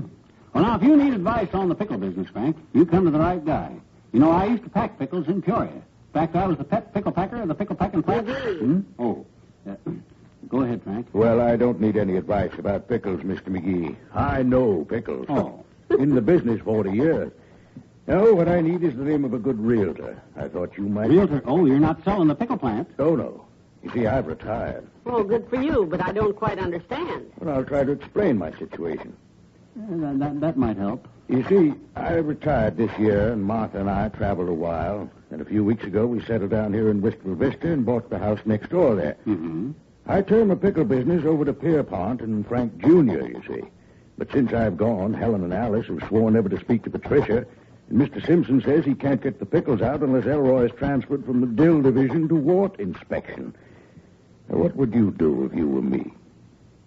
Well, frankly, Frank, I'd start all over on account of because you lost me in the dill division, and I don't know... I'm afraid I didn't make myself very clear, did I? Oh, you made yourself clear, all right. We know who you are, but who's that other mob? You know, Pierpont and Frank Jr. and Helen and Mary and all that. Alice. Oh. I'll start over. Don't leave out Elroy. He's the one I like. Well, like I say, I bought the house next door there. And you retired from the pickle business? Right. I left the business in the hands of my married sons, Pierpont and Frank Jr. They're married to Helen and Alice. Oh, I see. And now they're not talking to each other. And the husbands are sore at each other, too, and the business is in a pickle. That's what my foreman, Mr. Simpson, wrote me. Mm-hmm. So what we've got to do, Martha and I, we've got to give up our house for a while and go back to Chicago. That's where the plant is. And settle the matter. Martha's your wife? No. My wife's name was Frida. She died many years ago. Oh, that's too bad. Martha is your daughter, then? No. Martha's my cocker spaniel. Oh, her. Like I say, I'll have to give up my house for about 6 months. I have to leave tomorrow noon, in fact. Oh, that soon? I thought you folks might put me in touch with somebody to handle the rental for me. Get the right kind of tenants, look after it for me. Thought I'd ask $125 furnished. Sounds very reasonable. And I'd be happy to give an agent 20 of that just to be sure my house is in good hands. Yeah, 20 a month, huh? Oh, a realtor wouldn't charge you that much, Mr. Ingram. Oh, them realtors, though, they'll rent your house to anybody, Frank. What you need is somebody you can depend on, rely on, somebody you can trust. Here it comes. Yes, I know. Neighbor, you come to the right man. I'm not going to let a neighbor of mine fall into the hands of a bunch of strange realtors that you can't get the pickle business straightened out for worrying about your house. Because I try to be a good neighbor, and for $20 a month, I want to be neighborly. So you just leave the keys with us, and don't you worry, neighbor.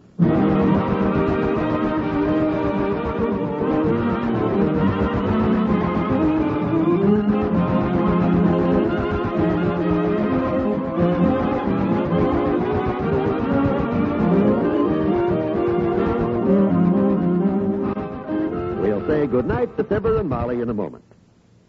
Comedy entertainment at its finest. That's what you'll hear tomorrow night on the NBC Radio Network. There's fast-paced comedy fun as Groucho Marx needles his contestants on radio's greatest quiz game, You Bet Your Life. There's a laugh a minute as Groucho trades barbed witticisms with his guests and asks them difficult questions before he shares the wealth of his jackpot. Listen and laugh with Groucho Marx on You Bet Your Life tomorrow night.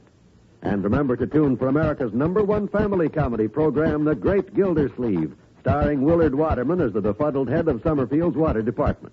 When Gildy mixes comedy situations with homey, true-to-life happenings, you know you'll hear radio entertainment at its best. Wednesday night's the time. NBC is the network. Be sure to listen tomorrow. The same night, you can hear another true story from the front pages of America's newspapers on The Big Story. The Big Story is thrilling radio entertainment, and it's yours to listen to and enjoy every week. For the finest radio entertainment, always, always tune to the NBC Radio Network.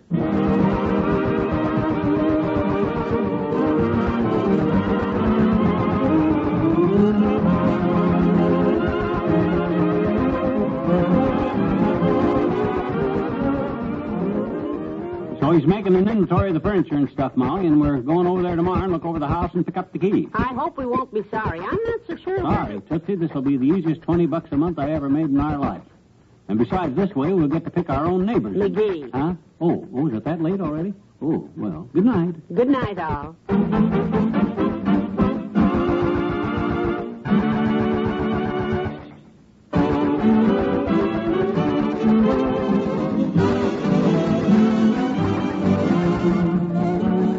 NBC and Tums have brought you the Fibber McGee and Molly program transcribed. Mr. Ingram was played by Jack Moyle.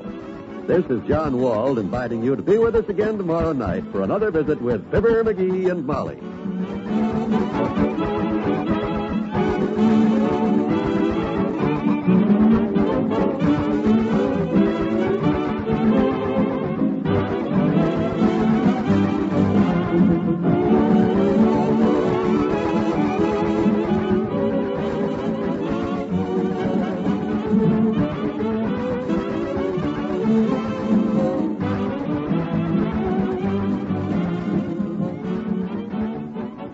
Laugh with Senator Ford and Can You Top This? Tonight on the NBC Radio Network.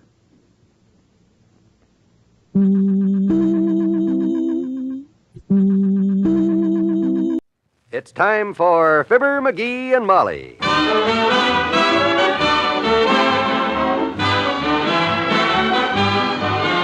Sundays through Thursdays, NBC brings you Fibber McGee and Molly transcribed. The show is written by Phil Leslie and Ralph Goodman and directed by Max Hutto.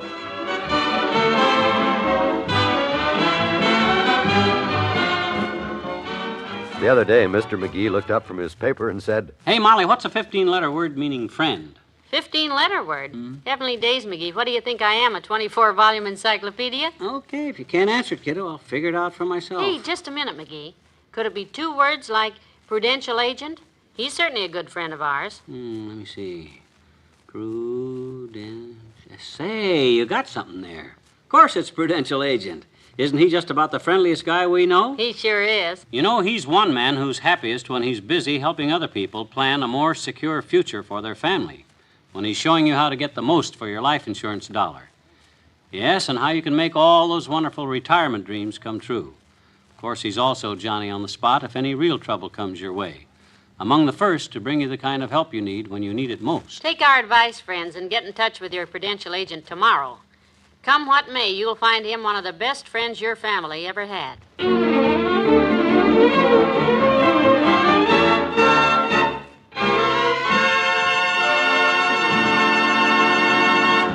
Here's a standard mid-morning scene at your neighborhood supermarket. Bread, 23. Milk, 42. And a half dozen eggs, 34. Oh, is that everything, Mrs. McGee? Yes, thank you. Here you are. Oh, that's $9.83. Thank you. Jerry, pack this all in a basket for Mrs. McGee. Good. My husband can wheel it out to the car for me then. He's parked right outside. Next. That's me, miss. I just want this little box of starch. Oh, Mr. Wimple, was that you standing behind me all this time? Why didn't you holler 4? You could have played through. Oh, thank you, Mrs. McGee, but I have plenty of time. And that's 19 cents for the starch, sir. Thank you. Next, please. Where is Mr. McGee today? Is he... Well, he's out in the car, the poor lad. And what a day he's having. Something wrong? Everything's wrong so far. He's been having nothing but trouble since he got up this morning. He insists he's jinxed. Jinxed? For today, at least. It all started when he woke up this morning. He had a horrible dream. Dreamed he was Gary Cooper. Gary Cooper? What's wrong with that? None of his clothes fit. Oh, well, that would be frustrating. Oh, I tell you, he woke up in a sweat. Then he couldn't find his bathrobe. When he finally did, he was so nervous he put on my slippers by mistake and nearly broke his neck on the way to the bathroom. Oh, dear. That's only the beginning. He turned the wrong faucet on in the shower and cut himself shaving, and to top the morning off, he burned his fingers trying to get the toast out of the toaster. Oh, here he comes now. Oh, the poor man. Whatever you do, don't ask him what's new. Hello, dearie. I finished with the marketing. Good. How do you feel? Okay, I guess. Nervous, though. That's a pretty bandage you have on your finger. Oh, hi, Wimp. I didn't notice you standing there. How are things with you? Oh, fine. But I'd better run along, though. See you later. And, Mr. McGee, please be careful. I was telling him about what a tough day you've been having. You're not kidding. I'm jinxed, Molly. I swear I am. Oh, it's just that you... Nothing new has happened, though. I waited in the car and sat still, like you said, and nothing went wrong. Good. Let's wheel a basket of groceries out to the car. Oh, dear, I forgot butter. Oh? Look, I know this is a bad day and all, but do you think you could wheel the groceries out while I go back and get some butter? Well, are there any eggs in there? Yes, there's a half a dozen. I'll get them and take them with me. The basket's over there at the check stand. I'll get the eggs out, and you take the rest of the stuff. No, I'll handle it. There's only one way to beat this jinx, and that's fight it. Sure, things will go wrong if I think they're gonna. What I gotta have is confidence. Be savoir-faire. Don't look for trouble, and trouble won't look for me, right? Right. Betcha.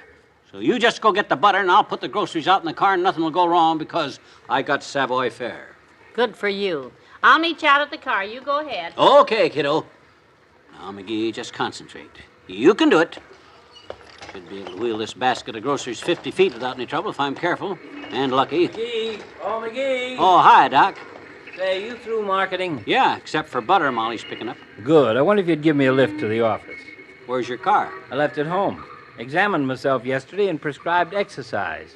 But after walking 6 blocks... Gee, I'm pooped.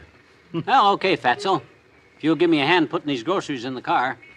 I've had a pretty tough morning so far, but maybe with a little help I can get this chore done without any mishap. Hey, that's a pretty nasty gash on your chin. Shaving? Yeah, that's what I mean. Right from the time I got up this morning, everything's been going wrong. Well, come on, little man. I'll look after you. Hand me the groceries and open the car door. Thanks, Doc. See if you can find the eggs in there first. I'd rather not handle them. Okay. Let's see. Here are potatoes. You can put those in. Okay. Canned goods. And the flour. Careful. I got it. I'll take those vegetables, too. What's next? Let's see. Sugar. Crispy crunchies. Crispy crunchies? Yeah. That's funny. We usually get crunchy cracklies. I guess she's trying something new. Yeah. There's bread, milk, and that's it. No eggs. No eggs? Nope. You sure? Why, she There said... they are, officer. That little one was the one who walked off with my basket. That fat one must be his accomplice. Look, they're putting my groceries in the getaway car. All right, you drop those crispy crunchies. Hey, wait a minute. What goes on here? There must be something. Let go of me. All right, now, Don't come do on. that. Oh, Hey, here, take all your right. hand. My name is Hey, George Molly. Gamble. I'm Dr. Gamble.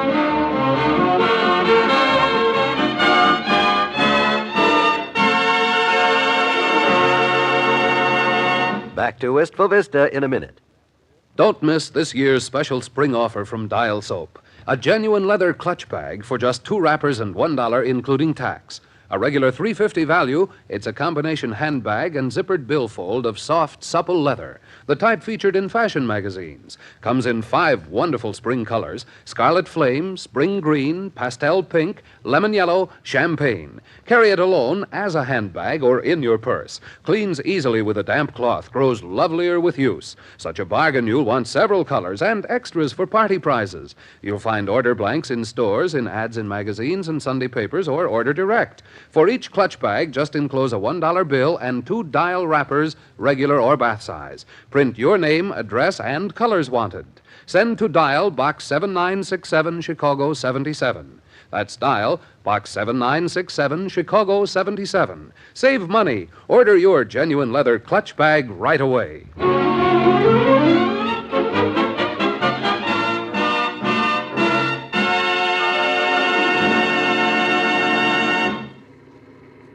Boy, it's a good thing you showed up in time to explain. That's all I got to say. Well, it's all over now, so forget it. Imagine that stupid dame thinking I'd steal her crispy crunchies. There ought to be a place for men like you, she yells. Stealing food out of my little Montgomery's mouth. Oh, okay. Forget it, though. I told you I'm jinxed today, Molly. Everything I do goes wrong. Boy, I'll sure be glad to get home. You know what I'm going to do as soon as we get home? What? Go right to bed for the rest of the day. And the sooner the quicker, on account of... Say, ain't that Wally Wimple? Where? Oh, yes. Goodness, he shouldn't stand out in the street bent over like that. What's he doing? Looking at his tire. Oh, dear. Flatter than a pancake. Well, that's life. Well, I'd like to help him out, but the way things are going for me today, I think the best thing for me to do is to get home just as quick as... Molly! Get your foot off of the brake. What are you doing? Well, listen, we can't leave the poor man in this predicament. You know how helpless he is. Oh, Mr. Wimple, pull over, dearie. Oh, Molly, you know what a jinx today has been so far, and I can't... Pull over. Mama's with you. Nothing's going to happen. Okay. Well, it's you two. Hello there. We noticed the tire. Yes, isn't it awful? I haven't seen anything as flat as that since the last time I looked at my bank statement. Do you know how to change a tire, Mr. Wimple? Me? Why, sure he does, kiddo. Now, why don't we... Oh, gracious, no. I don't know the first thing about tires, except I can tell when they're flat. But Sweetie Face does, though. You know, at the last Garage Mechanics Convention, she was voted Miss Greasepan of 1954. Look, why don't you give her a ring and have her... McGee, come on now. Get out of the car. He'll be glad to help you, Mr. Wimple, won't you, dearie? Help me? Change the tire. Oh, no, Mrs. McGee, this is silly. You see... Now, no argument. But, Molly, if he doesn't want me to... Get out our jack, McGee. Oh, but Mrs. McGee... And you get in there and pull your brake, Mr. Wimple, so your car doesn't roll. Yeah, I'm going to show you boys that if you do a job with care, a jinx does not mean a thing. Now, nothing's going to go wrong because I'll be here to check every little detail, and this is my responsibility. Well... Now, come on.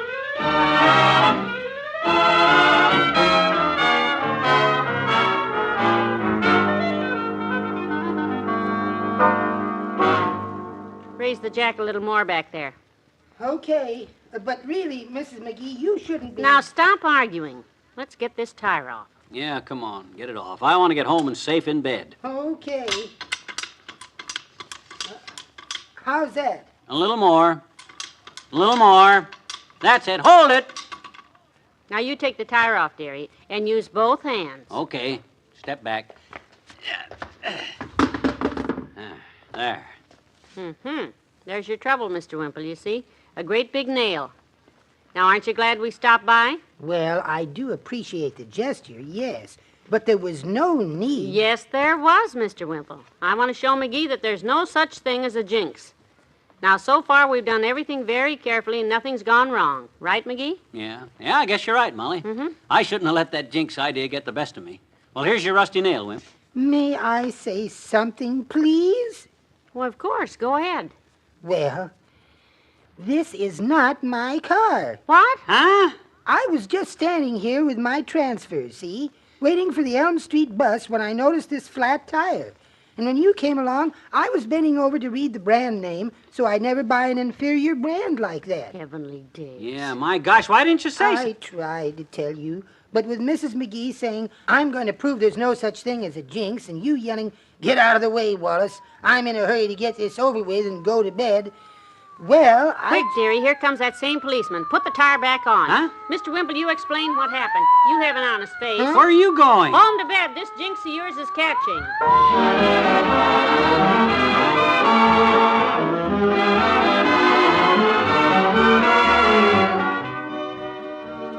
Fibber and Molly will be right back. Don't miss one of the most moving novels ever written, The Galileans, condensed in the April Woman's Home Companion. Here is the strange and little-known love story of Mary Magdalene and Joseph of Galilee. Why did she become the slave of a Roman officer? How did Mary Magdalene, a woman who was called every vile name by her townspeople, become a devoted follower of Jesus? And after his death, how did Jesus make his presence known to Mary Magdalene? Be sure to read the story of Mary Magdalene. And in the same wonderful issue, don't miss foreign correspondent Marguerite Higgins' revealing account of her trip through Russia. Visit a maternity hospital in Moscow. Learn how the Russians achieve painless childbirth. What hard physical jobs do women have to do in Russia? Read Marguerite Higgins' informative Russian Diary. Get your copy of Woman's Home Companion today. You just can't afford to miss it.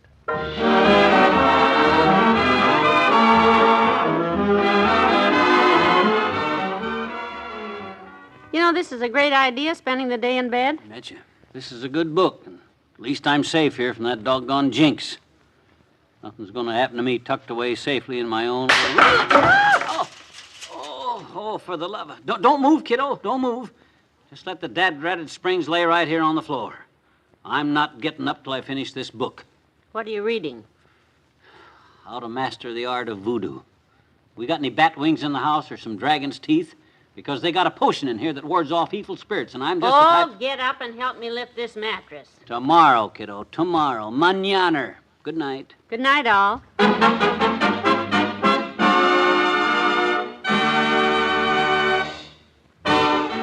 Fibber McGee and Molly is an NBC Radio Network production transcribed with Bill Thompson as Mr. Wimple and Arthur Q. Bryan as Dr. Gamble. The salesgirl was played by Mary Lansing. This is John Wald inviting you to be with us again tomorrow when McGee acquires a Hamburg. Good night.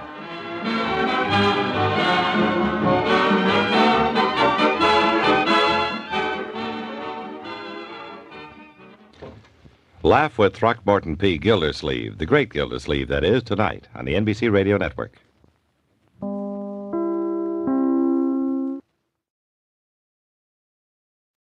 It's time for Fibber, McGee, and Molly.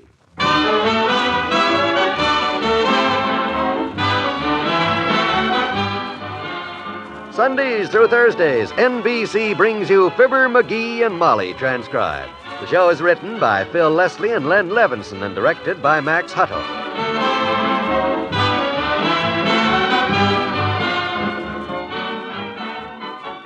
Something seems to be on Mr. McGee's mind as we peek in on him tonight. Keep off the grass, watch out for children, no left turn, proceed with caution. Playing policeman, McGee? No, I'm counting up the signs I saw on my way downtown today. Between here and the Third National Bank, there must be 30 different signs telling you what to do and when to do it. Well, my favorite one is on the bus. In case of an emergency, break the glass and pull the handle. Wouldn't life be great stuff, Molly, if every time we had a problem hanging around, a little sign popped up telling us how to handle it? Well, I can think of some problems that a little planning ahead would take care of almost that easily. Like the one a mother faces if Dad dies unexpectedly while the youngsters are still growing up. That's when a Prudential family income plan steps right in and gives her the help she needs when she needs it most. It's a good plan, all right. And it doesn't cost too much either because it provides that extra protection only during the years the children are growing up. This family income plan of Prudential's provides the money you'd need for food, clothing, shelter, and school. The man that has the complete story on this family income plan is your Prudential agent. Why don't you ask him to drop around and tell it to you?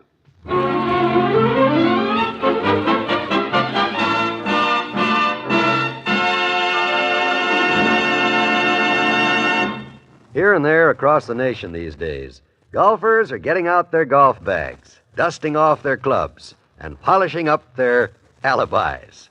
And here in downtown Wistful Vista, Mr. McGee and his breathless wife are headed for the sports shop. I'm not breathless, I'm just winded.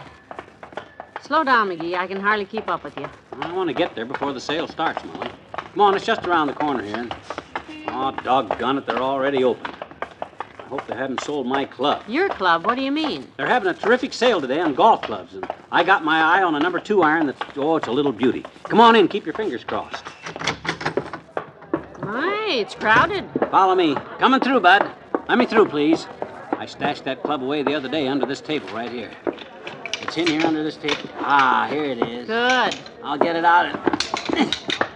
It seems to be stuck somewhere. Cut that out over there, mister. I'm taking this club. Hey, the heck you are. Let go of it. I got it, Molly. Look at that.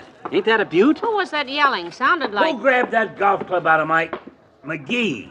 You. Oh, hello, Dr. Gamble. Excuse me. Hello, Molly.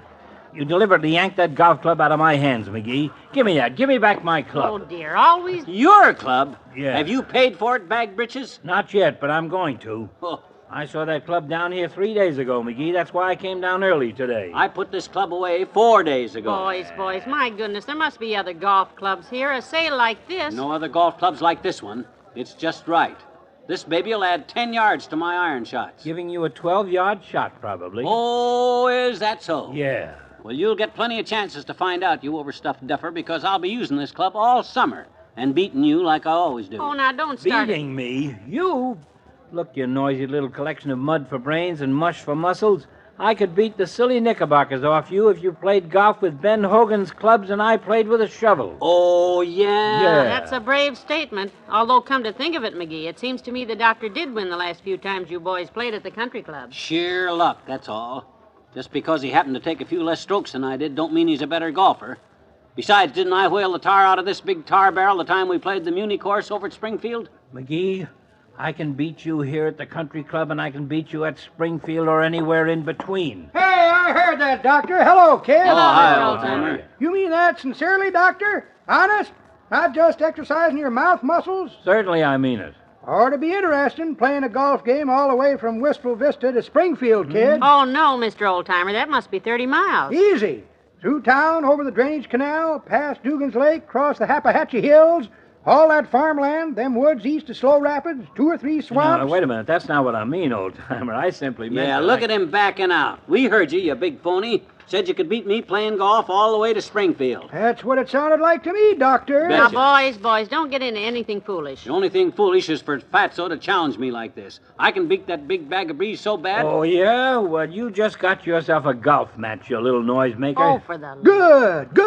Good. You boys can hire me to caddy, both of you. Caddy? Sure. I'll borrow a Jeep and a tent and some sleeping bags, get some thermos jugs full of coffee. Why, fellers, I'm going to cater this big event. If this isn't the craziest... Okay by me, old-timer. What do you want to bet, McGee? $1 a stroke, Pigeon. Every stroke you take more than I take $1 from you for it. Done. It'll cost you a fortune. We shall see, Doctor, we shall see. Molly, you got to come along as my mascot, kiddo. Bring me luck. And what I win is yours. Probably enough to buy you a mink coat. I'll settle right now in advance for a good, strong pair of hiking shoes. Well, I'll go rustle up the Jeep and stuff from a friend at the Army-Navy I'll store. check my office and go get my golf club. I'll go home and change my clothes, and we'll all meet in front of my house in an hour. I think I'll go call a policeman and have you both locked up. No, if this isn't the silliest, most ridiculous...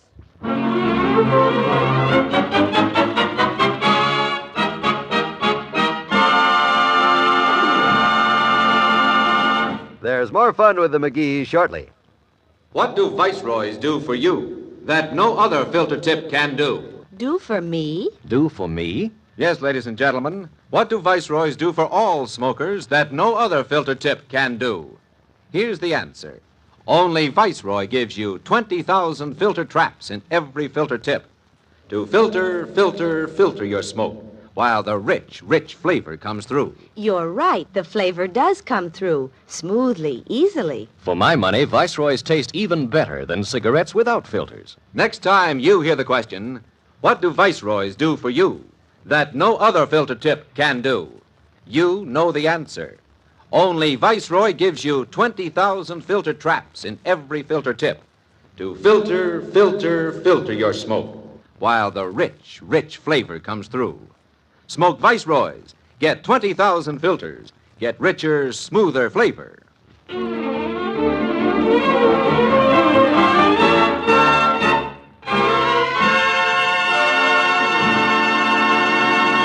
Now, let me see if we're agreed on the deal, fellas.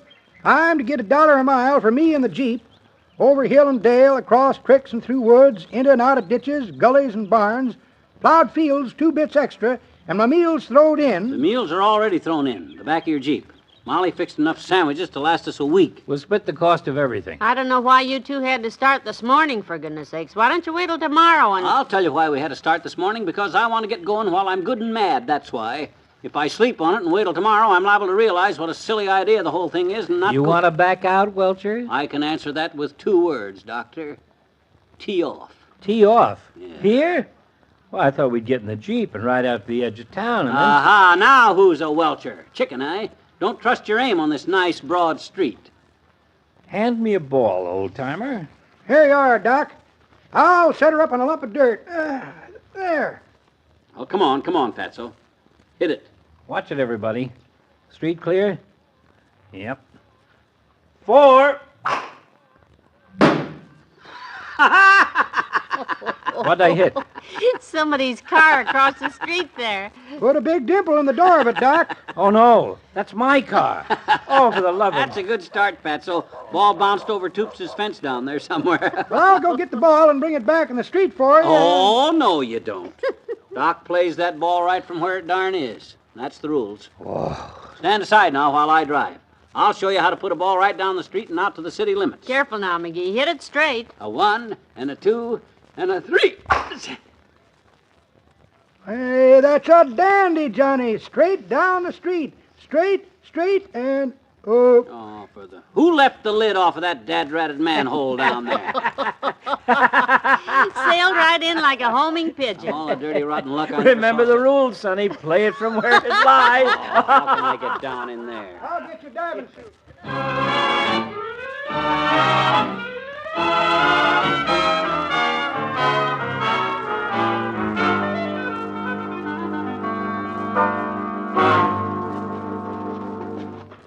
Oh, am I weary. Cheer up, Doc. We ain't got more than 25 miles more to go. Anybody know what time it is? Oh, it must be noon. Noon. It was noon when we were going through the 9th Street Tunnel. It must be... By George, it is 4:30 p.m. No wonder I'm so hungry. Where's your ball, Doc? Now, I see it. Halfway up that smoking hot cinder heap. Back of the glass works up there, Doc. Oh, fine. Where's McGee's? It went further than yours, Doc. I think it's over here past the... Uh-oh. Oh, that was a nasty uh-oh if I ever heard one. Here's your ball, Johnny. Down there in the drainage canal. What? Oh, no. Of all the dad-ratted pieces of luck. Sure is, Johnny. Good luck, too. The canal's as dry as a bone. Yeah, but still, how'll I get it out of there? Oh, that cinder heap doesn't look bad at all now. What are you going to do, McGee? Well, let me survey the situation. See it? Down there, Johnny. Oh, yeah. Oh, dear, the sides are so high. Here's iron ladder you can climb down. I'll just squirrel down and survey the situation. Hey, Molly, I got an idea. You come down here, too. Okay. I'll follow you, but sometimes, McGee, I wish I'd have kept my fingers crossed when I said I do. Now what's he up to? Something tricky, no doubt. Yeah. Oh, this is dandy. Hey, Doc, don't this drainage canal go all the way from Wistful Vista to Springfield? Well, yes, McGee, it does. Well, then I'm in a wonderful spot. I can't hit my ball wrong as long as I keep it in the canal. I'm taking Molly along as an impartial witness, and I'm just going to whale the ball right down the alley till we get to Springfield. Well, so long. Oh, boy, look at her go down that concrete. Hey, that's pretty sharp. Looks like you're going to lose, Doctor. I think not. You going to follow them down the drainage canal? That's the last thing I'd do. That canal goes to Springfield, all right, only in the opposite direction from the way McGee is going. Hey, I better run and tell him. Don't bother him. Huh? Don't bother. He'll find out as soon as he finds himself back in Wistful Vista.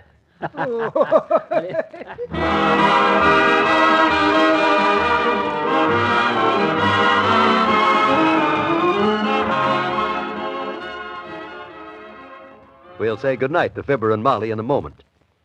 This summer, enjoy the type of cooking all America loves. Outdoor cooking. It's easier than you think, cheaper than you think. The May Woman's Home Companion brings you a 10-page condensation of a new book, not yet released, titled A Complete Book of Outdoor Cookery. You'll get just the kind of advice you need to begin outdoor cooking for the first time, or to perfect it if you're an old hand at the grill. You'll learn how to select the right kind of equipment. There's a section on picking meats, poultry, and fish. Recipes for frills for the grill. And in the same issue, learn what Dr. David Mace advised the troubled woman who fell in love with her husband's best friend. Get your copy of Woman's Home Companion today. You just can't afford to miss it.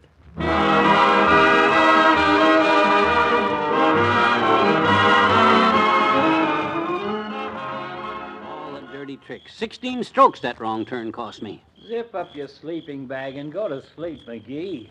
Somebody could have told me I was going the wrong way down that canal. You, old-timer, that's what I'm paying you to caddy me for.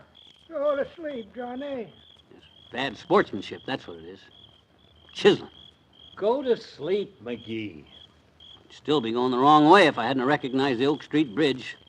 6 blocks from home. Go to sleep, Johnny. Molly went on home from there, and I had to play back out here by myself. Go to sleep, McGee, or I'm going to get up and zip your sleeping bag up all the way. It's going to be different tomorrow, you big tub. Good night. Good night.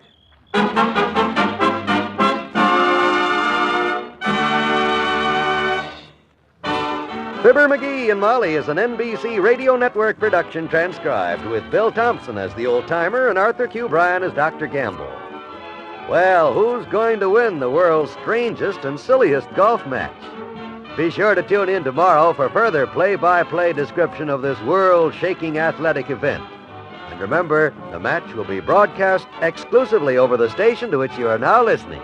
Good night.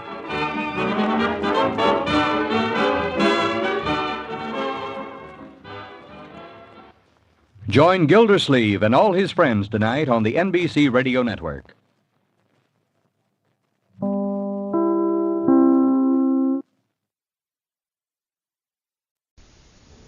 It's time for Fibber McGee and Molly.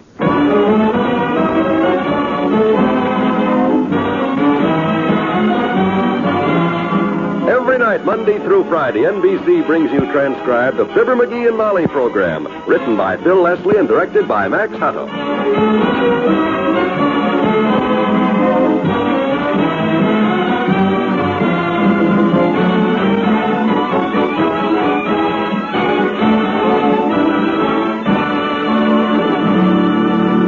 Meet the safe driver. If you know what makes him stay alive on the highways, you may be able to follow his good example. He's not too hard to find. You can always spot him by the way he drives. He always keeps his car in A1 mechanical condition, because even a safe driver can have an accident in a car that doesn't respond as it should. He shows courtesy for other drivers by signaling turns and giving them the benefit of any doubt. He knows that speed is his greatest enemy, so he slows down at night, in bad weather, in crowded traffic, and on narrow roads. He knows and obeys the laws written to help save his life. And most important of all, he drives as though the country's highway accident problem is his personal problem, which it is. Remember, few accidents happen with safe drivers. Are you one of them?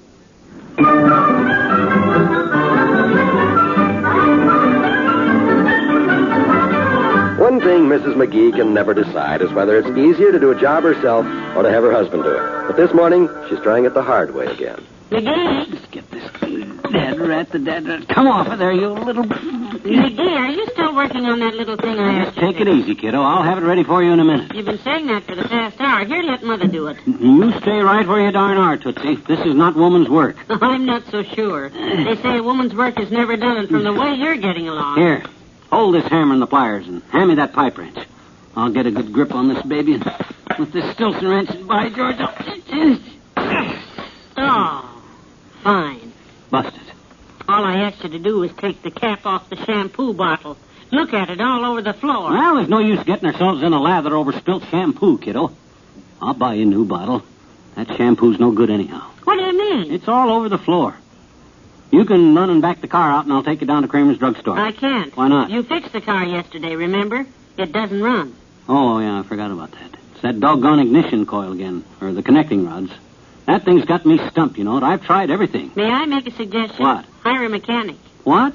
Me pay out good dough for some high-priced motor monkey to tell me I got to replace the gill frincus in the transmission and charge me $80 for fixing the gill frincus, not me.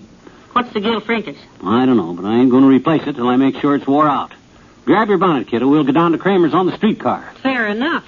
Yeah, I'll be with you in a second, kiddo. Wait till I grab these. What are you doing? Bringing along a few newspapers.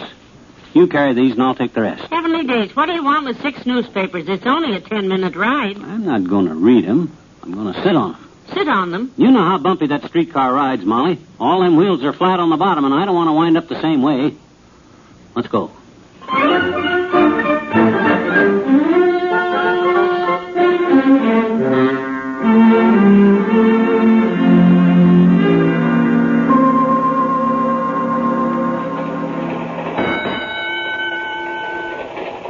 Riding this streetcar is always a wonderful experience, dearie.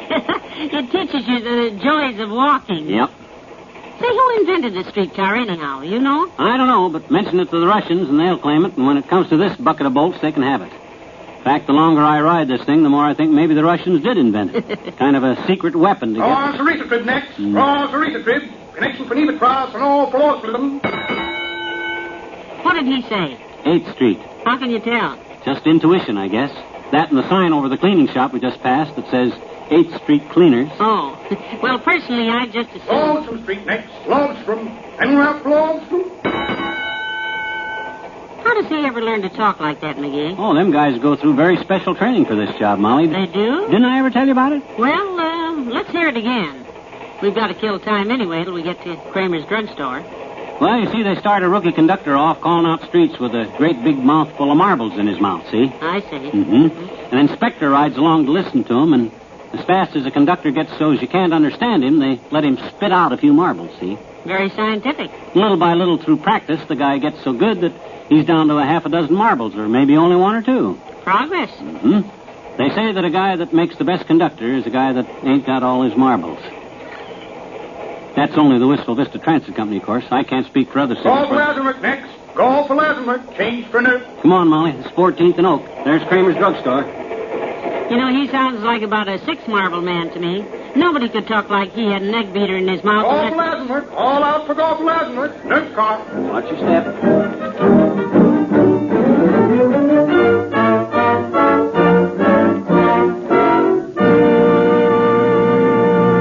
It once seemed that everyone in America was named Smith, Jones, or Brown. But that was a long time ago, and the chances are quite good now that the next person you meet will be Mr. Cohen or Miss Perotti or Mrs. Schumann. Perhaps because so many Americans have roots in the countries of the old world, we're anxious to help those in Europe and Asia who are living in need, or who are actually starving. That's where CARE comes in. For $10, CARE guarantees delivery of a food package to any individual or group in most any country in the world. For $6.95, CARE delivers a new budget food package in 14 European countries. Or for $10, CARE delivers baby food, knitting yarn, or a pure wool blanket. The package CARE sends for you will contain more than you could send yourself for the same money.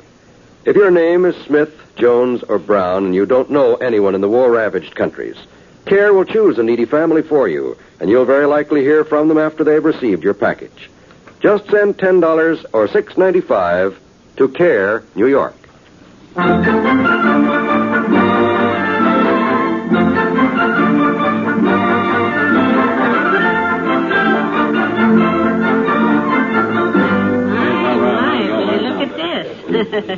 Kremer'S Drugstore is really jumping today, isn't it? Well, yes, it's Mr. Kremer's 10th anniversary sale. Imagine being in business for 10 years. That's what he ought to get for that food he serves at the soda fountain, 10 years. And he has the crust to call that gunk home cooking.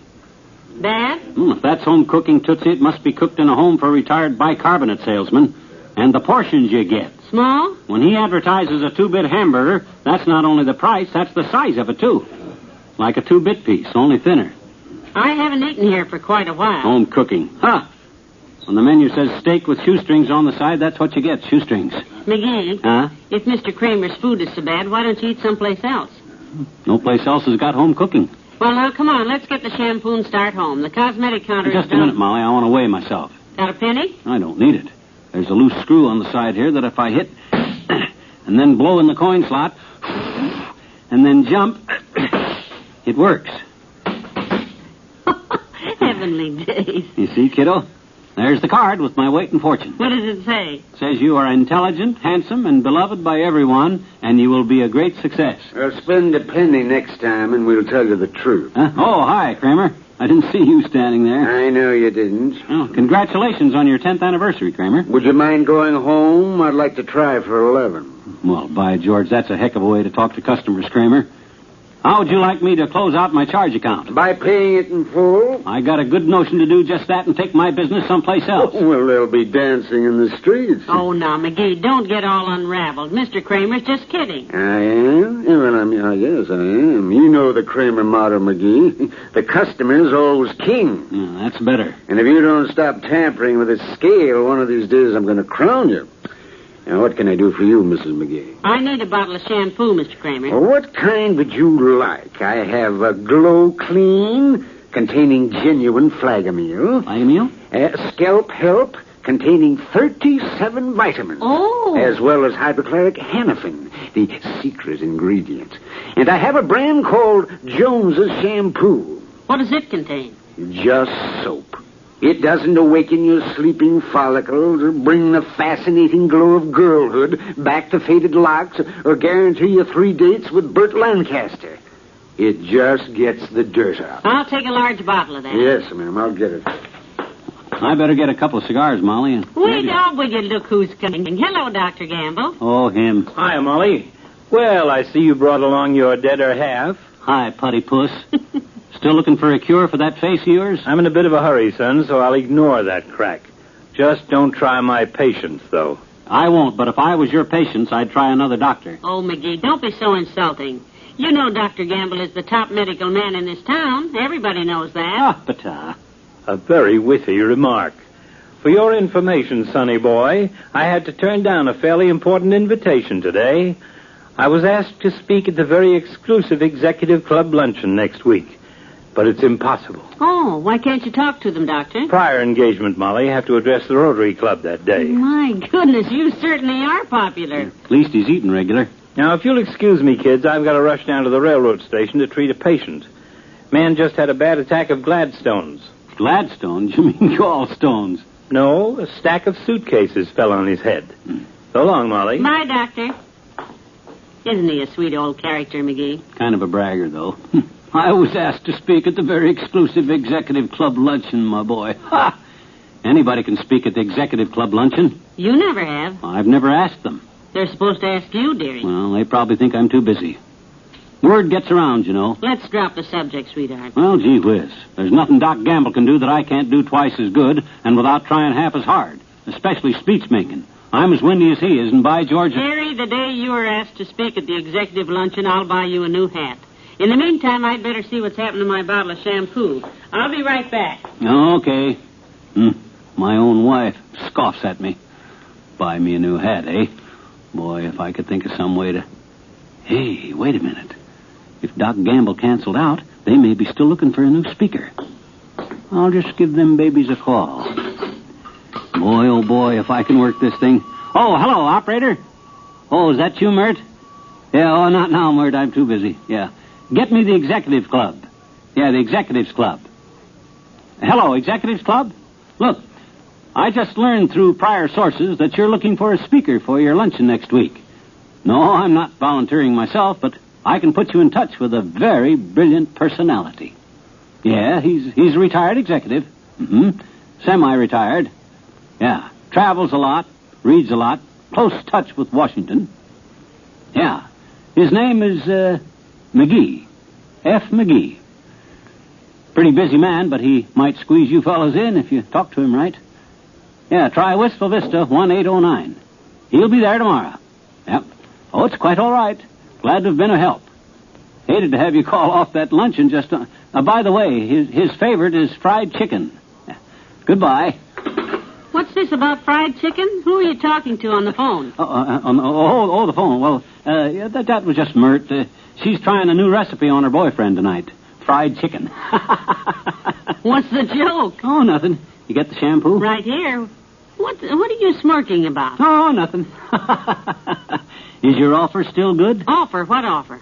Oh, you mean about the day you're asked to speak at the Executives Club? Yes, sir. It still stands. Come on now, let's go home. Okay, but let's stop by the Bonton on the way. I want to try on some hats.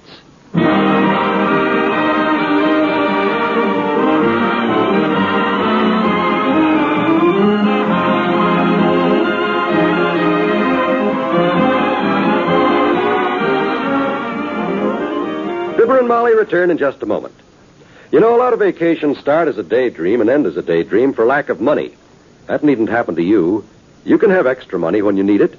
Simply join the payroll savings plan for buying United States savings bonds. When your bonds mature, you'll get back $4 for every $3 you invest. There's your extra money, your vacation, both guaranteed. Ask your employer about buying United States savings bonds through the payroll savings plan. Then join.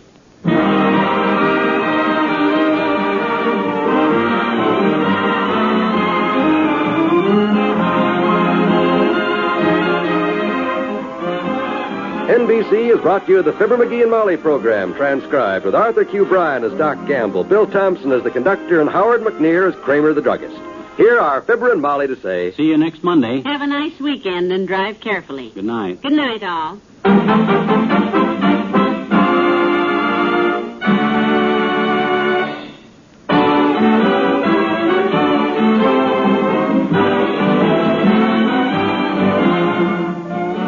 This is John Wald inviting you to be with us again next Monday night for another visit with Fibber McGee and Molly.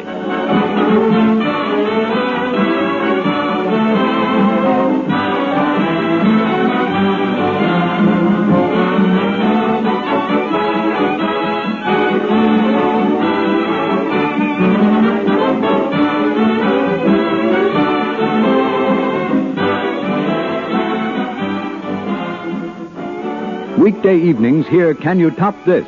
On the NBC Radio Network.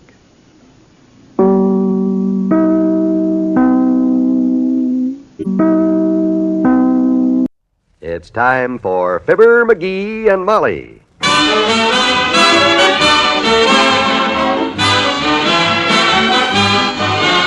Every weekday at this time, NBC brings you Fibber McGee and Molly transcribed.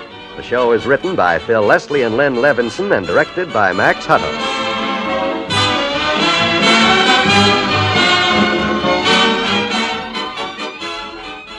We'll join Fibber and Molly in just a moment.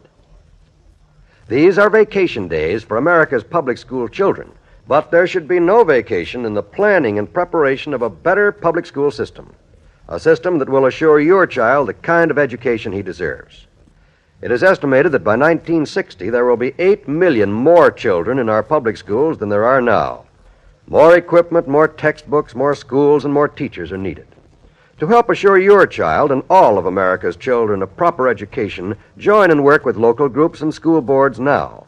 And if you want free information about the way people in other communities are improving their schools, write to this address, Better Schools, 2 West 45th Street, New York City. Remember, unless action is taken now, more and more communities in the next few years will fall even farther behind in their elementary school program. Remember, for guidance in what steps to take, write Better Schools, 2 West 45th Street, New York City, New York.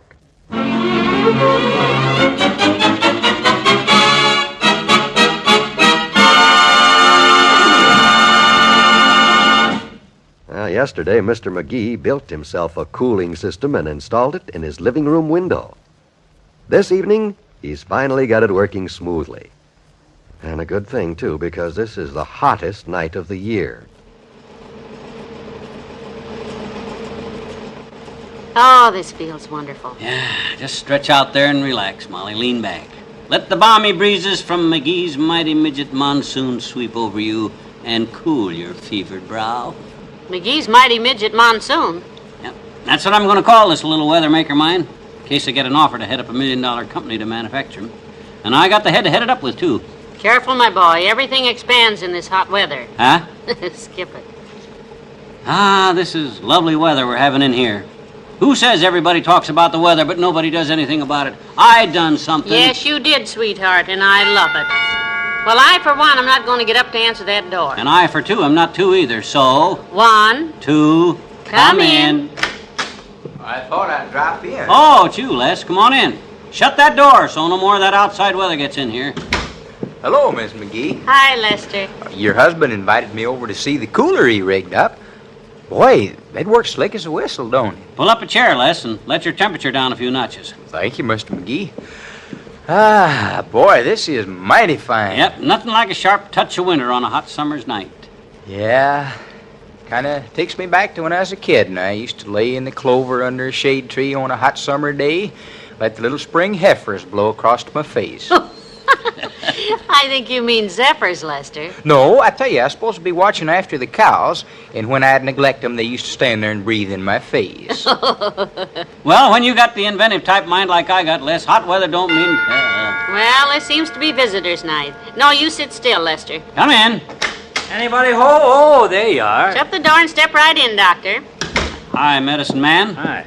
Les, you know our friendly neighborhood witch doctor, don't you? Hi, Doctor. Hi, of course. How are you, Les? Well, skip the shop talk, Doc, and draw up a Davenport. The doctor is our well-known scientifical man who said yesterday that this invention of mine either wouldn't work or would cook the paper off the walls, Les. By George, that's what I said, didn't I? Yeah, and give the wallpaper a feel wrong, guesser. Is it cooked yet, or are you ready to admit you were wrong, as usual? My boy, I apologize from the bottom of my heart. Good. You are an inventor unparalleled, a true mechanical genius, a credit to the community, a gentleman and a scholar. Now, may I stay? Yeah. Ah, this is great. It's been a long, hard, hot day. Oh, is this your sunstroke season, Doctor? Sunstroke and frostbite. Frostbite at this time of the year? Yep, 2 cases today. A good humor driver was so busy reaching into his truck, he froze the grin on his face. And one of the boys at the lima bean packing plant managed to lock himself into the quick freeze room. Gee whiz, did you thaw him out in time? Thaw him out? We can't drag him out. He says he's going to stay there until the... Come in. Hello there, kid. Ah, I heard hiya. you fixed up a cooler. Say, this is the coolest. Hi, old-timer. How hot is it outside? Down to 100, or... Come in. Hi, Fib. Here at the Ah, come on in, Mabel. Come in, Marge. Willie, leave the dog outside, dear.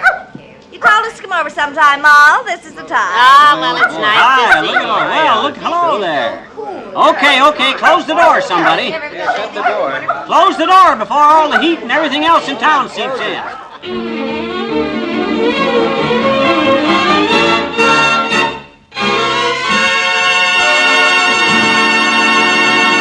Back to Wistful Vista in a minute.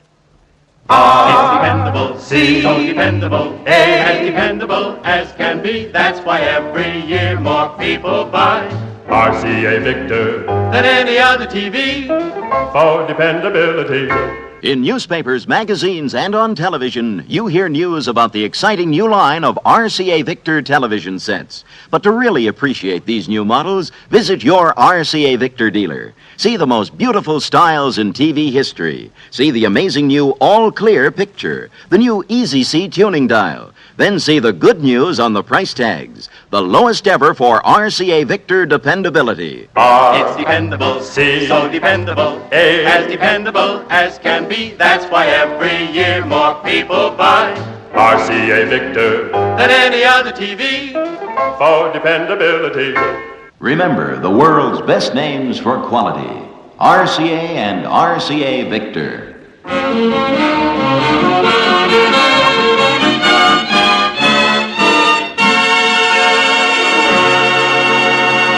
Somebody gotta get the one alive. You gotta get the one talking to watch. You gotta make... Hey, Johnny, any more lemonade left? Here you are, old-timer.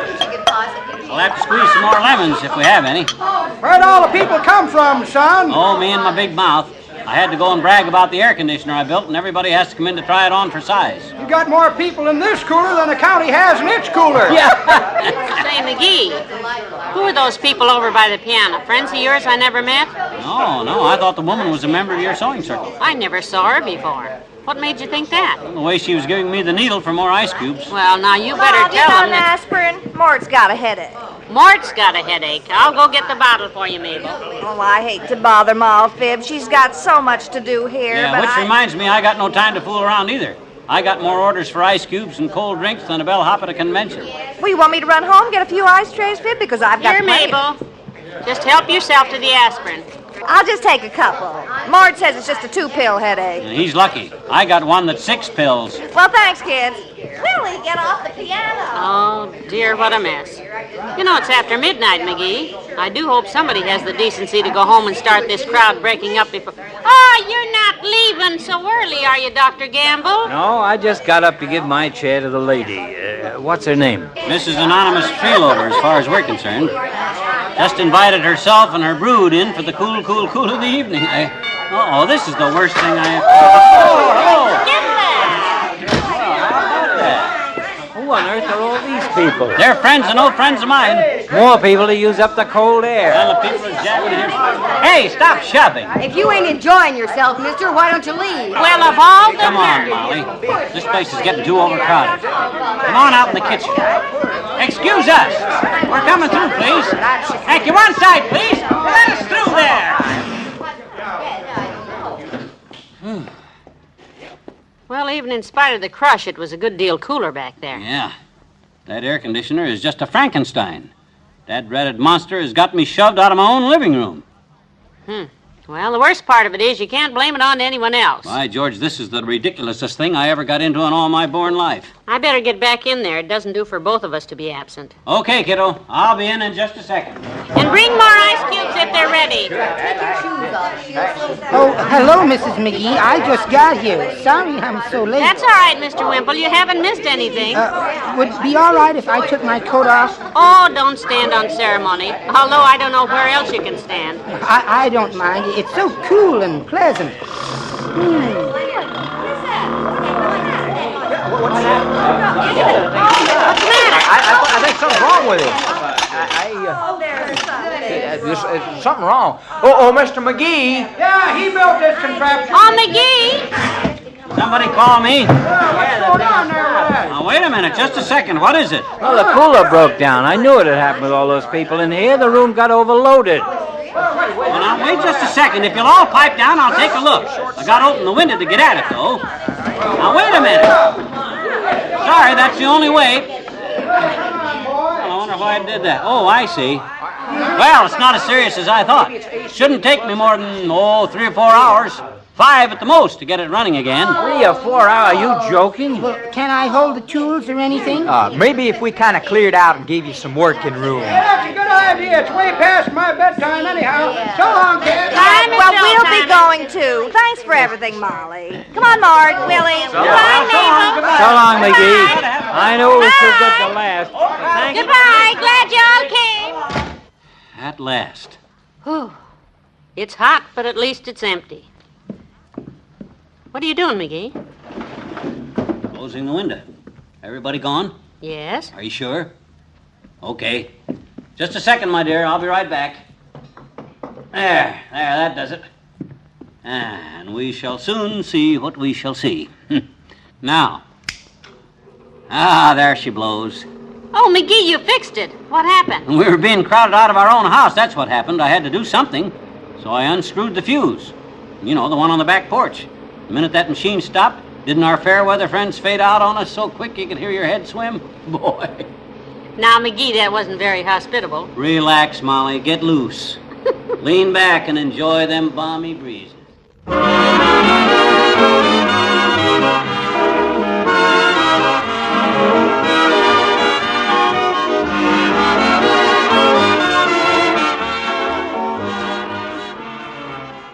Fibber and Molly will be right back. Keeping informed in this world of ours sometimes gets to be a problem, doesn't it? Events happen so quickly you're often too busy to hear it all.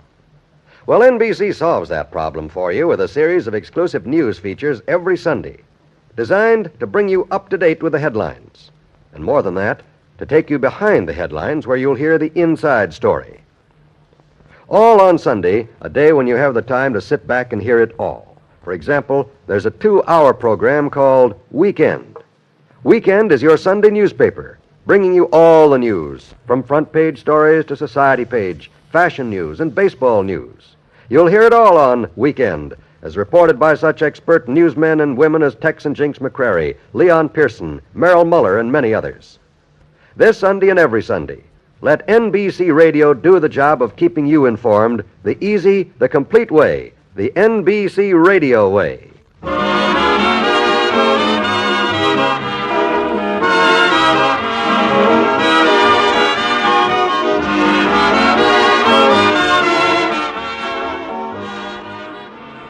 Oh, it's so nice down here, I hate to think about going upstairs. I've just been outside and it's clouding up to rain. This hot spell's about over. Well, thank goodness for that. It's really been rough. Yeah, but remember one thing. All this hot weather we've been having is just the heat we were wishing for last winter. True. Good night. Good night, all.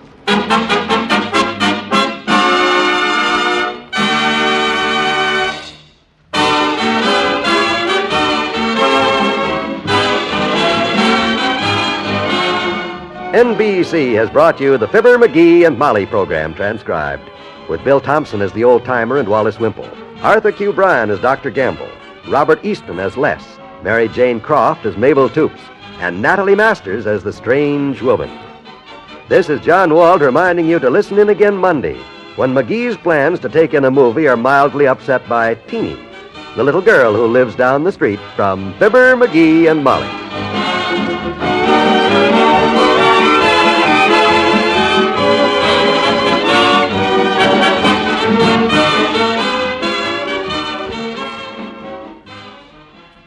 Get behind the headlines to the heart of the news tonight on the NBC Radio Network.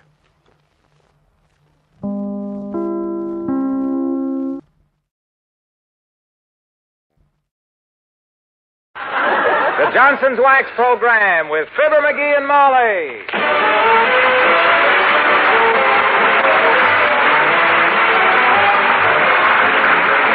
The Johnson's Wax and Johnson's Self-Polishing Glow Coat present Fibber McGee and Molly with Bill Thompson, Gail Gordon, Arthur Q. Bryan, and me, Harlow Wilcox. The script is by Don Quinn and Phil Leslie. Music by the King's Men and Billy Mills Orchestra.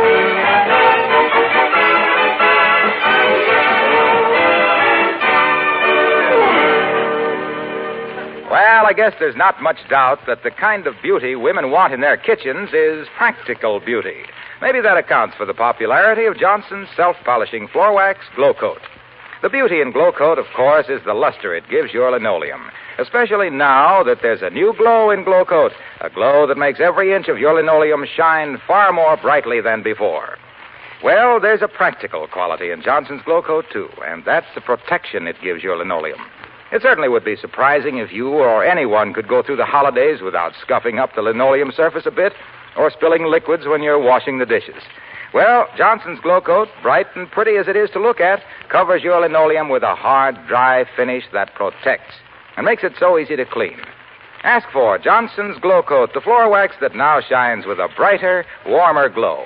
Your dealer has the new Glow Coat in the same familiar yellow container with the bright red band. Take some home and see what we mean by practical beauty in the kitchen.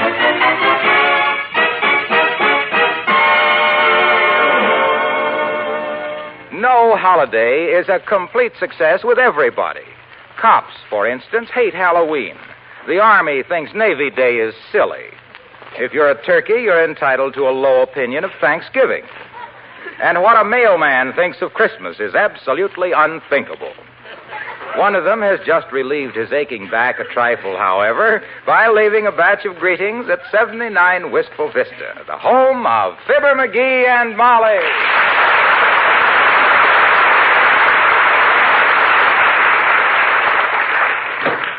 Well, here's the mail, kiddo. Mostly Christmas cards. And, hey, you know what? No, what? I wish the mailman a Merry Christmas, and he looks at me like I'd poisoned his dog or something. What goes with that sour puss? Well, what's so merry about Christmas to a mailman? Huh? He starts out holding the bag and winds up the same way. Yeah, I guess that's right, but... Oh, look, a card from Uncle Dennis. Uncle Dennis. Kentucky's greatest booster. Straight Kentucky, that is. What's the card? It's a picture of Santa Claus coming down the chimney upside down. Upside down? Yeah. It says, Merry Christmas and bottoms up, Uncle Dennis. That's him, all right. Boy, the government missed a great bet when they passed him up during the war. What a production man he'd have made. Why? You ever know a guy that could locate a bottleneck quicker or get to the bottom of it faster? Oh, I just love opening Christmas cards. Who's that one from? Old man McDonald from the Third National Bank. It's a picture of him in a Santa Claus outfit, foreclosing a mortgage on a ragged widow and 3 barefoot kids standing out in the snow. Says, just kidding, of course, McDonald. Just kidding, my clavicle. That guy's got less heart than the celery on the blue plate special.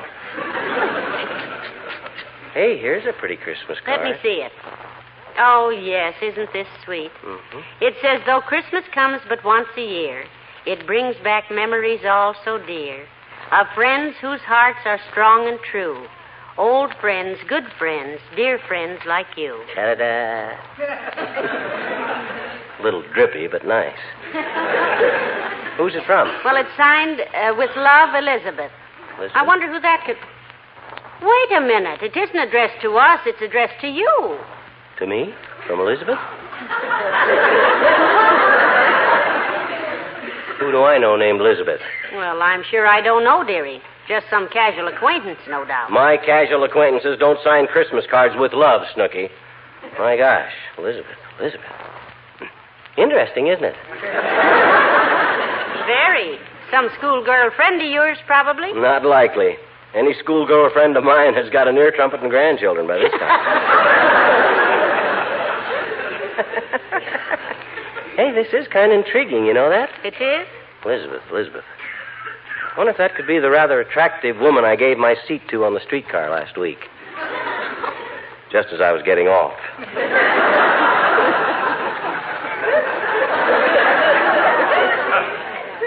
No, I don't think so. She called me a lazy slob. Well, now, just don't worry about it, sweetheart. And stop smirking at yourself in the mirror. I wasn't smirking. I was just wondering how I'd look with a mustache. You did raise one once, remember? How'd I look? Well, I don't recall ever committing myself, but Dr. Gamble said you looked like an adolescent walrus with a vitamin deficiency. But, of course, he was... Elizabeth. Come in. Elizabeth. Oh, it's Mayor Latrivia, McGee. Hello, Mr. Mayor. Hi, Elizabeth. Hi, Latrib. Hello, Mrs. McGee. McGee. Whew. Getting pretty nippy outside. Regular winter weather. Yeah, this is the kind of a day I like, Latriv. Brisk and bracing. Feels good not to have to go out in it. Sit down, Mr. Mayor. Sit down. We're just looking over some Christmas cards. Yeah, I got one here that kind of baffles me, Latriv. I don't know who it's from. Why don't you read the signature on it? Well, he did, Mr. Mayor. It's signed with love, Elizabeth, and himself can't remember any Elizabeth, he says. Got me kind of curious, Latriv. Oh, not that I figure I got any more secret admirers than anybody else, but... Well, you know how it is, getting a card signed love from somebody you can't place. Yeah.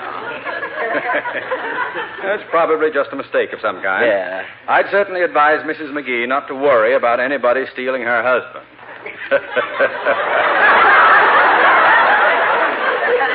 And I'll thank you to keep your advice to yourself, Latrivia. My wife can worry about me if she wants to. Can't you, Molly? Indeed, I can, dearie. I certainly can, and I will, too, just as soon as we get Christmas out of the way. Say, I'll bet you get lots of letters at the City Hall from people you've never heard of, Mr. Mayor, don't you? Yes, we do, Mrs. McGee. Most of them full of suggestions about how to run the city. Ever take any of them? I take all of them. Good. Out and burn them. A letter came just this morning warning me to have the paving fixed on 14th Street or else. It was signed anonymous. So naturally, I... Signed how, Mr. Mayor? Anonymous. That's just a anonymous, way of signing eh? something. Do you have many Irish friends like that, Latriv? Irish friends? Like what? Like the man that wrote you the letter, Mr. Anonymous. Yeah. We knew a family named O'Callaghan and one named O'Lonigan, but... Yeah, that is an Irish name, isn't it, Latriv? We're Irish ourselves, you know. Molly was an O'Driscoll, and I've been an O-McGee for years. Yes, it is an Irish name. I've known the Anonymous family since boyhood. Huh? You have? Certainly. Terence Anonymous was a second cousin to Danny O'Donegan of the Donegal Donegans. He was? Well, that's odd, because I and Molly were merely His trying to... father was a Finnegan on his grandmother Flanagan's side, but the Flanagans married into the Galligans, and the Galligans got into so many Brannigans with the Donegans that the Finnegans got tired of the shenanigans and said the Galligans were hooligans. And everybody lost their tempers, but I'm not going to, because an unstrung harp is no good to anybody. Besides, I just dropped in to offer you the season's greetings, so Merry Christmas to both of you, and good day.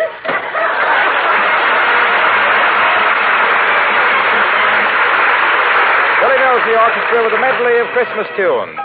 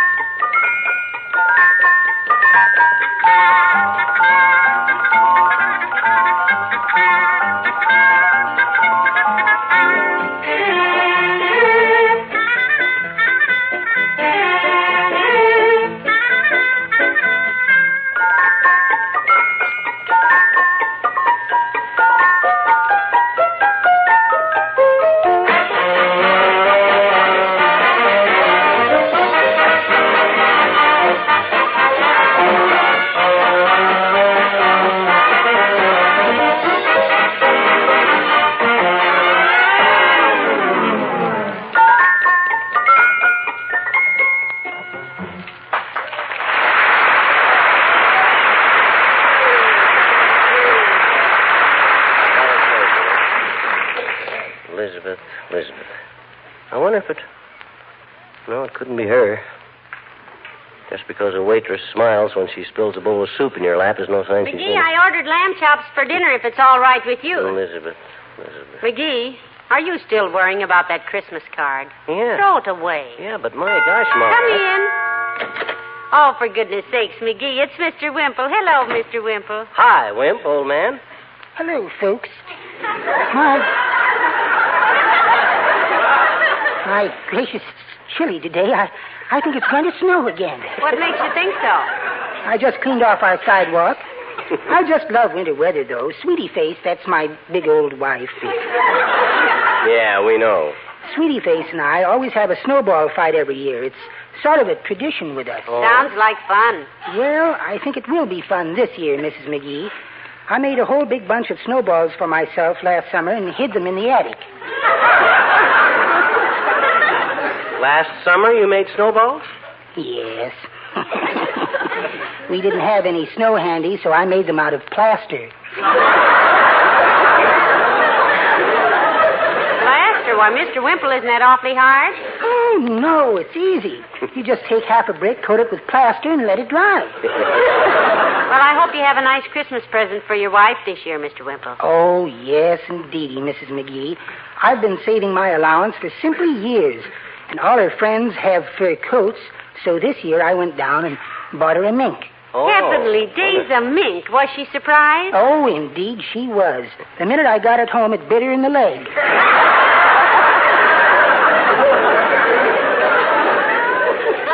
She was the most surprised. Oh, my. You've got some pretty Christmas cards there. Yeah, I suppose we've got one from you here someplace, Wimp, but we haven't come to it yet. No, I didn't send any this year, folks. Oh. That's why I came over today. I'd like to read you a little Christmas verse that well, it's sort of a serious verse. Oh. It's called The Chimney on the Corner. The chimney on the corner. Oh, read it, Wimp. All righty. The chimney on the corner. When the Santa on the corner smiles and rings his little bell and waves a cheery greeting and hopes that you are well, don't pass him with a hasty grin, but drop a coin or two, because the Army of Salvation plays St. Nicholas for you in places where a bowl of soup, a place to sleep tonight, a pair of shoes, another chance, keep hope still shining bright. We know the corner Santa Claus is good for lots of jokes, but he's a real Kris Kringle to a lot of other folks. Goodbye and Merry Christmas. Well, same here.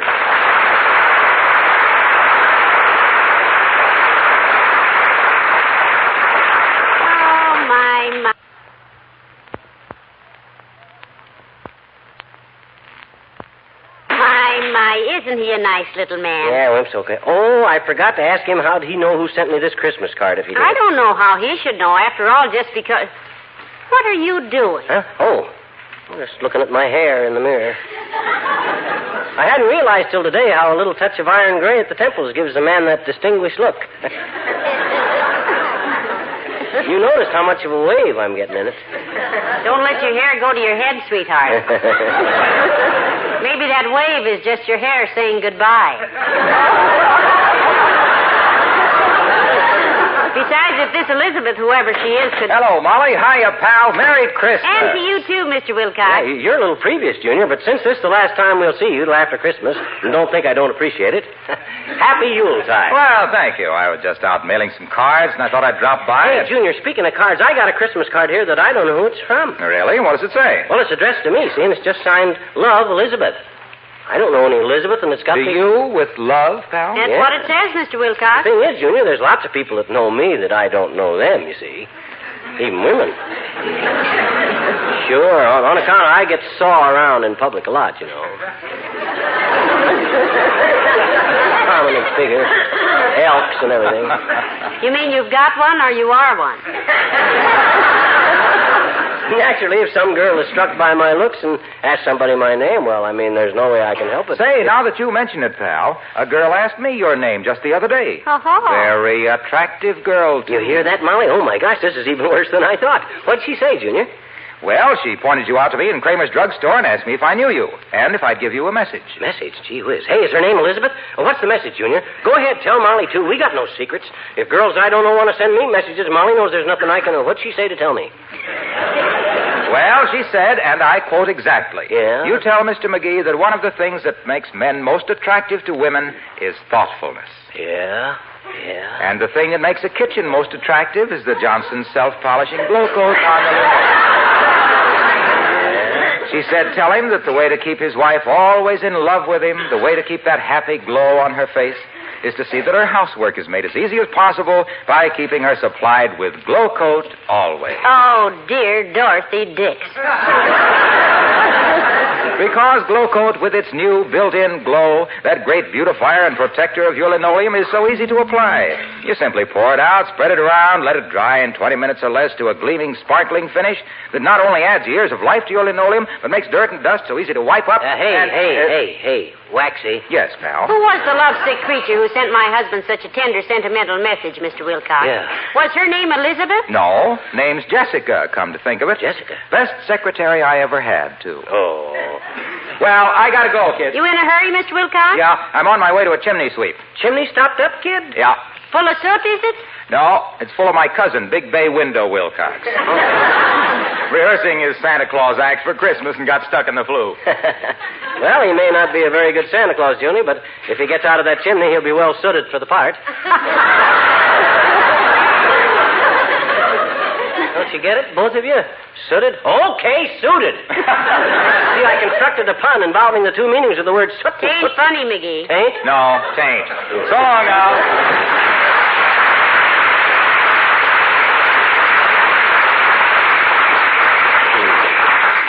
Smart guy.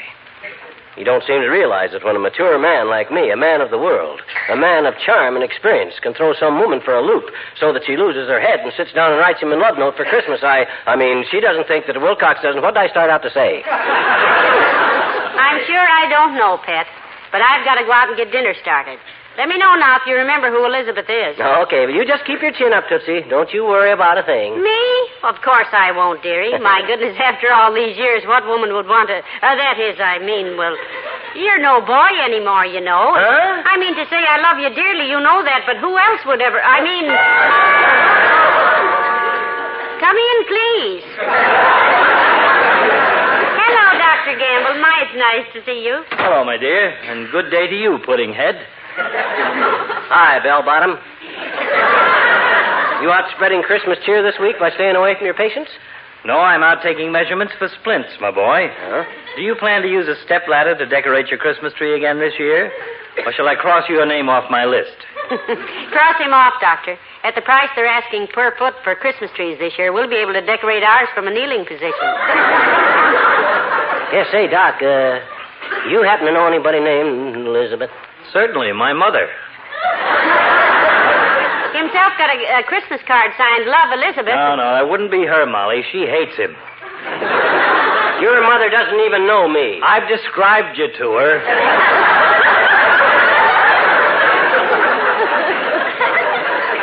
How could she hate me just from that? My gosh, you got to know me for years to really hate me. Really, I'm a little disturbed, Doc. Some girl sends me a Christmas card with love, and I don't know who it is, so naturally I'm worried. Why? Why? Yeah. Why, my gosh, suppose some girl has saw me someplace and got a crush on me. You know how girls do, Doc. Probably just doesn't realize I'm married. Maybe just saw this sort of distinguished-looking man around town and bingo, off the deep end. I know just how you feel, my boy. Your distress is perfectly natural. What do you mean, distress? He's never been prouder in his life. Oh, I wouldn't say I was proud exactly, my dear, but after all, one can't help it if one has the type personality that sets women on their ears. My gosh, I remember the time when I was kind of shy and bumble-footed and no woman would look at me the second time. I remember that time, too. It was about 2 minutes ago. But look, Casanova, if you're really worried that some girl has fallen in love with you, I have something here that might reassure you. Here, take it. What is it, Doctor? A pocket mirror. Read it and weep, Romeo. Merry Christmas, children.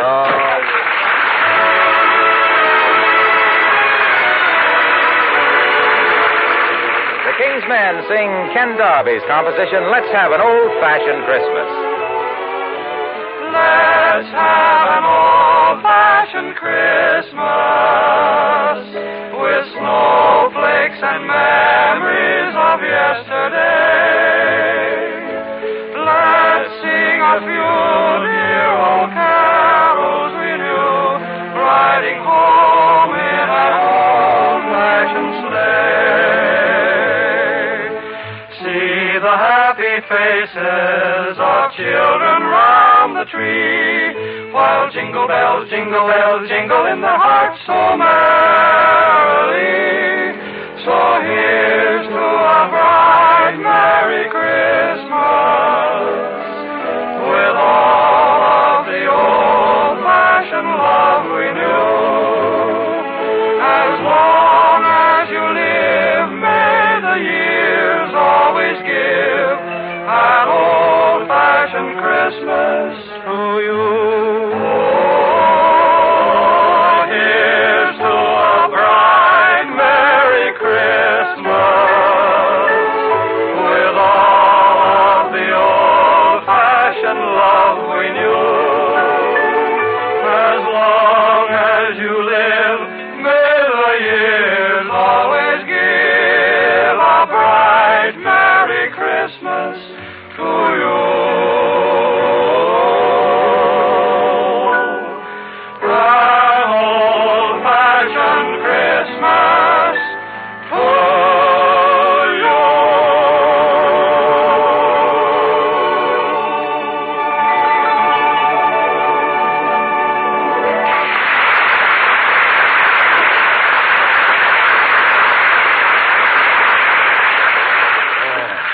Doggone it, kiddo, this thing has got me baffled.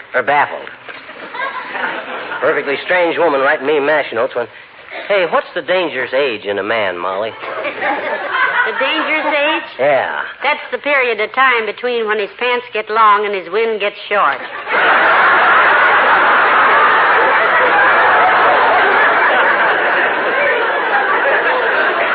Well, I suppose around my age, a man does take on a kind of a sophisticated glamour for women. Kind of a man about town look that they just can't resist. Oh, dear. I just hadn't realized till now that I'd reached that age. Well, you know, there is something different about you lately, dearie. Yeah? I look at you sometimes and I get an almost uncontrollable desire to run my hand through your hair. You do? Yes, with a pair of clippers. How long since you've been to the barber shop? Oh, not so long. And besides, this shaggy look must have had a certain appeal for women because whoever this Elizabeth is, she's... Come in. Hi there, kids. Hello, daughter. Hello, Johnny. Hello, Mr. Oldtimer.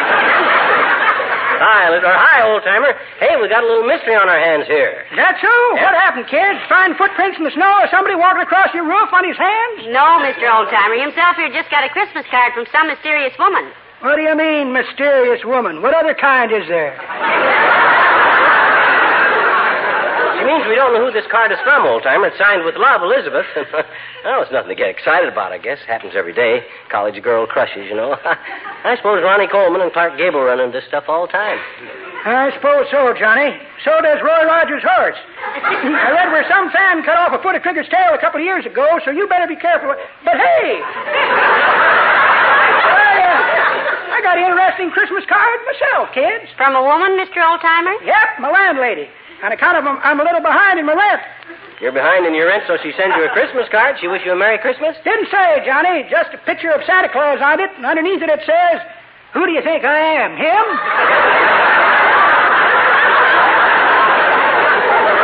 Well, at least you know who it's from. That's something. Oh, I suppose so. I gotta get back to work, kids. I'm on extra at the post office this week, you know. Yeah, what doing? Smearing addresses or mislaying packages that gurgle? I'm in the parcel post, Johnny. Oh? Here's my work order. See, daughter? Uh-huh. It says proceed to Parcel Post Department and see that all packages are weighed and stamped. What was that, daughter? She said see that all packages are weighed and stamped. Why? Stamped. Oh, Jiminy, now I'm in for it. Why? I thought it said stomped. For 3 days I've been having myself a wonderful time jumping up and down on the... Oh! Merry Christmas anyhow, kid. When you get that package from your Aunt Sarah, it was glassware, I think.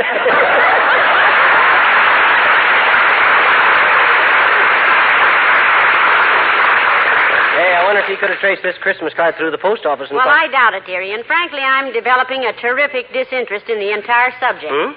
So while you practice that flashing smile and the lifted eyebrow, I'll go start dinner.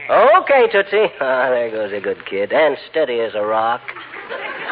Strange woman writing mash notes to her husband, sending him her love, and what does she do? Scream? Pull hair? No, sir. She fixes dinner. A little more flattering if she wasn't so dad-ratted calm about this thing. Because... Come in. Hi, mister. Oh, hi, sis.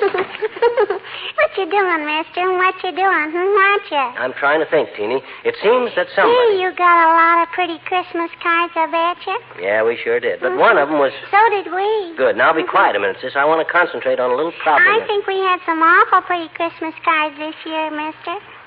You did, eh? Yes, we are. I says you did, eh? Did what? Had some awful pretty cards this year. Who did? You did. I know it. My mama said to me yesterday, she said, bring me the Christmas cards you bought for Mr. McGee and I'll address it for you, Elizabeth. Yeah, well, Huh? What'd she call you? Me? Yeah. Elizabeth. Oh. She always calls me Elizabeth on account of I'm named Elizabeth. Oh. But my daddy calls me Teeny, only Elizabeth. Oh, my gosh, you. Hey, Molly. Here's Elizabeth. Don't go away, Elizabeth. Hey, Molly. Hey, Molly. Come in and see who's Elizabeth. My gosh, you're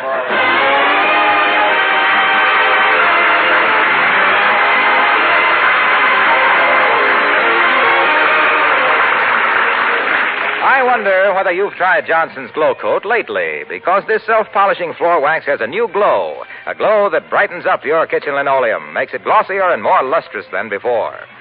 Now, that wouldn't be quite so very special, of course, if you had to do a lot of rubbing and buffing to get that kind of finish on your linoleum. But you don't. Johnson's Glow Coat produces its own sparkling luster while it dries, and without any help from you. Ask your dealer about this wonderful self-polishing floor wax. When he hands you the familiar yellow Glow Coat container with the bright red band, he'll be handing you the Glow Coat with the new glow. The Glow Coat that protects your linoleum, makes it easy to keep clean and very cheerful to look at.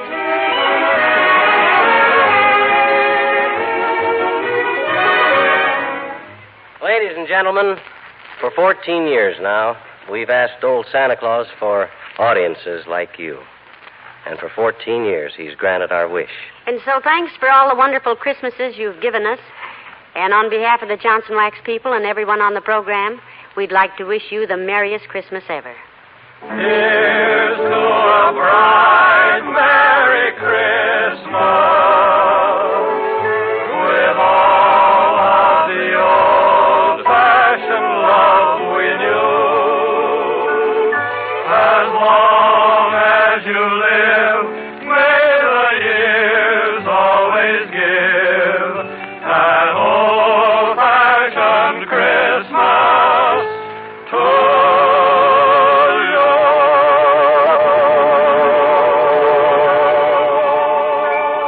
Wistful Vista's Mayor Latrivia is going to give a party at the country club tonight. And right now, he's busy in his office checking last-minute details with his secretary. You're sure everyone on the list got an invitation all right, Miss Gimlet? Did you check it carefully? Oh, yes, I mailed them all out last week, Mr. Mayor. All except, well, there's one name here that I'm sure must be a mistake. A mistake? Who's that? I don't even like to mention the name, Mr. Mayor. The man always upsets you so. If you invite a blabbermouth like him, he'll... Look, Miss Gimlet. I know the man you mean. And when you call him a blabbermouth, you're just being kind. Thank you. But his wife is a charming woman, and we'll have to send him an invitation. And maybe he can't make it. You should be so lucky. And the invitation come by special messenger, Molly. Good old Latrivia. Probably figured a party wouldn't be a party without me. Just couldn't wait to invite me. My, I'm so lucky to know you, dearie. I get invited to more things just on your account. Well, I happen to be the entertaining type guy that when somebody throws a dull party where they have to invite a lot of jerks, he naturally thinks of me first. Very modestly put, dearie. When is the party? Tonight at the country club. Let me see. It starts at 8 o'clock, and we... Uh-oh. What is it? Oh, my gosh, if that ain't the... Well, the deal's off, kiddo. Forget it. We can't go. What? Why not? Oh. Don't tell me the mayor thought better of it and canceled the invitation on the back of it. Well, he might as well have it. The dad-ratted thing is formal, and that lets me out.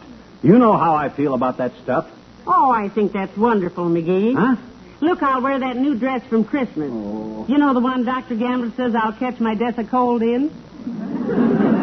Yeah, I know, and you look beautiful in it, but I'm not going to torture myself in any dad-ratted tuxedo again. I'm sorry, Tootsie. Let's skip it. Well, you're my lord and master, dearie. A woman's place is just to obey, I guess. Oh, now, gee whiz, cut it out, kiddo. You know I can't stand it. That's all right, dearie. Forget it. Oh. I shouldn't ask you to take me out formal tonight, anyhow. Well. When we've already been out formal twice since the war. The first war. Well, gee whiz, but it wasn't perhaps the I'll get busy. I'll go upstairs and wash out some of your socks like a good wife. Okay. Okay, you got me. Look, if you want to go that bad, I'm sorry I can't take it, though, but I just thought of something. What? I got no tuxedo. I loaned it to Mort Toops last month, remember? Oh, that's right, you did, but we can run over there and get it. And good old Mort is out of town. The dirty rat. Well, I'd have took you if I could have, kiddo, but there's the breaks, I guess. Hand me the paper and let's just sit here and I'll relax. hand you your hat, dearie, and you're sweet to take me to the party tonight. What? Mrs. Toops is home, and she'll give us the tuxedo. Oh, now, wait. She won't be there. We can't. Back the car out while I put on my face. Hold it, Molly. Come in. Oh, hello, Mr. Oldtimer. Hello there, kids. Hi, Johnny. Hi, daughter. Where are you going? Out? Yeah, but I'm in no hurry, old-timer. Sit down. Well, I don't want to hold you up, Johnny. Everybody wonders what's been holding you up this long anyhow. The mayor's giving a party tonight, Mr. Oldtimer, and we have to get McGee's tuxedo. Oh, I love parties, kids. Kind of runs in the family, I guess. Papa was a great party man. Yeah? Yeah. Papa used to be to his crowd what Mr. Churchill is to the conservatives. The life of the party. Ah, that's cute. But if you'll excuse us, we ought to be going. Oh, he was quite a card, Papa was. I mind the time he took one of them green metal shades off the hanging light over the pool table at the pool room and put it on his head upside down. Well, that must have been killing. Funny part come later, Johnny. Oh? Papa was a little on the pin-headed side, you see, and the lampshade slipped down over his ears and stuck. Uh-oh. The boys couldn't get it off him, so they finally led him home with the shade sticking up there like a soup bowl on a lamppost. My gosh, what did he do? Saw it off? No, it looked pretty bad there for a while there, kids, till Mama got a wonderful idea. Yeah? She gave him a coat of white paint, planted his side pockets with ivy, filled up the lampshade with water, and got him a job in the pockets of bird bath. Well, it taught me one thing that I've never forgot, kids. What's that?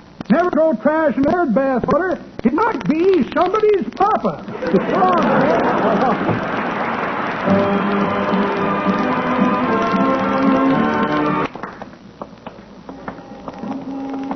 Why are we walking along here on the sidewalk in Wistful Vista? On our way to the dry cleaners? Mrs. Molly McGee?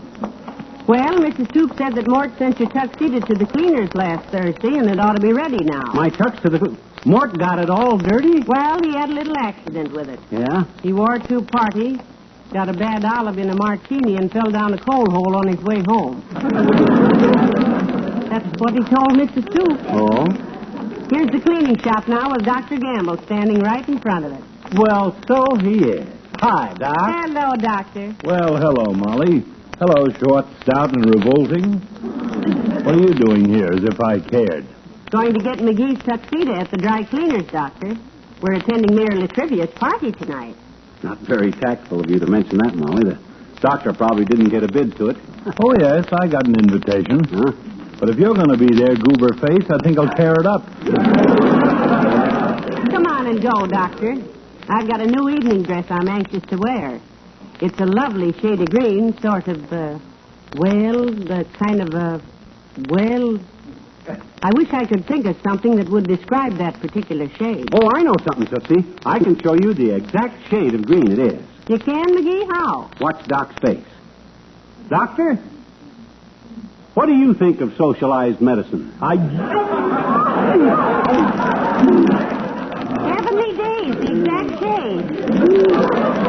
Here, Doctor, look at this little mirror. Isn't that a lovely green? Well, come on, Molly. We're wasting time. He won't be able to talk for 15 minutes. So long, Fishbone. Bye, Doctor.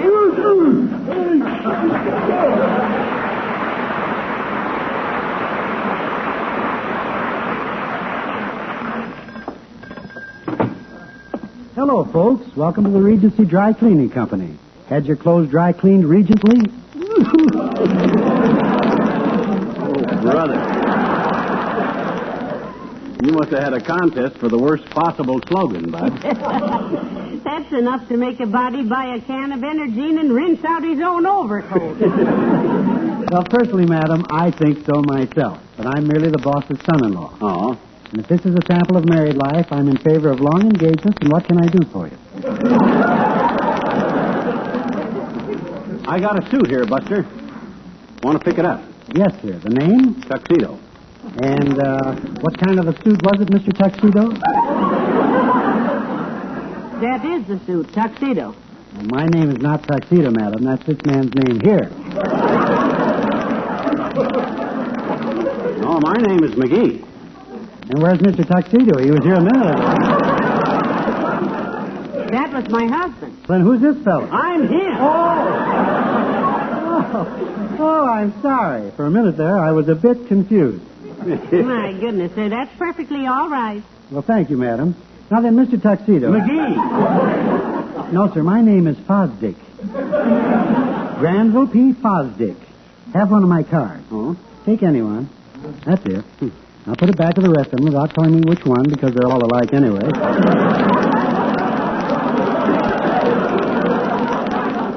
Please, now, let's stop this nonsense. Look, Mr. Fosdick. Pardon me, sir. The lady's speaking to you. Oh, excuse me. What'd you say, Molly? I said I was not speaking to you. I was speaking to Mr. Fosdick. Who's he? I think that's me. Wait till I look at my cards here. Yes, that's me. Well, we certainly got that straightened out in a hurry, didn't we? Now then, sir, you were saying... I wasn't saying anything. That was me. Oh, I'm sorry. You go right ahead, Mrs. Fosdick. I am not Mrs. Fosdick. I am Mrs. McGee. This man is my husband. Well, congratulations, sir. I wish you every happiness. Well, thanks, McGee. I'm sure Mrs. Fosdick... Now, look, Bud, all I come in for was to pick up my tuxedo. The name is McGee, Fibber McGee. Is that clear? Certainly, sir. Oh, I just remembered. You're Mr. McGee of 79 Wistful Vista? The same. Well, we made a slight error in our deliveries today, madam. Oh? We held Mr. Harlow Wilcox's dinner jacket here and sent Mr. McGee to Mr. Wilcox's home. Now, if you'll come in again tomorrow... I can't come in for tomorrow. I'm wearing it tonight. Come on, Molly. Very well. We'll go over to Mr. Wilcox's and get it. Good day, sir. Yeah. Well, good day, folks. Come in again. Go on. Fosdick. Familiar name. I wonder if I know them from someplace.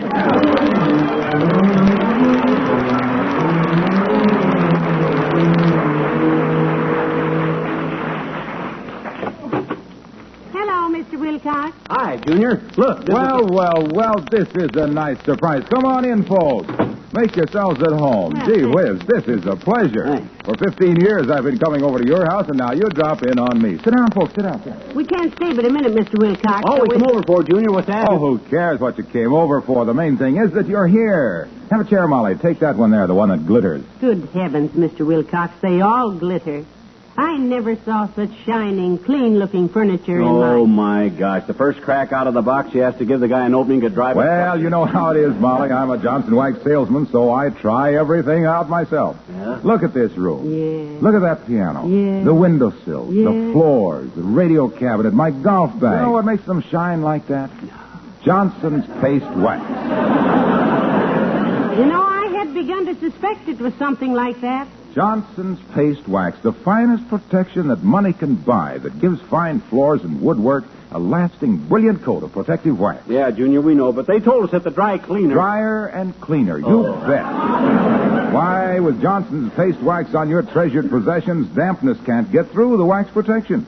And you keep things clean easier and longer than ever before. Yes, sir, I tell you... Hey, look, Waxy. Yes, pal. Oh, by the way, the dry cleaners brought your dinner jacket over here by mistake. Yes, we know. That's what we came over for, Mr. Wilcox. Yeah. Let me have it, Junior. It isn't here, pal. What's that? I was going past your house a little while ago, and I took it in and hung it in the closet. What closet? That one in the hall. Brother, what a booby trap. I barely escaped with my life. Your dinner coat is hanging in there, pal. Oh, my gosh. Well, thanks, Junior. Come on, Molly. All right. Coming to Mayor Latrivia's party tonight, Mr. Wilcox? Party? Yeah. Oh, sure. I'll say I am, kids. I wouldn't miss it. I'll see you there. All right. So long now. So long, Hilo. Hello, operator. Give me Mayor Latrivia's office, please. Yeah. Hello, Latrivia. Harlow Wilcox. Hiya, pal. Yeah, great. Yeah, she's fine. Hey, what are you doing tonight, kid? You what? Why, sure, we'd love to. What time, pal? Okay, at the country club. Mighty nice of you to invite us.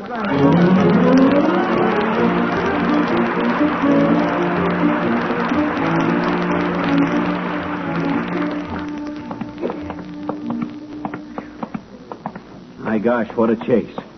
Here we go all over town looking for my tuxedo, which I don't want to find it on account of I hate to dress up, and when I think I finally got out of it, then boom. Here it is right at home where there's Ole on the front porch. Who? Oh, Ole Ole from the Elks Club. Hello, Ole. Hi, Ole. You waiting for us? Hello, McGee. Hello, Mrs. Sure, I got message for you, McGee. Well? Message from whom? Just give me a minute. That seemed to slip my brain now. Let me see. Message from McGee. Message from McGee. Well, just go on talking. Maybe something remind me of it. Oh. Well, very well. How are the wife and children, Ole? Oh, just fine, thanks, Mrs. My missus is laid up with sore back. Abner Bago, I think the doctor says it was. No, not Abner Bago, Ole. That's Lumbago. Well, Lom Abner, she make big fuss about the Bago. Then Christina, my oldest daughter, she gets pinched lift shopping. Heavenly days, how terrible. Arrested for shoplifting. Oh, no, Mrs., not arrested, just pinched. In revolving door at shoe repair place. She was shopping for new lifts for high-heeled shoes. Oh, I see. Lift shopping. Well, that's better because I wouldn't want to... The littlest kid, Lors, he gets fingers run over on the railroad tracks. Run over? Railroad tracks? Oh, just a little toy electric railroad he gets for Christmas. Oh. He was playing with the train and cracking walnuts. And he hits fingers with a hammer and he gets mad. So he's going to punish fingers for hurting, so he lets the train run over him. He's only 6 years of old. Maybe when he gets 7, he'll get better sense on it. I think so. He looks after my missus' side of the family. His friends is mostly just good looks. Hey, now I know what that message was, too. What was it, Ole? Good looks remind me of it. Mr. Wilcox. He wants me to tell McGee he leaves dinner jacket in the hall closet. Oh. So long, McGee. Oh. Goodbye, Ole.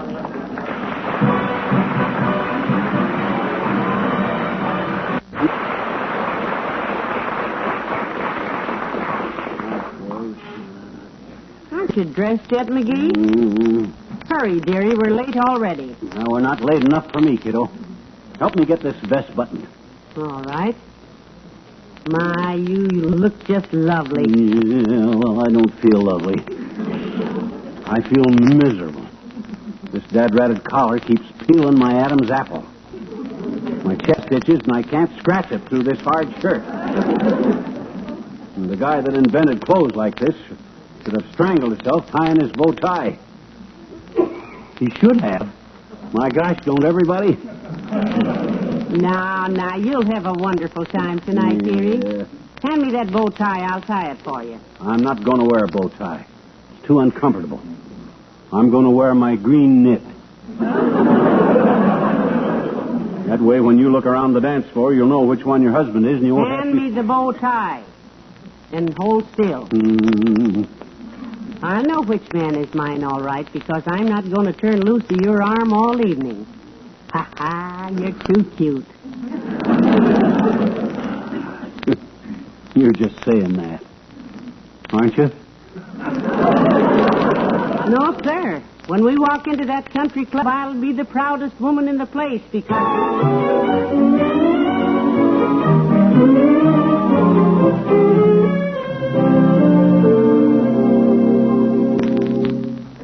Oh, my, I just love this country club, McGee. Isn't this a beautiful lobby? My collar's too tight. That's a little better, but gee. Come on now. The ballroom is down this way. I'm dying for a dance, dearie.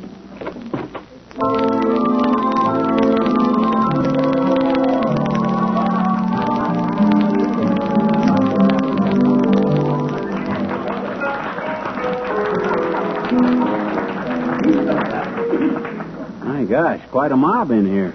Yes. Aren't the decorations beautiful? Yeah. Although I wish they'd turn on a few more lights in here. I can hardly see. Yeah, well, that's supposed to be cozy, kiddo. All these joints are lighted like they were designed for a family of moles. Maybe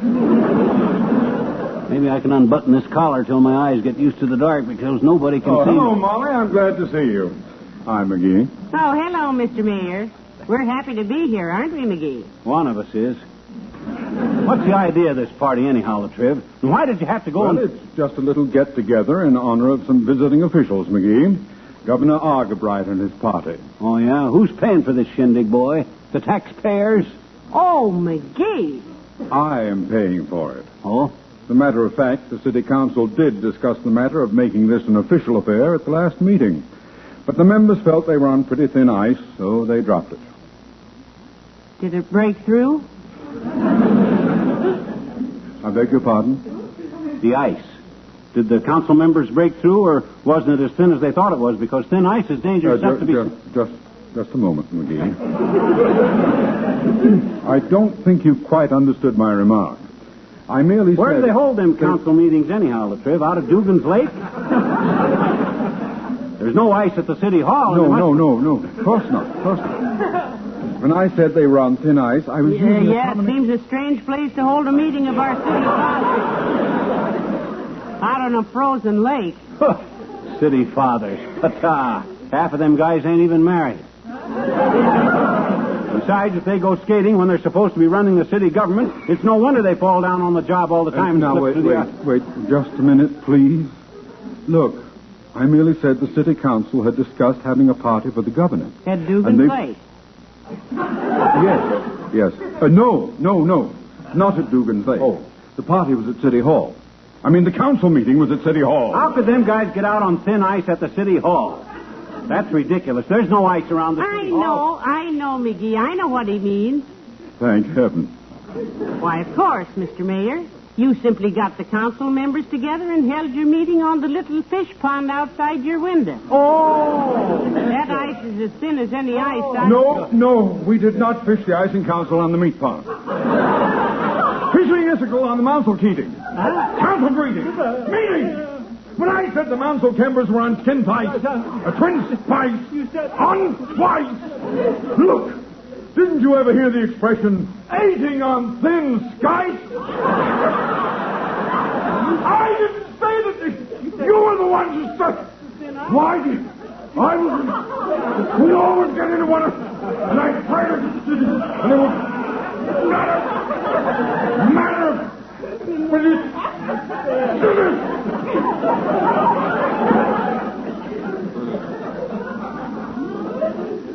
McGee?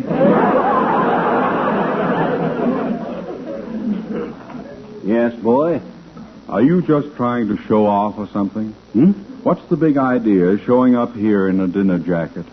What? What you mean, what's the big idea? It says right on your invitation it's formal. Where's that invitation, Molly? Where is it? Oh, here it is. Look at there, Latriv.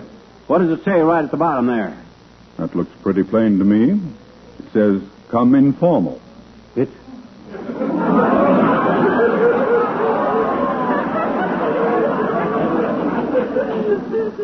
that what it says? My gosh. I thought it said come informal. Oh, no. Oh, help me get this tie off, Molly. Hold my coat, Latrivia.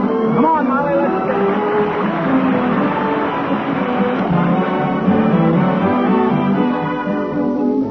Oh, that was a nice party, dearie. Thank you for taking me. Oh, shucks, kid. Glad to do it at Latrivia's expense. Have a good time? Just grand. Very handsome country club. Nice clubhouse. Just grand. They serve an awful good dinner out there, too. Just grand. Matter of fact, I'd kind of like to join that country club, you know it? What does a membership cost? Just $1,000. Oh. Good night. Good night, all.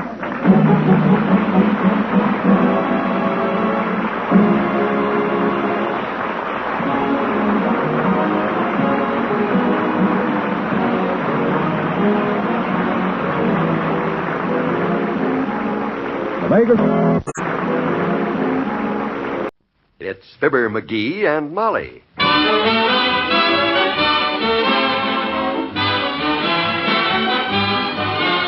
Every weekday at this time, NBC brings you Fibber McGee and Molly transcribed.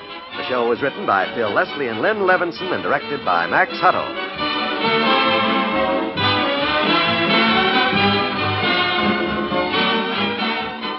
Fibber and Molly will be with you in a minute. The vacation days ahead, days of fun and relaxation for most Americans, are anything but fun for the forest ranger. He knows they are disastrous days for America's rich forest land. During the summer months, thousands of vacationing families are on the go, and all too often many of these families leave destruction in their wake. A traveler flips a lighted match or cigarette from his moving car. A camper leaves his glowing fire unattended. A hunter or fisherman tosses his smoke into the dry grass. A farmer or rancher underestimates the power of draft and wind and burning trash, and the result is a fire that may ravage thousands of acres. Remember, people start fires. If you'll memorize these rules and abide by them when in or near forest land, you can help save America's forests. 1, crush out cigarette, cigar, and pipe ashes. 2, break matches in two after using. 3, drown all campfires, then stir and drown again. And 4, find out the law before using fire.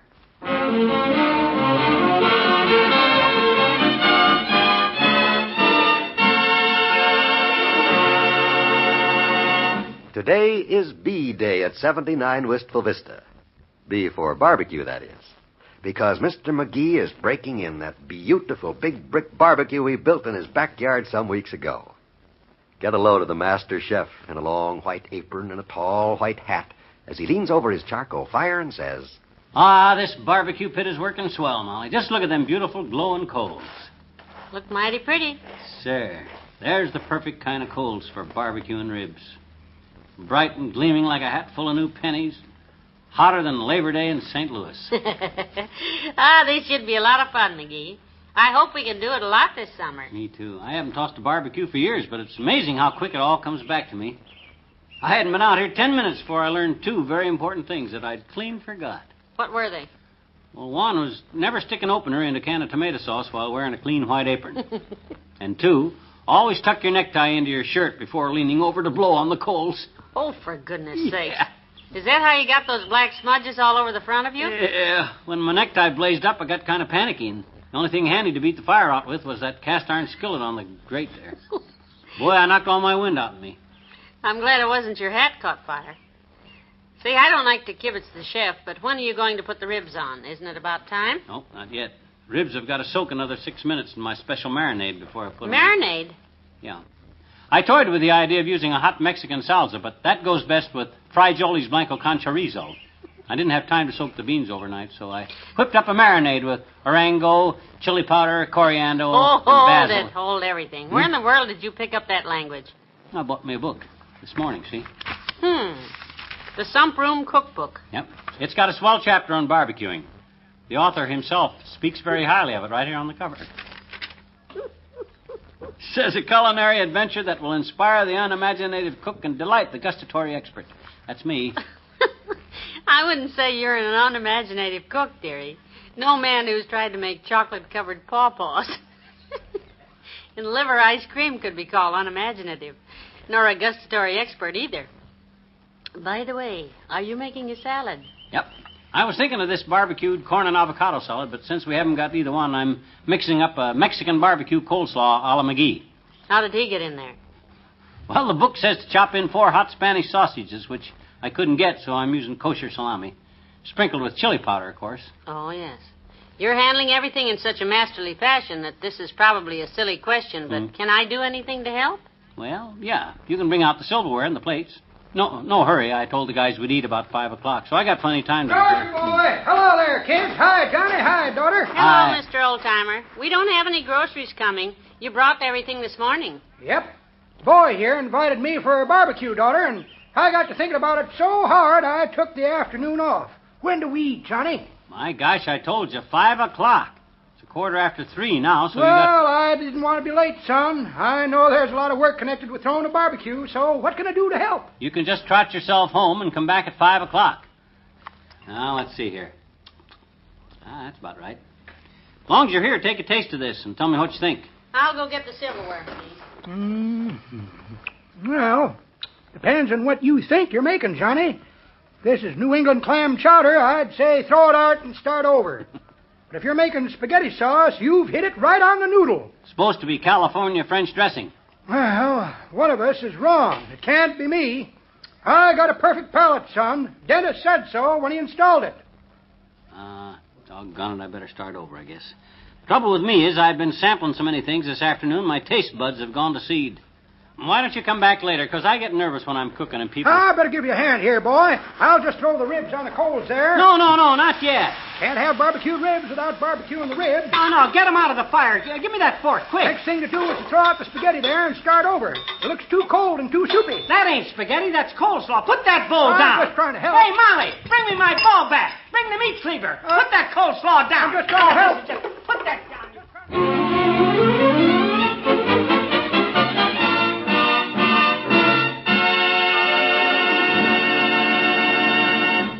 There's more fun with the McGees shortly. It's nice to tuck yourself into bed carefree, secure in the knowledge that the years ahead will be safe, happy years. Lots of people do sleep more soundly because they're protecting their future by investing in United States savings bonds. The savings bond way is the sure way to save. Every year your savings bonds grow in value. Interest increases year by year. As your bond investment grows, so does your security. Be smart. Be safe. Join the payroll savings plan where you work. Every payday, the amount you decide upon will be set aside automatically, systematically, and invested for you in savings bonds. You never miss the money because you never see it. And remember, savings bonds are better than ever because they return 3% interest compounded semi-annually when held to maturity. What's more, they're fully guaranteed by Uncle Sam against loss, theft, or destruction. There's no safer investment in the world than United States savings bonds. No,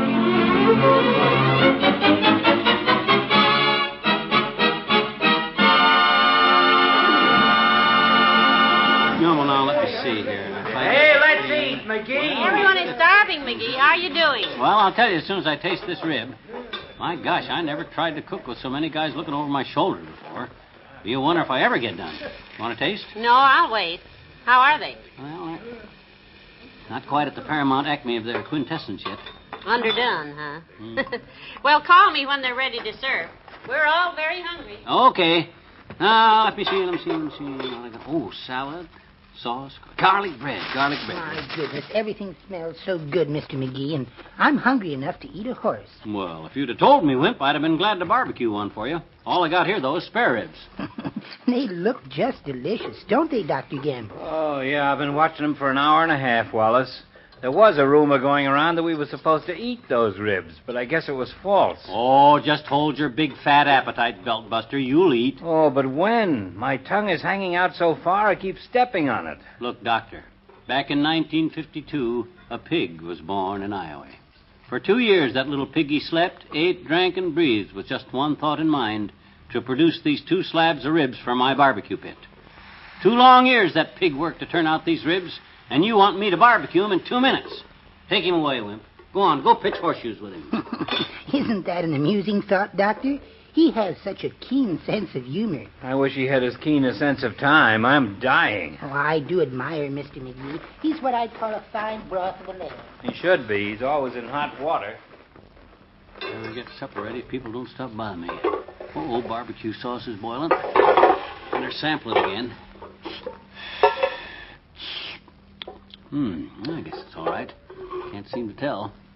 Been tasting too many hot, spicy things. Which reminds me I better check them ribs again. Ooh, hot. Nope, needs at least another 15 minutes.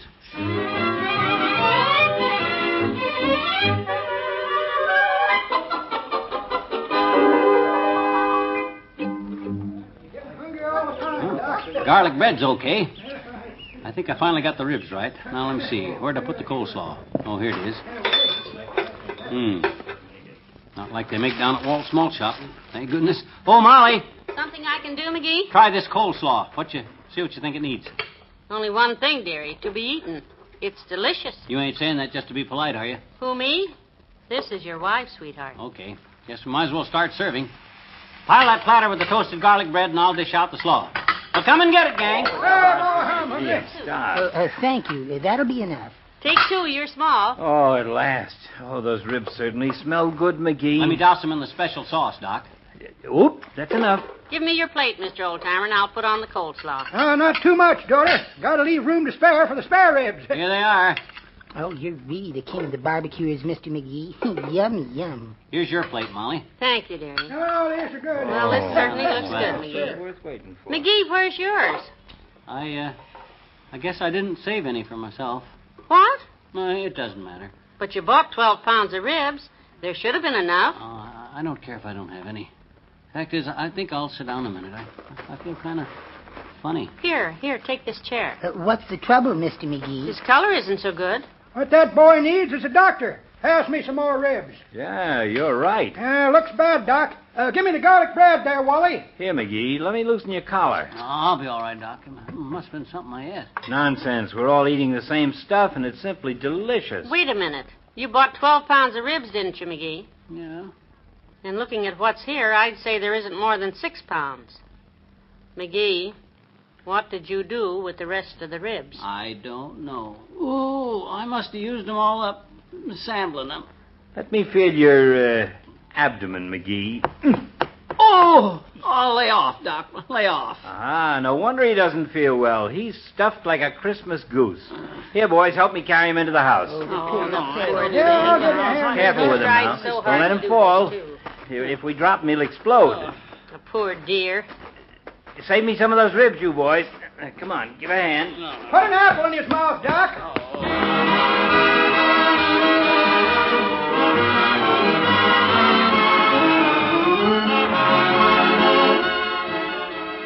We'll say goodnight to Fibber and Molly in a moment. This is Bill Goodwin, ladies and gentlemen. Have you heard the wonderful new features on Bob Hope's morning radio show? Bob Hope and the Experts, for instance, provides about as many laughs as you can crowd into a few minutes. Real experts like Don Loper on styles and fashions, Kitty Turmel on etiquette, and Chef Milani on cooking. They're Bob's guests and answer questions from the audience while Bob helps with answers of his own. Let's listen in on Bob and Chef Milani, for instance, during a recent session. How are you, Giuseppe? Hello, Alberto. Hey, Giuseppe. I got a massage. I got a massage from you from Luigi. I got a massage in my pocket. See, he speaks better English than I do. You know, when he was 3 years old, he could speak better English than I speak now. I'm 47 years in this country. Well, that's the kind of fun you're missing if you don't try to listen to Bob Hope every morning on this NBC station. See your local paper for the time.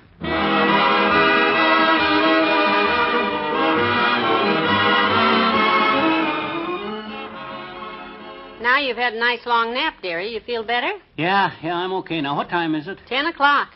The boys went home long ago. Why don't you get undressed and go to bed now? Okay. Yeah, I feel a lot better. Good. Do you want anything?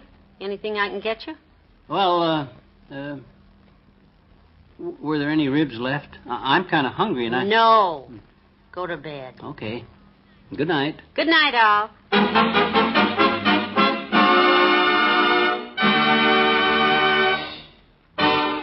NBC has brought you the Fibber McGee and Molly program transcribed, with Bill Thompson as the old-timer and Wallace Wimple, and Arthur Q. Bryan as Dr. Gamble.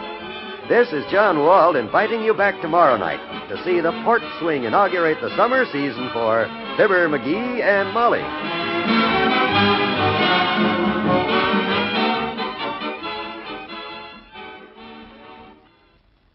Follow the Senate committee hearing tonight on the NBC Radio Network.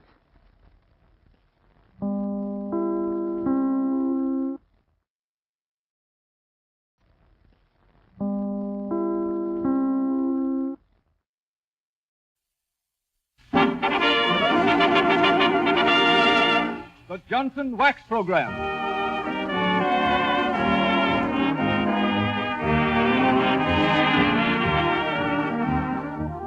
There's a familiar face missing from our cast this week. Harlow Wilcox is recovering from an appendicitis operation. This is Bob Brown pinch hitting for him and hoping that his recovery will be a speedy one.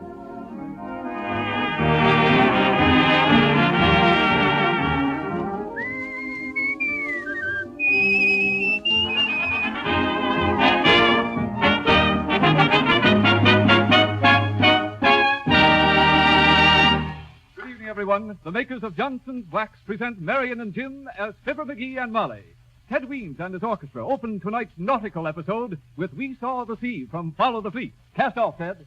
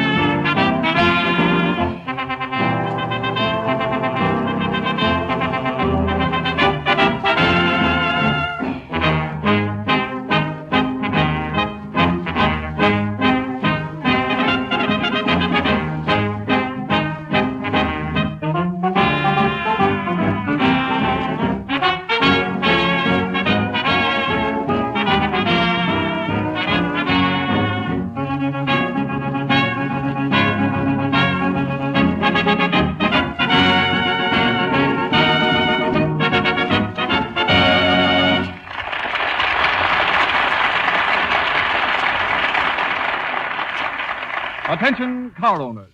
Be sure to get your free gift, a full-size can of Johnson's Auto Wax, offered to you in celebration of Johnson's 50th anniversary. This is not just a sample. It's a regular, full-size can of Johnson's Auto Wax, and it's yours without cost.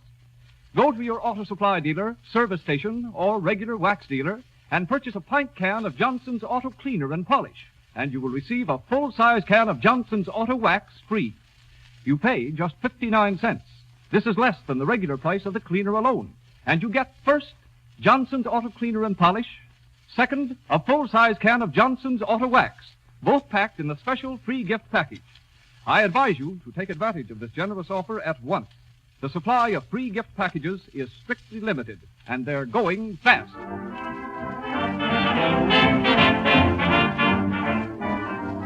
Well, it's a life on the bounding main for our two friends this week.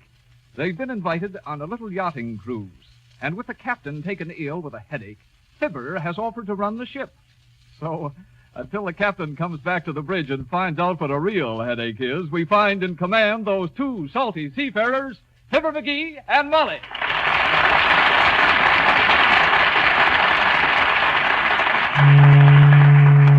I wonder what all the guests on board will say when they hear who's in charge of the ship, McGee. Well, shucks, if they don't say nothing, it's okay. And if they object, it's mutiny, and I'll put them in irons. In irons? Mm-hmm. What does that mean? Search me, but that's what they always do to mutineers. Besides, everything's going to be all right. There's pirate's blood in me, Molly. I believe it.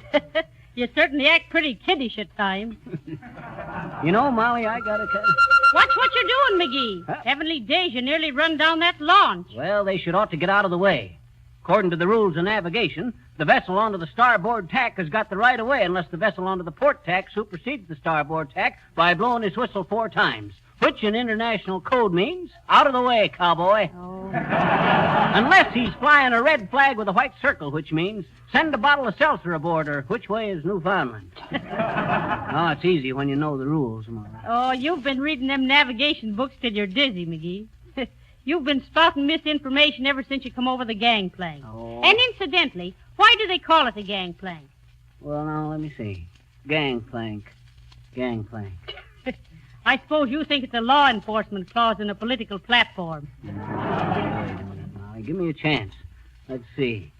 They call it a gangplank on I'll be glad to give you the information, laddie. Hey, guests ain't allowed up here on the bridge, bud. But while you're here, why do they call it a gangplank? Because, lass, when you're coming on board, you gang up it and plank yourself down on the deck.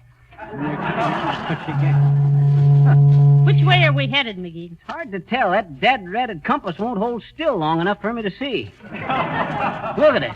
It skips around between southwest and northeast, McGee. I know. I'm going to get the ship's carpenter to pound a nail through the needle to hold it steady. Meantime, you know how I'm holding her steady onto her course? How? You see that flagpole up front there? Yeah. In the sharp end? Yeah. Well, I'm just keeping that pole straight ahead of me all the time. It's a good thing there's lots of water in the Atlantic. Oh, well, no. Excuse me, Skipper. A wireless just received from the Coast Guard cutter. What does it say? It says iceberg sighted 2 degrees east of your position. Okay. Tell them we don't want any ice today. You know, McGee, I've got a feeling you don't know in the least what you're doing. Oh, now, Molly, didn't the skipper turn it over to me? Ain't I wearing his coat with 4 stripes onto the sleeve? A zebra wears stripes, too, but it's just a jackass underneath.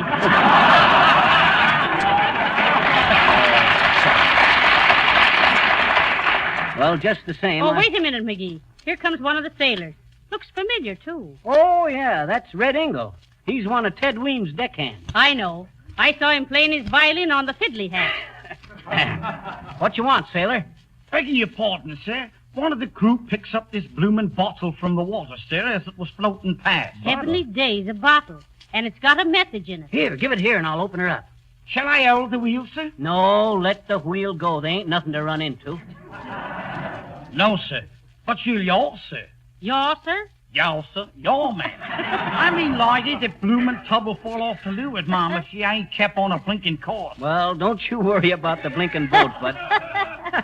You go on back downstairs. Below, sir, you mean? Downstairs ain't proper nautical, sir. Oh, go jump in the lake. Yes, sir. Right away, sir. Well, that's what I like to see, discipline. Now, let's see. Find out what's in this bottle. If I can only get this cork loose. Ah, here she comes. My. Now, how are you going to get the message out, McGee? I don't know. Give me a hairpin, Molly. Thanks. That ain't long enough. Got to have a long piece of wire. Let me see now. Long piece of wire, long piece of wire, long... Did it ever occur to you to bust the bottle, McGee? I thought of that, Molly. But this note might require an answer. Oh. Oh, well, here goes. Got the note, Molly? What's it say? Heavenly days. Listen, McGee. Huh? It says, to Her Royal Majesty Queen Isabella, Madrid, Spain. Oh. Dear babe, hope to sight land tomorrow. Having nice trips. Wish you were here. Signed, Chris. XXXXX. Well, can you imagine that, Molly? From Columbus. Yeah, and to think it was written on the typewriter, too. Yes, and on Waldorf Astoria stationery. That old two-timer. I see it all now. He crossed the Atlantic and double-crossed Isabella, and no regret.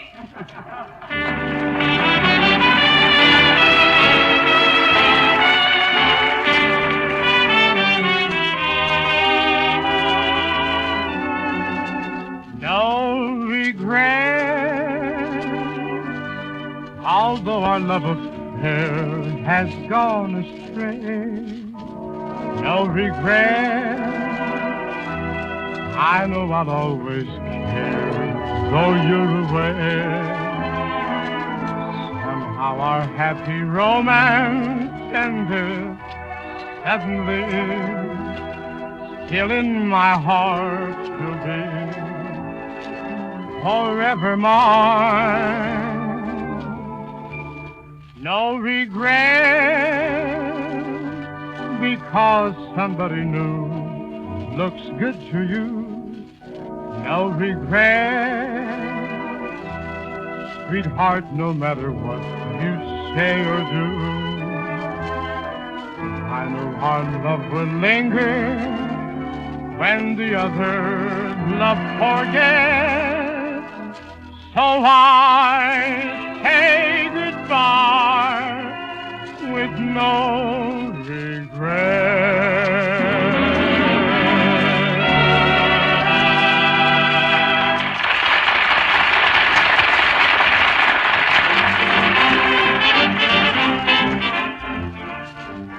That was No Regret, played by First Mate Weems and his crew of band lubbers. And now back on board the lugger, mates, where Skipper McGee and Molly are looking over the charts on the bridge. Well, I hope nothing happens while you're in charge, McGee. I can't swim very good. Oh, never mind. I can swim good enough for both of us. I ever tell you about the time I was whaling over near Nova Scotia? No, what were you whaling about? Not whaling. Whaling. Catching whales. I was out in a small boat with a harpoon into my hand and the rope tied around my waist and a tremendous whale dead ahead.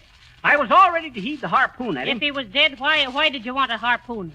He wasn't dead. He was dead ahead. If he was dead, what difference did it make where he was? Oh, I tell you, he wasn't dead. He was ahead. Oh. Well, sir, with a lightning flip of my arm, I heaves the harpoon. The whale gives a jerk and the line yanks me out of the boat. Well, sir, there I was, with only 40 foot of line between me and Mr. Whale. Quite a line. How do you know it was Mr. Whale? On account of because it didn't say nothing.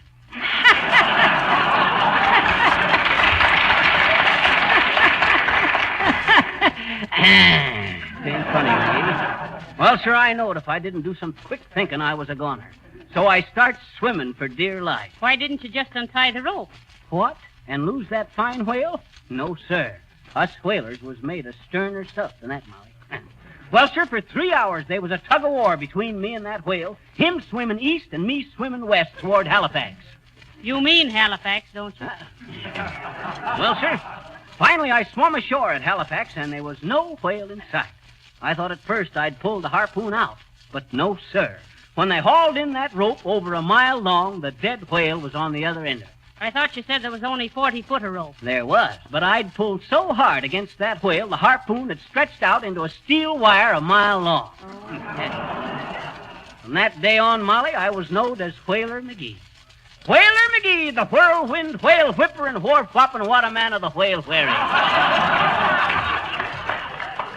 Oh, and to think you used to be known in Peoria as McGee the Minnow Moocher. Oh. Hi, Grandma. Don't you know you ain't allowed up here on the bridge? Oh, is that so? Well, listen to me, Skippy. Skipper. Skip it! I want you to slow this boat down. It's too jerky and I can't knit. You can't knit. Hear that, Molly? Grandma here wants us to slow down so she can get on with her knitting.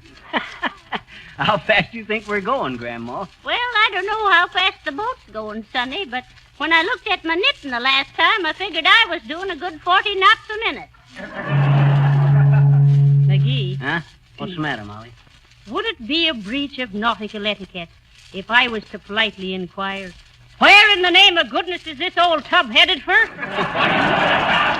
Certainly not. I'll be glad to tell you. I figured that considering the longitude and the latitude... Just stick to the longitude. You already had too much latitude.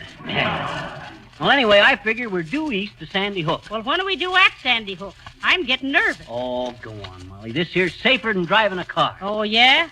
But one puncture is all you need in a boat. Oh, don't be like that. I tell you, them waves are getting real high, McGee. Real rough. Yeah, I've been noticing that. I suppose I better do something about it. For instance, what? Well, I always heard the idea was to pour oil on the troubled water to smooth it down. I'll ask that sailor if we got any. Hey there, Bosun Brown. In your eye, sir. Huh? Aye, sir. Insubordination. Listen, Bosun Brown, we got a few barrels of oil in the hold? No, sir. We haven't, sir. Well, what would you suggest for this rough sea? Johnson's wax, sir, for a smooth and shining surface, sir. And furthermore... Yes, sir. Go forward. Forward, sir. Yes, sir. How far, sir? 10 paces beyond the bowsprit. Thank you, sir. Let's see now. I'll tell you where we are in just a bit, Molly. Just as soon as I shoot the sun. Whose sun? Nobody's sun. The sun up there. Where's that dad-ratted sexton? I see. You shoot the sun and the sexton buries it. Not sexton, Molly. Sextant. That's the instrument us navigators use to find out where we're at. Did you ever? Oh, hello there, little girl. You ain't allowed up here on the bridge, you know. Why? Well, you just ain't is all. Ain't nobody allowed up here. You're up here, I betcha. No, but I'm the skipper. What's the matter? Don't you believe it? No. Let's see you skip.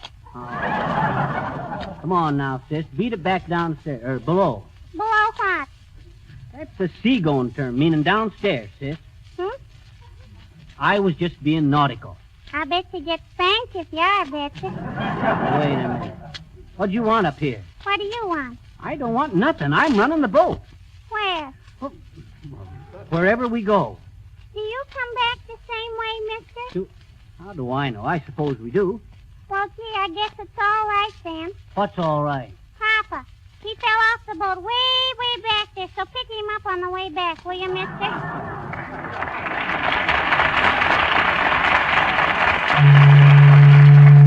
Hope that steward brings us up some lunch pretty soon, Molly. Steering this boat is kind of exhausting. Port to starboard and starboard to port all day long. I'm thirsty. Well, starboarder, pour yourself some port.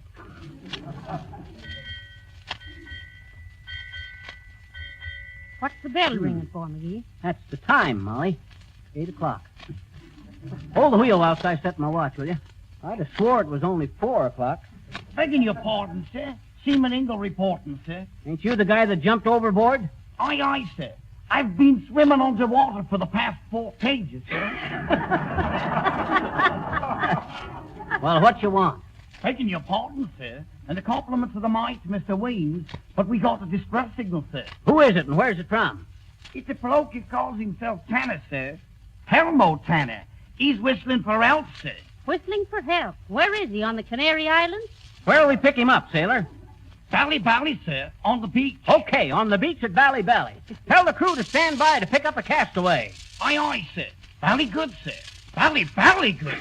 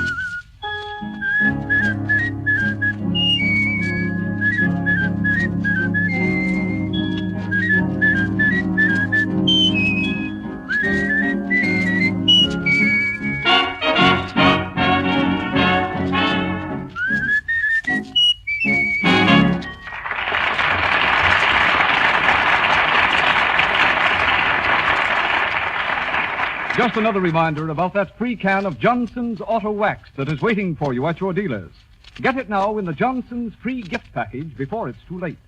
In the package is, first, a pint of Johnson's Auto Cleaner and Polish. Second, a full-size can of Johnson's Auto Wax. With these two remarkable products, you can quickly make your car shine like new. Johnson's Auto Cleaner is a creamy white liquid, very easy to apply.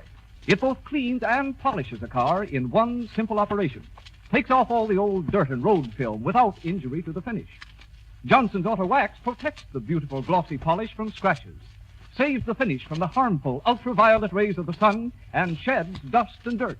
Johnson's Auto Wax will cut down your car washings and enable you to get more money for your car when you trade it in. Go to your dealer right away.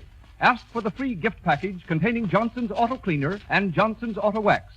You pay only 59 cents for the package. This is less than the regular price of the cleaner alone. And you get the full-size can of Johnson's Auto Wax without cost. The supply is limited, so don't delay.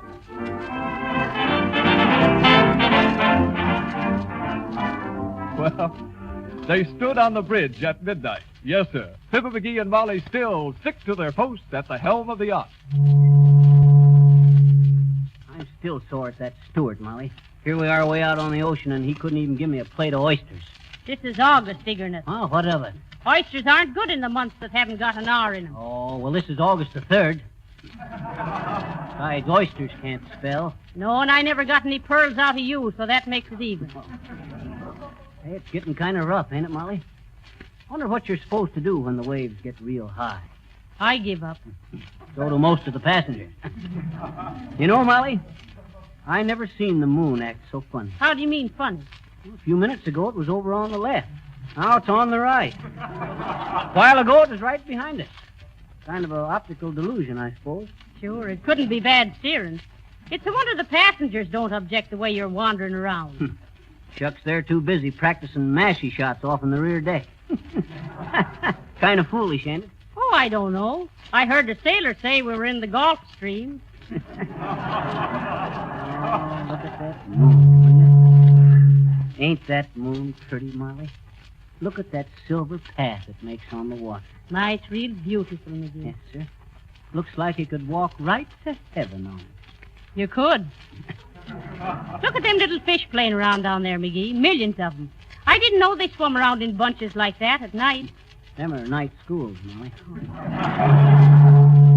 Dad Reddit, what does that sailor keep blowing that whistle for? Must be for that other boat over there. Where? Right over there, to the right.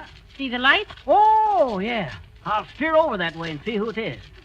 What's the matter? You dropped something? No, I'm just practicing me curtsy, McGee. It might be the Queen Mary. I don't know what's the matter with our lookout. He should have reported a sail in sight. Sail ho! Where away? At any Johnson Wax dealers. Big sale of Johnson's Auto Cleaner with a free gift of Johnson's Auto Wax.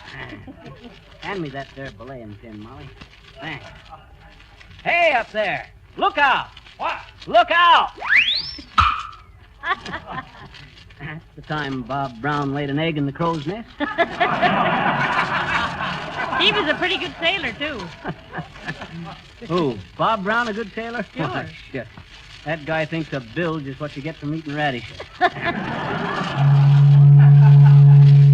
Hey, that's quite a boat over there, ain't it?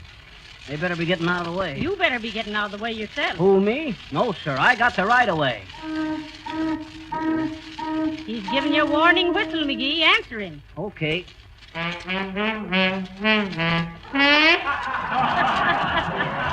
Very, very pretty. What does it mean? Well, according to the international code, Molly, his signal meant get out of the way, and my signal meant, oh, yeah? Well, this is a fine time to get stubborn. Heavenly days, look at the sharp point on that boat. Now I know what they mean by a sea dog. Huh? That bow is a wow.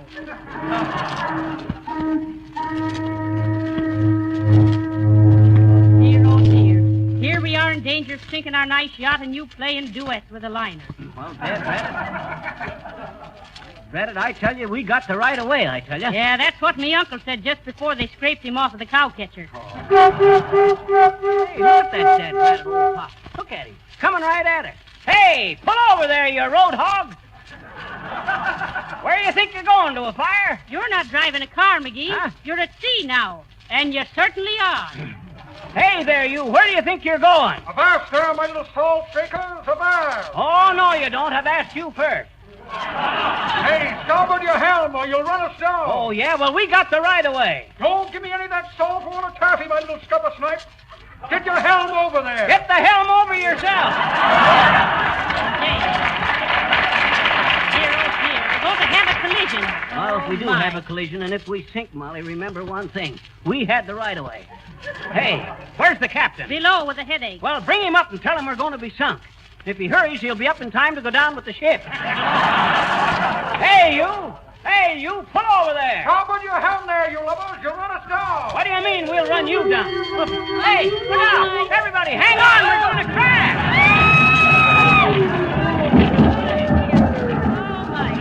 Hey! Oh. Gotta get them brakes fixed. Hey, you! Hey! Didn't I tell you to get out of the way? How bad are you damaged? Got a whole stove in the bow, and I'm afraid we're taking water. Very bad thing, taking water. Never could take it myself. Yes, sir. Well, listen here, you. I'm going to report you to the police. I had my arm out, and you wasn't even looking. Speeding along without no regard for nobody. You was doing at least 40. I'm going to turn you in for reckless driving. You don't say. Yes, I do say. You run us down, and I can prove it. Is that so? Yeah. This is the Ambrose Lightship. We've been anchored here since 1922. We've been talking a good deal lately about Johnson's Auto Wax for keeping your car shining and clean with very little effort. Now I want to make it plain that you can keep your home, your floors, woodwork, and furniture looking beautiful all the time if you protect them now with genuine Johnson's Wax. Finger smudges and dirt can't cling to the smooth wax surface. Scuffing feet can't harm your floors and linoleum if they are protected with an invisible film of Johnson's Wax. And what's more, you'll never need to scrub your floors again. You'll save yourself hours of time and work, and your house will look so spick and span you'll get compliments from all your friends if you wax your floors, furniture, and woodwork with Johnson's Wax. Look for the attractive yellow can, and remember, you save money by ordering the larger sizes.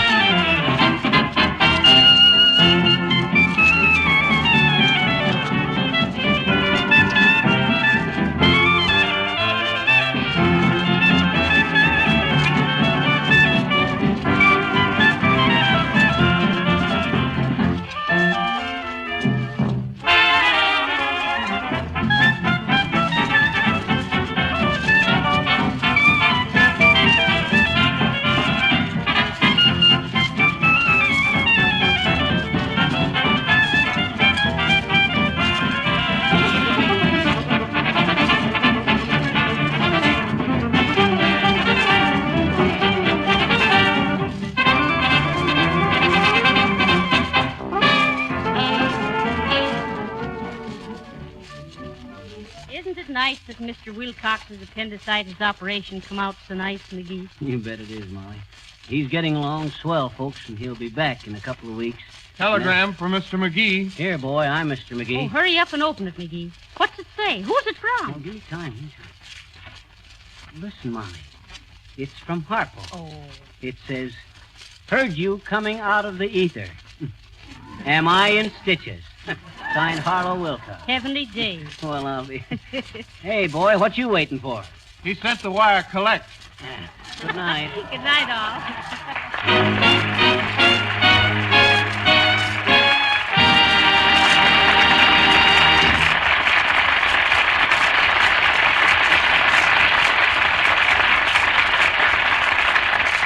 The Johnson's Wax program is presented from our Chicago studios. This is the National Broadcasting Company.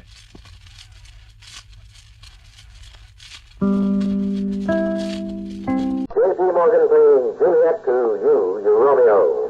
Your Pepsi-Cola butler and Pepsi-Cola, the late refreshment, presents Fibber McGee and Molly. McGee, I'm a little bit worried that we didn't have any customers at all for lunch in our new restaurant. The only person who came in was Little Teeny. Yeah. You didn't buy anything, did you? No. Just had a glass of water and a toothpick. Yeah. I wonder what happened to all those truck drivers we were expecting to stop here for lunch. Well, I just happen to think there's no trucks allowed on this street. And I guess delivery boys on bicycles usually pack their own lunch. Well, it's almost time for dinner now. I certainly hope business picks up then, or all that food in the kitchen will go to waste. Oh, they'll be flocking in here any minute now, I'm sure of it. And there's no need for you to get all exaggerated. Well, I know what you mean, McGee, but the word is not exaggerated. Exaggerated means to dig up a body that's been buried. Oh, my, no. You're thinking of exhaled. Well, I'm sure that's not right. Exhaled means to breathe out heavily. Well, that's just what I'm saying. You're breathing so heavily, I can tell you're all exaggerated. And there's no need to be. People like the idea of a restaurant being in a home like this. It means good cooking. Me parking a car out in front will bring in plenty of customers, too. I saw that car out there, McGee, but why did you paint the word taxi on the door? No, everybody knows it's the sign of a good restaurant if the cab drivers eat there. Having a taxi parked out in front will stimulate trade. Well, I hope you're right. I just couldn't warm up all that food again tomorrow. You won't have to. We'll be sold out. Now, remember how I told you to serve. Bring the bread and butter first. And if people fill up on that, they won't eat so much of the other stuff. Just remember, if everybody leaves 2 fried oysters on his plate, that means that every 6th portion we serve is pure profit. Oh, McGee, you can't do that. You must understand that there's a certain amount of waste when you run a restaurant. Why, you even wanted to rinse out the paper napkins and use them over again. Well, that's just simple economy, Molly. Any experienced restaurant manager knows that's where your margin of profit comes. Hey, Molly, the phone's ringing. It must be a carry-out order. You get in the kitchen and I'll yell at you. Now, don't get so excited, McGee. You must sound businesslike when you answer the phone. Don't you worry about me. Just get a load of this. Fibber McGee's restaurant. Fibber McGee, proprietor speaking. Oh, it's you, Doc. You want us to fix up a carry-out order? We got fried oysters, kidney stew, and pig's knuckles. Sure. Sure, I know you're on the board of health. Well, no, but... Oh, it is, eh? 90 days? Well, can't I? Oh, I can't? Well, okay. Goodbye. Well, I'm ready, McGee. Yell out the order. The order is that we close up the restaurant, Molly. Doc Gamble's on the board of health. He says we haven't got a license to run this place, and we can't get one because this is a residential zone. Oh, dear. The last guy they nailed for running a restaurant without a license got 90 days in the workhouse. You know as well as I do, Molly, that I couldn't work 90 days in a row. I cracked up. But all of that food, what do we do with it? I know what, Molly. We'll pretend I'm a customer. I'll take fried oysters as an appetizer, and then kidney stew with a side order of pig's knuckles. And step on it, will you, waitress? I'm starved. Side order of pig's knuckles. And step on it, will you, waitress? I'm starved. The Johnson with Fibber.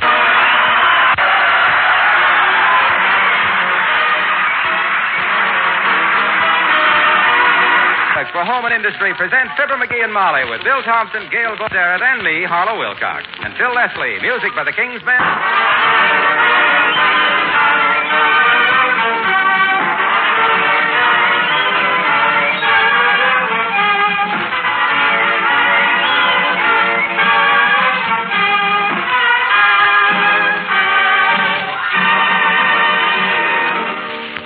Is it that some homes seem to have so much more charm than others? Expensive furnishings?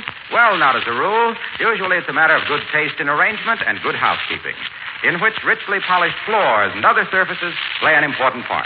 Floors that are regularly polished with Johnson's wax become more and more beautiful. They acquire a gleaming, mellow sheen that sets off your furnishings to best advantage. Tabletops, woodwork, radios, and sideboards shine with beauty when they're wax protected. In every room, there are many uses for this old favorite. Ornaments, chair arms, leather goods, and 100 other accessories glow and sparkle when polished with Johnson's wax. Of course, you know that the tough wax film protects all these surfaces against dirt, wear, and spill things. Also, it saves you hours of work because wax surfaces are so easy to keep clean. Why not add to the friendly charm of your home with Johnson's Wax, face, liquid, or cream?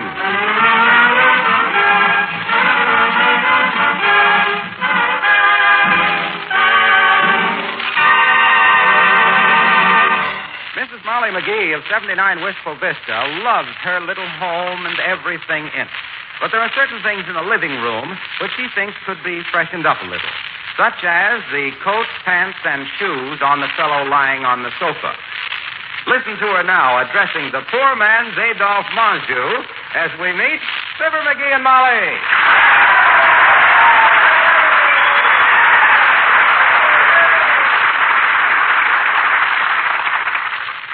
While I don't expect you to lounge around the house in Scots gray and brogues, fitted dress shirts, and ascot ties, I do think you might give yourself a little more care. Frankly, dearie, you look like an inhabited donation to the clothing drive.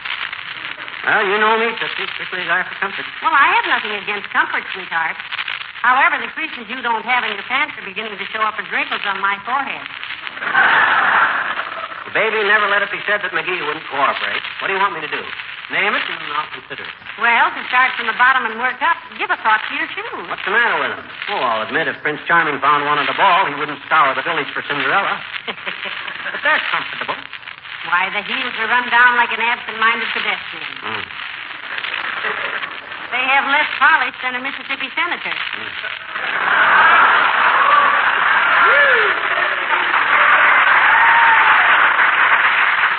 And the lowers are definitely on their uppers. Really, dearie, a man in your position should have new shoes. A man in what position? Lying down on the sofa. People can see how worn your soles are. And the shoelaces. No wonder you get dressed so fast in the morning. What do you mean? You must make 30 knots an hour just in your shoelaces. My dear, I have never pretended to be a dude. I'm no bro bummel. I'm not a fop. But rather than cause you a moment's distress, Tootsie, saddle the mules and we'll gallop down to the Bon Ton.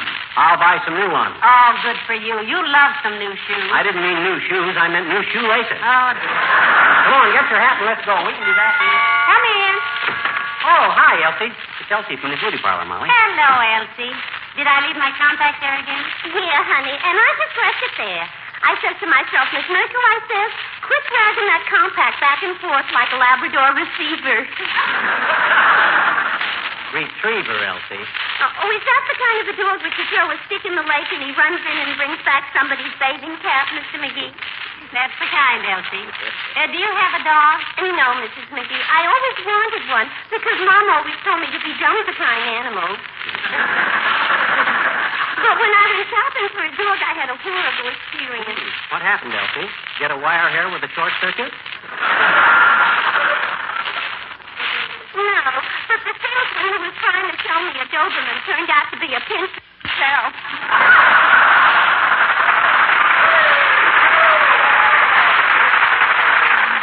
Heavenly days, how revolting. What did you do, Elsie? Honey, I hung a shanty on his eye that would solve the housing situation until 1972. I was so perturbed that when I got back to the Wistful Vista Saloon of Beauty, I turned out 3 clients with purple hair. Sounds rather attractive, Elsie. Beauty parlor work must be kind of interesting. Incidentally, you know the best way to avoid falling hair? How, Mr. McGee? Just duck to one side. Oh. You get it, girls? To avoid falling hair, it's a fun involving a... Ain't funny, McGee. It's certainly safe. Well, that's odd. I've used that joke for 22 years. Hey, you gotta go, Elsie? Yeah, I think it's safe now. Safe, Elsie? Yeah, Mrs. McGee. There's a certain fella which has been following me for several days now, wherever I go. And I don't want to stay out of sight too long, for he might get discouraged. Goodbye.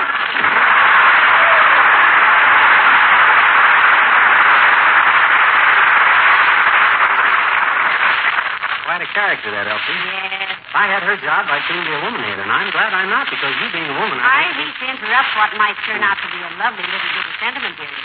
But if we're going down to the bonton to get some shoestrings, remember the days are getting shorter. Huh? Oh, yeah. Well, come on. Let's go. Where's my muffler? Muffler? Why, McGee, it's warm out here. Yeah, I know, but if I wear a muffler, I don't have to put on a necktie. Where do you suppose I put my muffler? Oh, I know where it is. Right here. No, McGee, please. I haven't had a chance to get it.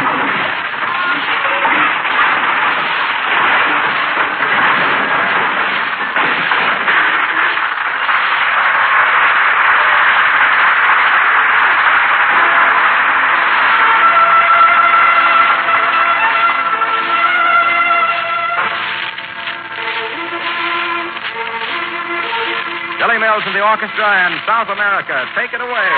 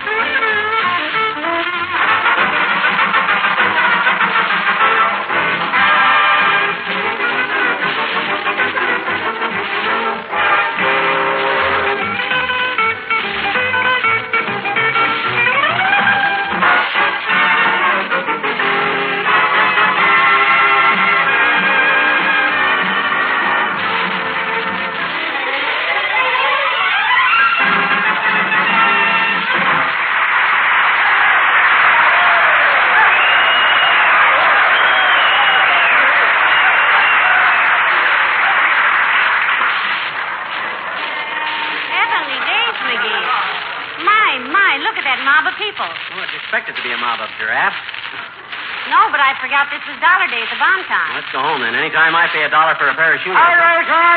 Let's keep moving along now. Keep the entrances clear. Keep your going in and your coming out, so make up your minds. Hey, watch who you're shoving there, you slab-sided bunion grower. Bunion grower, is it? Yes, and be sabers and be garter. Another typical Hibernian expression. I've got a good mind to run you in, you scut. Oh, McGee, it's Officer Mulcahy. I don't care if it's Ellery Queen. Get your fruit-stained pinkies off my coat collar, you ham-handed stop sign. Why, you little spalpeen, Pipe down. You road company Mick. What are you doing in this precinct anyway? Like the trap drummer that was playing the fly speck, you're a little off your beat, aren't you? Don't be impudent, you larrikin. What's the matter with you today that the sweet music of me nightstick on your noggin wouldn't soar? Well, himself is a little allergic to shopping trips, Mr. Mulcahy. Be nice, dearie. The officer's only doing his duty. Well, let him do his duty to somebody else then. Come on, let's get this over with. So long, Square. Good day to you, officer.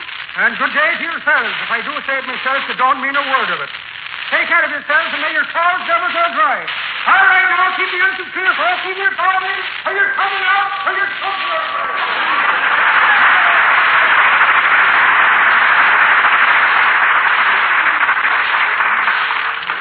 McGee, the officer's name is Mulcahy. Why'd you call him Square? Because when you want him, he's never around. Come on, let's go. Oh, my. Quite a crowd, isn't it? Yeah. I suppose we'll find the shoestrings in the notion department. Let's ask the floor walker. Do you see him anyplace? That's him right over there. How do you know? He's the only guy in the store that's standing still.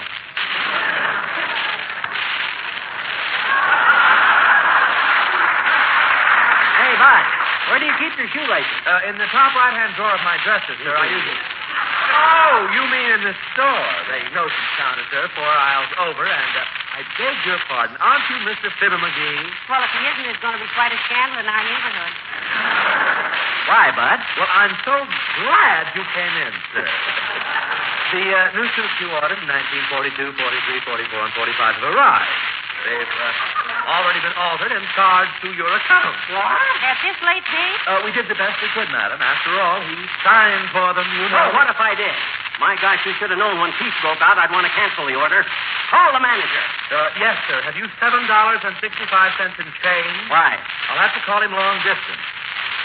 He's in Palm Springs at a menswear convention.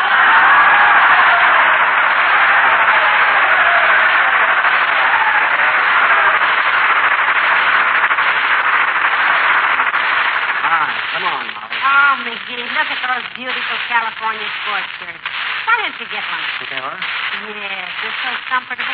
Wear the collar open, no tie, the tail out. That ain't my trouble. I wear the collar out and the cuffs out, but I never wear out the... Now, McGee.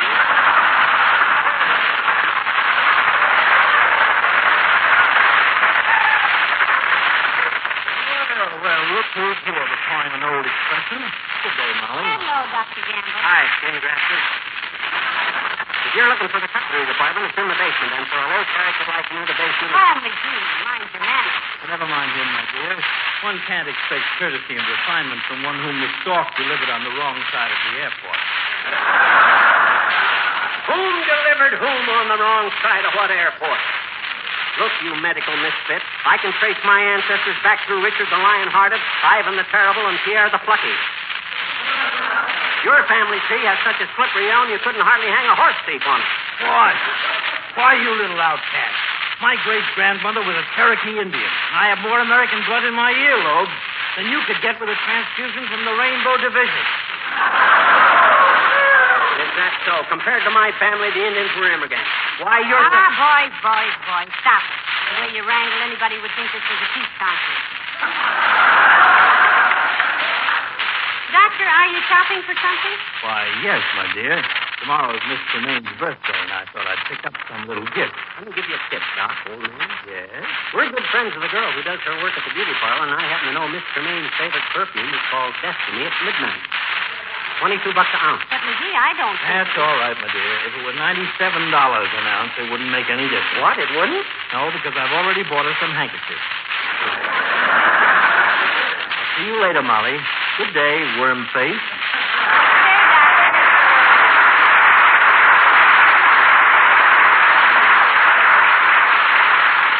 McGee, are you trying to stir up trouble? Elsie Merkel said Miss Tremaine hated Destiny at midnight curfew. It was a fairly safe suggestion, kiddo. Gamble thinks no more of $22 than England thinks of the crown jewels. Hey, which way is the notions counter? Let's get those shoelaces and scram out of here. All right, dear. He said 4 aisles over, and I beg your pardon. Isn't this Mr. and Mrs. Fibber McGee? No, sis. I am Mr. Molotov, and this lady is Catherine of Russia. We're shopping for some iron curtains.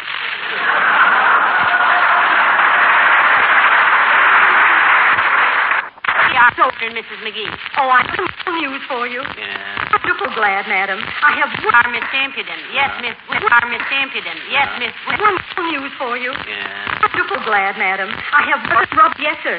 The $5. Isn't that marvelous? Sis, come back here. What on earth? 5 dozen rubber gloves. Here's Hey, greetings. Hello there, Molly. Greetings. Hello there, Molly. For years, I've... Hey, greetings. Hello there, Molly. Hi, the buyer. My wife. Egg timer? Yeah, a new egg timer. Shall I get one for you? Gags. You could experience with your gags. For you, with your timer. Gags, Junior. You take... Never mind my gags, Junior. You take... Never mind my gags, Junior. You take... Never mind my gags. Handle the yolks. Take care of the whites. I'll... Excuse me, Too late. That's right. What you looking? The manager this morning. I had a message for you from the manager this morning. He said, and shall they deliver? Pigeons, McGee. An easy feeling I did. Oh, and I wanted to help you. I want to cancel the order. Will you, Junior? I think it's too gloves. Let's get out of here, McGee. Hey, it's on the third. We'll drop up to the household goods. Demonstration of floor, kids. Marvelous day. Somebody... Floor, kids. Marvelous day. Somebody invented a new can opener. Johnson polishing glow coat. Johnny, you've heard glow coat. I believe I'm years now, off and on. Well, off and on. Demonstration. Oh, really amazing. Really? For all these years, Mr. Wilcox, you amaze awfully easy. Well, I still... To think how a little glow coat poured out, spread around, and left dry can make it all again. Yeah. And in 20 minutes or less. Yeah, but... To see those faded colors come back to life. To see the scuffs and rough places disappear. To know that some housewives have hours more of leisure. Sometimes I just... Emotional.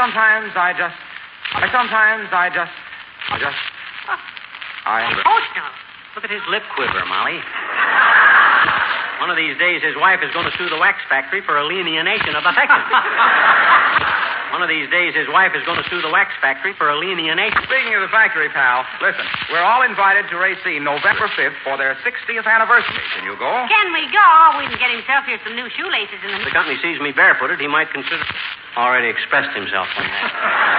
Tell him we'll be there November 5th, Mr. Wilcox. Well, I'll get a bird off first thing in the morning. You'll do what? Send them a bird. I communicate with the factory by carrier pigeon, didn't you know? How interesting. Why, Mr. Wilcox? No stamps. I saved $17 last fiscal year. Well, see you later, chillin'. Come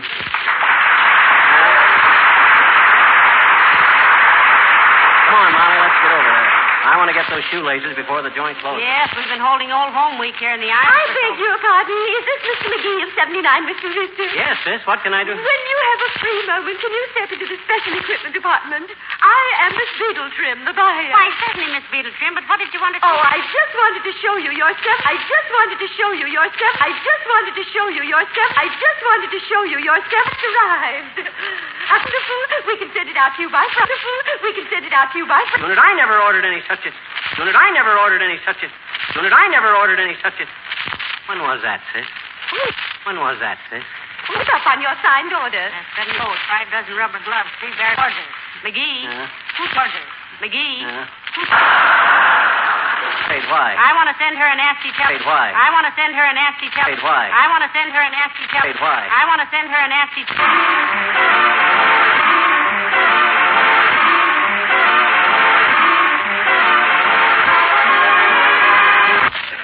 California way. Got a rope and a saddle that I've learned how to straddle like a old cowhand. I can walk pigeon-toed. I got a sob in my yodel for that sunny wonderland. I'm feeling mighty dreamy. I know I'm going to stray, and then you're going to see me on California way. Got a 10-gallon Stetson, a guitar, took a lesson, got a cowboy vest. Now I sing mighty wistful, got a pearl-handled pistol and a craving for the last. The sun will soon caress me. So, partner, just address me out California way. Out California way. Out California way. Out California way.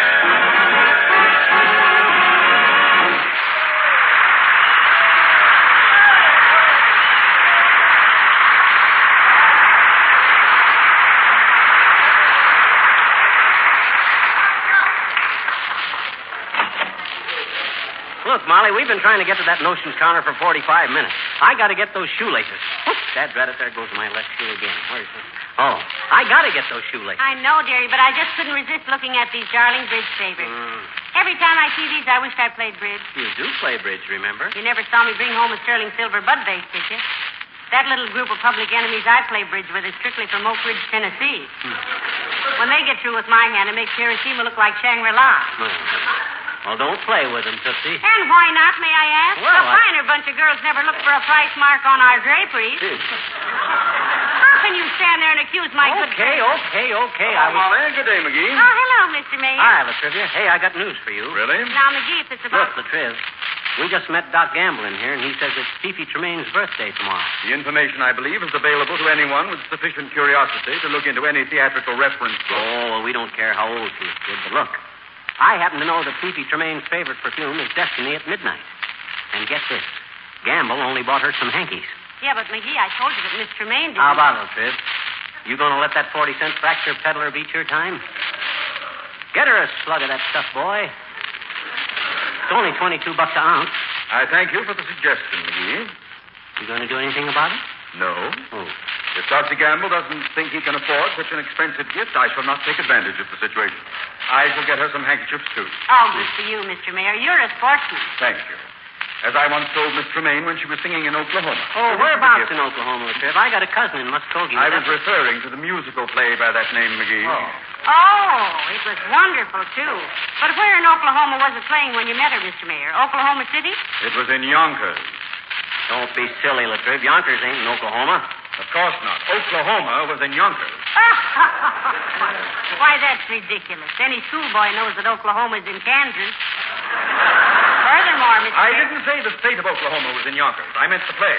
When the state of Yonkers was in... I mean when the play Yonkers was in Oklahoma. Look. Let's not get excited. Let's give it a chance. Now then, you met Miss Tremaine where? In Yonkers. Good. Now then, what was she doing? Singing in Oklahoma. That's a physical impossibility, Latriv.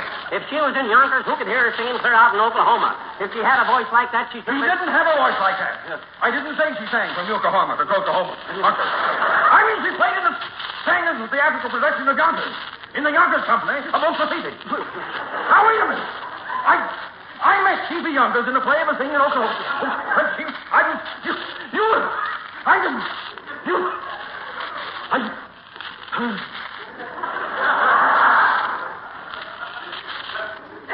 McGee?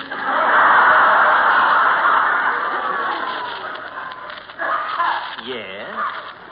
Would you care to have a job with the city? Oh, he'd love it, Mr. Mayor, wouldn't you, dearie? That depends. What kind of a job, Latriv?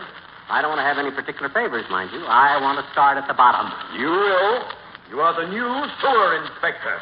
Good day.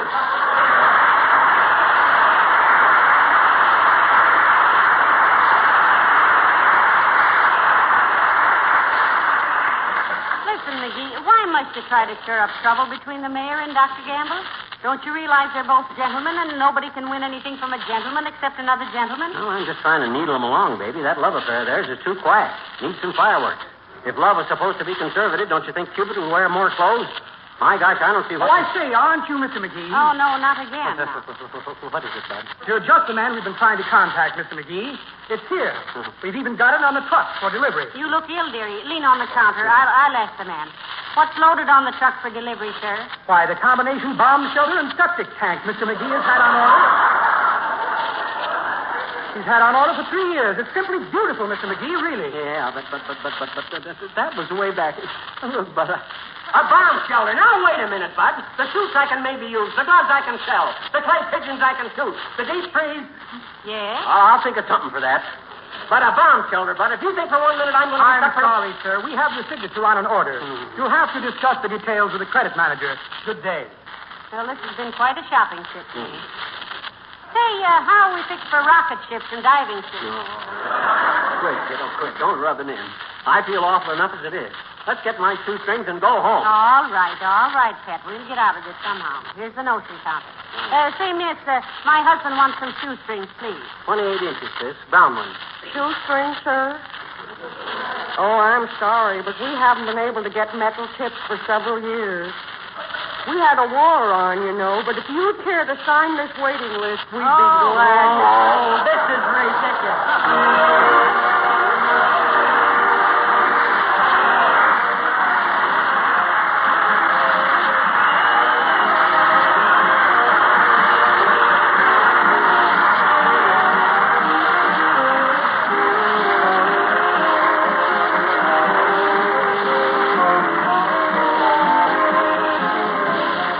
Looking at some beautiful miniature rooms the other day, and among them were some old kitchens.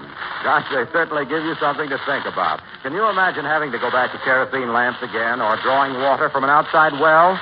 Or think of the hours of continual scrubbing it took to keep those big old floors looking nice. Now, you're more fortunate on that floor business. With Johnson's Glow Coat, it's the easiest thing in the world to have kitchen floors that are always clean and bright. You know, of course, that Glow Coat is self-polishing. You apply it, then let it dry. That's the whole simple Glow Coat story. There's no rubbing or buffing. In 20 minutes, your linoleum is wax-polished and gleaming. Its colors and patterns clear and fresh. Glow Coat also saves you work because it's so easy to keep a glow-coated floor beautiful and clean. Wipe the shining surface with a damp cloth, and spill stains and dirt simply vanish. Why don't you find out what beautiful linoleum and other floors you can have in a jiffy with Johnson's self-polishing Glow Coat.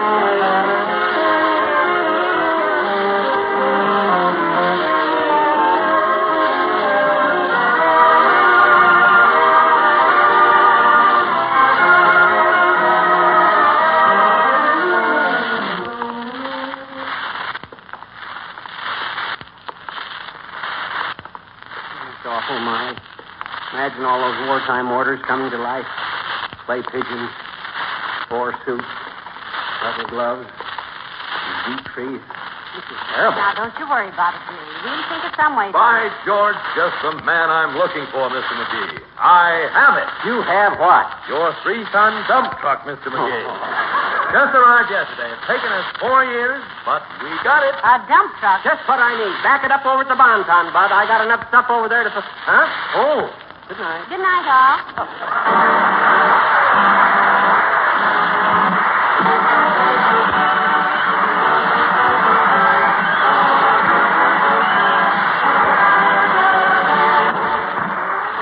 This is Harlow Wilcox, speaking for the makers of Johnson's Wax products for home and industry, and thanking the Menswear Palm Springs Fashion Roundup for its hospitality. We invite you all to be with us again next Tuesday night. Good night.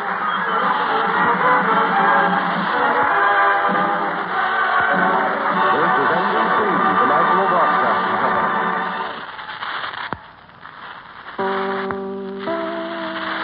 The Johnson's Wax Program with Fibber McGee and Molly.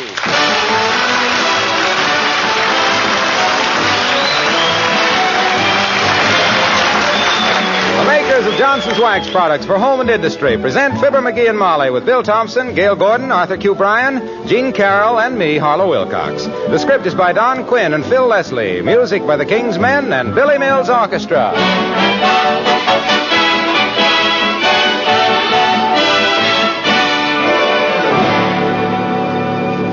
I've had quite a few questions lately about how to take care of the new blonde furniture that's so popular today. Well, I'd like to offer a word of advice. 4 words to be exact. Use Johnson's Cream Wax. Cream Wax is Johnson's newest wax polish, and it was specially designed for your furniture and white woodwork. This remarkable wax is creamy white, easy to use, needs very little rubbing, and it cleans as it polishes. Johnson's Cream Wax actually contains 2 cleansing ingredients, so the fingerprints and smudges disappear like magic. This isn't an exaggeration either, as you'll realize the very first time you try it. Cream Wax is perfect for all furniture, for your dining room table and sideboard, for kitchen tables and chairs, and all kinds of white kitchen equipment. Johnson's Cream Wax leaves a hard, smooth wax film for protection, gives a rich, lustrous, non-oily polish. You probably already use Johnson's paste and liquid wax. Well, now try Johnson's Cream Wax. You'll like it.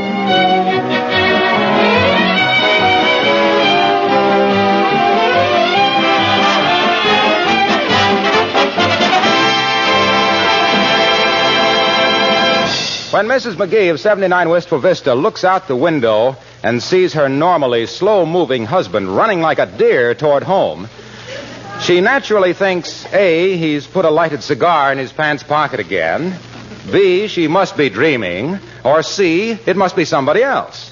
But no, it's himself, all right. And here he comes as we join Fibber McGee and Molly.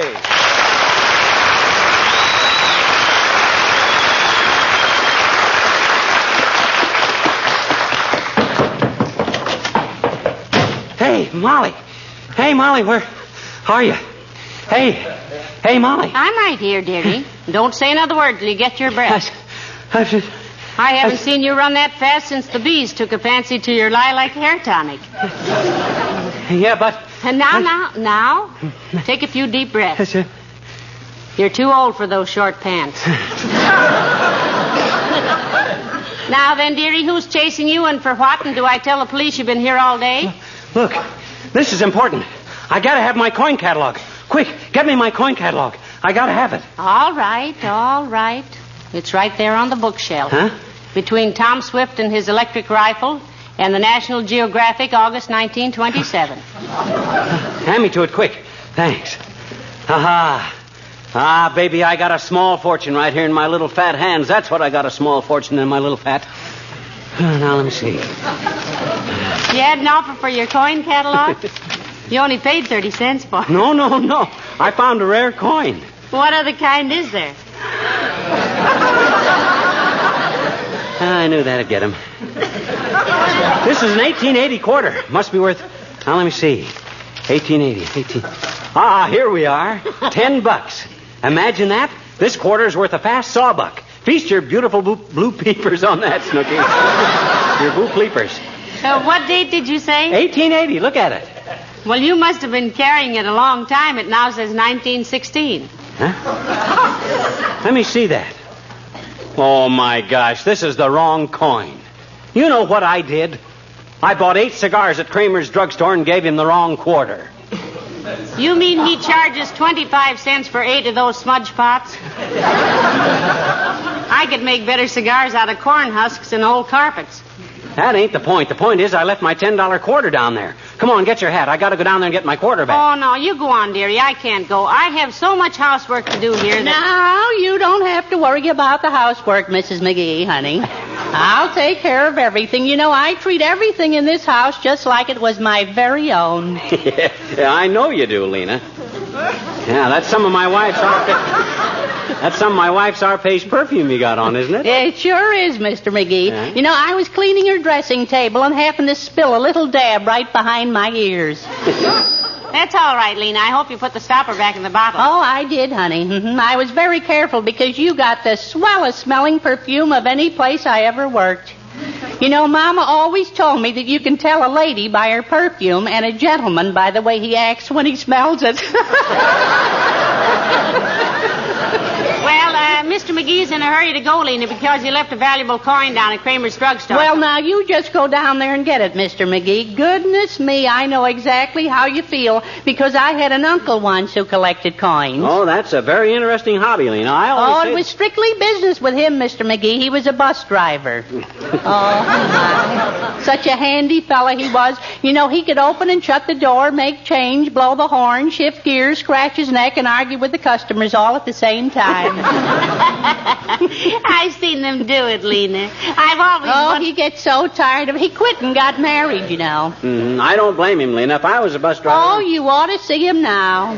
Sitting on the front porch, rocking the baby, reading the paper, sprinkling the lawn, peeling potatoes, scratching his neck, and arguing with his wife all at the same time. Well, if you're going down to Kremer'S, McGee, you better get started because somebody might get that quarter. Oh, you're so right, kiddo. Come on, let's go. Oh, I don't think I should. The house... Oh, honey, now you go right along. And while you're down at the drugstore, get Mr. McGee some new razor blades. I got plenty of razor blades, Lena. I just bought a new package. Oh, they're no good now, Mr. McGee. I used them all up splitting peas for the soup tonight. You know, it's quite a job with those frozen peas. Oh, zippity-doo-dah.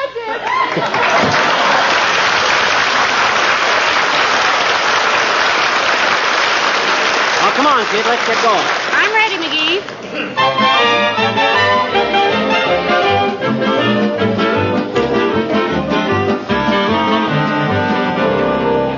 So you see, Kremer, when I bought those cigars, I gave you that 1880 quarter by mistake. You'll know it when you see it. A very shiny one. McGee says it's worth... It's worth a lot to me, Kremer. Sentimental value, you know. Graduation present. You got a quarter as a graduation present? It was a lot of money to him then. He was only 6. You graduated when you were 6, McGee? From kindergarten. Class president, too. Made the best May baskets of any kid in school. Come on, Kremer. Let's go through the cash register. All right, McGee. Boy. That's all the change in the store, McGee. Take a look through those. Oh, thanks, boy. Nope. Nope. Nope. Nope. Nope. Nope. Nope. Nope. Nope. Nope.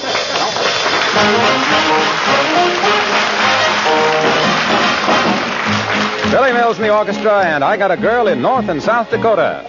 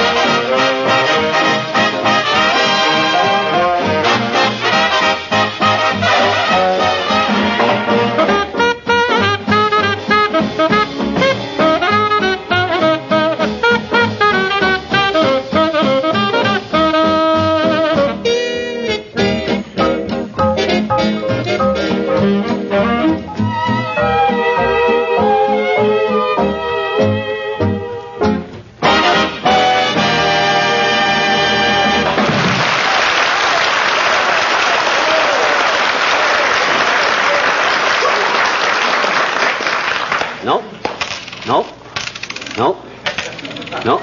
Oh, here it is. Here's the... Oh, no, that's 1889. Nope. Dad rat. Nope.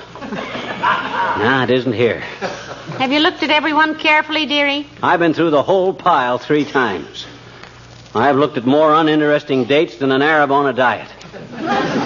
Hey, Kramer, you give that quarter to somebody in change, did you? Well, I wouldn't be a bit surprised, McGee. This is a drugstore, not a piggy bank. Money comes in, money goes out. To me, a quarter is just a round, flat piece of metal worth about 4 cents after overhead and taxes. Well, it hasn't been so very long since McGee was in here before, Mr. Kramer. Can you remember who got any quarters in change? Yeah. Think, Kramer. Think. You're a college man. Well, just 2 years. How many customers have you given change to in the last half hour, Mr. Kramer? As the cannibals said when they caught the fat missionary, let's boil it down and see what we've got. Well, let me see now. Ken Bartlett came in and he bought an ice bag, but he gave me a check. Mr. Wimple bought a Rocket Man comic book, but that was only 10 cents. So, wait a minute. Well, he got $5 changed into quarters. That must be where it went, Mr. Wimple. Heavenly days, Mr. Wimple. What'd he want $5 in quarters for, Kramer? Well, I don't like to gossip, Mr. McGee, but I think he was going to play the slot machine in the back of Joe's barbershop. I thought slot machines were illegal in Wistful Vista. They are. At least a police lieutenant told me they were. Where'd you see him? He was playing the slot machine in the back of Joe's. Well, how long ago did Mr. Wimple leave, Mr. Kramer? Well, he left just before you came in. He was walking, so possibly you can catch up with him. Well, I'll say we can. Much obliged, Kramer. Come on, Molly. There's a taxi cab, dearie. Swell. Get in, kiddo. Hey, driver. Follow that man. Right.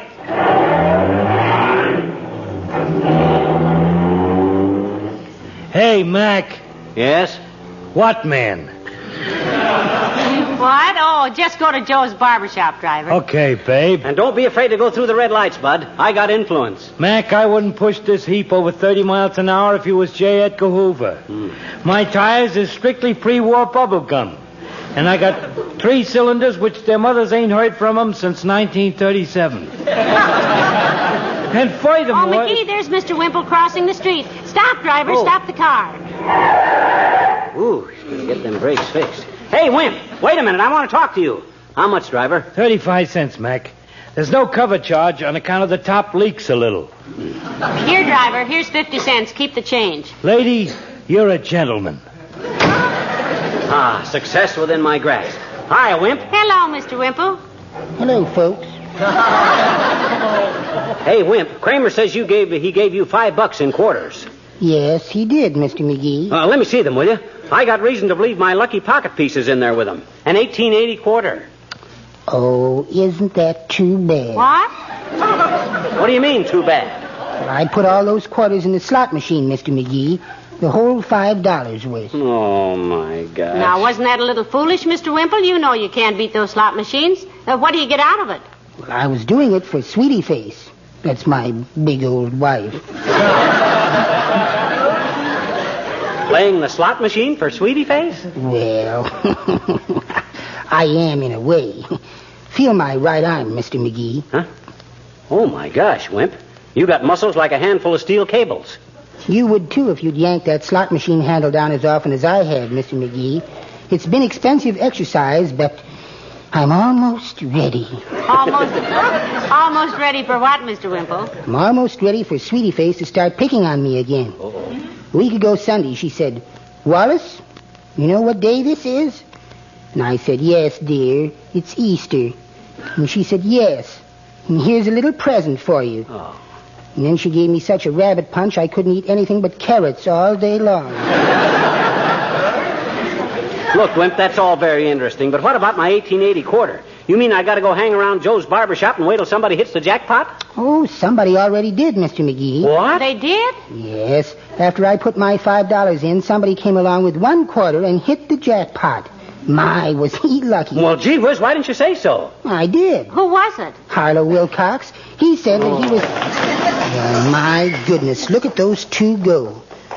I wish I could drag my wife around like that.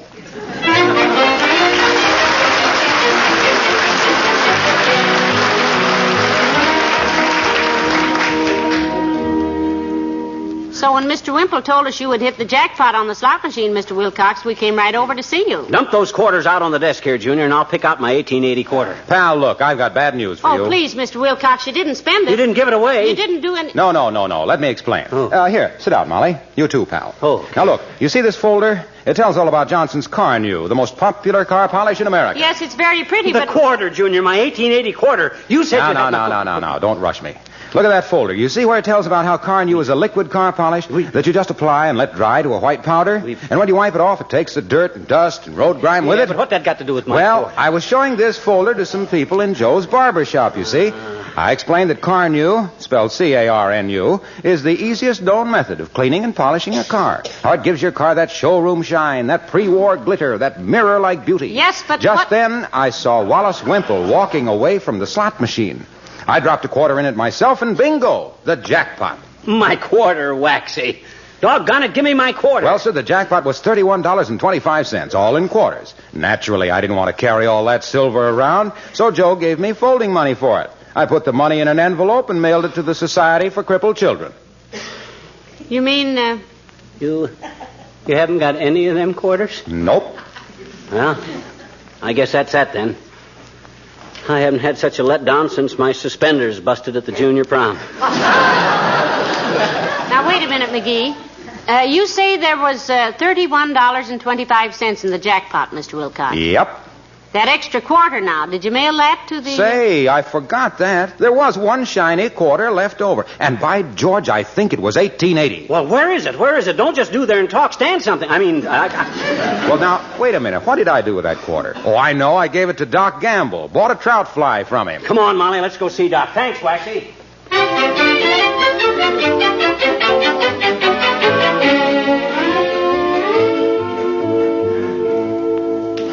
I'd like to see the doctor, nurse. How long's he going to be busy? I couldn't say, Mr. McGee. He has a full schedule of appointments. I've told him you were waiting. However, I must say Take the medicine as prescribed, Miss Francis Creep.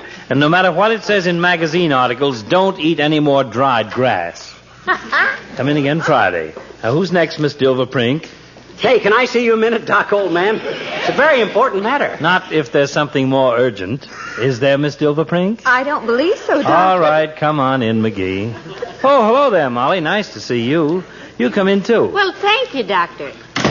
Take the leather chair, Molly. It's the only one that isn't patient-sprung.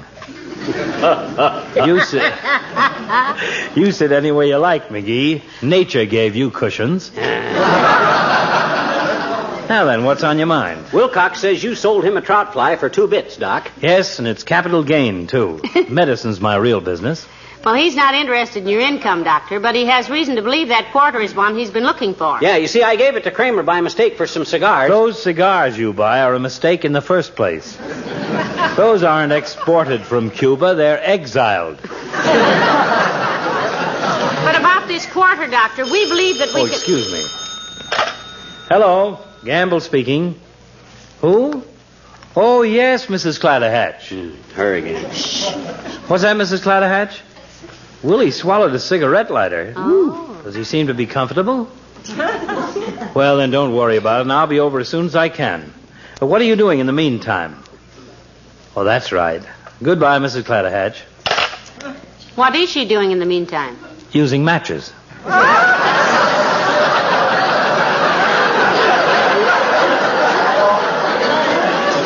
Now then, what about this quarter, McGee? I want it. What did you do with it? Well, on the way back to my office, I met Mail at Trivia. Yeah? I bet him a quarter I'd been out with Fifi Tremaine more times than he had last month. And I lost. Then the mayor has it now? No, I don't think so. Dad ratted, Doc, quit torturing me, will you? I gotta have that quarter. What did La Trivia do with it? Well, he was on his way to buy some cigarettes when I left him. And where does he usually buy his cigarettes, Doctor? At Kremer'S drugstore. Oh, this is preposterous.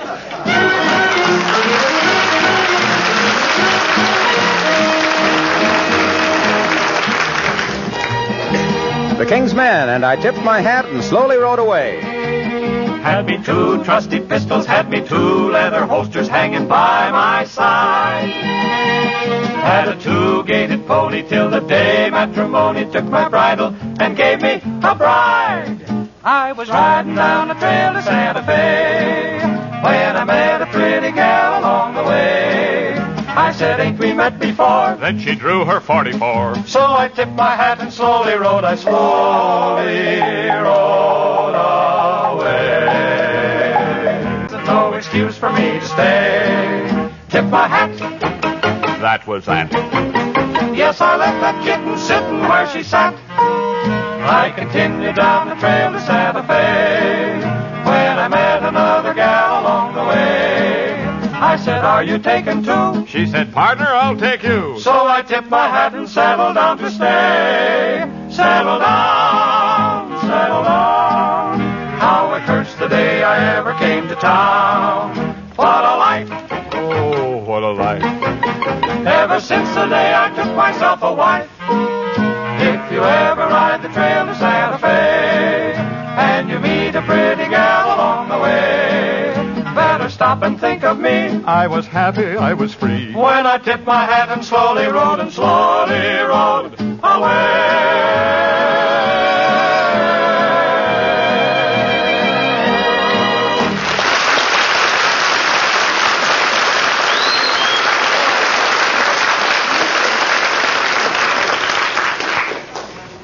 My, it's good to be home again, isn't it, dearie? You said it. It was a tough chase, kiddo, but brains and perseverance finally won out.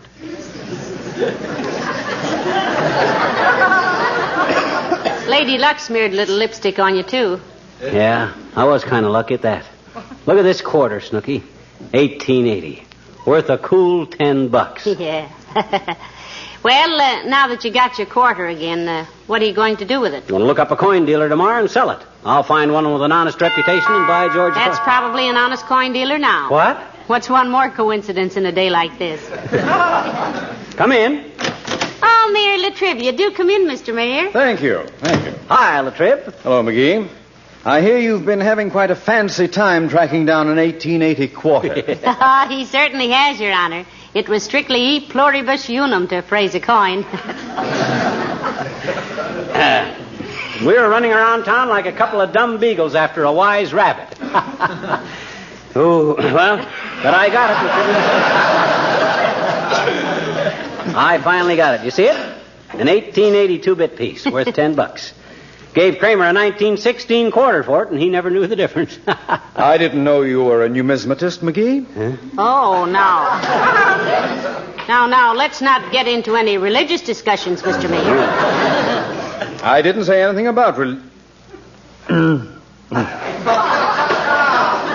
Never mind. You know, McGee, I had a similar experience to yours one time. When I was in the Coast Guard in the South Pacific, I had a short snorter bill signed by MacArthur and Eisenhower, and I missed it one day. Oh. That started a wild goose chase that lasted A for wild goose chase? Heavenly days. That must have been difficult. Did you chase it in an airplane or something? Chase what? The wild goose. I knew a guy that lost a diamond stick pin when a crow flew down and picked it out of his necktie once. But a goose stealing money is something I never expected with a bill like that. A wild goose had nothing to do with it. How far did you chase it before you found that out, Mr. Mayor? I didn't find it out. I mean, it was not an actual goose chase. I merely used wild goose chase as a metaphor. I learned to signal by metaphor in the Army, Latrib.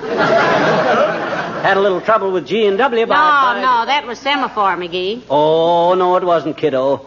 A semaphore is a kind of a Russian coffee pot. That's a samovar, McGee. Don't kid me, boy. I know what a samovar is. It's a code word in the Air Force. Like when they say samovar aircraft are missing.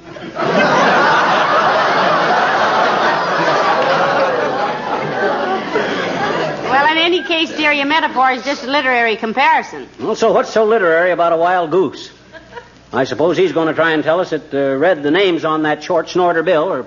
I didn't claim any such thing, McGee. Well, you... In the first place, there wasn't any wild bill. But you said... I mean, the bill I lost was not... When I said a child goose pace... What? Oh, now. Now. Take it easy, Your Honor. It's just a friendly conversation. Relax, boy. Shucks, you fly off the handle like a $2 fishing reel. Now, why don't you try that again and don't drag your feet? Very well.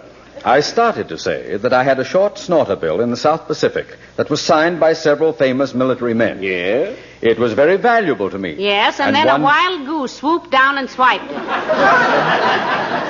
Isn't that fascinating? A wild goose did not swipe down and swoop it. Huh? Snoop it. What? I said that the snort geezer, the short snapper, this bill I had in the South Pacific, when I said a short snorter gapper, snapped the short garter, Porter, in the goose Pacific, it was in the, I didn't say anything. You were the,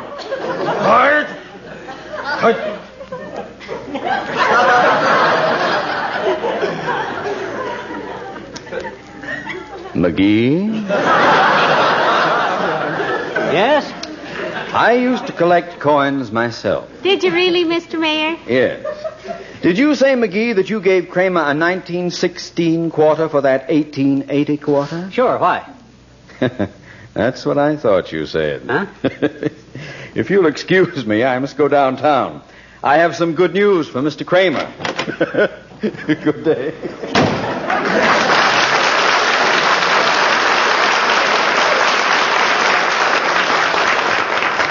What did he mean he had some good news for Mr. Kremer? Oh, he was just... Hey, wait a minute. Hand me that coin catalog again. Here. 1912, 1914, 1915, 1916. Here it is. Oh, my gosh, look. Look what it says. 1916 quarter, $60. What? Oh, quick, we got to go to Kremer's. He'll be going to the bank. Here's your hat, dearie. This time you go alone. No.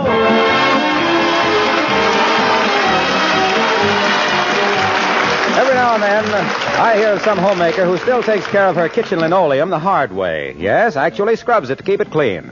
What have I got against scrubbing? Well, it's plain hard work, for one thing, and it's hard on linoleum. In time, it breaks linoleum down and makes it look ugly. What a different story when you use Johnson's self-polishing glow coat. Then your linoleum not only has a smooth, bright shine at all times, it keeps its youth and beauty many years longer. You see, glow coat gives your floors a hard wax finish. This wax shield protects the surface, keeps dirt and moisture away from the actual linoleum. Constant harmful scrubbing is unnecessary because dirt and spilled things wipe right up with just a damp cloth. Why don't you try this easy glow coat method of keeping your floors always looking nice? Johnson's glow coat is so easy to apply, there's no rubbing or buffing because it shines as it dries.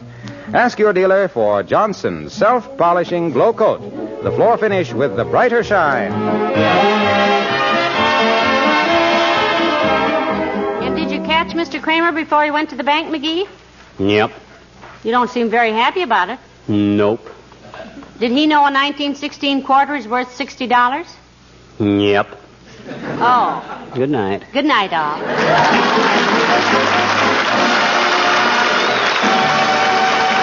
This is Harlow Wilcox speaking for the makers of Johnson's Wax Products for Home and Industry, inviting you to be with us again next Tuesday night. Good night.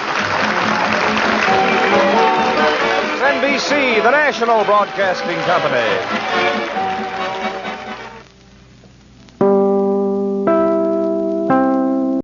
It's time for Fibber McGee and Molly.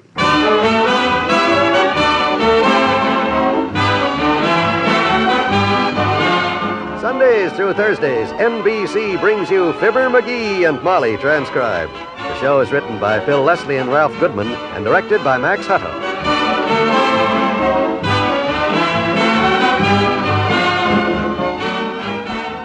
Before we get into our story, let's eavesdrop on a little conversation between Fibber and Molly. Molly, how much do you suppose a college education is worth to a young man nowadays? I wouldn't know, McGee, but I expect a lot. Well, I'll tell you how much it's worth. It's worth the difference between what he can earn with it and what he can earn without it. Well, that certainly clears it up, dearie. Why don't you come right to the point and say that Prudential's education plan is a wonderful way for every mother and father to guarantee money for their children's education? Isn't that what you were getting at? Yep. And what better way to prepare for those college years than to start right now? Isn't that what you had in mind? Yep. And even if Dad isn't here when the time comes for the children to go off to school, you can be sure with a Prudential education plan that the money will be there to pay tuition, room and board, books, clothing, and all that. Isn't that what you were going to say? Yep. Well, you sure were getting off to a slow start. Yep. And all else aside, folks, I don't know of a better idea than to begin right now, little by little, building a prudential insurance program for your children's education that will do the very things we've been talking about. Why don't you get in touch with your prudential agent and get all the details? Yep.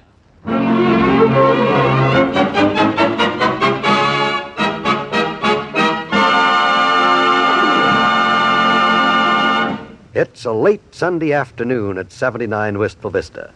Almost dinner time. And the master of the house is hungrily pacing the floor. The back door opens and...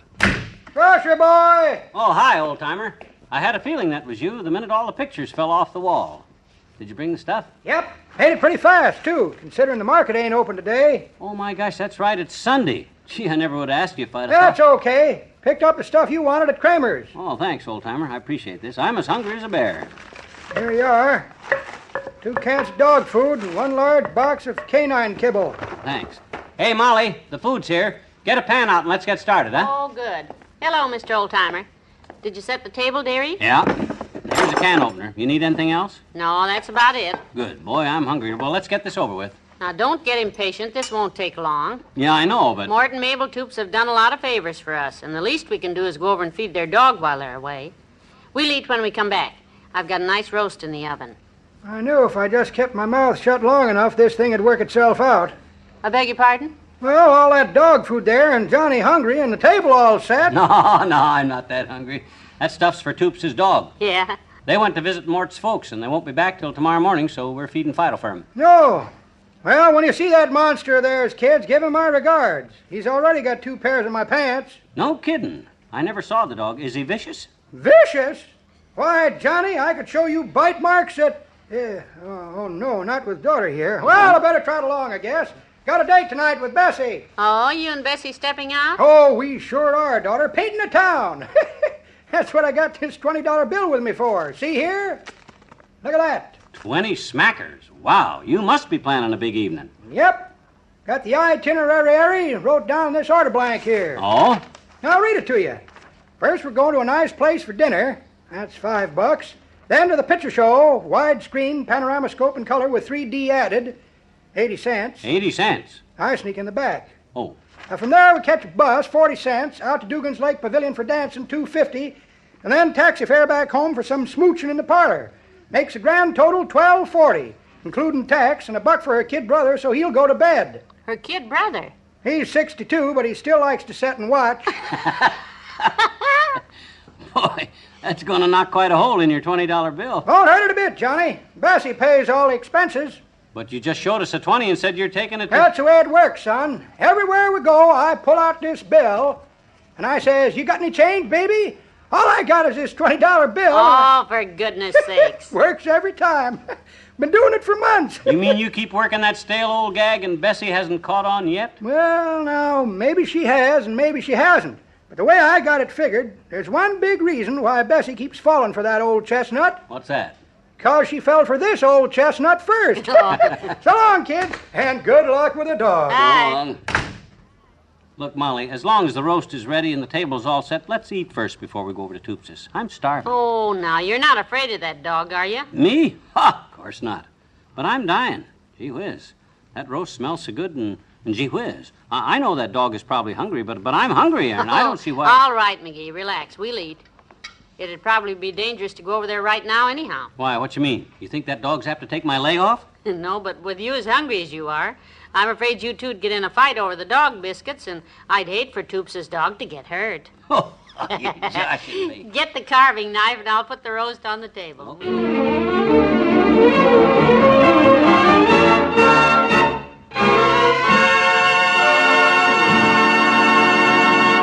There's more fun with the McGees shortly. When your body is hot and tired, there's nothing quite like a shower. When your eyes are hot and tired from overlong hours of work or exposure to sun, wind, and dust, there's nothing quite like a 2-drop bath of Murine in each eye.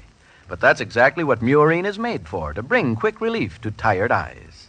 It contains not 1 or 2, but 7 tested ingredients. And these 7 ingredients are scientifically selected and combined to blend perfectly with the natural fluids of the eyes. That's why Murine bathes and soothes the delicate tissues of the eyes as gently as a tear.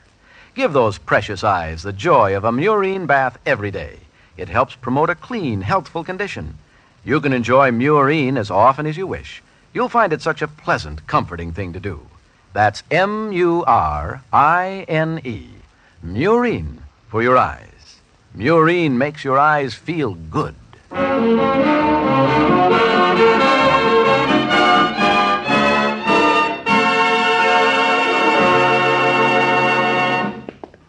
Now, here's the house.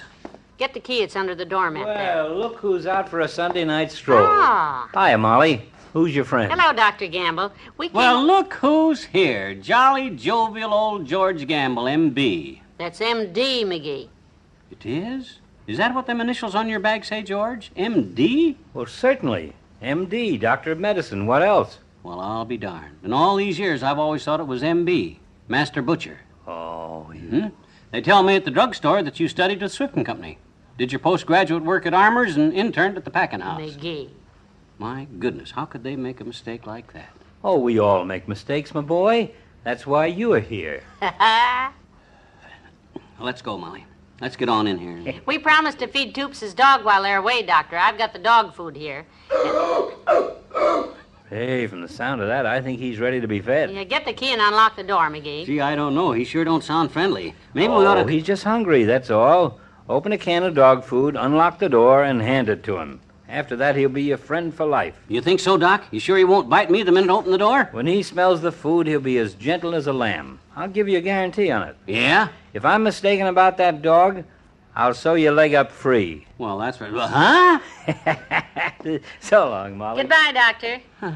Open the dog food while I open the door. Let's get this over with.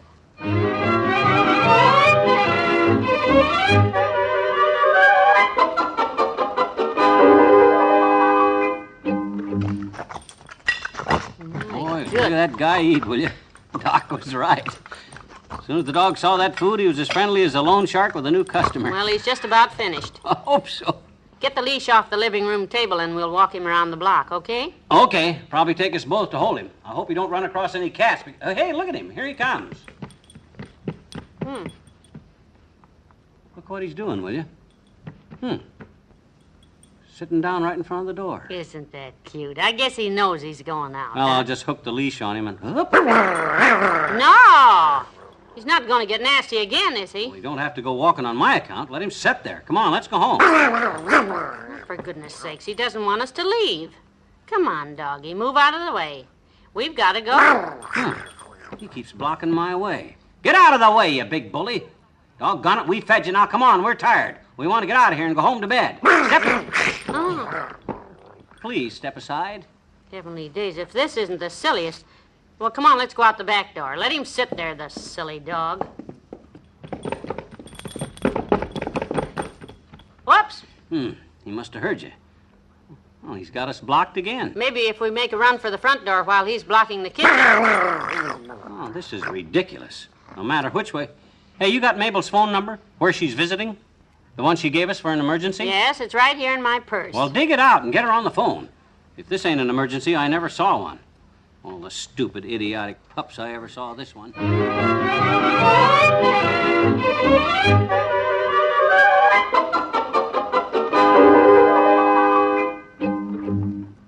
That's right, Mabel. Every time we make a move to leave the house, he blocks our way and starts growling. Oh, I'm sorry, Molly. Well, put him on, will you? What? Let me talk to him. To Tarzan, the dog. Oh, it's for you, Tarzan. Tarzan, now you behave yourself, you hear me? Sit down now. Sit. What's he doing now, Molly? Is he sitting? Yeah, he's sitting in front of the mantel. McGee's sitting on top of the mantel. Did you tell her we even tried sneaking out a window, but he wouldn't let us? Yes, dearie. Hush, I can't hear. Well, Mabel, now what? He won't let you out the front door or the back, huh? No, nor the window even. Well, I tell you what you better do, Ma. If you'll run upstairs and look in my closet, you'll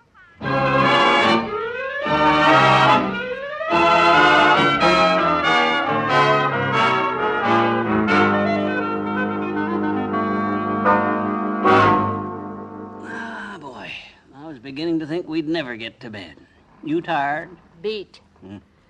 Oh, am I glad to get to bed. Boy, The next time I offer to feed a neighbor's dog while the neighbors are out of town, throw a collar and a leash on me and tie me up, will you? I'll say I will. How's the bed? Comfortable? Wonderful. Mabel said they got a very good buy on these mattresses at the Bonton. Yeah. Hey, how do you like me in Mort's pajamas? Pretty snazzy, huh? Very cute. Yeah. Before you turn out the light, hang up Mabel's robe for me, will you? Okay. They'll be home early in the morning, and I don't want her bedroom all mussed up because she's a very...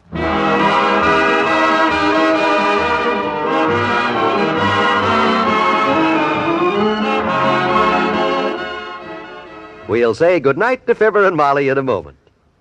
Thank goodness for Jell-O Instant Pudding. That's the glad word these busy days, and thank goodness is right.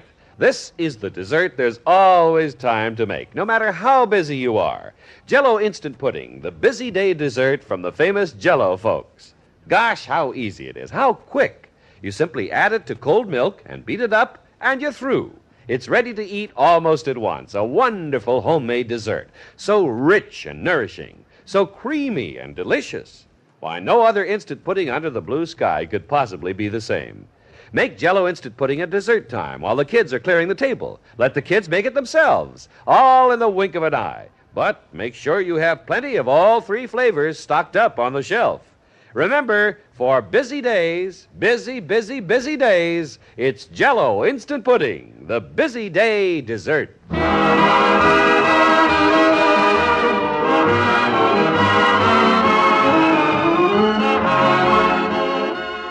Hey, Molly. Molly, you asleep? Not anymore. What's the matter? I wonder where that dog is. He was at the foot of the steps when we came up to bed. Why? I'm hungry. I think I'll sneak downstairs and see what Toopses have got in their icebox. Oh, now, McGee, you shouldn't do that. Why not? Gee whiz, we're stuck here till tomorrow. No, I guess you're right. Wouldn't be polite. Good night. Good night, all.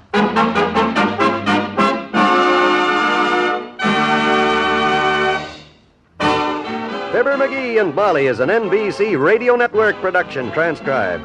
With Bill Thompson as the old-timer, Arthur Q. Bryan as Dr. Gamble, Mary Jane Croft as Mabel Toops, and Fritz Feld as Tarzan the dog. This is John Wald inviting you to be with us again tomorrow night as the telephone causes trouble for Mr. McGee of Fibber McGee and Molly.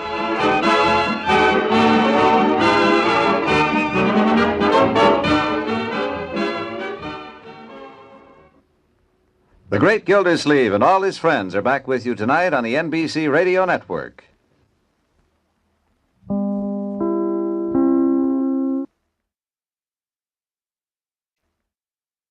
The Pet Milk Program with Fibber McGee and Molly.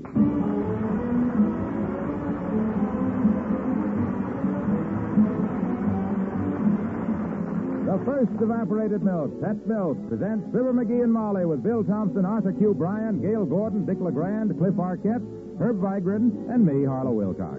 The show is written by Don Quinn and Phil Leslie and directed by Max Hutto with music by the King's Men and Billy Mills Orchestra. When bottle feeding days are over for pet milk babies, is it necessary to change to another form of milk? Of course not. Why should it be? After all, the same qualities that are responsible for your child's early development are just as essential to his future welfare and happiness.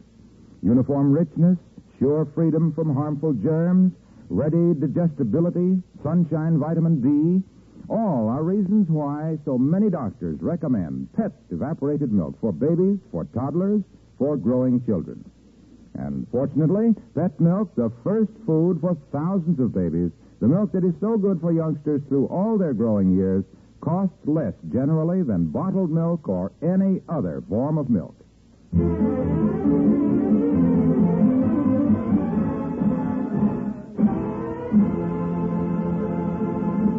The streetcar is a fine old American institution. Usually it's a noisy, dirty, drafty, and erratic institution. But when you're on a shopping trip and get tired of walking, it can feel like a rubber-mounted, velvet-lined dreamboat. Like it does to Fibber McGee and Molly.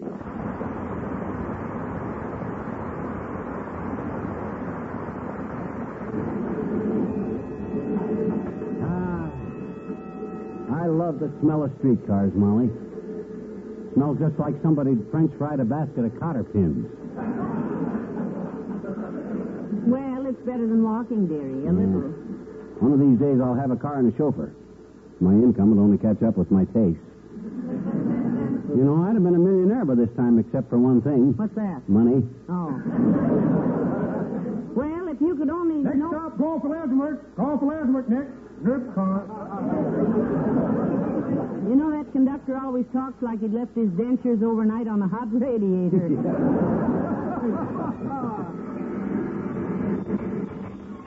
Nurse car, next stop, prayers and liberals. Prayers and liberals next. Change for whisk. Nurse car.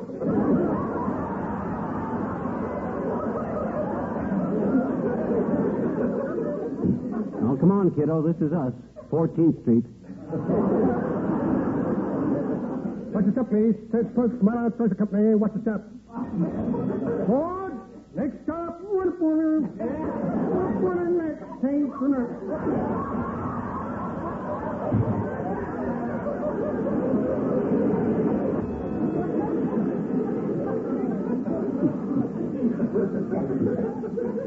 I bet that guy had a telephone operator for a mother.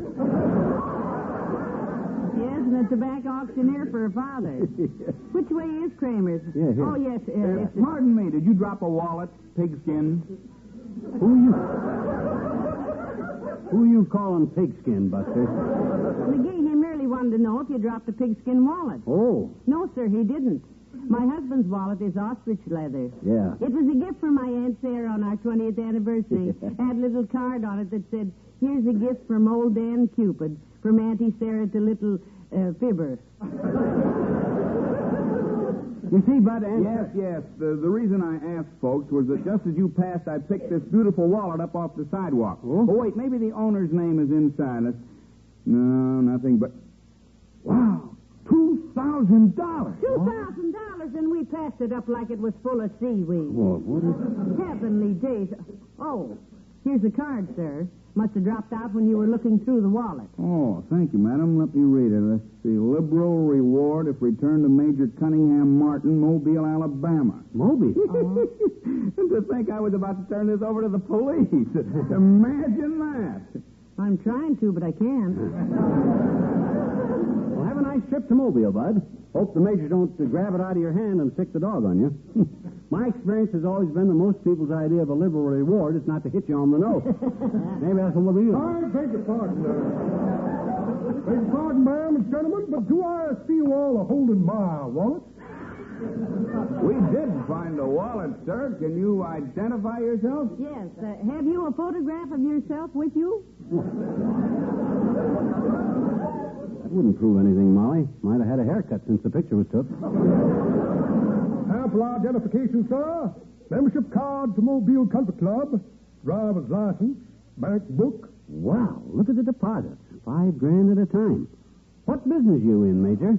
Largest mint grower in the South, sir. Yeah? Flower and the chivalry of the entire Southland depend on Martin's mint for juleps. Flavor unsurpassed. Tenderness a legend. Quality? But pardon me for being so loquacious, sir. My heartfelt thanks for finding my wallet, sir. And please accept this small gratuity for your honesty. Wow. You are in Mobile. Well, thank you and good day.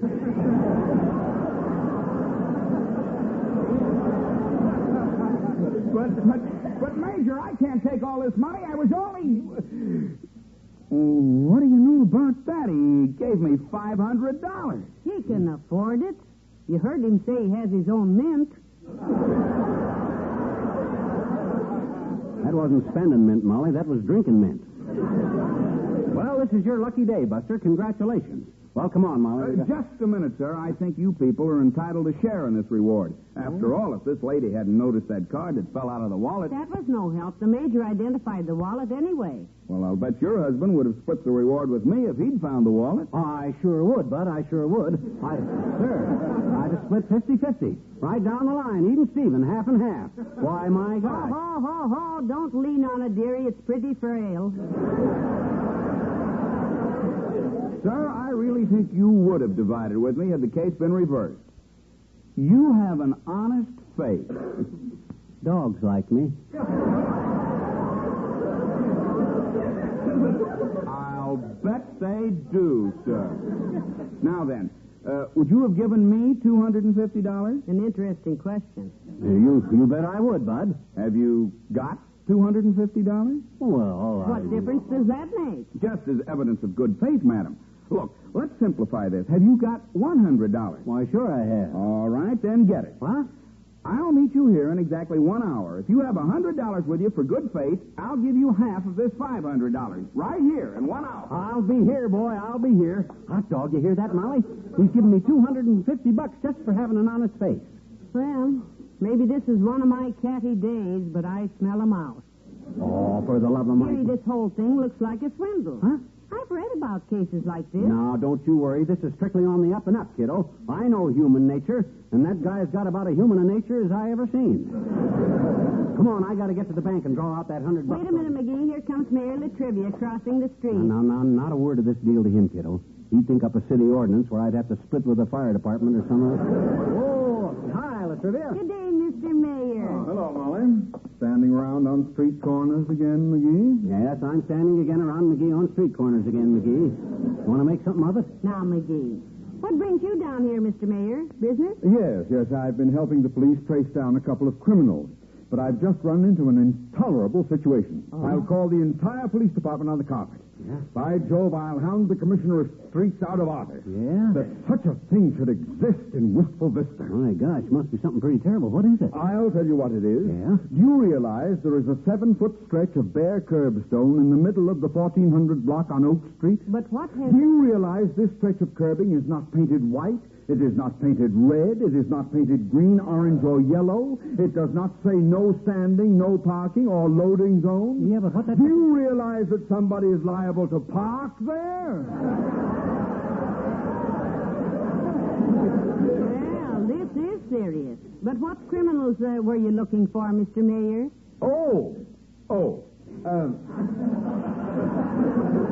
Just a couple of small-time confidence men. Greasy Gilbert and his partner, Julep Jackson.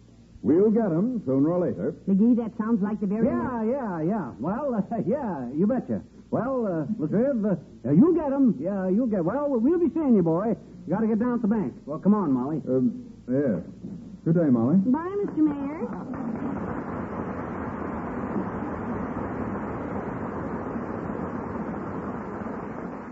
Jerry, why didn't you tell him? Huh? That sounds like Greasy Gilbert and Julep, what's his name we were talking to. Yeah, maybe it was, kiddo. Maybe it was. But they're crooks. They might have been once, baby, but they're going straight now. Didn't you hear him ask me for $100 as evidence of good faith? What does a crook care about good faith? And if he was a crook, why would he want to give me $250? Well, as the old saying goes that I just made up, the government can't print it as fast as people can do silly things with it.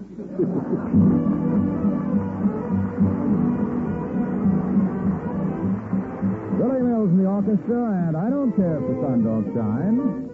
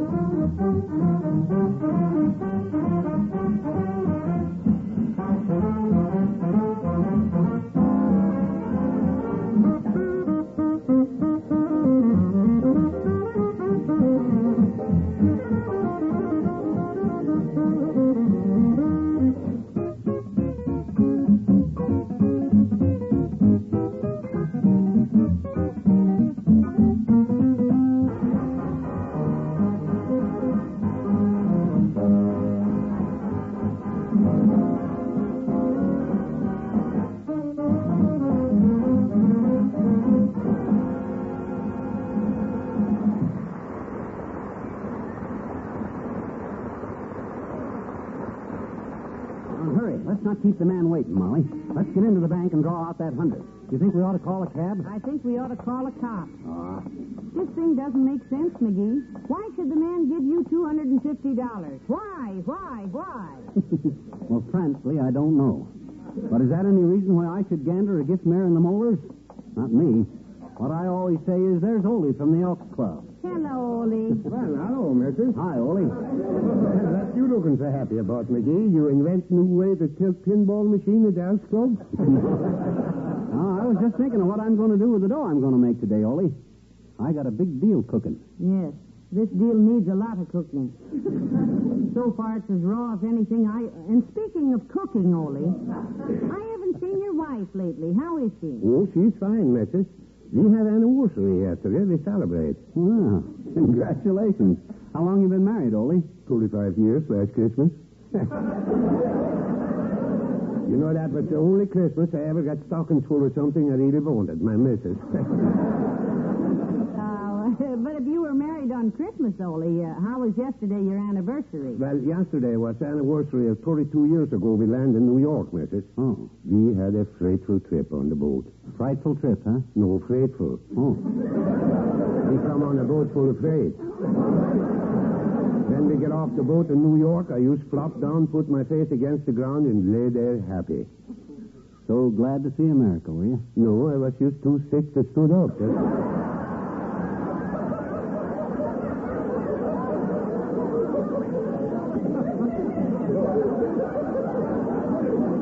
Well, I'd like to stand here gabbing with you all day, Ole, but I don't enjoy it.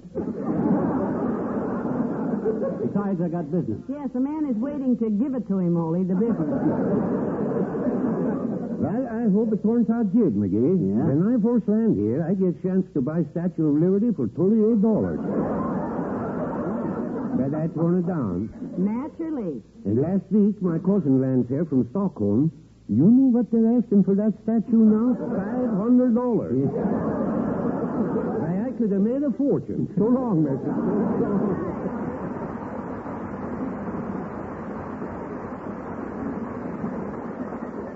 Well, come on, Molly. Let's quit wasting time. I got to get that $100 out of the bank and show that guy how good my faith is.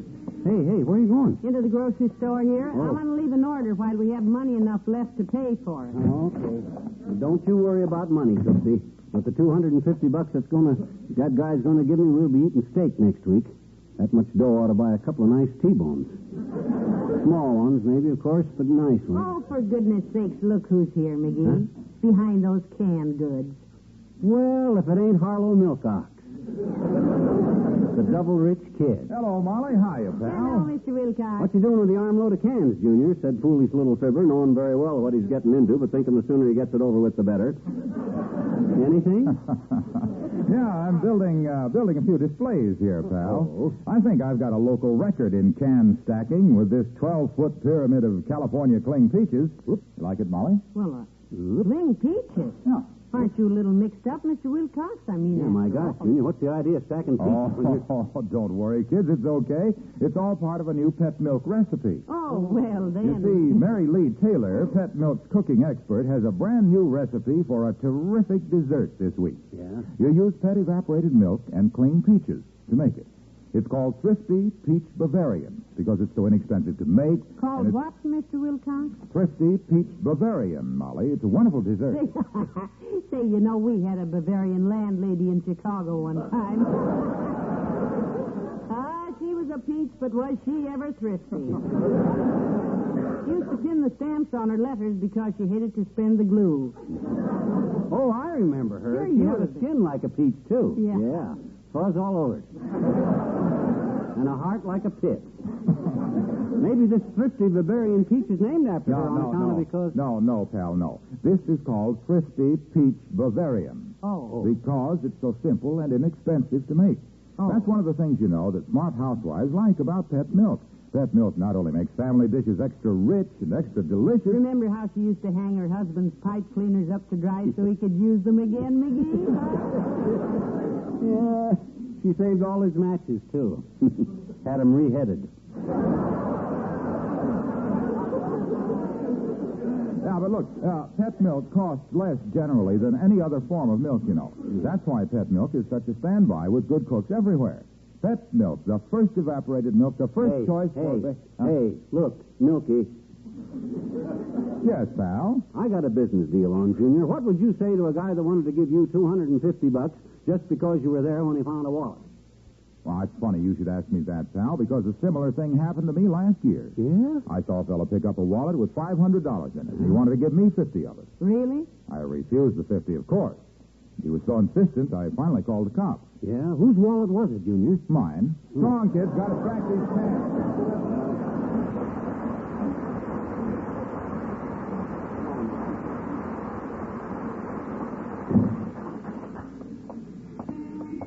You know, we didn't buy anything in there, McGee. We didn't go in there to buy anything. We went in there to sell something. Come on, I only got about a half an hour to get that dough, meet that guy, and make myself... Come on in the bank, quick. Here we go. Well, I've been through enough of these schemes with you by now to know I'm just wasting my breath trying to be sensible here. Yeah, when it comes to somebody giving me money, I got no use for common sense, kiddo. Where do I go to Here we are. Here's the teller's window over here. Okay, I got the check all made out already. Good afternoon, sir. May I help you? Yeah, I want to cash a check, bud. $100. No, everybody wants to take money out. Why doesn't somebody put some in? We'll run out of money if this... No, wait a minute. Look. Well... Don't give me any trouble, will you? I've been harassed all day. Oh, well, I'm happy to know you, Mr. Harris. And this, I presume, is Mrs. Harris? No, our name is... Well, I've been wearing your suits for years, sir. Harris Swedes are famous the world over. No. And Wait a minute. Hold everything, bud. You're mixed up. My name ain't Harris.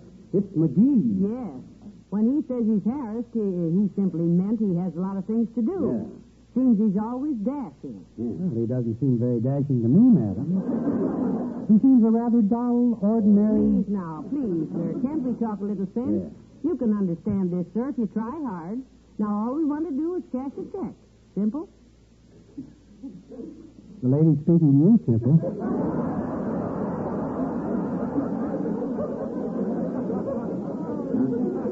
Oh, I didn't hear... Dad, Bradford, I'm not Simple. I'm McGee. That's complicated? Sometimes it is. Look, maybe we better get another teller, bud. You're a little thick, aren't you? No, I feel swell, but you're so sweet to say so, sir.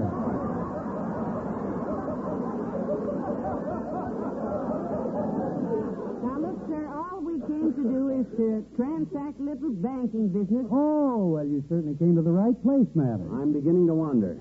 Well, why didn't you say so in the first place? Now, how much money do you wish to put in? We don't wish to put Annie in. We're trying to take out. Who? Me. Well, I don't know why she should want to take you out when there's... Gosh, when there's a cute kid like me available. I'm off work at 4 o'clock, honey. Oh, for goodness sakes. Now, you stop it. I don't want to take you out. Oh, my mistake. She's married to me. Well, that's her mistake. I came here to cash a check. Well, that's your mistake. I'm out to lunch. Good day.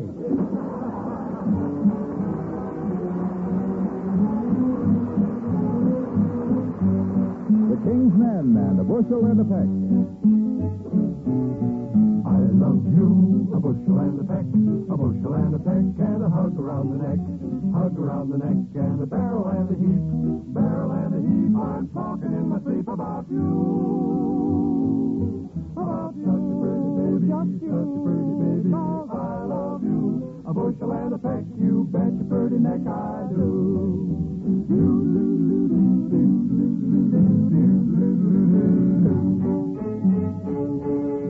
I love you, a bushel and a peck, so you make my heart a wreck, and you make my life a mess, yes, mess of happiness about you.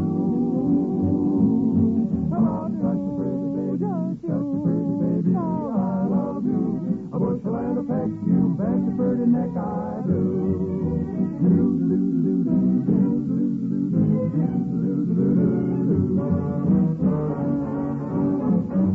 Four gills in a pint, 2 pints in a quart, 4 quarts in a gallon of a Mountain Dew, 2 gallons in a peck, 4 packs in a bushel. That's how much I love you.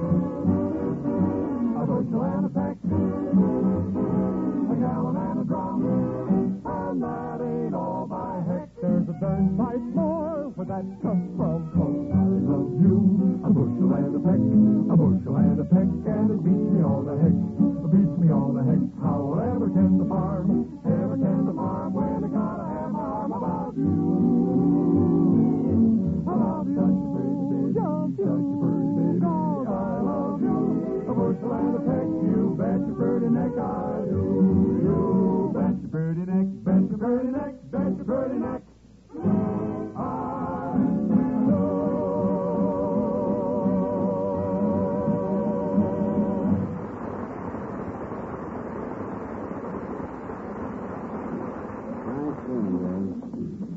Can't you walk any faster, Molly? I gotta meet that guy in 7 minutes. I never walk any faster than this when I have to watch somebody throw away $100. Who's thrown it away?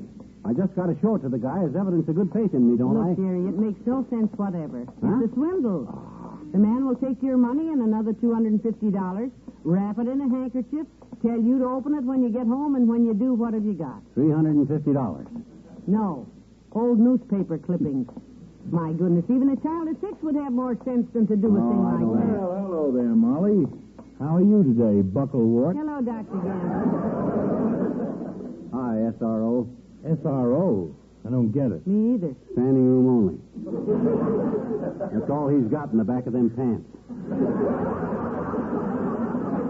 What would you do if your shoe ever come untied, Fatso? Kick it off and go barefoot, Eggface. Mm-hmm. And what are you fidgeting about? He's going to meet a man in a few minutes, Doctor. A confidence man. McGee just fell for the old wallet swindle. What do you mean, swindle? Anytime I can be swindled into accepting $250, you're looking at the happiest kid in town, that's what. This has a familiar ring. Somebody finds a wallet, offers to split the reward with you, but first wants to see some of your own money as evidence of good faith. That's the very thing, Doctor. That's it. And you fell for that ancient gag, gumhead. Were you ever in San Francisco? Sure. Anybody try to sell you the Golden Gate Bridge? Yes. Buy it? No. Why? My money was all tied up at the time.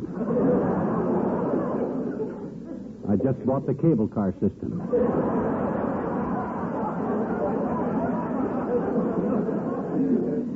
Still got it? No, he traded that to another man for a small island out in San Francisco Bay. Island with a funny name, Albatross, I think. Alcatraz. Going to build a summer cottage on that little island one of these days. Guy that traded it to me says once you live on that little island, you'll almost never leave it. That's very true, very true. Well, I got to be getting along, children. Just got a rush call. They need me at the hospital. Going to remove a man's clavichord. Heavenly day. Don't you mean clavicle, medicine ball? No, clavichord. It's a musical instrument. A patient of mine had it in his room. We have to remove it. And the patient, did he... No, we gave him the wrong medicine one day, and he got well. Bye, Molly. So long, Sybil. Bye, Doctor. Oh, come on, Molly. Time's wasting.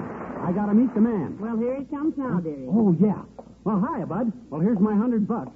Good faith, huh? Yes, sir. You certainly have shown good faith, sir. You betcha. Now, here's the $250. If you'll let me take your 100, I'll wrap them both together in this piece of paper. So, catch it. I got it, bud. There. Nice catch, huh? Very agile, sir. Mm. Now, there we are. Now, don't open it till you get home, sir. Now, just a minute, mister. The mayor of this city was telling You're us... a fine man, our mayor. Yes, indeed. Well, I have to catch a train, madam. Good day, sir. And have fun with that money. Hi, guys, look at him run. He was so embarrassed at giving me all this money, he ain't even running toward the railroad station. The station is that way. Giving you all what money? In this package here. Open it. He told me not to open it till I got home. Why? I don't know. Afraid I'd lose it, I guess. But well, I didn't promise, so I will open it. See, here's my own 100. And here's, well, let me see. 100, 150, 200, 250. Yep, that's correct. 350 altogether. What? Yeah. You mean... Well, how did... McGee, I apologize. You did know what you were doing. I'll say I knew what I was doing, kiddo. Thought he could switch packages on me, did he?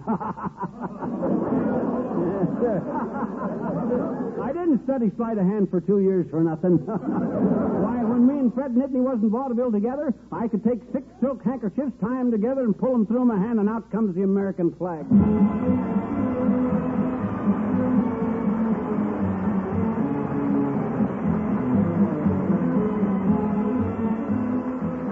Fibber and Molly return in just a moment.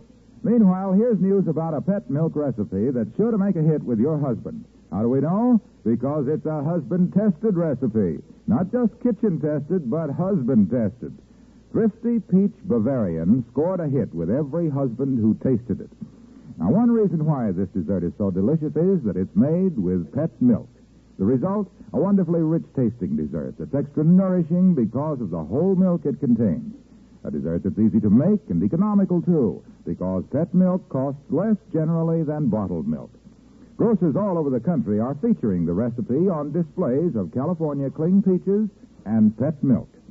Next Saturday morning, the recipe will be broadcast on Pet Milk's Mary Lee Taylor program. Get the recipe and get pet milk and peaches so you can make Thrifty Peach Bavarian for your husband, for the entire family.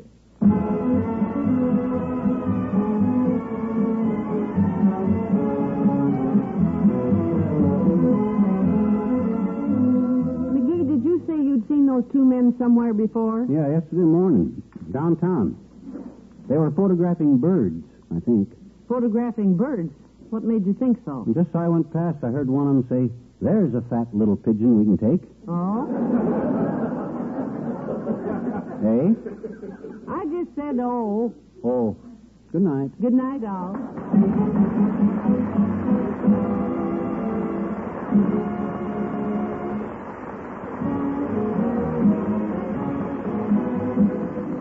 The first evaporated milk, Pet Milk, brings you Fibber McGee and Molly each week at this time. Be with us again next Tuesday night, won't you?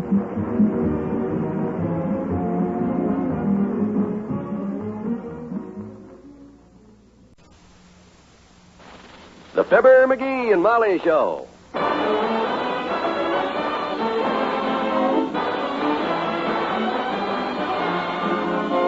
Every weekday at this time, NBC brings you Fibber, McGee, and Molly transcribed. The show is written by Phil Leslie and Ralph Goodman and directed by Max Hutto.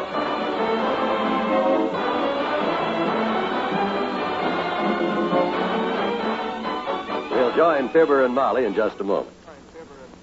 Have you heard? The Series E Savings Bond has been improved. Improved remarkably.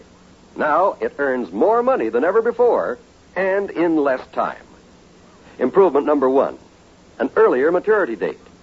Now your Series E Savings Bond matures in only 9 years and 8 months from the date of issue. Improvement number 2, an improved rate of interest.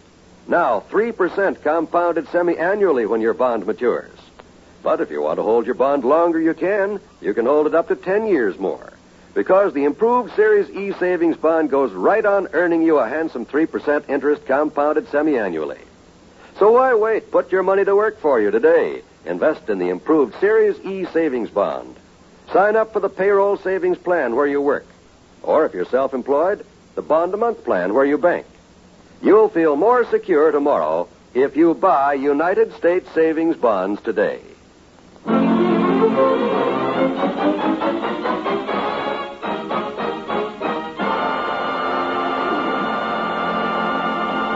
Boy, oh boy, I can't wait to get started, Molly.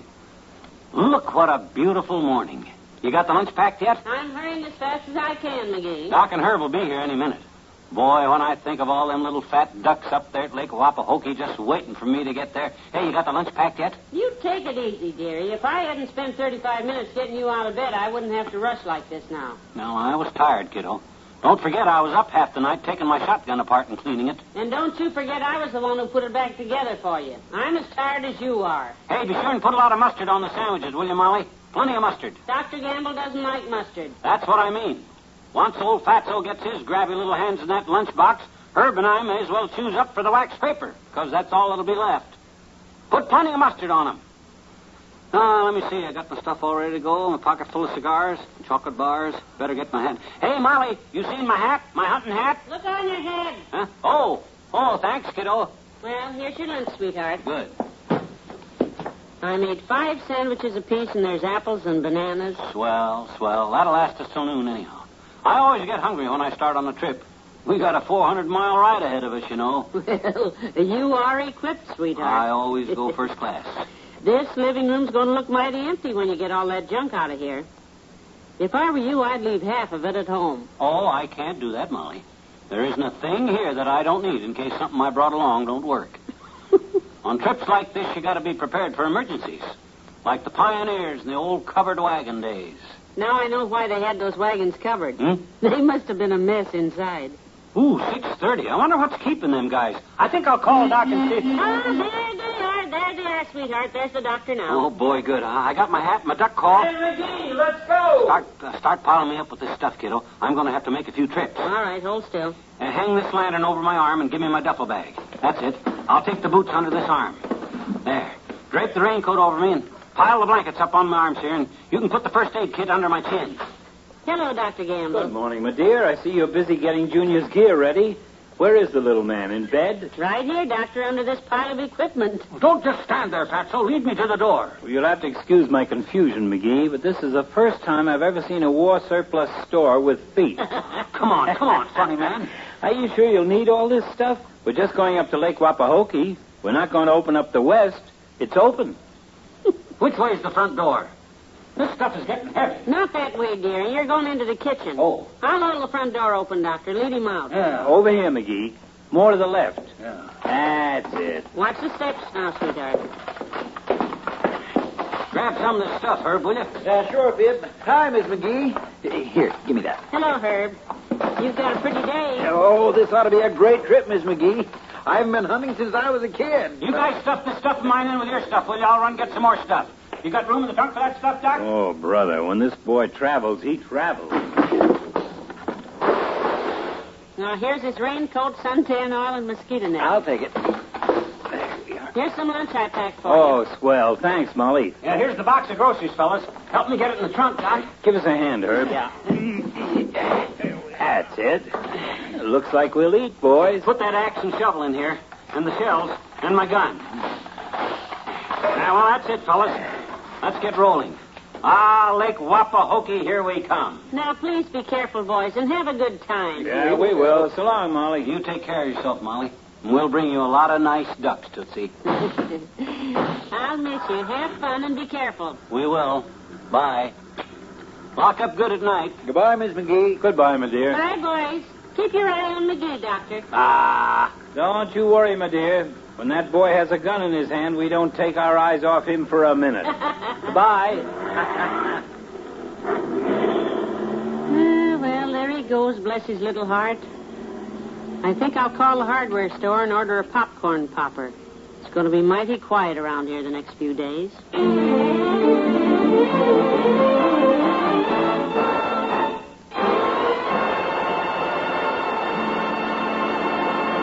Back to Wistful Vista in a minute. Within the next 5 years, millions of additional children will crowd the elementary schools. Unless communities begin today to prepare for this increased enrollment, our children and our nation will suffer. The kind of education your child receives must be a matter of vital concern to you. It will affect his whole life. It will determine his eligibility for college, his training for a job, his usefulness as a citizen, and his very happiness. If America is to provide enough teachers and enough classrooms so that our children can receive a decent education, each of us must take immediate steps to improve some of our local school systems. Hundreds of thousands of additional teachers must be enrolled.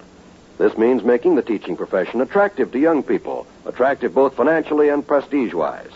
If you're interested in meeting this challenge to our children's future, join and work with local civic groups and school boards, actively seeking to improve educational conditions. Better schools make better communities. Good citizens everywhere are helping.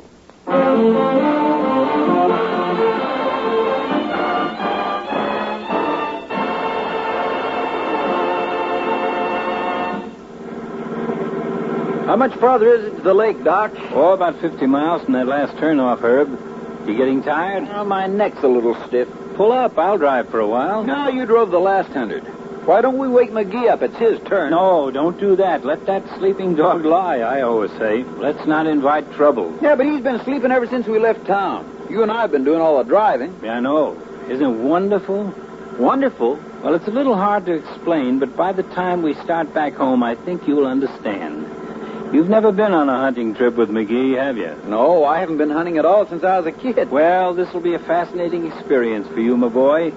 I better brief you a little. Yeah?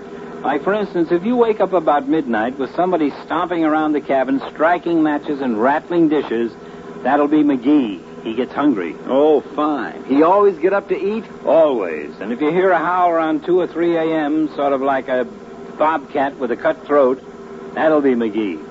After he eats, he has nightmares. Sounds pretty gruesome. Anything else? Well, there's the bear traps. The what? He's terrified of bears. Didn't you see the bear traps he brought? Oh, you're kidding. No bears in this country? Well, just don't walk around outside in your bare feet till he tells you where the traps are. He changes them around every night to confuse the bears. What bears? That's the craziest I don't know what bears. He's never caught any yet. But those traps can break your leg. What are you stopping for? You tired? No. I don't know. Maybe I ought to bail out here. I got a wife and 2 kids. Oh, take it easy, Herb. I've hunted with him for years. You just have to take a few extra precautions. And I think you're pulling my leg anyhow, Doc. Nobody would bring bear traps on a duck hunting trip to this country. Where are we? We there? Is this it? No, McGee. Still 50 miles to go. Oh. Well, I better get some of my gear straight. Have you seen my bear traps? Hand me my sleeping bag, Doc. I'll hitch a ride back. What's the matter with him? He's a little nervous. His first hunting trip. You know how it is. Oh, sure. Well, there's nothing to be ashamed of, Herb. I was the same way. Come on, get back in. You're probably tired, boy. I'll drive the rest of the way.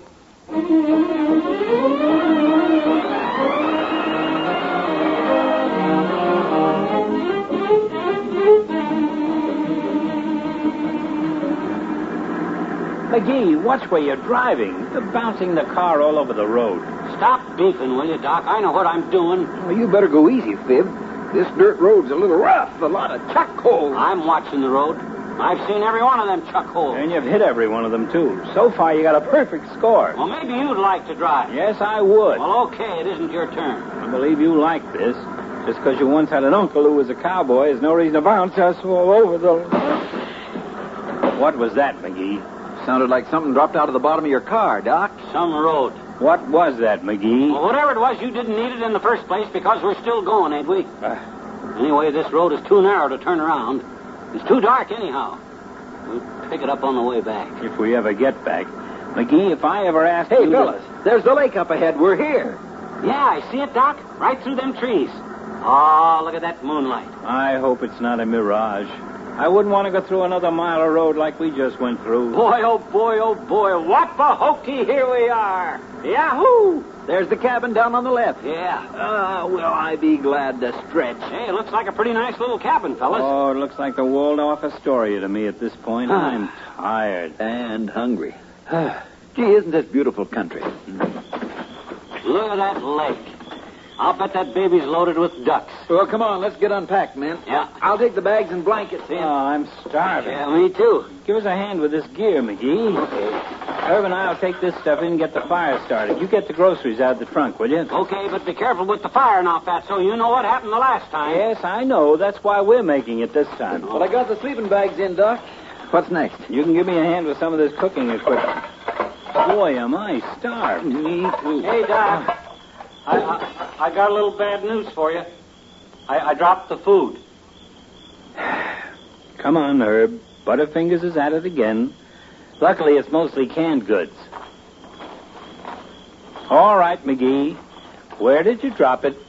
Well, you remember on the way up here when I hit that big bump and something fell out of the car? Uh-huh. I figure it's about a mile and a half back down the road there because... Now, wait a minute, Doc. I'll go. Put the gun down. I'll go.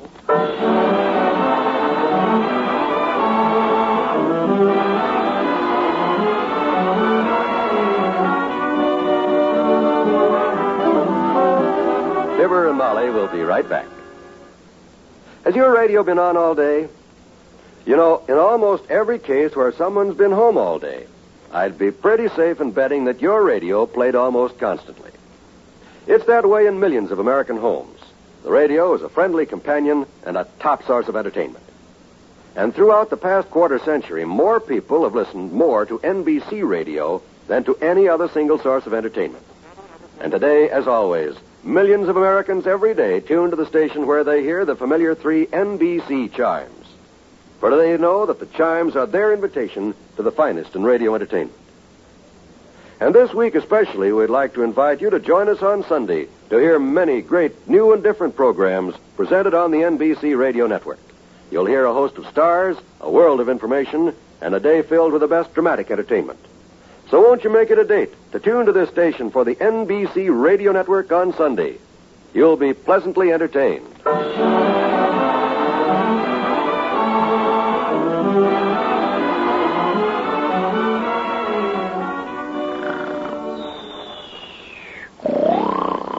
Hey, Doc. Doc. Hey, Doc. John? What? What's wrong, McGee? I'm hungry. Oh, go to sleep. Yeah, but gee, Go to sleep! Okay. Good night.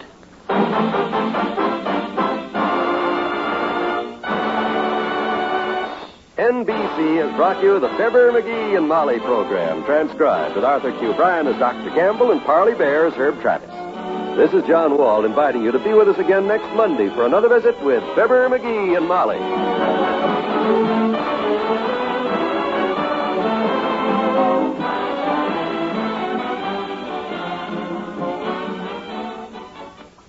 Tonight, laugh with Can You Top This on the NBC Radio Network.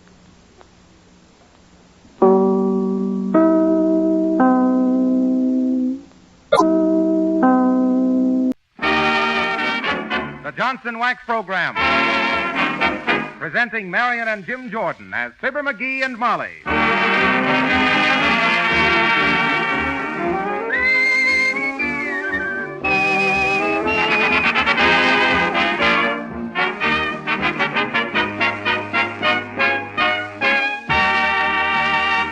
Ted Weems and his orchestra open the show with Do You Mean It?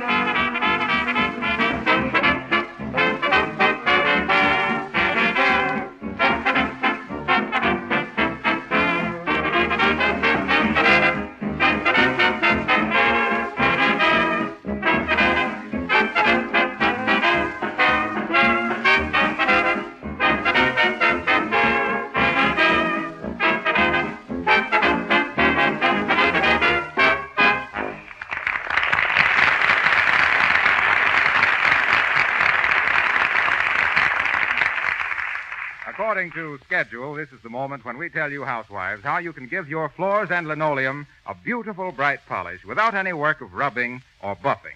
That is, if you use Glow Coat, Johnson's self-polishing Glow Coat. While you sit back and take it easy, this remarkable liquid polish makes your floors gleam like new. You have no idea how much more attractive your rooms will look after your floors are polished with Glow Coat. It seems to give freshness and brightness to the whole house. And the work it saves you. Glow Coat protects floors with a wear-resisting polish that sheds dust and dirt and reduces floor cleaning work to practically nothing. Ask your dealer tomorrow for Glow Coat in the attractive yellow can. It's spelled Glo-Coat. Johnson's self-polishing Glow Coat, made by the makers of Johnson's Wax.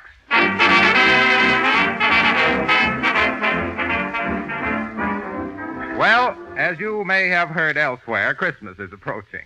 So Fibber is looking through the newspaper for a temporary job to make a little Yuletide pin money. And here in the living room at 79 Wistful Vista, reading the paper and darning socks, respectively, we find Fibber McGee and Molly.